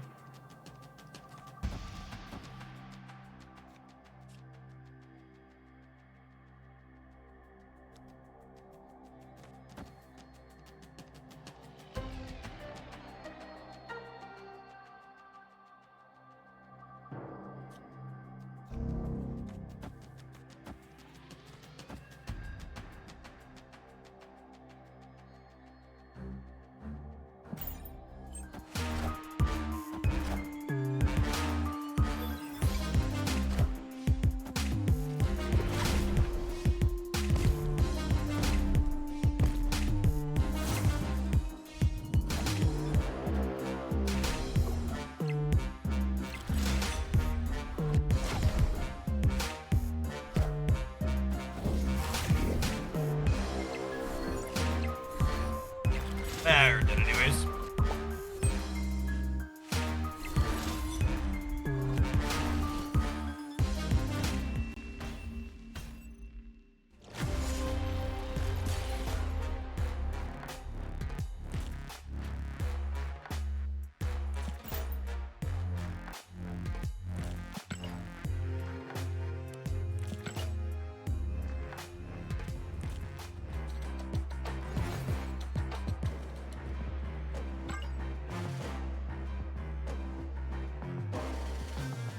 And I really hope the September patch is the one that's gonna address all of the Conquest end screens. They're so slow and clunky.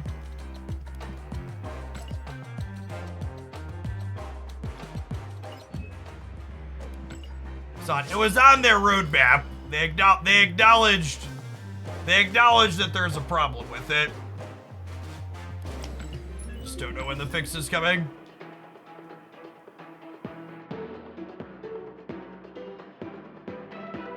I want to play Ghost Rider in a deck that doesn't play Hella. I just don't know that exists, Grindel. Honestly, do you think the game breaks if Ghost Rider goes back to a 3-drop? Any of my closed beta players remember 2 energy Lady Sif, 3 energy Ghost Rider?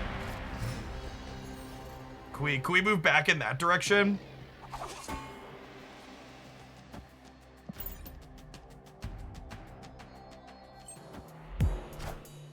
Remember.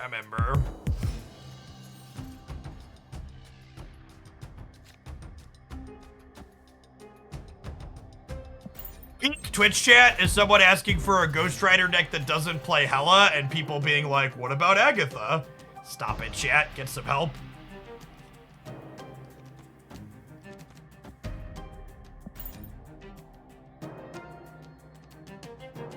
Samurai can make some interesting Ghost Rider synergy. I mean, kinda. It gets rid of your lowest power card, right? Okay, wait. What if we Silver Samurai a Hobgoblin, and then we Ghost Rider the Hobgoblin back?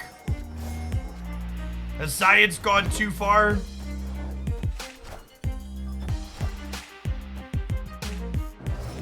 Deal.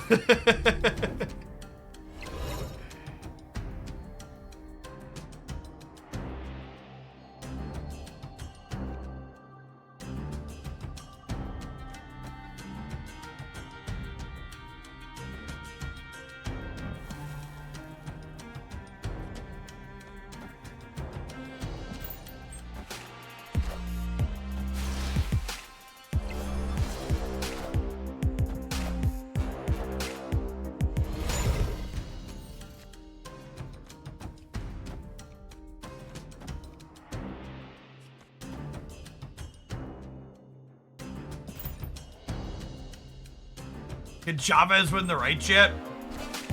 I believe.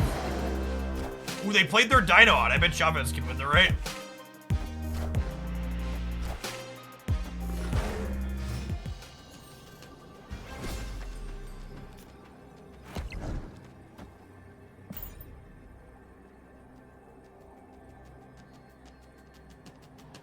I guess we tie Thanos. Well, if they play Thanos, I win the breaker by 1. Because they'll only be up 16, I'll be up 17. Is this the Proving Grounds? This was the Proving Grounds, right?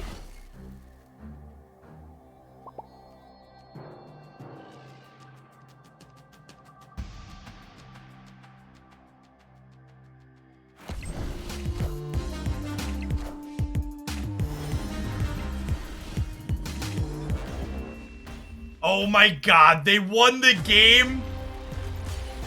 They won the game because they got fucking ongoing cards out of the expansion. And we got Z2. What a diff. What a diff.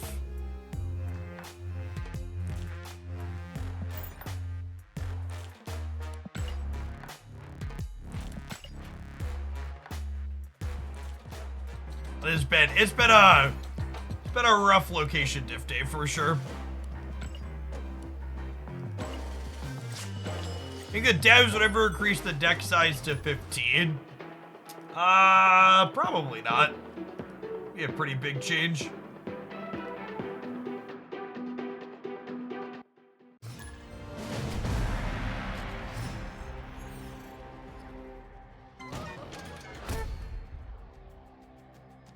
How'd you build a bounce discard deck? Someone else talked about that earlier, and it honestly sounds like the worst idea I've ever heard.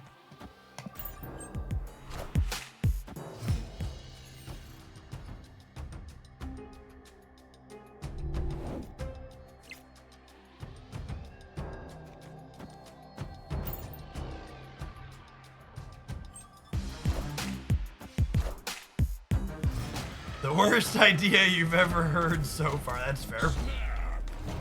That's fair.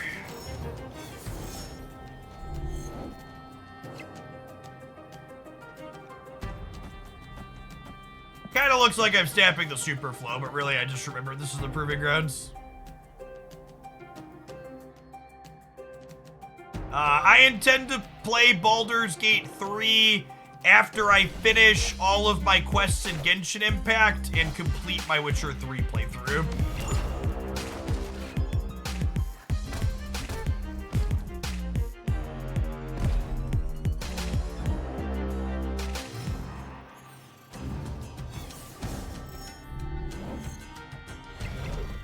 So never. Chat figured it out.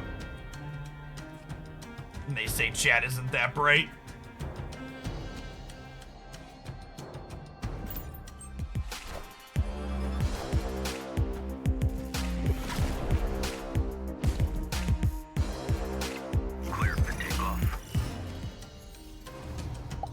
I'll have you know, chat, I already finished a complete playthrough of Witcher 3.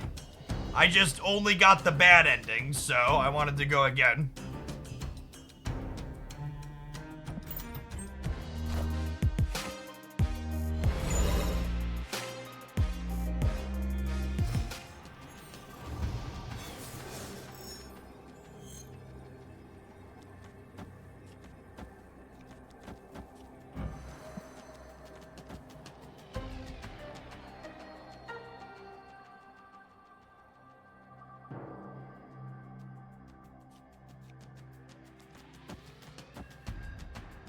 Yeah, is it like She-Hulk Taskmaster? I don't know. Whatever you will.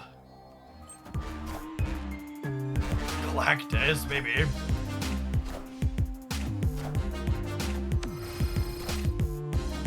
What a gamer. Victory.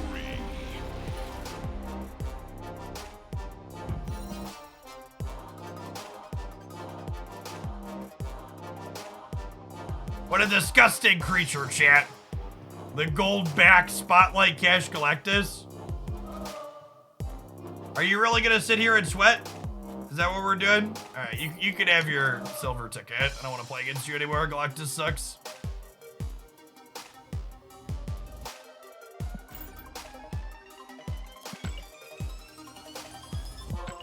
Nobody gonna have fun playing against Galactus? Certainly not me. The Proving Grounds chat, go next.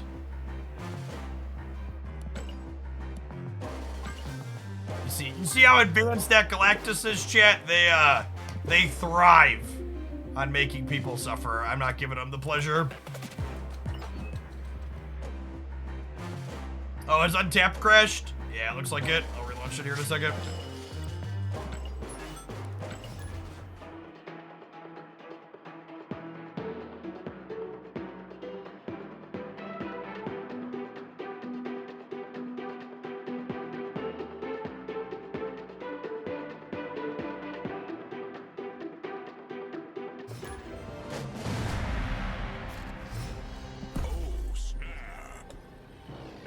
Deadpool? Deadpool?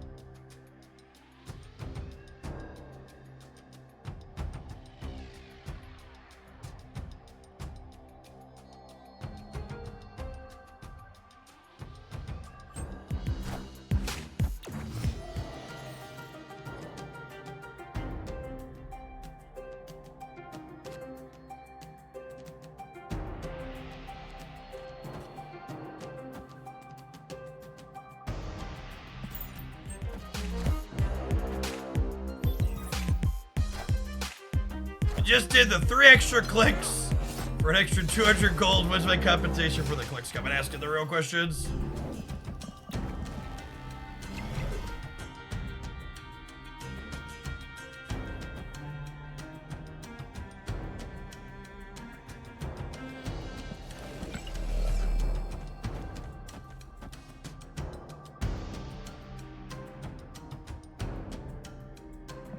My hand down here.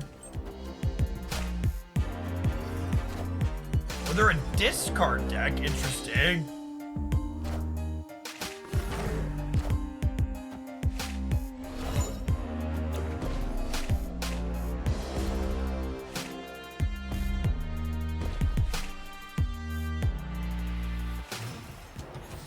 They have 7 energy this turn.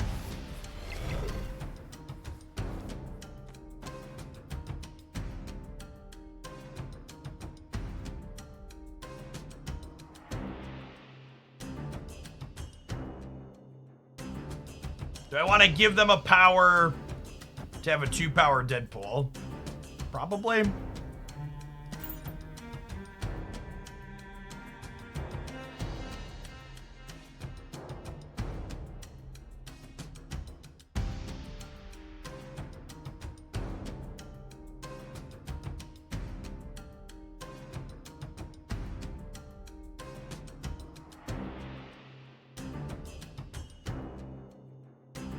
X23 of the discard deck is a little awkward. Yeah. Yeah, I think X23 when you can't consistently get more energy from her is a little mid.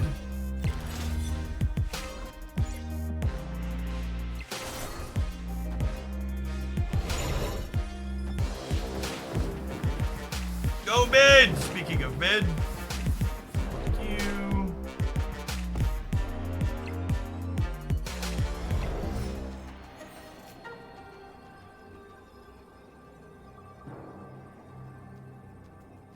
Unfortunately, I'm just a little bit short, right?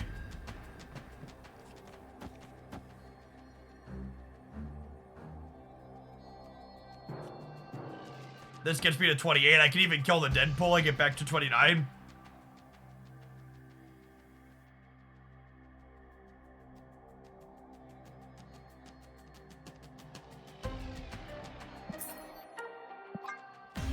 Wants to sweat the proving grounds, so we can sweat the proving grounds for a little bit.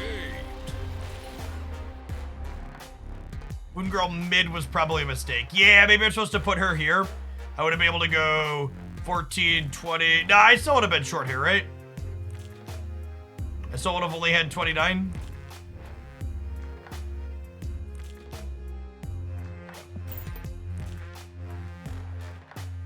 What did you do with gold as a new player?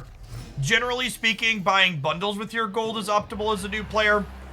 which bundles you're buying is kind of determined based on what your goals are. If your goal is to get Series 3 complete faster, you want to buy bundles that have high credit ratios in them. If your goal is to get more Series 4 and 5 cards, you want to buy bundles that have high rates of collector's tokens.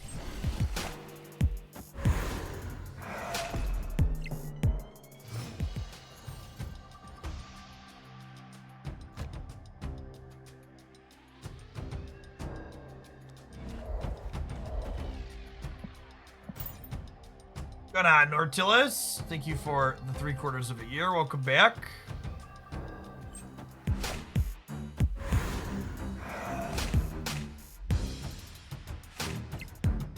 Casino! Coming in hot, re-upping for the 2nd month. Welcome back. The 2nd month is one of the most important ones, chat.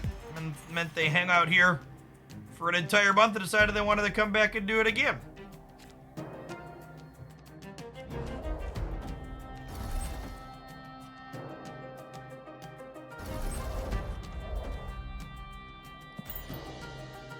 Deadpool is huge. Just need to draw a copy of Moon Girl now.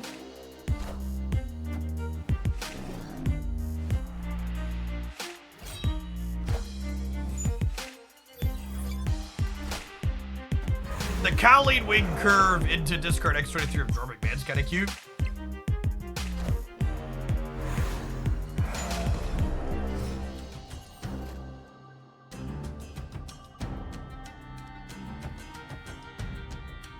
Nice, noise. Venom's a hungry lad.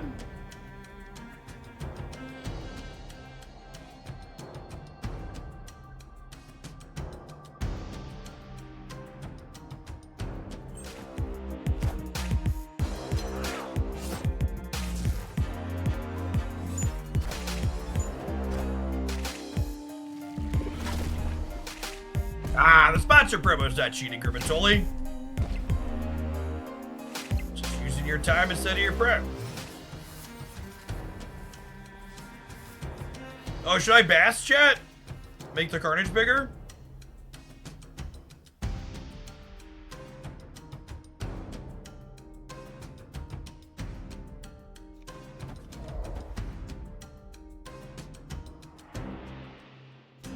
No reason to Killmonger this turn.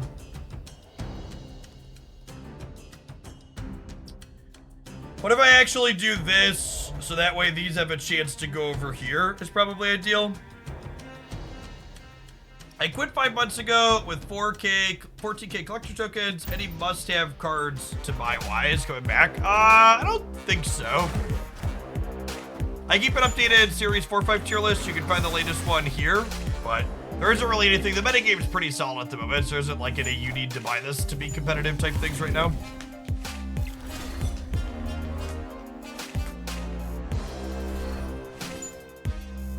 I think the next season pass. I think the next season pass card is really sweet. I think there's a chance it's competitive, and at a minimum, it's going to be a ton of fun. You can find my full Loki review in the September card review video there. Legion is a pretty sweet one. Yeah, if you're in the market for sweet ones, Legion's not a bad pickup.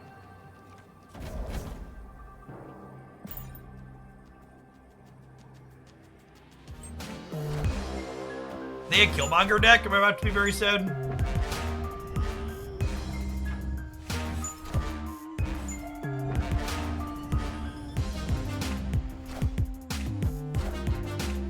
Yeah, I'm definitely ready to move on and past Destroy Month.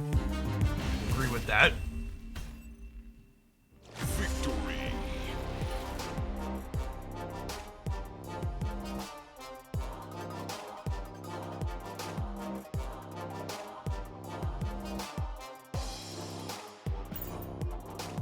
Revisit classic Mr. Negative. We haven't in a while. Classic Negative with new magic and maybe even Crystal could be fun.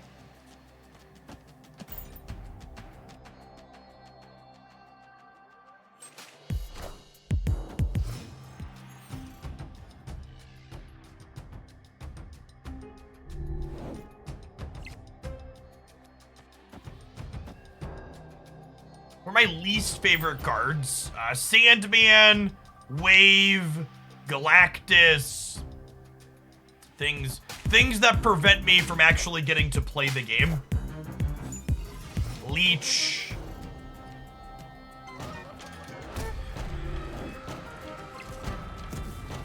I don't mind disruptive cards in general. Like, I think Shang-Chi's a fine card. I don't really have a problem with him. But the ones that are just like, okay, you don't play the game this turn or anymore. It's just like, Sedge.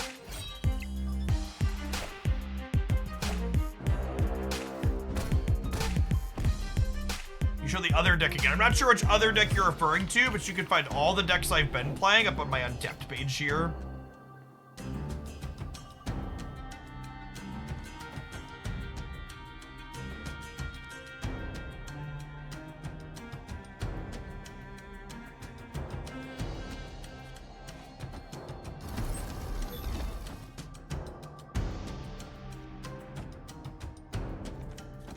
This, trying to decide like the window to Moon Girl here.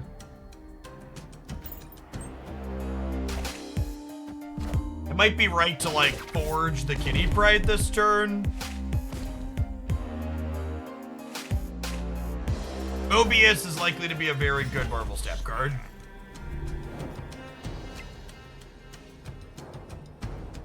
Seems very sweet.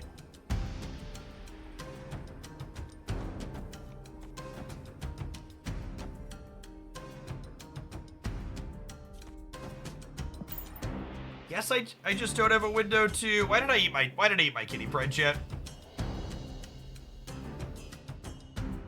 I happen to care. I think they moved on to other games.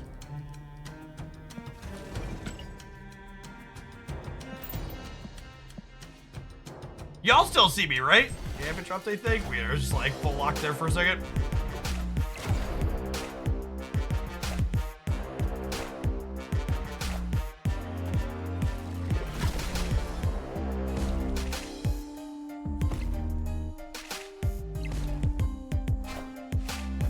Systems go. I'm right here. What's going on, Carrot? Good to see you're still around.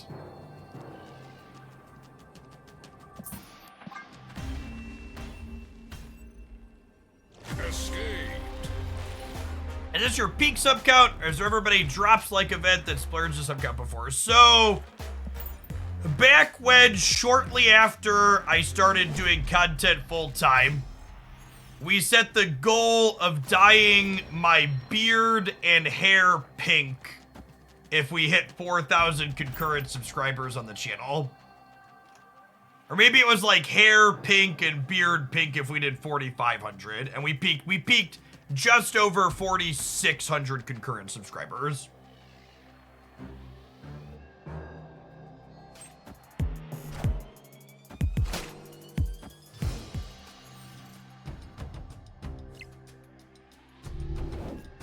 This is, Opponent snapped.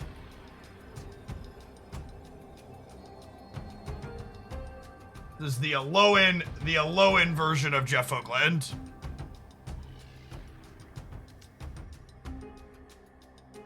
Lasted a reasonably long time.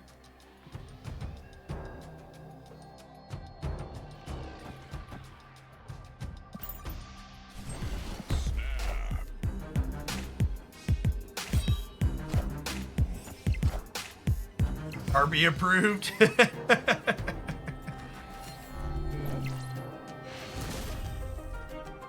Victory.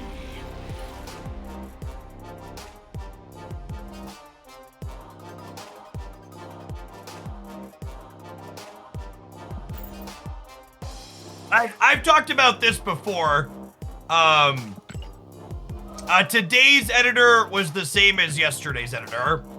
So the same editor is doing Sunday through Wednesday, and then I have one other person doing Thursday through Sunday. And then I'll have to make a tough decision about who's gonna get the job. Or is Tempo Storm jerseys? Yeah, back when Magic the Gathering Arena launched, Tempo Storm sponsored some Magic Arena players, and I was one of them. When I was doing Magic full-time, my average viewer count was a bit lower than I currently have with Snap. Like, my average Snap viewer count for the last year is about 1,800 or so. And with Magic, I only averaged about 1,400 viewers, but the sub count was higher.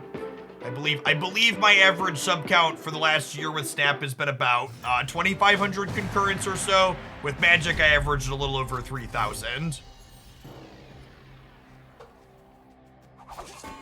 So Magic, a little bit smaller viewer base, but more whales, so to speak. Magic's not a game you can free to play.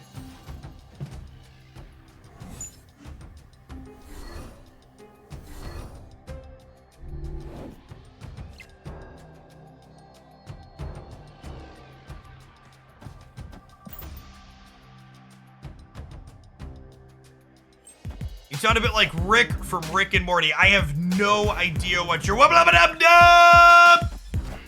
been a while since we've got one of those. You can tell. You can tell we're in. I don't take offense to the Rick from Rick and Morty. That's not completely inaccurate, Gap. You can swap that one back. A-okay with that one. I know the creator of Rick and Morty's a real piece of shit, but you know, it's not inaccurate to say that I sound like the actor to a degree.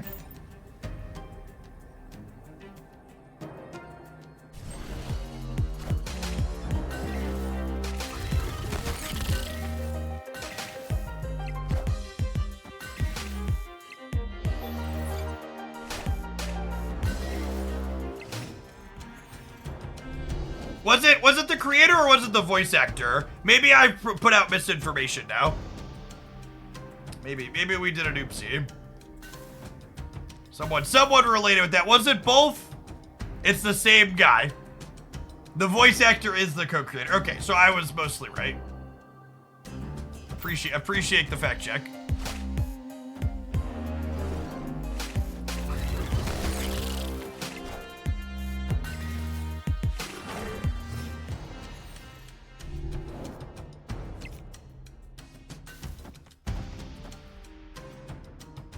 Can I win this game? I don't know that we can win this game, chat.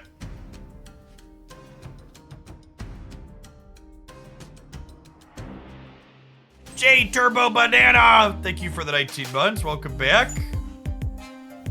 And MK All Day, thank you for the 55 months.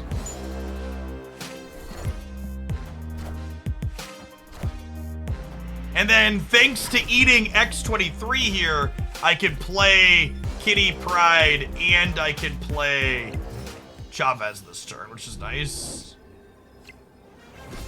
Not enough to win the game, though. Loses to Patriot, huh? Loses to Surfer. Hello.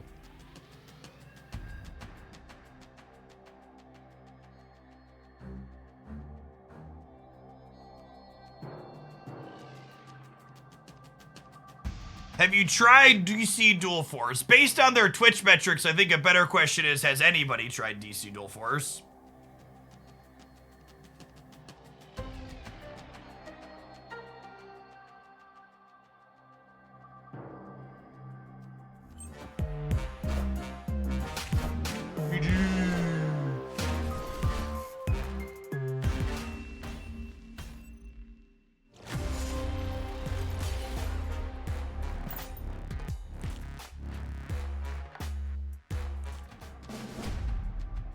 They made DC Dual Force too similar to Hearthstone. They should have modeled it after Snap. Well, the thing to be aware of when it comes to card game and video game development timelines is that I know DC Dual Force is releasing after Snap released, but DC Dual Force was developed largely in parallel with Marvel Snapchat. DC Dual Force wasn't spun up in 6 months as a response to Snap. But I would be inclined to agree that part of the reasons, many reasons, that game is floundering and failing, is because of its lack of innovation and its similarity to games like Hearthstone, as opposed to games like Marvel Snap. One of the reasons why Marvel Snap became the phenomenon or success or whatever you want to call it that it is today is in large part due to the fact that it's really innovative. It tried a lot of things and succeeded with trying new things in the card game space. And DC Dual Force in comparison is essentially generic superhero card game stuff.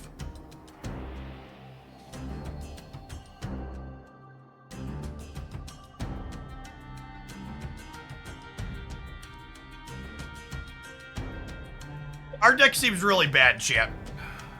I'm not feeling it.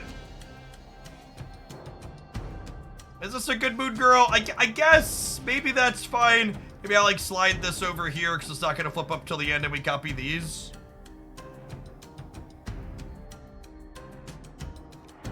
Well, they could Legion the Hellfire Club. That's a funny shout. Good call. Play that way.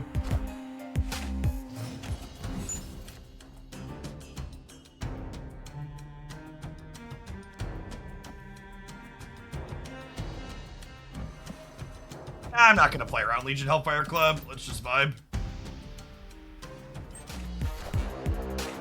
Totally about to get Legion in the Hellfire Club, aren't we?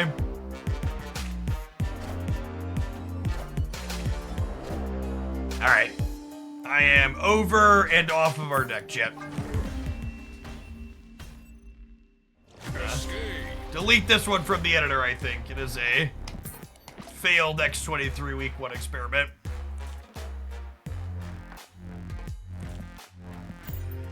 Maybe we'll play the classic Destroy build for a little bit. I think that's the most solid X23 thing we've played. I wouldn't mind jamming with her for a little bit.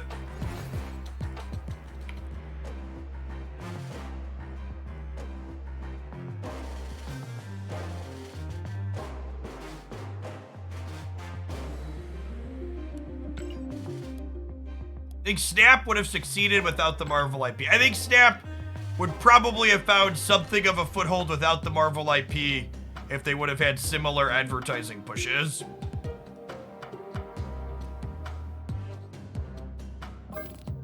I don't think it would be quite as big because the Marvel IP helps get some people in the door. But yeah, I think the core gameplay loop is real good. And it would have had some success regardless.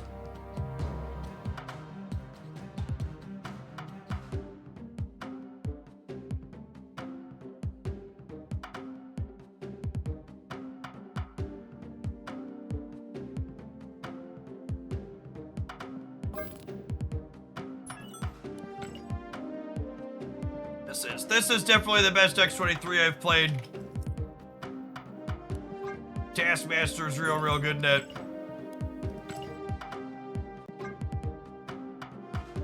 DC Dual Force is still in beta. Chat, I'm gonna let you in on the biggest secret, or maybe not so secret, in the games industry. If a video game is available for everyone to download it, it's not in a closed state, and you can spend money on the game, it's officially released. Video game companies and whoever leave early access and beta tags on their products for an incredibly long amount of time, so they have a cop-out for the reason why it has issues or problems or they're not gonna fix shit. If you don't need a special invite and you can spend money, the game is released. Ignore whatever the tags on it say.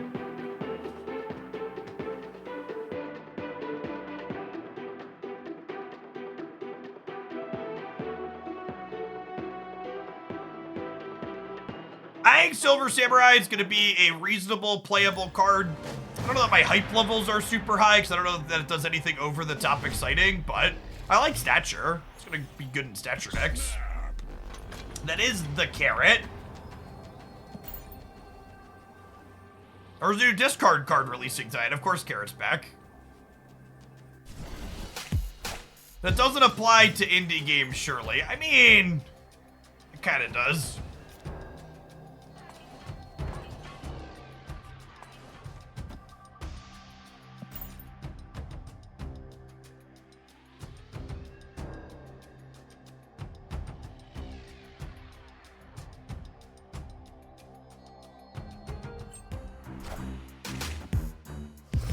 If you don't have X23, Null gets a lot worse in this deck.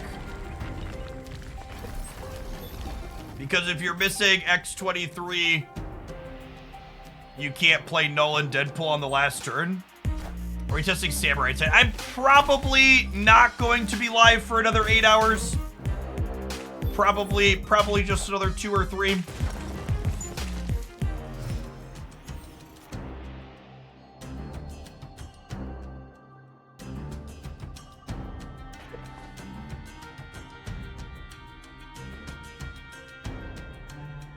Where Logan ends up at here.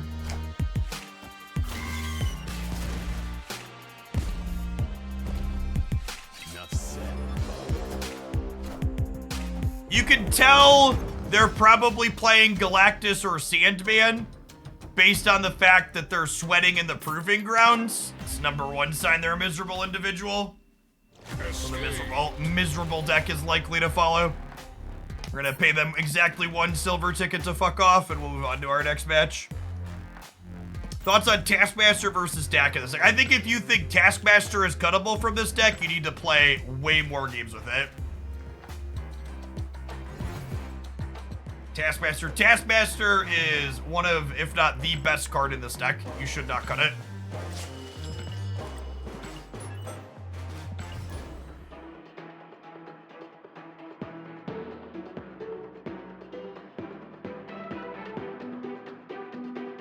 As is always the case, when I make a general statement about something in the industry or anywhere about how many companies treat things like early access and beta, yes, you are right that there is probably some exception to the blanket statement that I'm making, and no, you don't need to bring it up.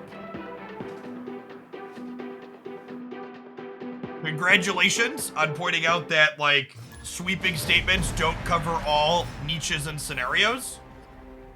But also, unless you're trying to tell me that you disagree with the average case scenario, which is what I'm talking about, just like, there's no need to be confrontational about it.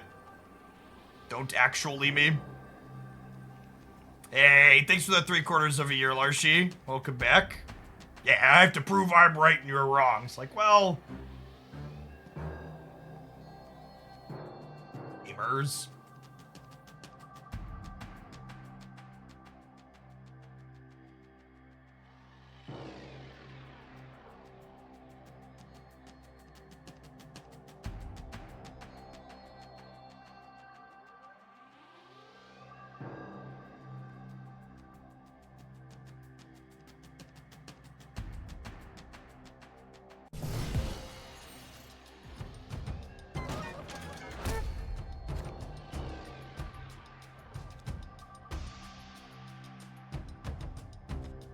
Drop Logan to the left, we'll deathlock him into the middle.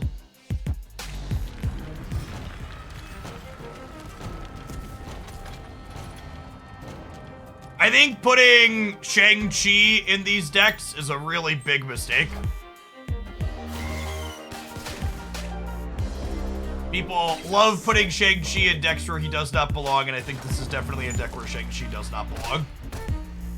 We have lots of other things we want to be doing with our mana in the late turns, and you really can't afford to be replacing your early game plays with other things like that too.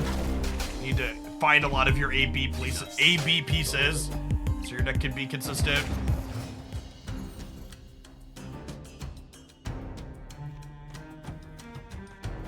Don't know what our opponent is doing, chat.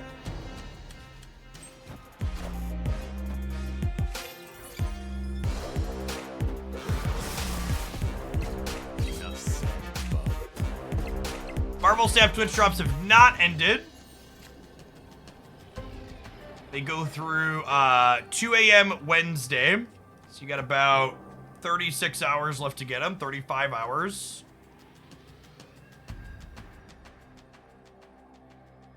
Era Galactus gamer? Question mark.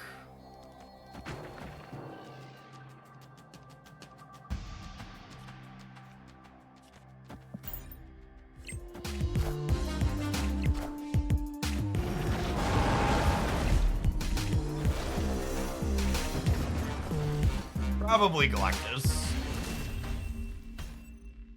Victory.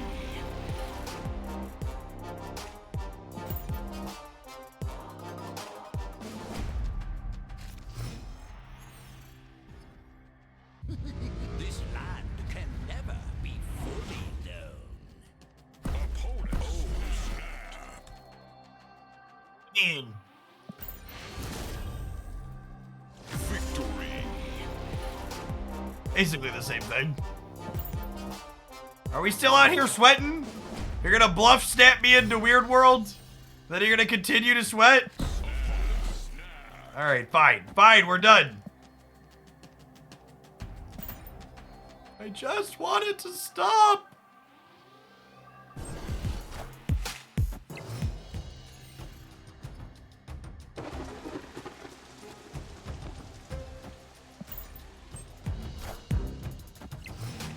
Carnage? Carnage.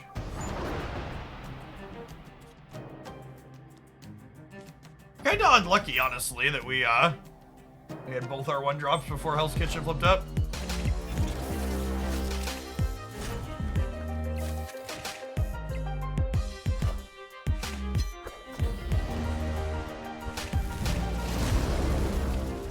Thanks for the Kitty Taskmaster deck for a couple days ago. Yeah, that deck's great.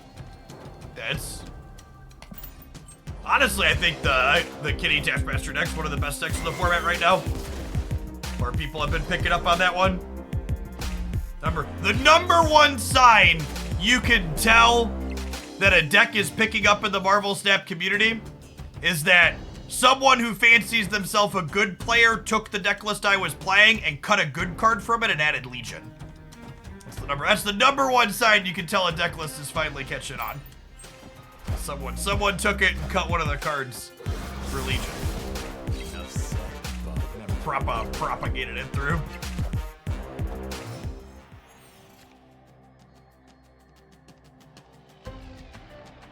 That's pretty good, yeah? This will probably be a Taskmaster of the pile angle. Green Galactus, you think? Could be. Could be.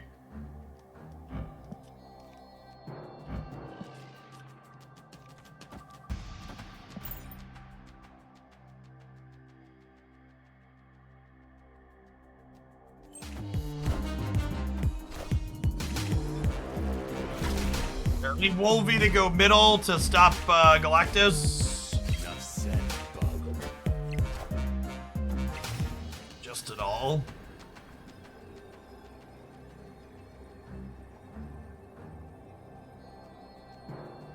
We are dead to Arnim Zola, which is a likely outcome here, unfortunately.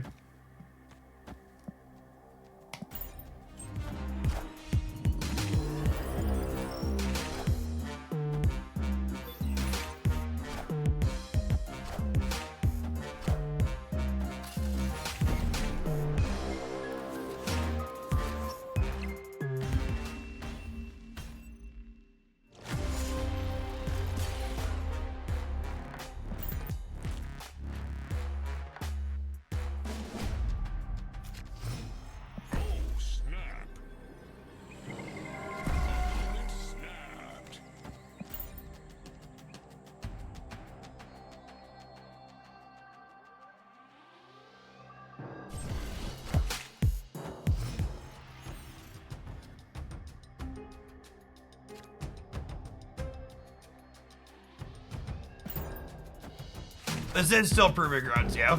We're about to back. I'm out of silver and gold tickets, so every time we want to start a run, we're just starting in the Proving Grounds.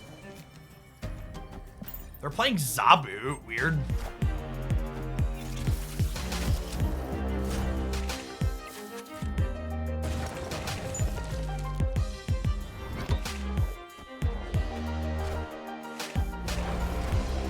You think they're negative? Maybe?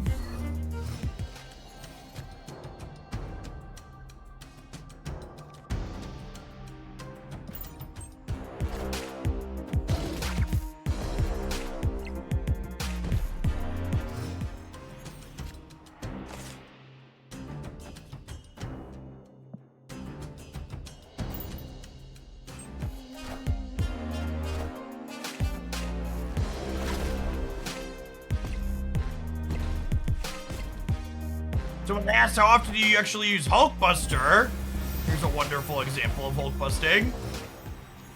Deadpool would not be nearly as large of a lad as he is right now without it. Even Duck and Gambit here, since they played Wong to the right.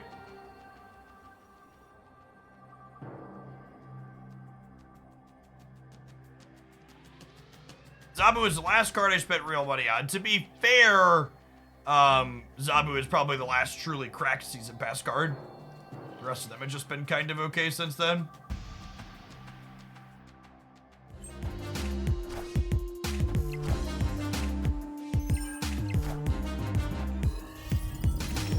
Taskmaster and no replacements. Play something else. Victory. Different deck. You like mobile accounts to play on PC? Yeah, you just gotta make sure your mobile account is logged in with Apple or Google, and then you can log in with that same Apple or Google account on PC. I think this current deck list that we're playing is the best known X23 list. There might be something else out there waiting to be discovered, but this core is really solid. Phoenix Force. I think the Phoenix Force is the only card in the history of Snap so far where they buffed it significantly and then it was worse after the buff because of all the metagame shifts that happened around it. Just like such a brutal sequence. Where's the Kitty Pride Taskmaster deck located? I highlight sweet decks like that 7 days a week over on my YouTube channel. Was Saturday's highlight, if I recall correctly.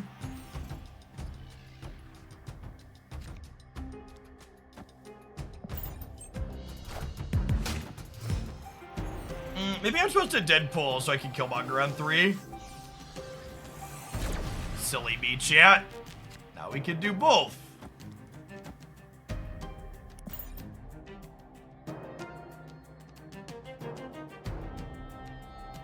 Ever fix the bug where multiplayer copies couldn't move? They did not.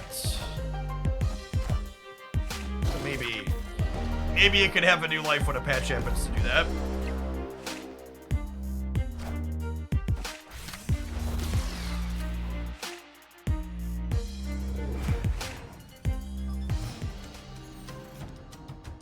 Forge plus Mr. Sinister, a good combination. I mean, it's currently being played in one of the better decks in the format. So it seems like it. Any thoughts on Dakin instead of Wolverine? I think Wolverine's very good in this deck, and I think Dakin's very clunky.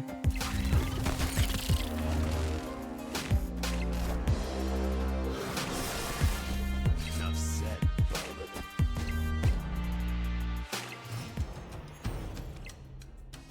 I've rarely used Taskmaster as the ideal to play after a big Deadpool or Venom. Well, that's why the card's good.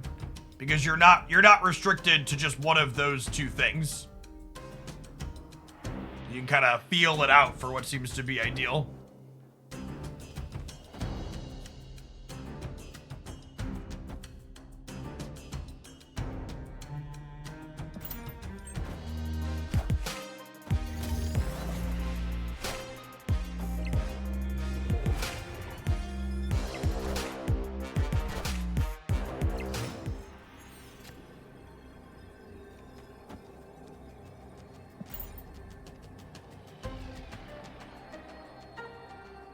They filled here. I wasn't expecting them to fill both of these paths. If I knew they were filling these, I would have snapped them, but now it's too late. We're hoping that they limp in.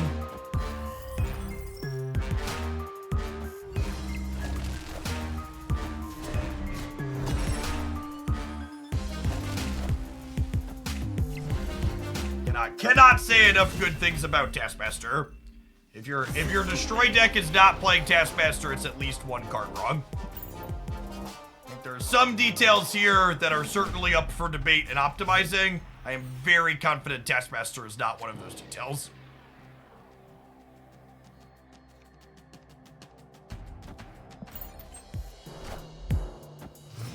I feel like Sabretooth, a bit of a letdown even after his rework. Sabretooth got a rework? When was that? Was I sleeping? I missed it.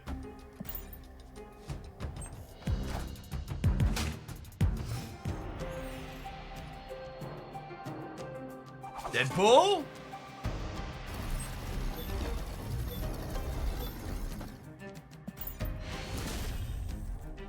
Victory.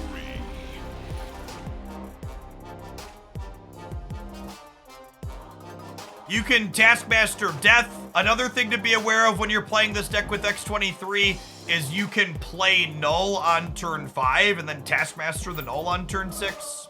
This is an OTA week. Yep, card updates coming on Thursday. OTA Thursday, patch a week from tomorrow on September 5th after the new season. Not a huge fan of gambling with Iron Lad in a deck like this. Hulkbuster. Hulkbuster is very solid in this archetype. You're pretty happy to attach it to Deadpool, and it's fine on Wolverine and X23 as well for making your nulls go burr.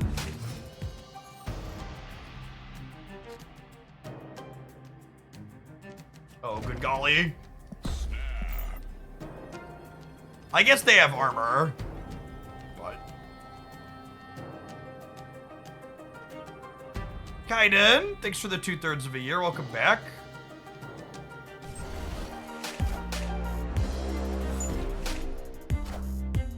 Okay, and then I have priority going into this turn, so I'll get to play into the Altar of Death before they can armor it, which is great. Again, for those new to Marvel stat, priority is determined by who is currently winning on board. They have one location at 4, I have one location at 6. We have priority. If we're a professional, Logan will jump middle. If we're unlucky, he'll jump left. Enough said, bub. Alright, he went to the right. Sure. Could be worse. Color, thanks for the 10 months. Appreciate the prime. They Iron Ladded into armor. What a gamer. What a just absolute Chad gamer.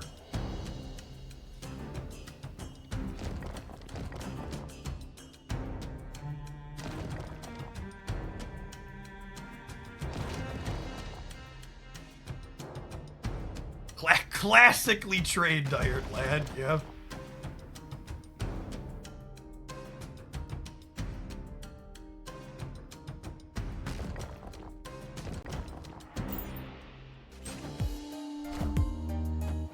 Things that was not a copy of Cosmo. They're gonna armor the middle, chat. Armor the middle. Come on. Should they have armored the middle? Yes. I, however, look deep into the soul of the last human in the internet, and I knew with certainty that they were not an armor in the middle style gamer.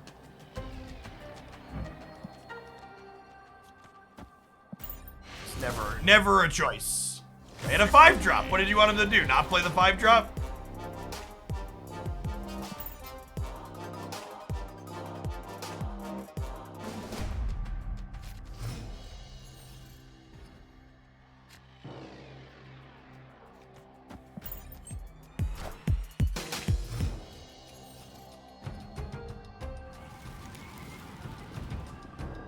Breaking news.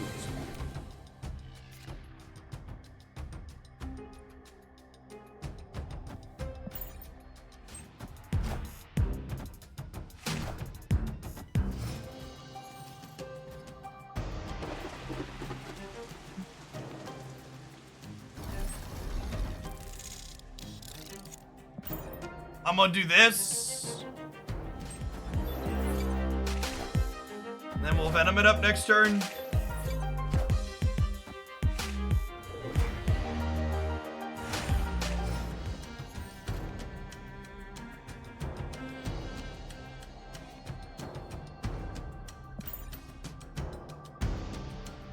Alright, Wolvie, go mid.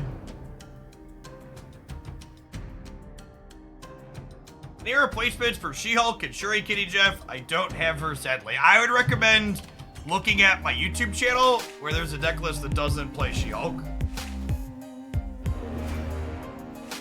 It's been months since I had She-Hulk in my preferred Shuri Kitty list. Enough said, bub. Thank you, Logan.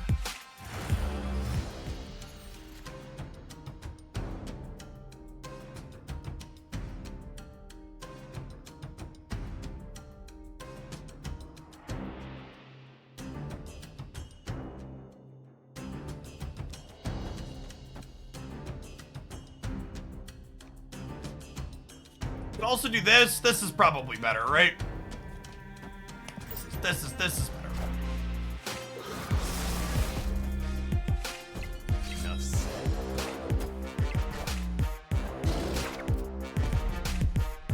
No, I want feedback on the editor style on the YouTube side, chat. Please, please, please, please leave good, bad, neutral feedback for the editors. I've never had to hire someone before, and I'm gonna have to make choices here in another week or so.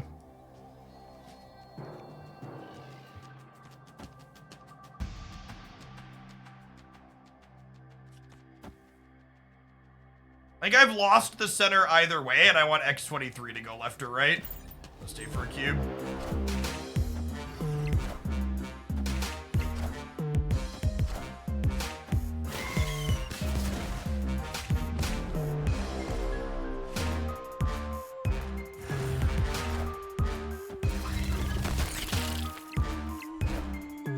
Ah, so close. I was correct that we lost the center either way.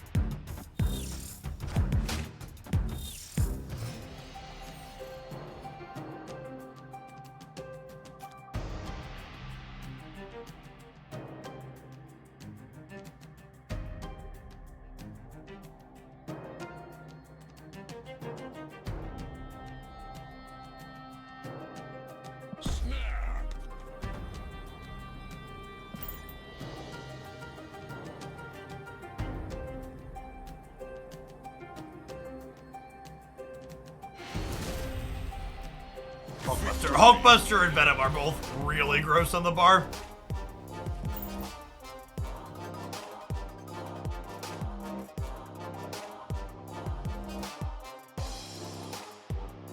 I should have tried to deathlock the Wolverine last game. That's a good shout. Could have won the coin flip on it. Missed that. Oh, I could Deadpool on one, because even if I miss on blowing it up, we can forge the Hulkbuster onto the Deadpool here.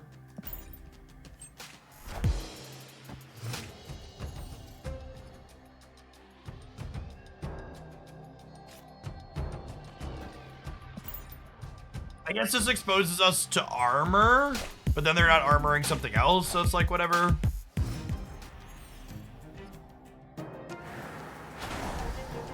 Alright, I have priority going into this turn, so I'm gonna go ahead and snap.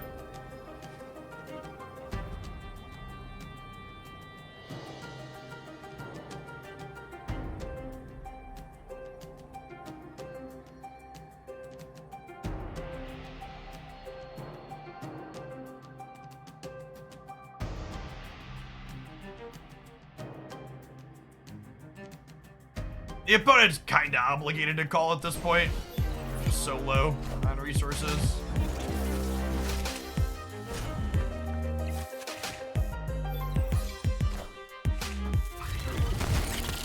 Because they played into the Isle of Silence, I'm retaining priority here, which is great.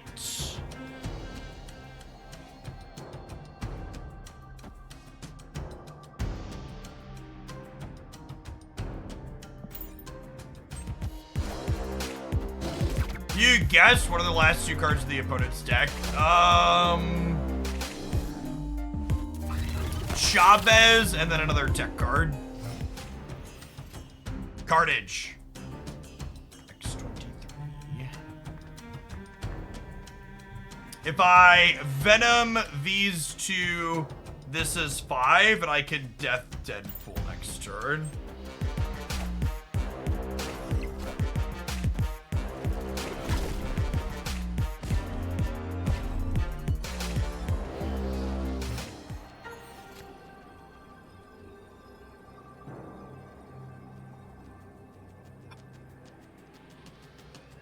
can't beat Surfer.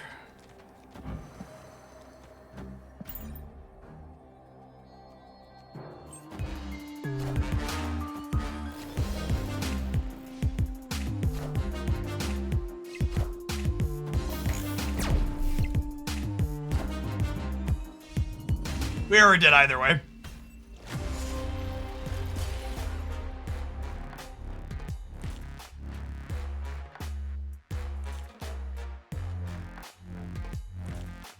I preferred the original cache video with your criteria included. Oh, to be fair, yeah, I guess this editor failed to include visually why I gave.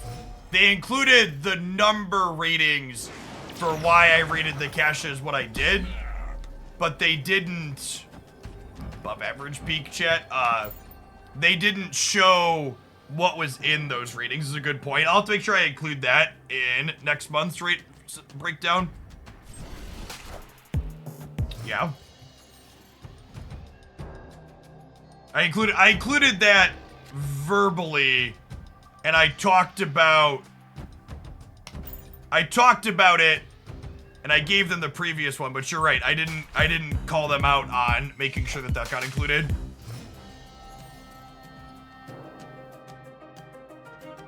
What the number was out of would be helpful. I don't know that what the number is out of is actually helpful though, because there's a huge, like, the theoretical ceiling on the number is not something that they're ever gonna get to.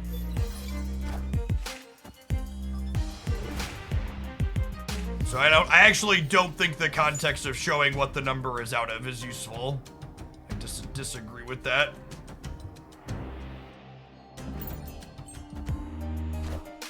Yes, you should know what the criteria is that something is giving points. It was not out of 5. Not even a little bit.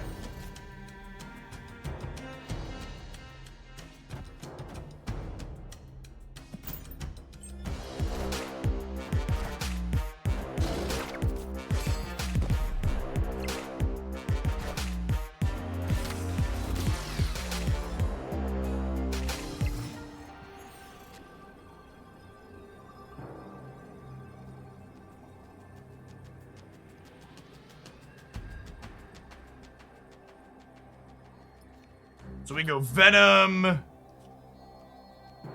This null will be 16, and then we Taskmaster the 16 power null.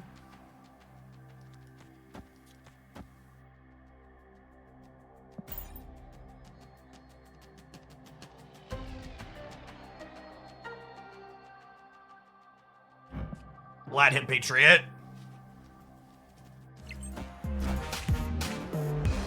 I should have played for the center, I guess.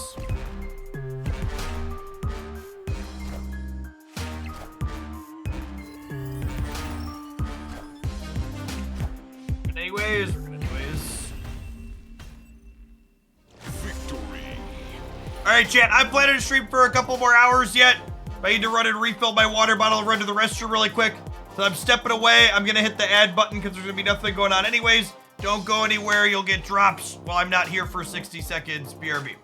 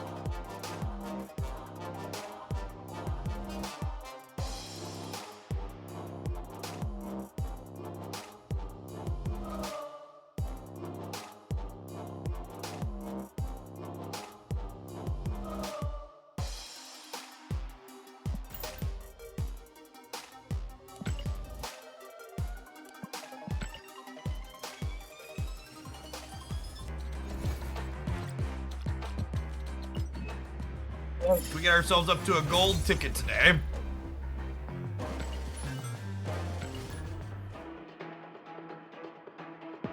Please don't post full deck lists or full deck codes in my chat. Thank you.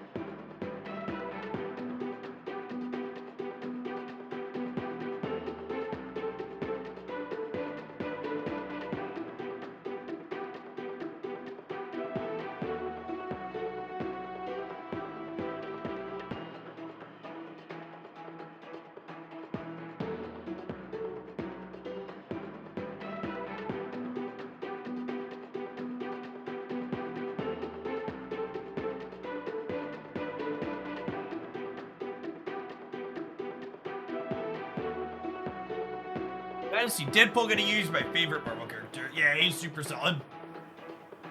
The Forge buff was a big step up for him, and that X-23 helps complement his archetype really well.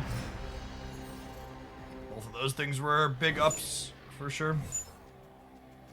A free Venom, lovely.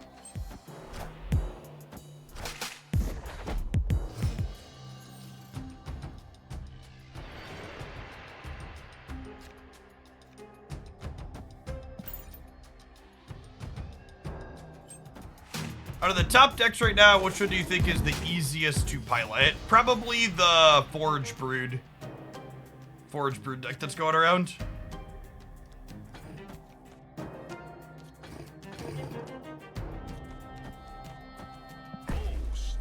All right, we'll snap on the Shuri Slap into my Deadpool Carnage Double Venom.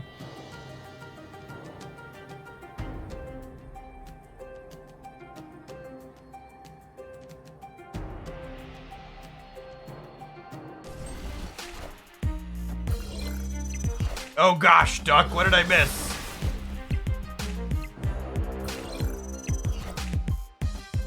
Like, I'm missing important context.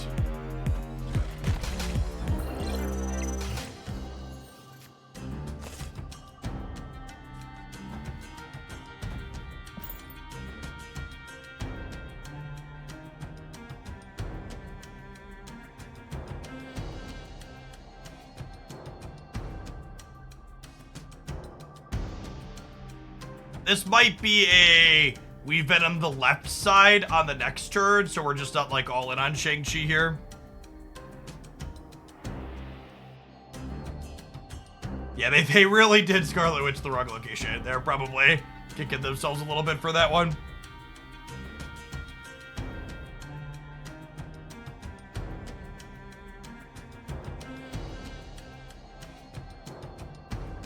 Well, to be fair, when they got rid of the lab, they only saw X-23 Kraven.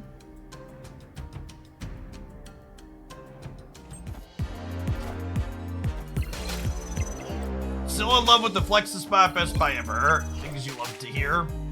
They Dark Hawked the Shuri Slab. Bold strategy, Cotton. Let's see how it pays off for him here.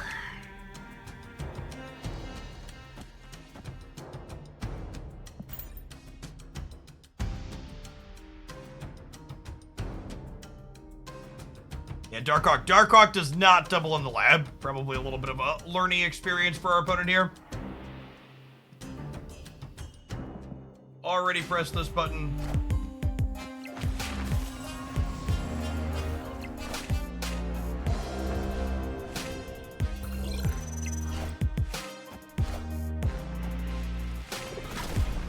Yes, for better or worse, once you reach infinite rank, the collection level based matchmaking goes away.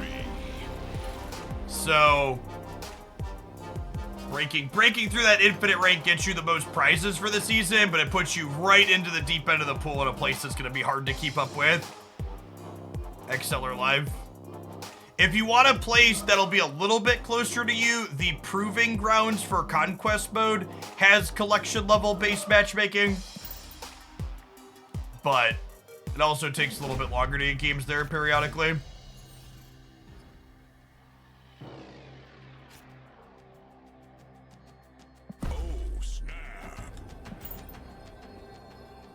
Like, I would like to be a button presser. Any button pressers in chat?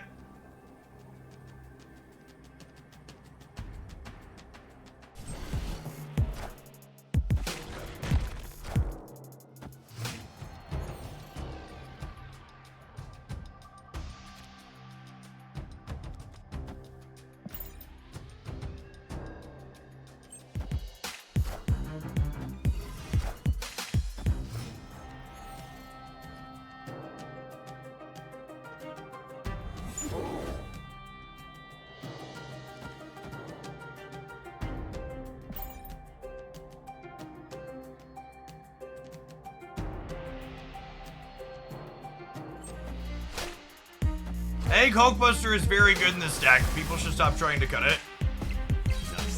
It makes the ceiling on your Deadpool really high. And it also, it's also just good with like your Taskmaster and powering up your Null. Play your Hulkbuster on your X-23 and your Wolverine aggressively, chat. I'm gonna blow the rock up in case we draw death. It's the best deck for making it so your opponent can't play their deck. Something with Professor X in it. How good is X-23 in this deck? I think she's very good.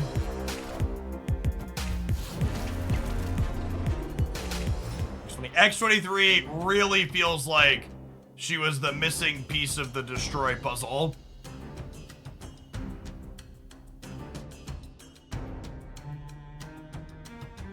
The Rock always Infinity Border. The Rock matches the source that created it.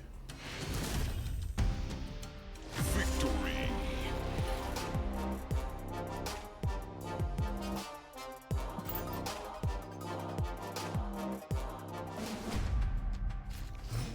So many people playing Rocks and Hawks again. Yeah, I think people are just like kind of getting ready for... people are kind of getting ready for the Infinite season. The Infinite Conquest. Like people have like, there's been more sweaty decks this week. Because people are like ready to sweat next week.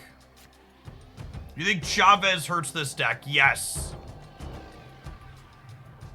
The easiest way to tell if your deck is a Chavez deck or not is figure out how many cards your deck has that are a good draw for you on the last turn of the game.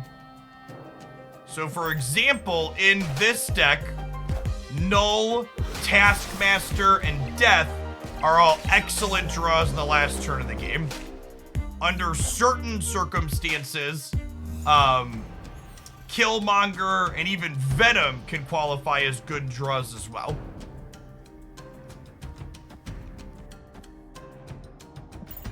So it's not a lot of people think about Chavez as, does my deck want to be more consistent early? If yes, play Chavez. But that line of thinking doesn't really work because all Marvel Snap decks basically want to be consistent early. The real tip-off is, does your deck have good cards to draw on the last turn? Because Chavez isn't free. Chavez makes you less likely overall to draw a card over the entire course of the game. So she makes your 1 to 5 a little bit more consistent at the cost of overall consistency. Folks asking about my thoughts on best decks. You can always come into my chat and type !best to get my thoughts on best decks in the current metagame. If at any point the metagame shifts, I do an update to that video and update the command.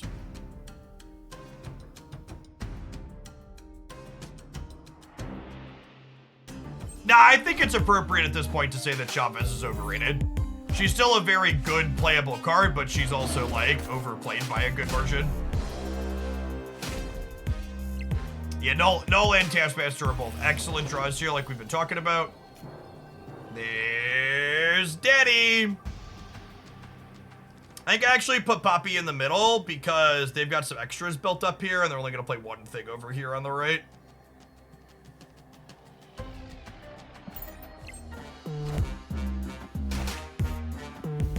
Oh no! Not Shang-Chi! Oh fuck! Shang-Chi! Shit! Shit, shit, shit! Oh, we're cool. Alright, alright, alright, it's fine. I wasn't worried. You were worried, chat. I was calm and collected the entire time. Wasn't sweating for a second. Clip it, rip it, and ship it. Saved by the Magento. Saved by the Magento, chat.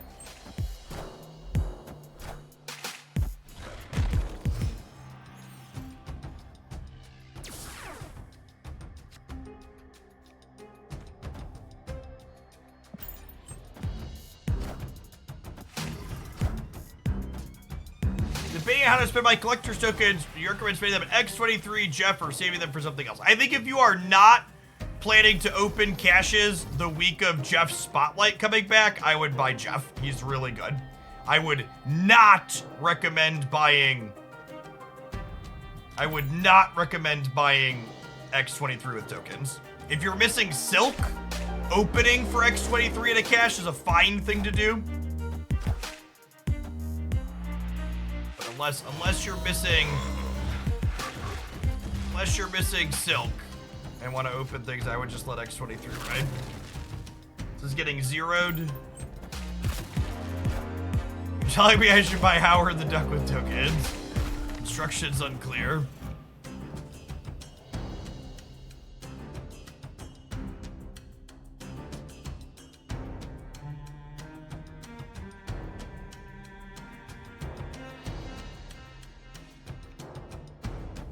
Instructions unclear, bought Snow Goblin. Rip that person.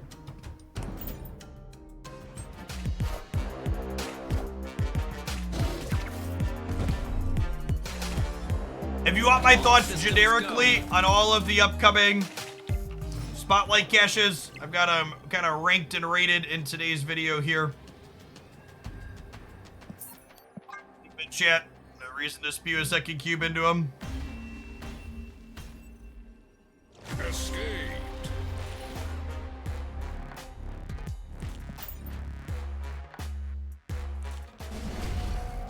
Modok pinned and are only halfway. If you want to play discard, Modok's a fine pickup.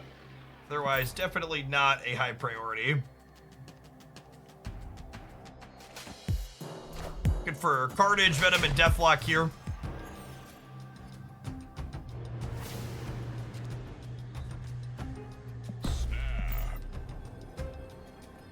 I guess we're shuffling these back in, but whatever. Want to draw X23 next turn so we can go X into Carnage?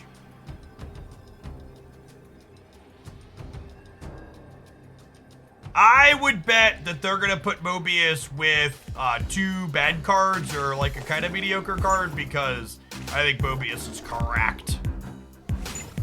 If Mobius works with Wave the way I think he works, he is going to be obscene.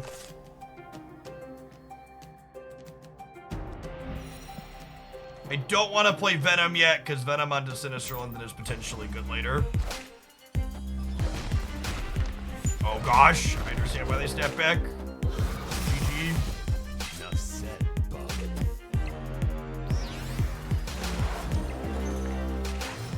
JK, we read your Venom.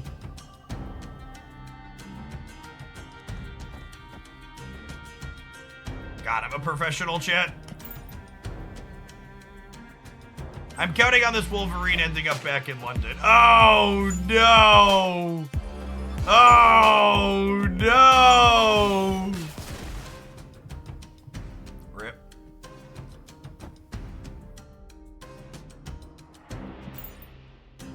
What a bad dog.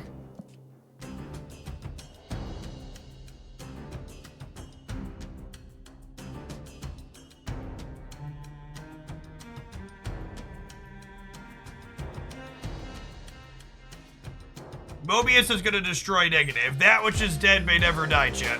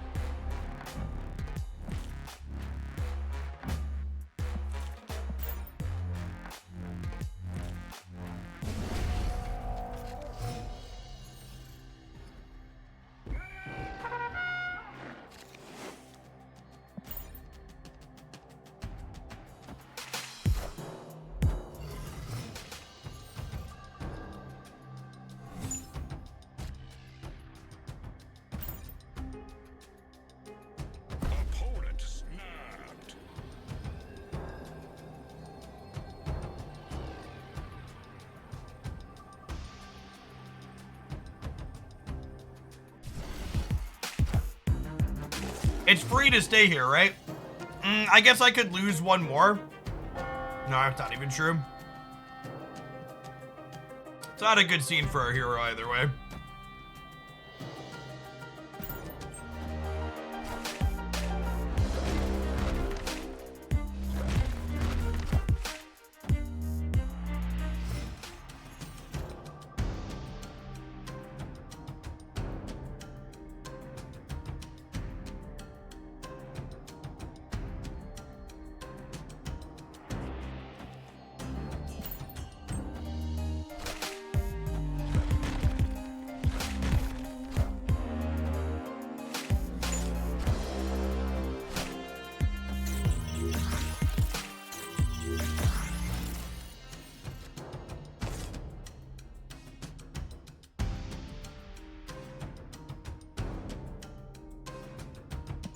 There are a couple of rocks in my deck.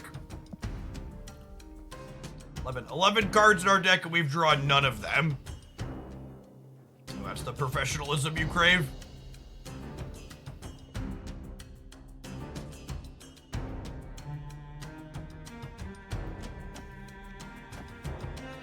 This kills 1, 2, 3, and then 4, which gives me a 4 mana death. Seems fine.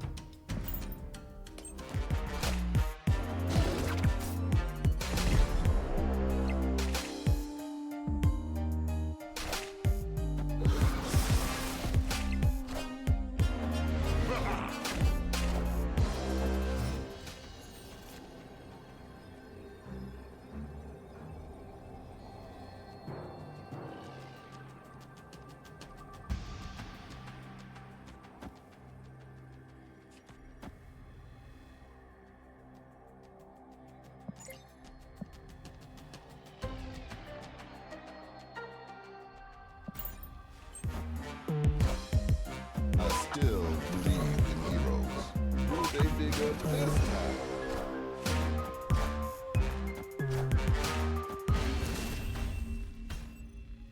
Victory. And chat wanted to retreat. Ye of little faith. I'd like the record to reflect we ended that game with 13 rocks in our deck, right? 5, 4, and 2. No, 11 rocks in our deck, math and stuff.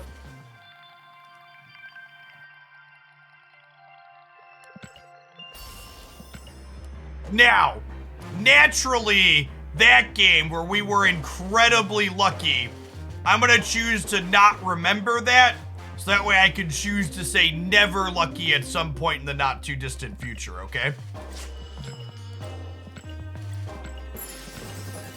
Please, please forget that that game existed. So when I say never lucky in the future, you sympathize with me.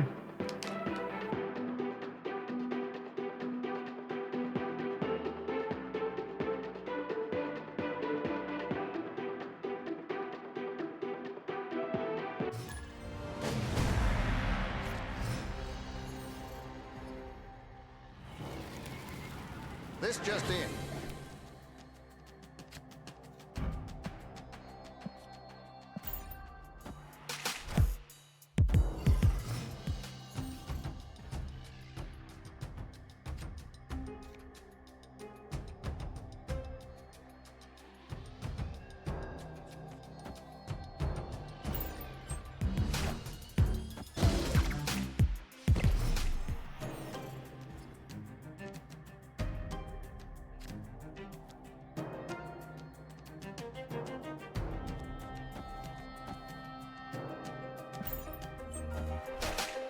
I'm gonna go ahead and put the Hulkbuster on X23 here.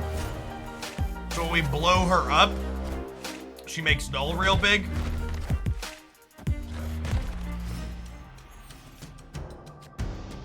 And our second Rocks and Hawk opponent in a row. Insert Twitch chat question about, is this the only deck now? Has the metagame shifted?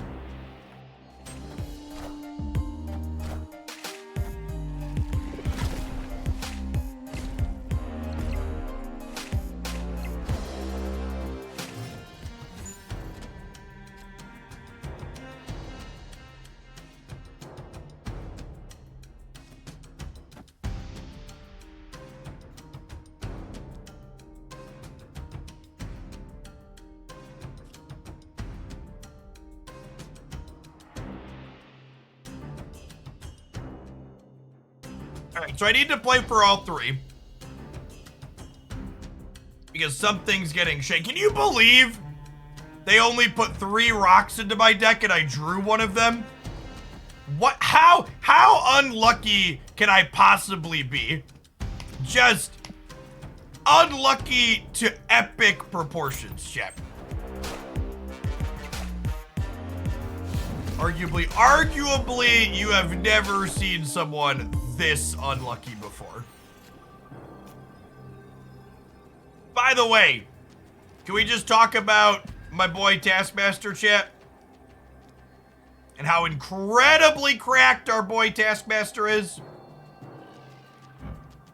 Again, there are a lot of things up for debate with the details in this deck list. Taskmaster being one of your 12 cards is not one of them. Your deck is built wrong. If you don't, I'm gonna boomer step them because I want them to pay me 3 cubes to see my Taskmaster. If they want to know this is a card they're playing around, they're gonna give me more than 1 extra cube. This is one of those spots where, oh my god! Oh no! Oh, scammed! Fuck! Fuck! All right, well, I messed up. I forgot about Daily Bugle. If I would have, I needed to put Deadpool here. My snap was correct. My gameplay was not. If I would have remembered this and thought of this being a possibility, Deadpool would have gone here and we win the game every time. Regardless of where they put the null, Deadpool here wins the game every time.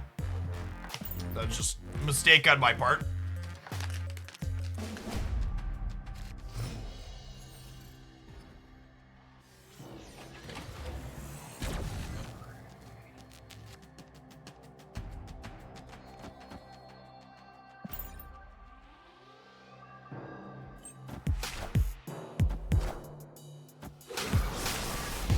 Enough said, bub.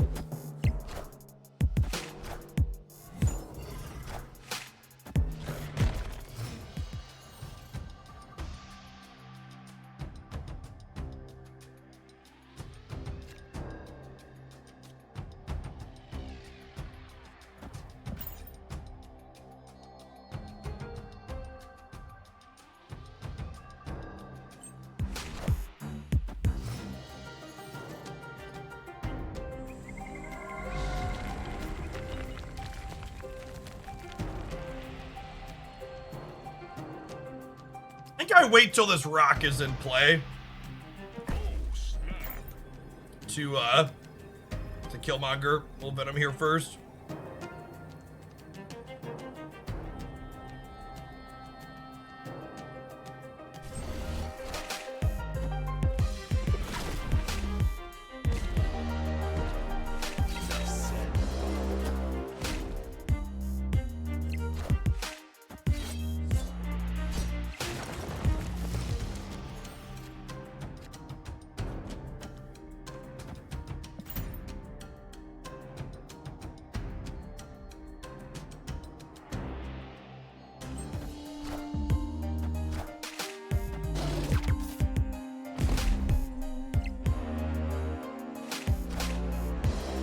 We're hoping to draw Deathlock here.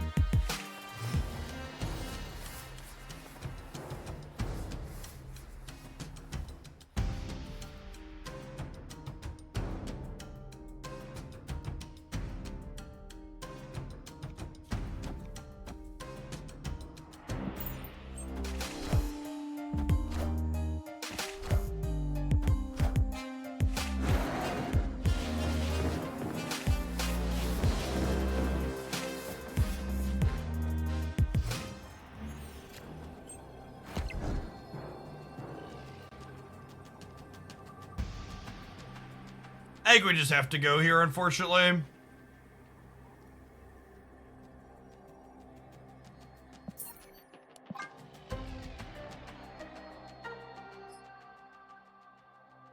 Fortunate that I messed up the last game and we're down 4 cubes here now.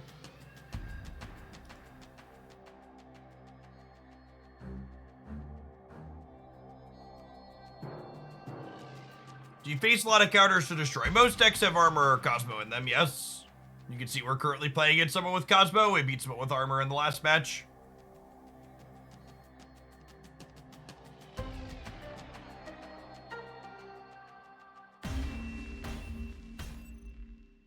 Escaped.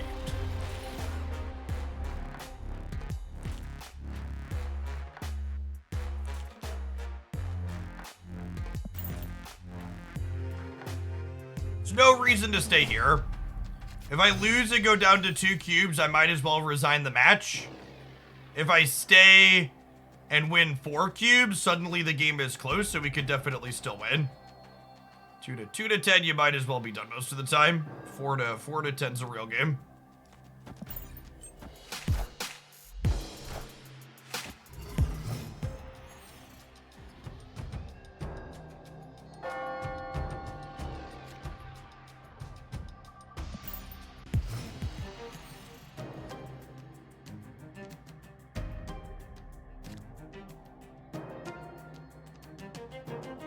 For some reason, everyone always has Cosmo or Shang-Chi. Well, Shang-Chi is the most played card in Marvel Snap by a wide margin.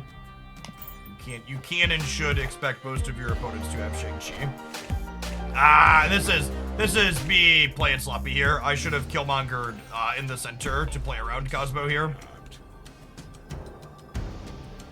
Could have easily played around this, talking about it. What's after Shang? Probably Killmonger. I think we're probably just too slow at this point to do much. Again, I think 3 to 10. Escape. Just win 4 games versus win 5 games, and we'll just snap on the opener next time. Nah, it's not spooky. Cosmic the Path of the Deadpool is good against anything else that's gonna destroy the Deadpool.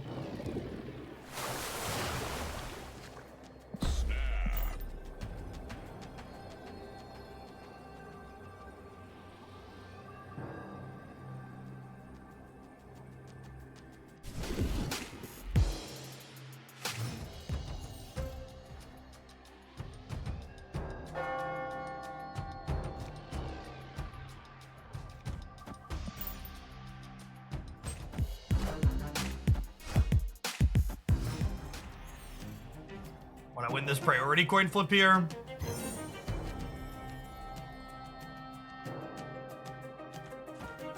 We're gonna be dead to a Cosmo, but I think that's a risk we gotta take.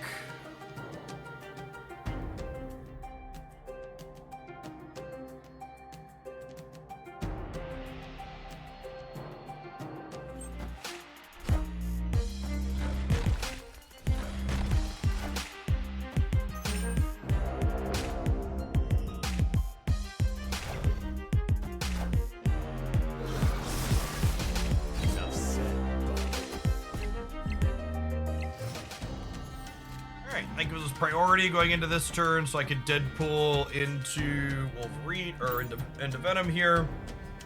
Not have to worry about it.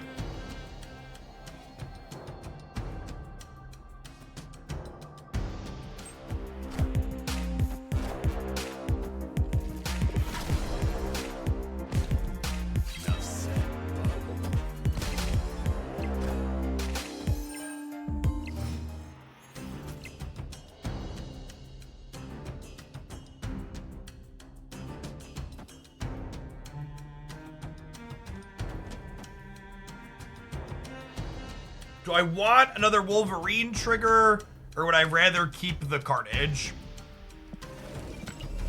I could just go Deadpool Rock, and then that. This is nicer because it makes what's it called, smaller. Makes my death smaller. This also, if we get lucky on the 1 and 3 on the Wolverine, it lets me trigger it twice.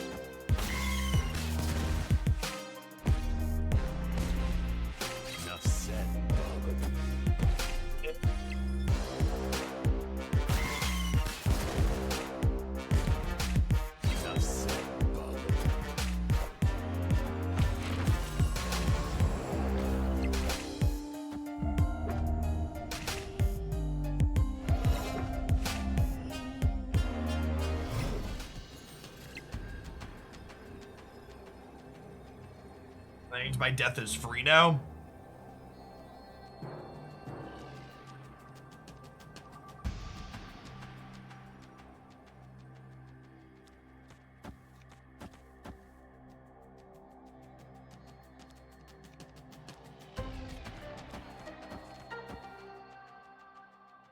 if they have Rock Slide middle, they go +8 on either side.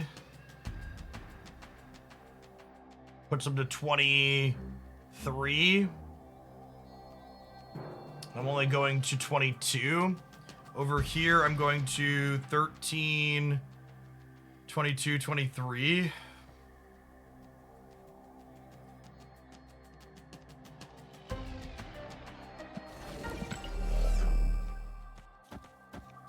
If I do this, win here by a small, win here by a lot. Like that.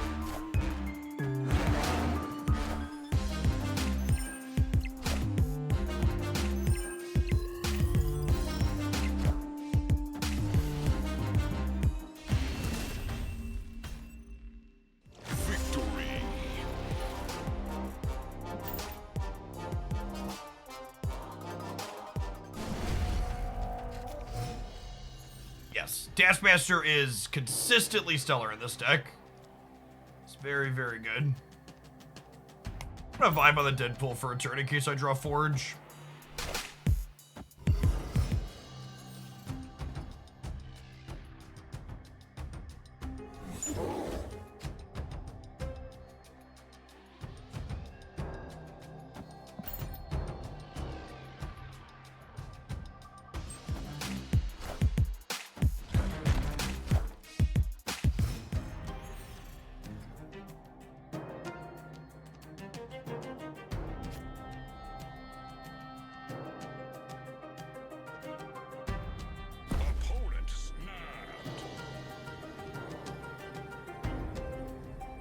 Why don't I snap having Deadpool turn 1? Because having Deadpool turn 1 is not enough to snap.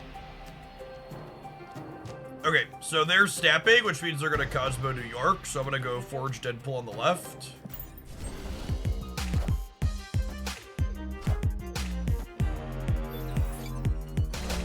Get you later, Tom. X23?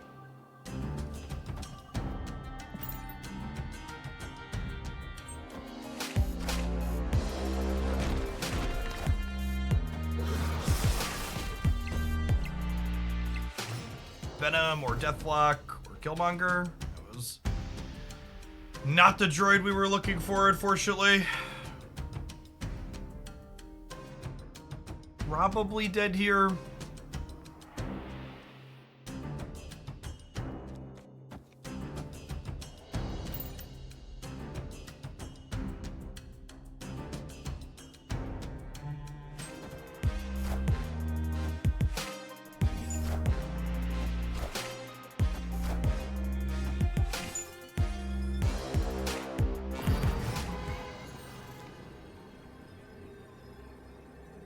Yeah, we do get Forge back. It's kind of nice.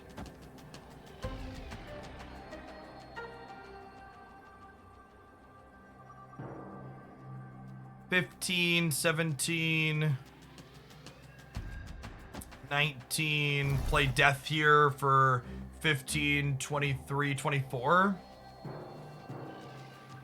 24 overkill here. 24 is probably overkill here.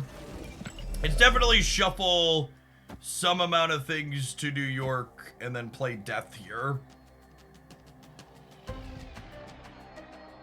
This is 21 here. This is 15, 21, 22 here. That's our best shot. All right.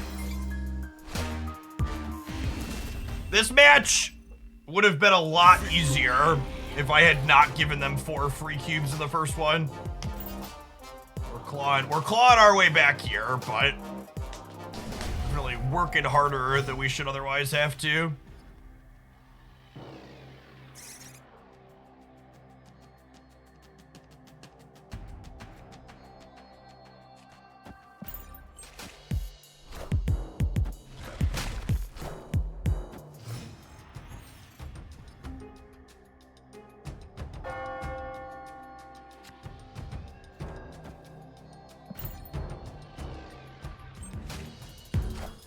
Free death, not quite yet.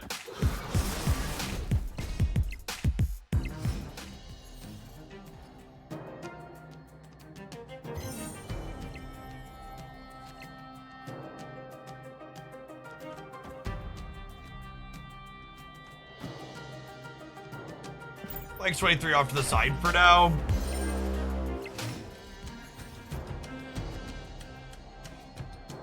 It's really sad. We needed any of our 3 cards that blew stuff up here. Without drawing any of them, this game's probably over.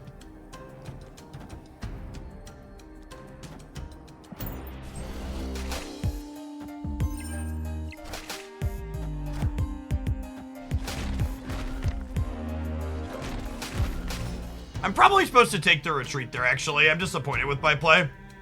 I was thinking we were still so far behind we had to stay, but that actually just wasn't true anymore, because we would have been 1-4. Meaning I could have just won the next 2 and bailed out on this one. So we're obligated to stay in now because of my mistake, but we shouldn't have to be. We should have played better.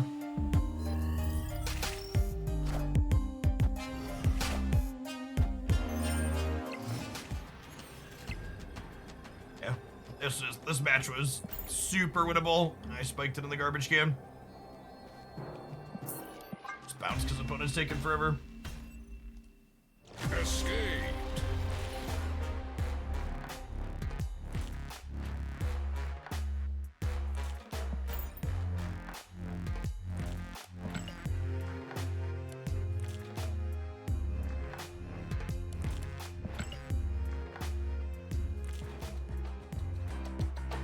So there's the latest Marvel Snap conspiracy theory from people that don't understand statistics is that locations inside of a Conquest match are batched, meaning that the conspiracy theorists who have the oxygen cut off to their brain by their tinfoil hats think that locations are more likely to reappear inside of a match of Conquest. And the number one thing that consistently humans fail to do is when you ask a human to generate a random set of things, they don't actually generate a random set of things. They generate a things that's uniformly distributed but in a random order.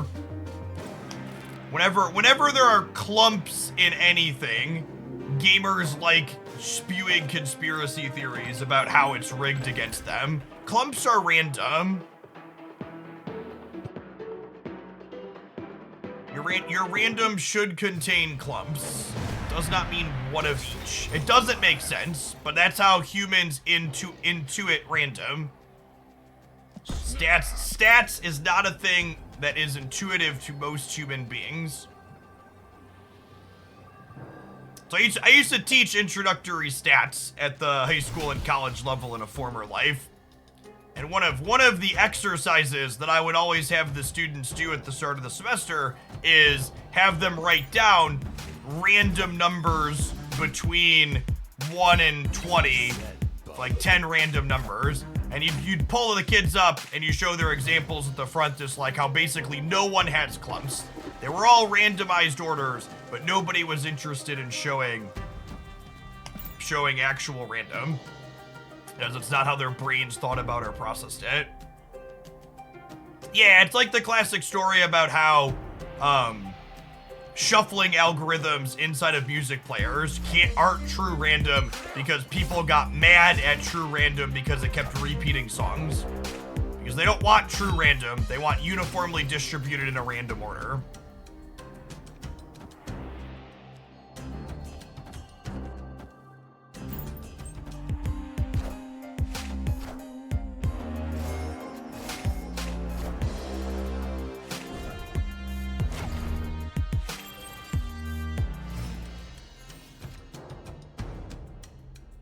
Is Gambit bad here with the Valley of the Hand? I mean, it's all bad here for us, chat. Our deck sucks.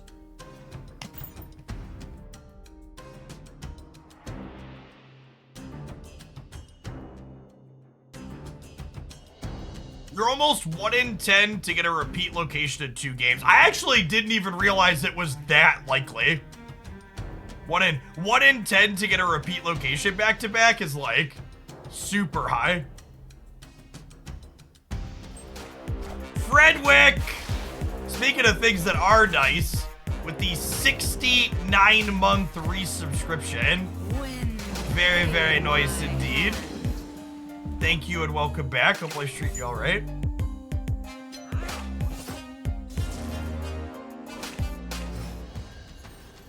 How many locations are there in total? No, not only are there a lot of locations in total, but some of those locations have more likelihood to appear than others, right?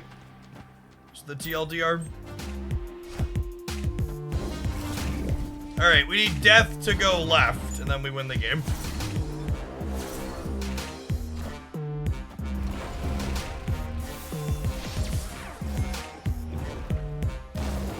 Never lucky rubber ducky.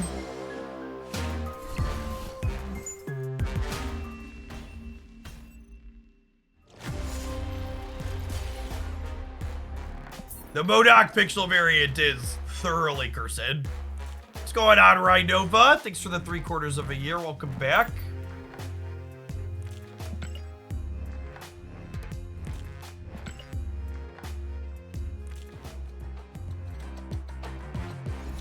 I think the density of common locations is pretty reasonable. I think having repeats periodically is fine. It adds an element of consistency to the game.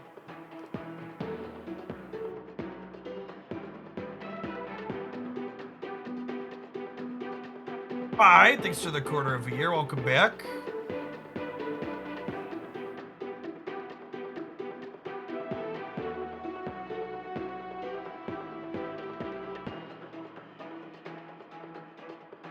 The best Spotlight Caches video is performing very well this morning so far. Excited to dig into the comments and see what people think of our editor. For the regulars that haven't been around in a second, I'm trialing a few different channel editors for the YouTube side. Looking for someone full-time over there, and I've given 3 different people a test run to see what they could do for me. We had someone do a few last week, or 2 different people do a handful each this week.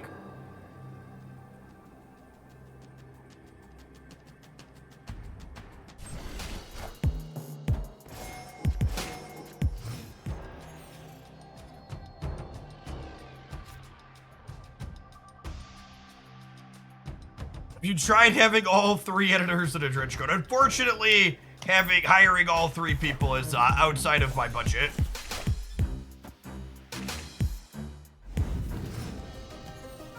We have small children to feed.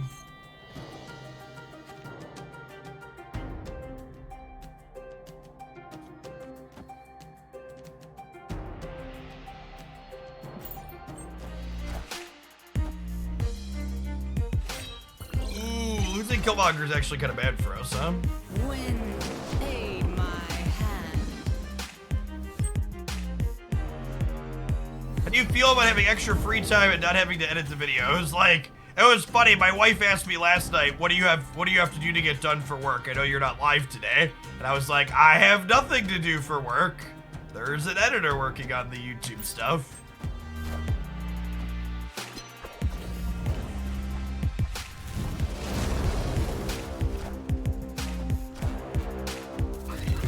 You let them all know you're trialing 3 people and you'll be picking the best. Yes, I was upfront with all 3 applicants about the amount of money the position would pay and that I would be sampling a few different people.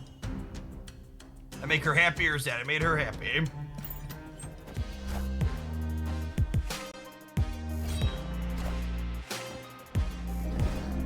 Today's video and yesterday's video were both by number 2.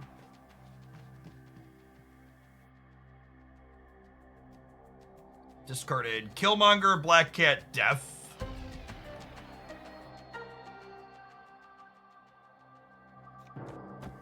I'm gonna Hella so that way I can clear out the center here, right? I did give them feedback after yesterday's video, although it's worth noting they had today's edited before that feedback happened.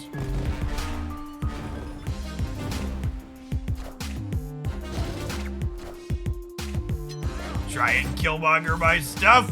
Only I Killmonger my stuff, opponent. Ah.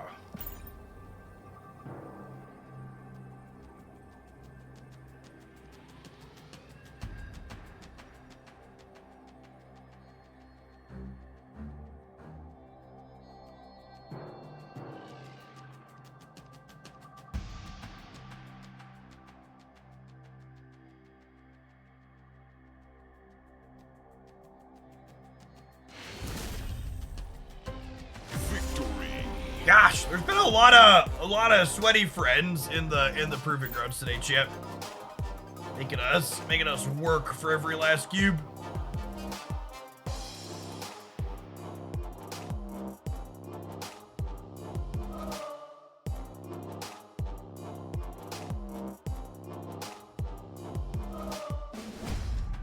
Destiny will arrive.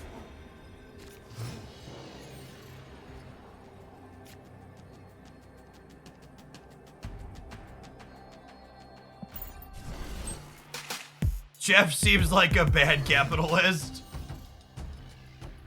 I am properly capitalist in the ways that I view as ethically appropriate to be capitalistic. Which is a mouthful to say that I'm a bad capitalist, but, you know, it is what it is.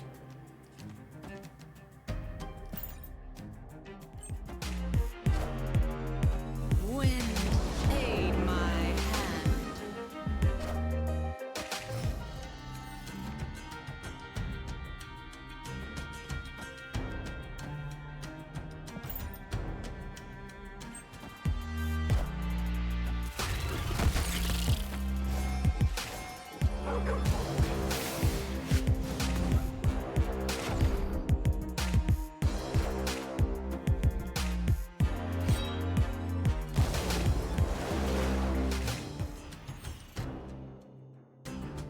Jeff's not a capitalist at all. He doesn't have the capital to control the country. Hey! I own a house, thank you very much. I have capital.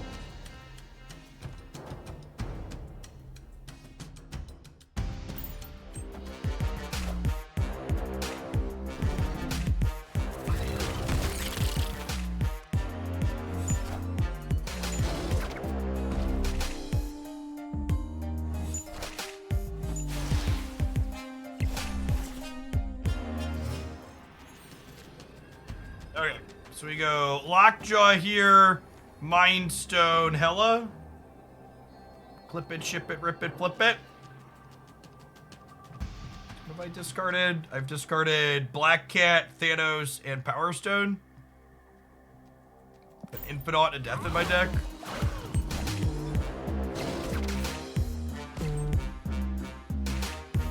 Got a Surfer here for the last card. Neighborhood Spider-Man here. Spooderman. Alright, high probability to win this game. High probability to win this game. That'll do, pig. That'll do. There's my gal. There's our gal. They're just gardening away. Flooping our friends into play. Rhyme time sign.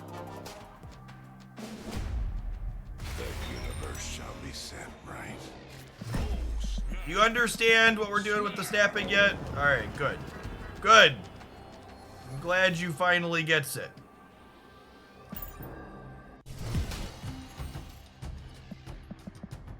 Wait, did they not snap back? I thought they snapped me back. Rip.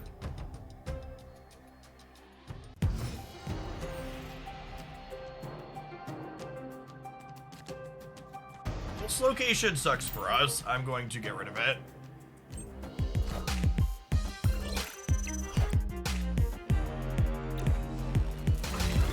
My biggest regret is not buying that Hella. Would you say you have a fear of having missed out? Would it be accurate to state that?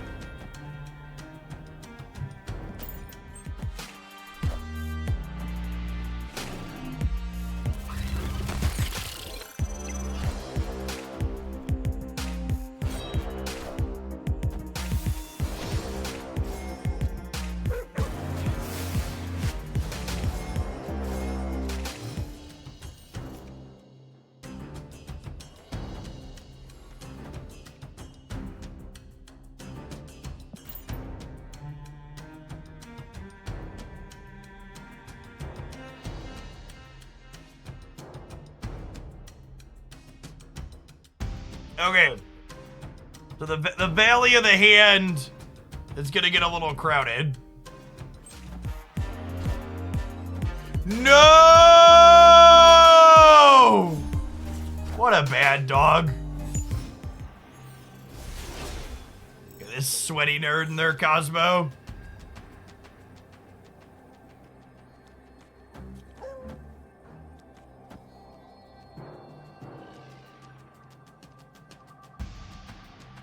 There's 11, 12, minus 4, they go to 5.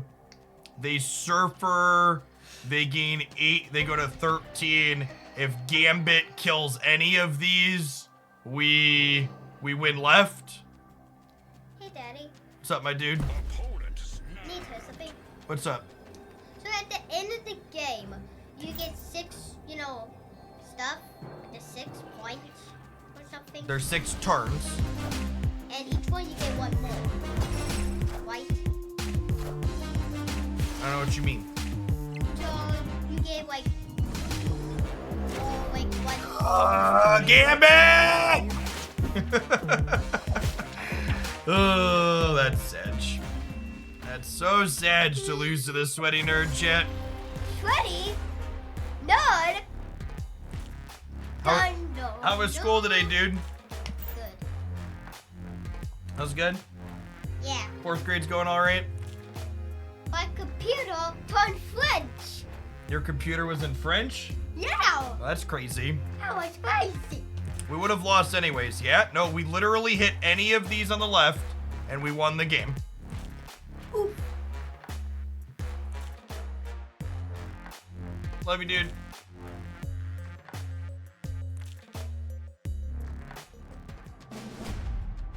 The universe shall be set right. It would have had +2 bid from the surfer. Yeah, but they would have had -3 from losing the Baxter building, and we would have had +3. So it would have been a 6-point difference. Roll my kids. Jakey is 9, and then Declan is 8, and Haley is 3.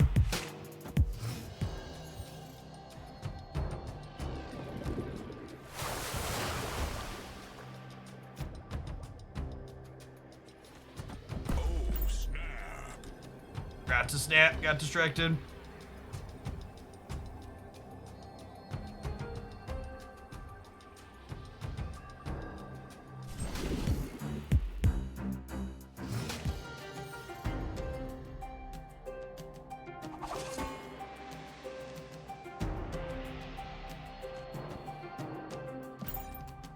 The kids start school at 4 or 5. Kindergarten is 5.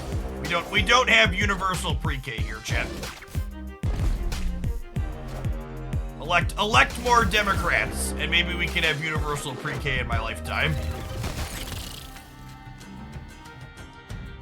Something my country could desperately stand to have. Wind, aid my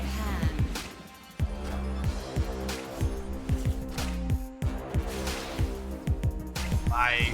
My wife and I currently pay $1,400 USD per month for childcare for our toddler.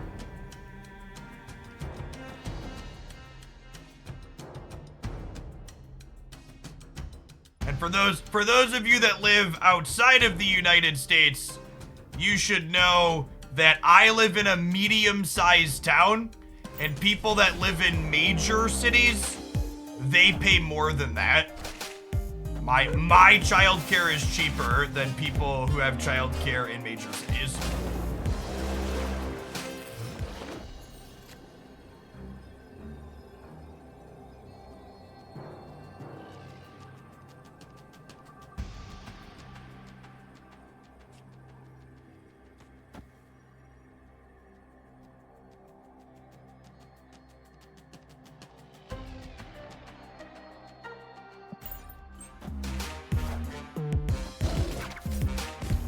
Yikes. Alright, the sweaty nerds are gonna win this one, chat. Cosmo got us.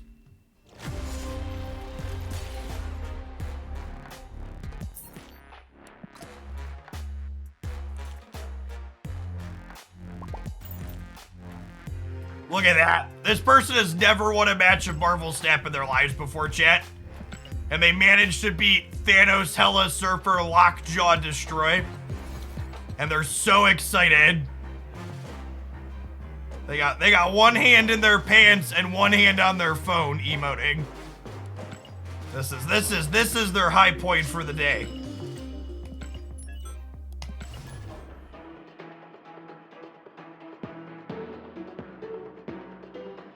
That's silver. That's called the proving grounds, chat. They have proven themselves.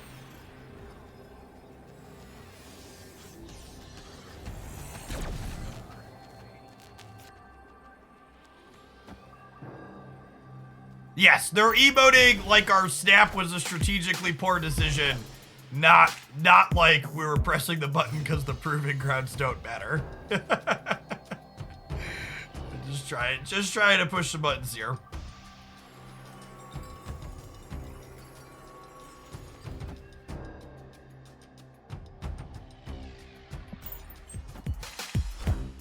If you go to the front page of my YouTube channel, I believe it's the first playlist is all of the deck highlight videos.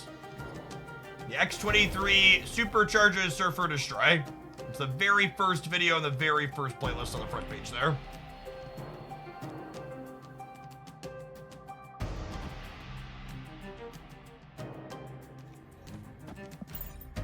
Good to have you here, Nephilim. Hope your day's going well.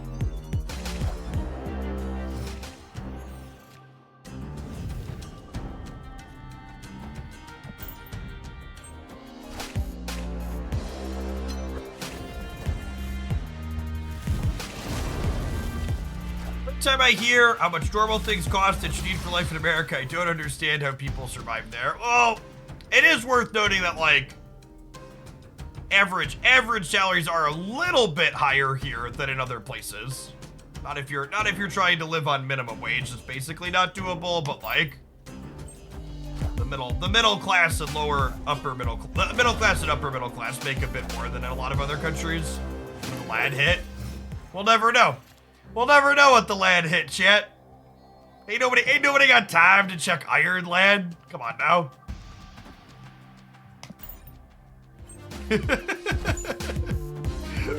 Rested pepperonis. All right, it all comes down to Brood. Brood!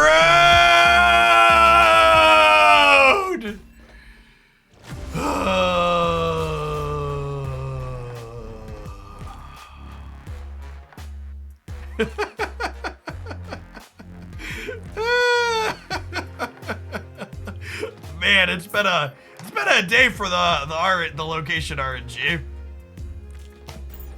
It has truly been a day for the location RNG. Your danger rooms seem to have a different chance than theirs. That's accurate. Right, I had Bro crank my danger room difficulty up to make the games more fair to my opponents.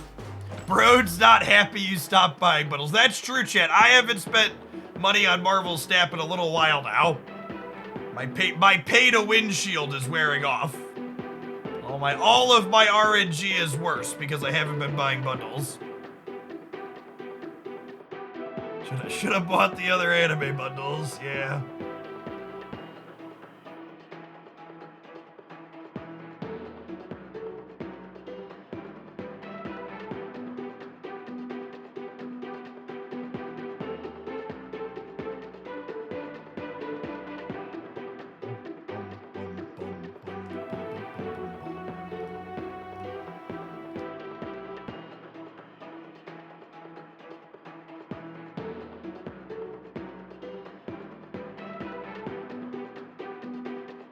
Not bought the most recent bundles. I bought the anime Black Widow because I like the art. And I bought the Pro bundle, but like I skipped the Death bundle. I think I'm skipping the Red Skull one too. I don't love the Red Skull variant, and I just don't need resources. I'm sitting on 10,000 gold. I've got 60,000 tokens. I've got 20 spotlight caches. And like next month, 2 of the cards are data mined to be Series 4 releases. Like I'm not gonna need more resources anytime soon. Yeah, like for a long time, I was just buying every high value bundle that existed, which gets you way more resources than you actually need to keep up with card releases. Yeah, I mean, the Death Bundle was good, but like continuing to buy every good bundle like the Death Bundle is how I got to the pile of resources I have now. Alioth is the only card coming directly to Series 5 next month based on data mines. And obviously that could change, data mines, etc., but...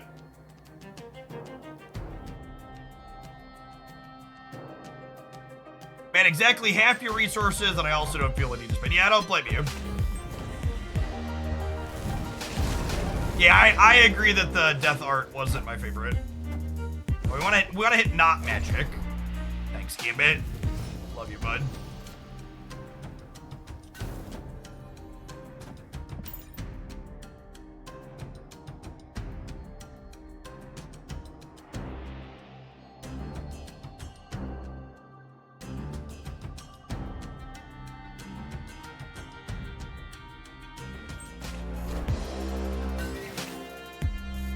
Okay, nailed it.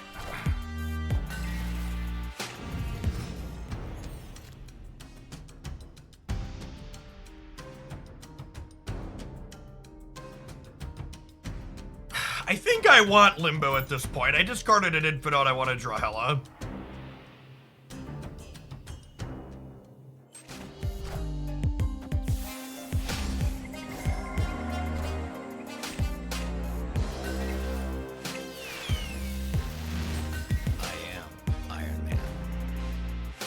Yikes. Well, I was leaving Nidvaler there on purpose.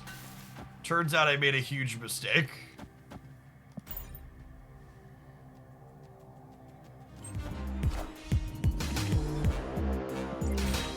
Still 7 cards in my deck because of all the stones here, unfortunately. Probably dead. There's Miguel. There's Miguel. Just had to have faith, chat. We're actually not going to be able to bring everything back. My discard pile is Soulstone, Magic, Black Cat, Infinite.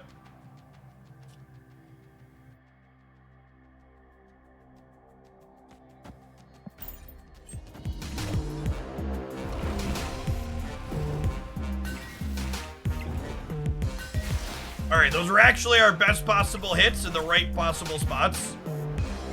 Let's see how their Hella treats them.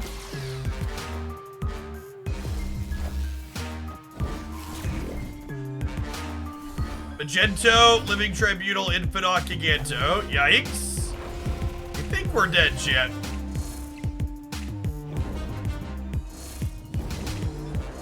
Very, very, very dead. Very, very, very dead. We won Nidvaler.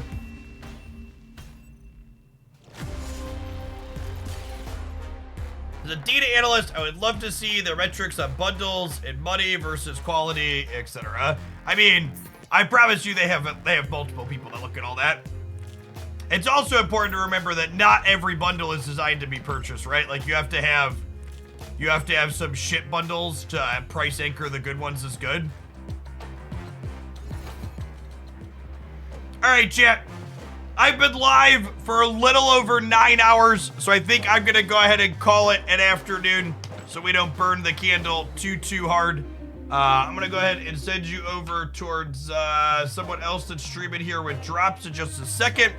Do remember that if you are someone that enjoys my stuff, I'm sampling YouTube editors this week. So if you haven't had a chance to catch up on my last few videos, I had a new editor pick up for yesterday and today, and then a different one in the few days before that. So if you're someone that watches a lot of my YouTube side stuff and you want to give me feedback on what their work is in the comments, I would appreciate it.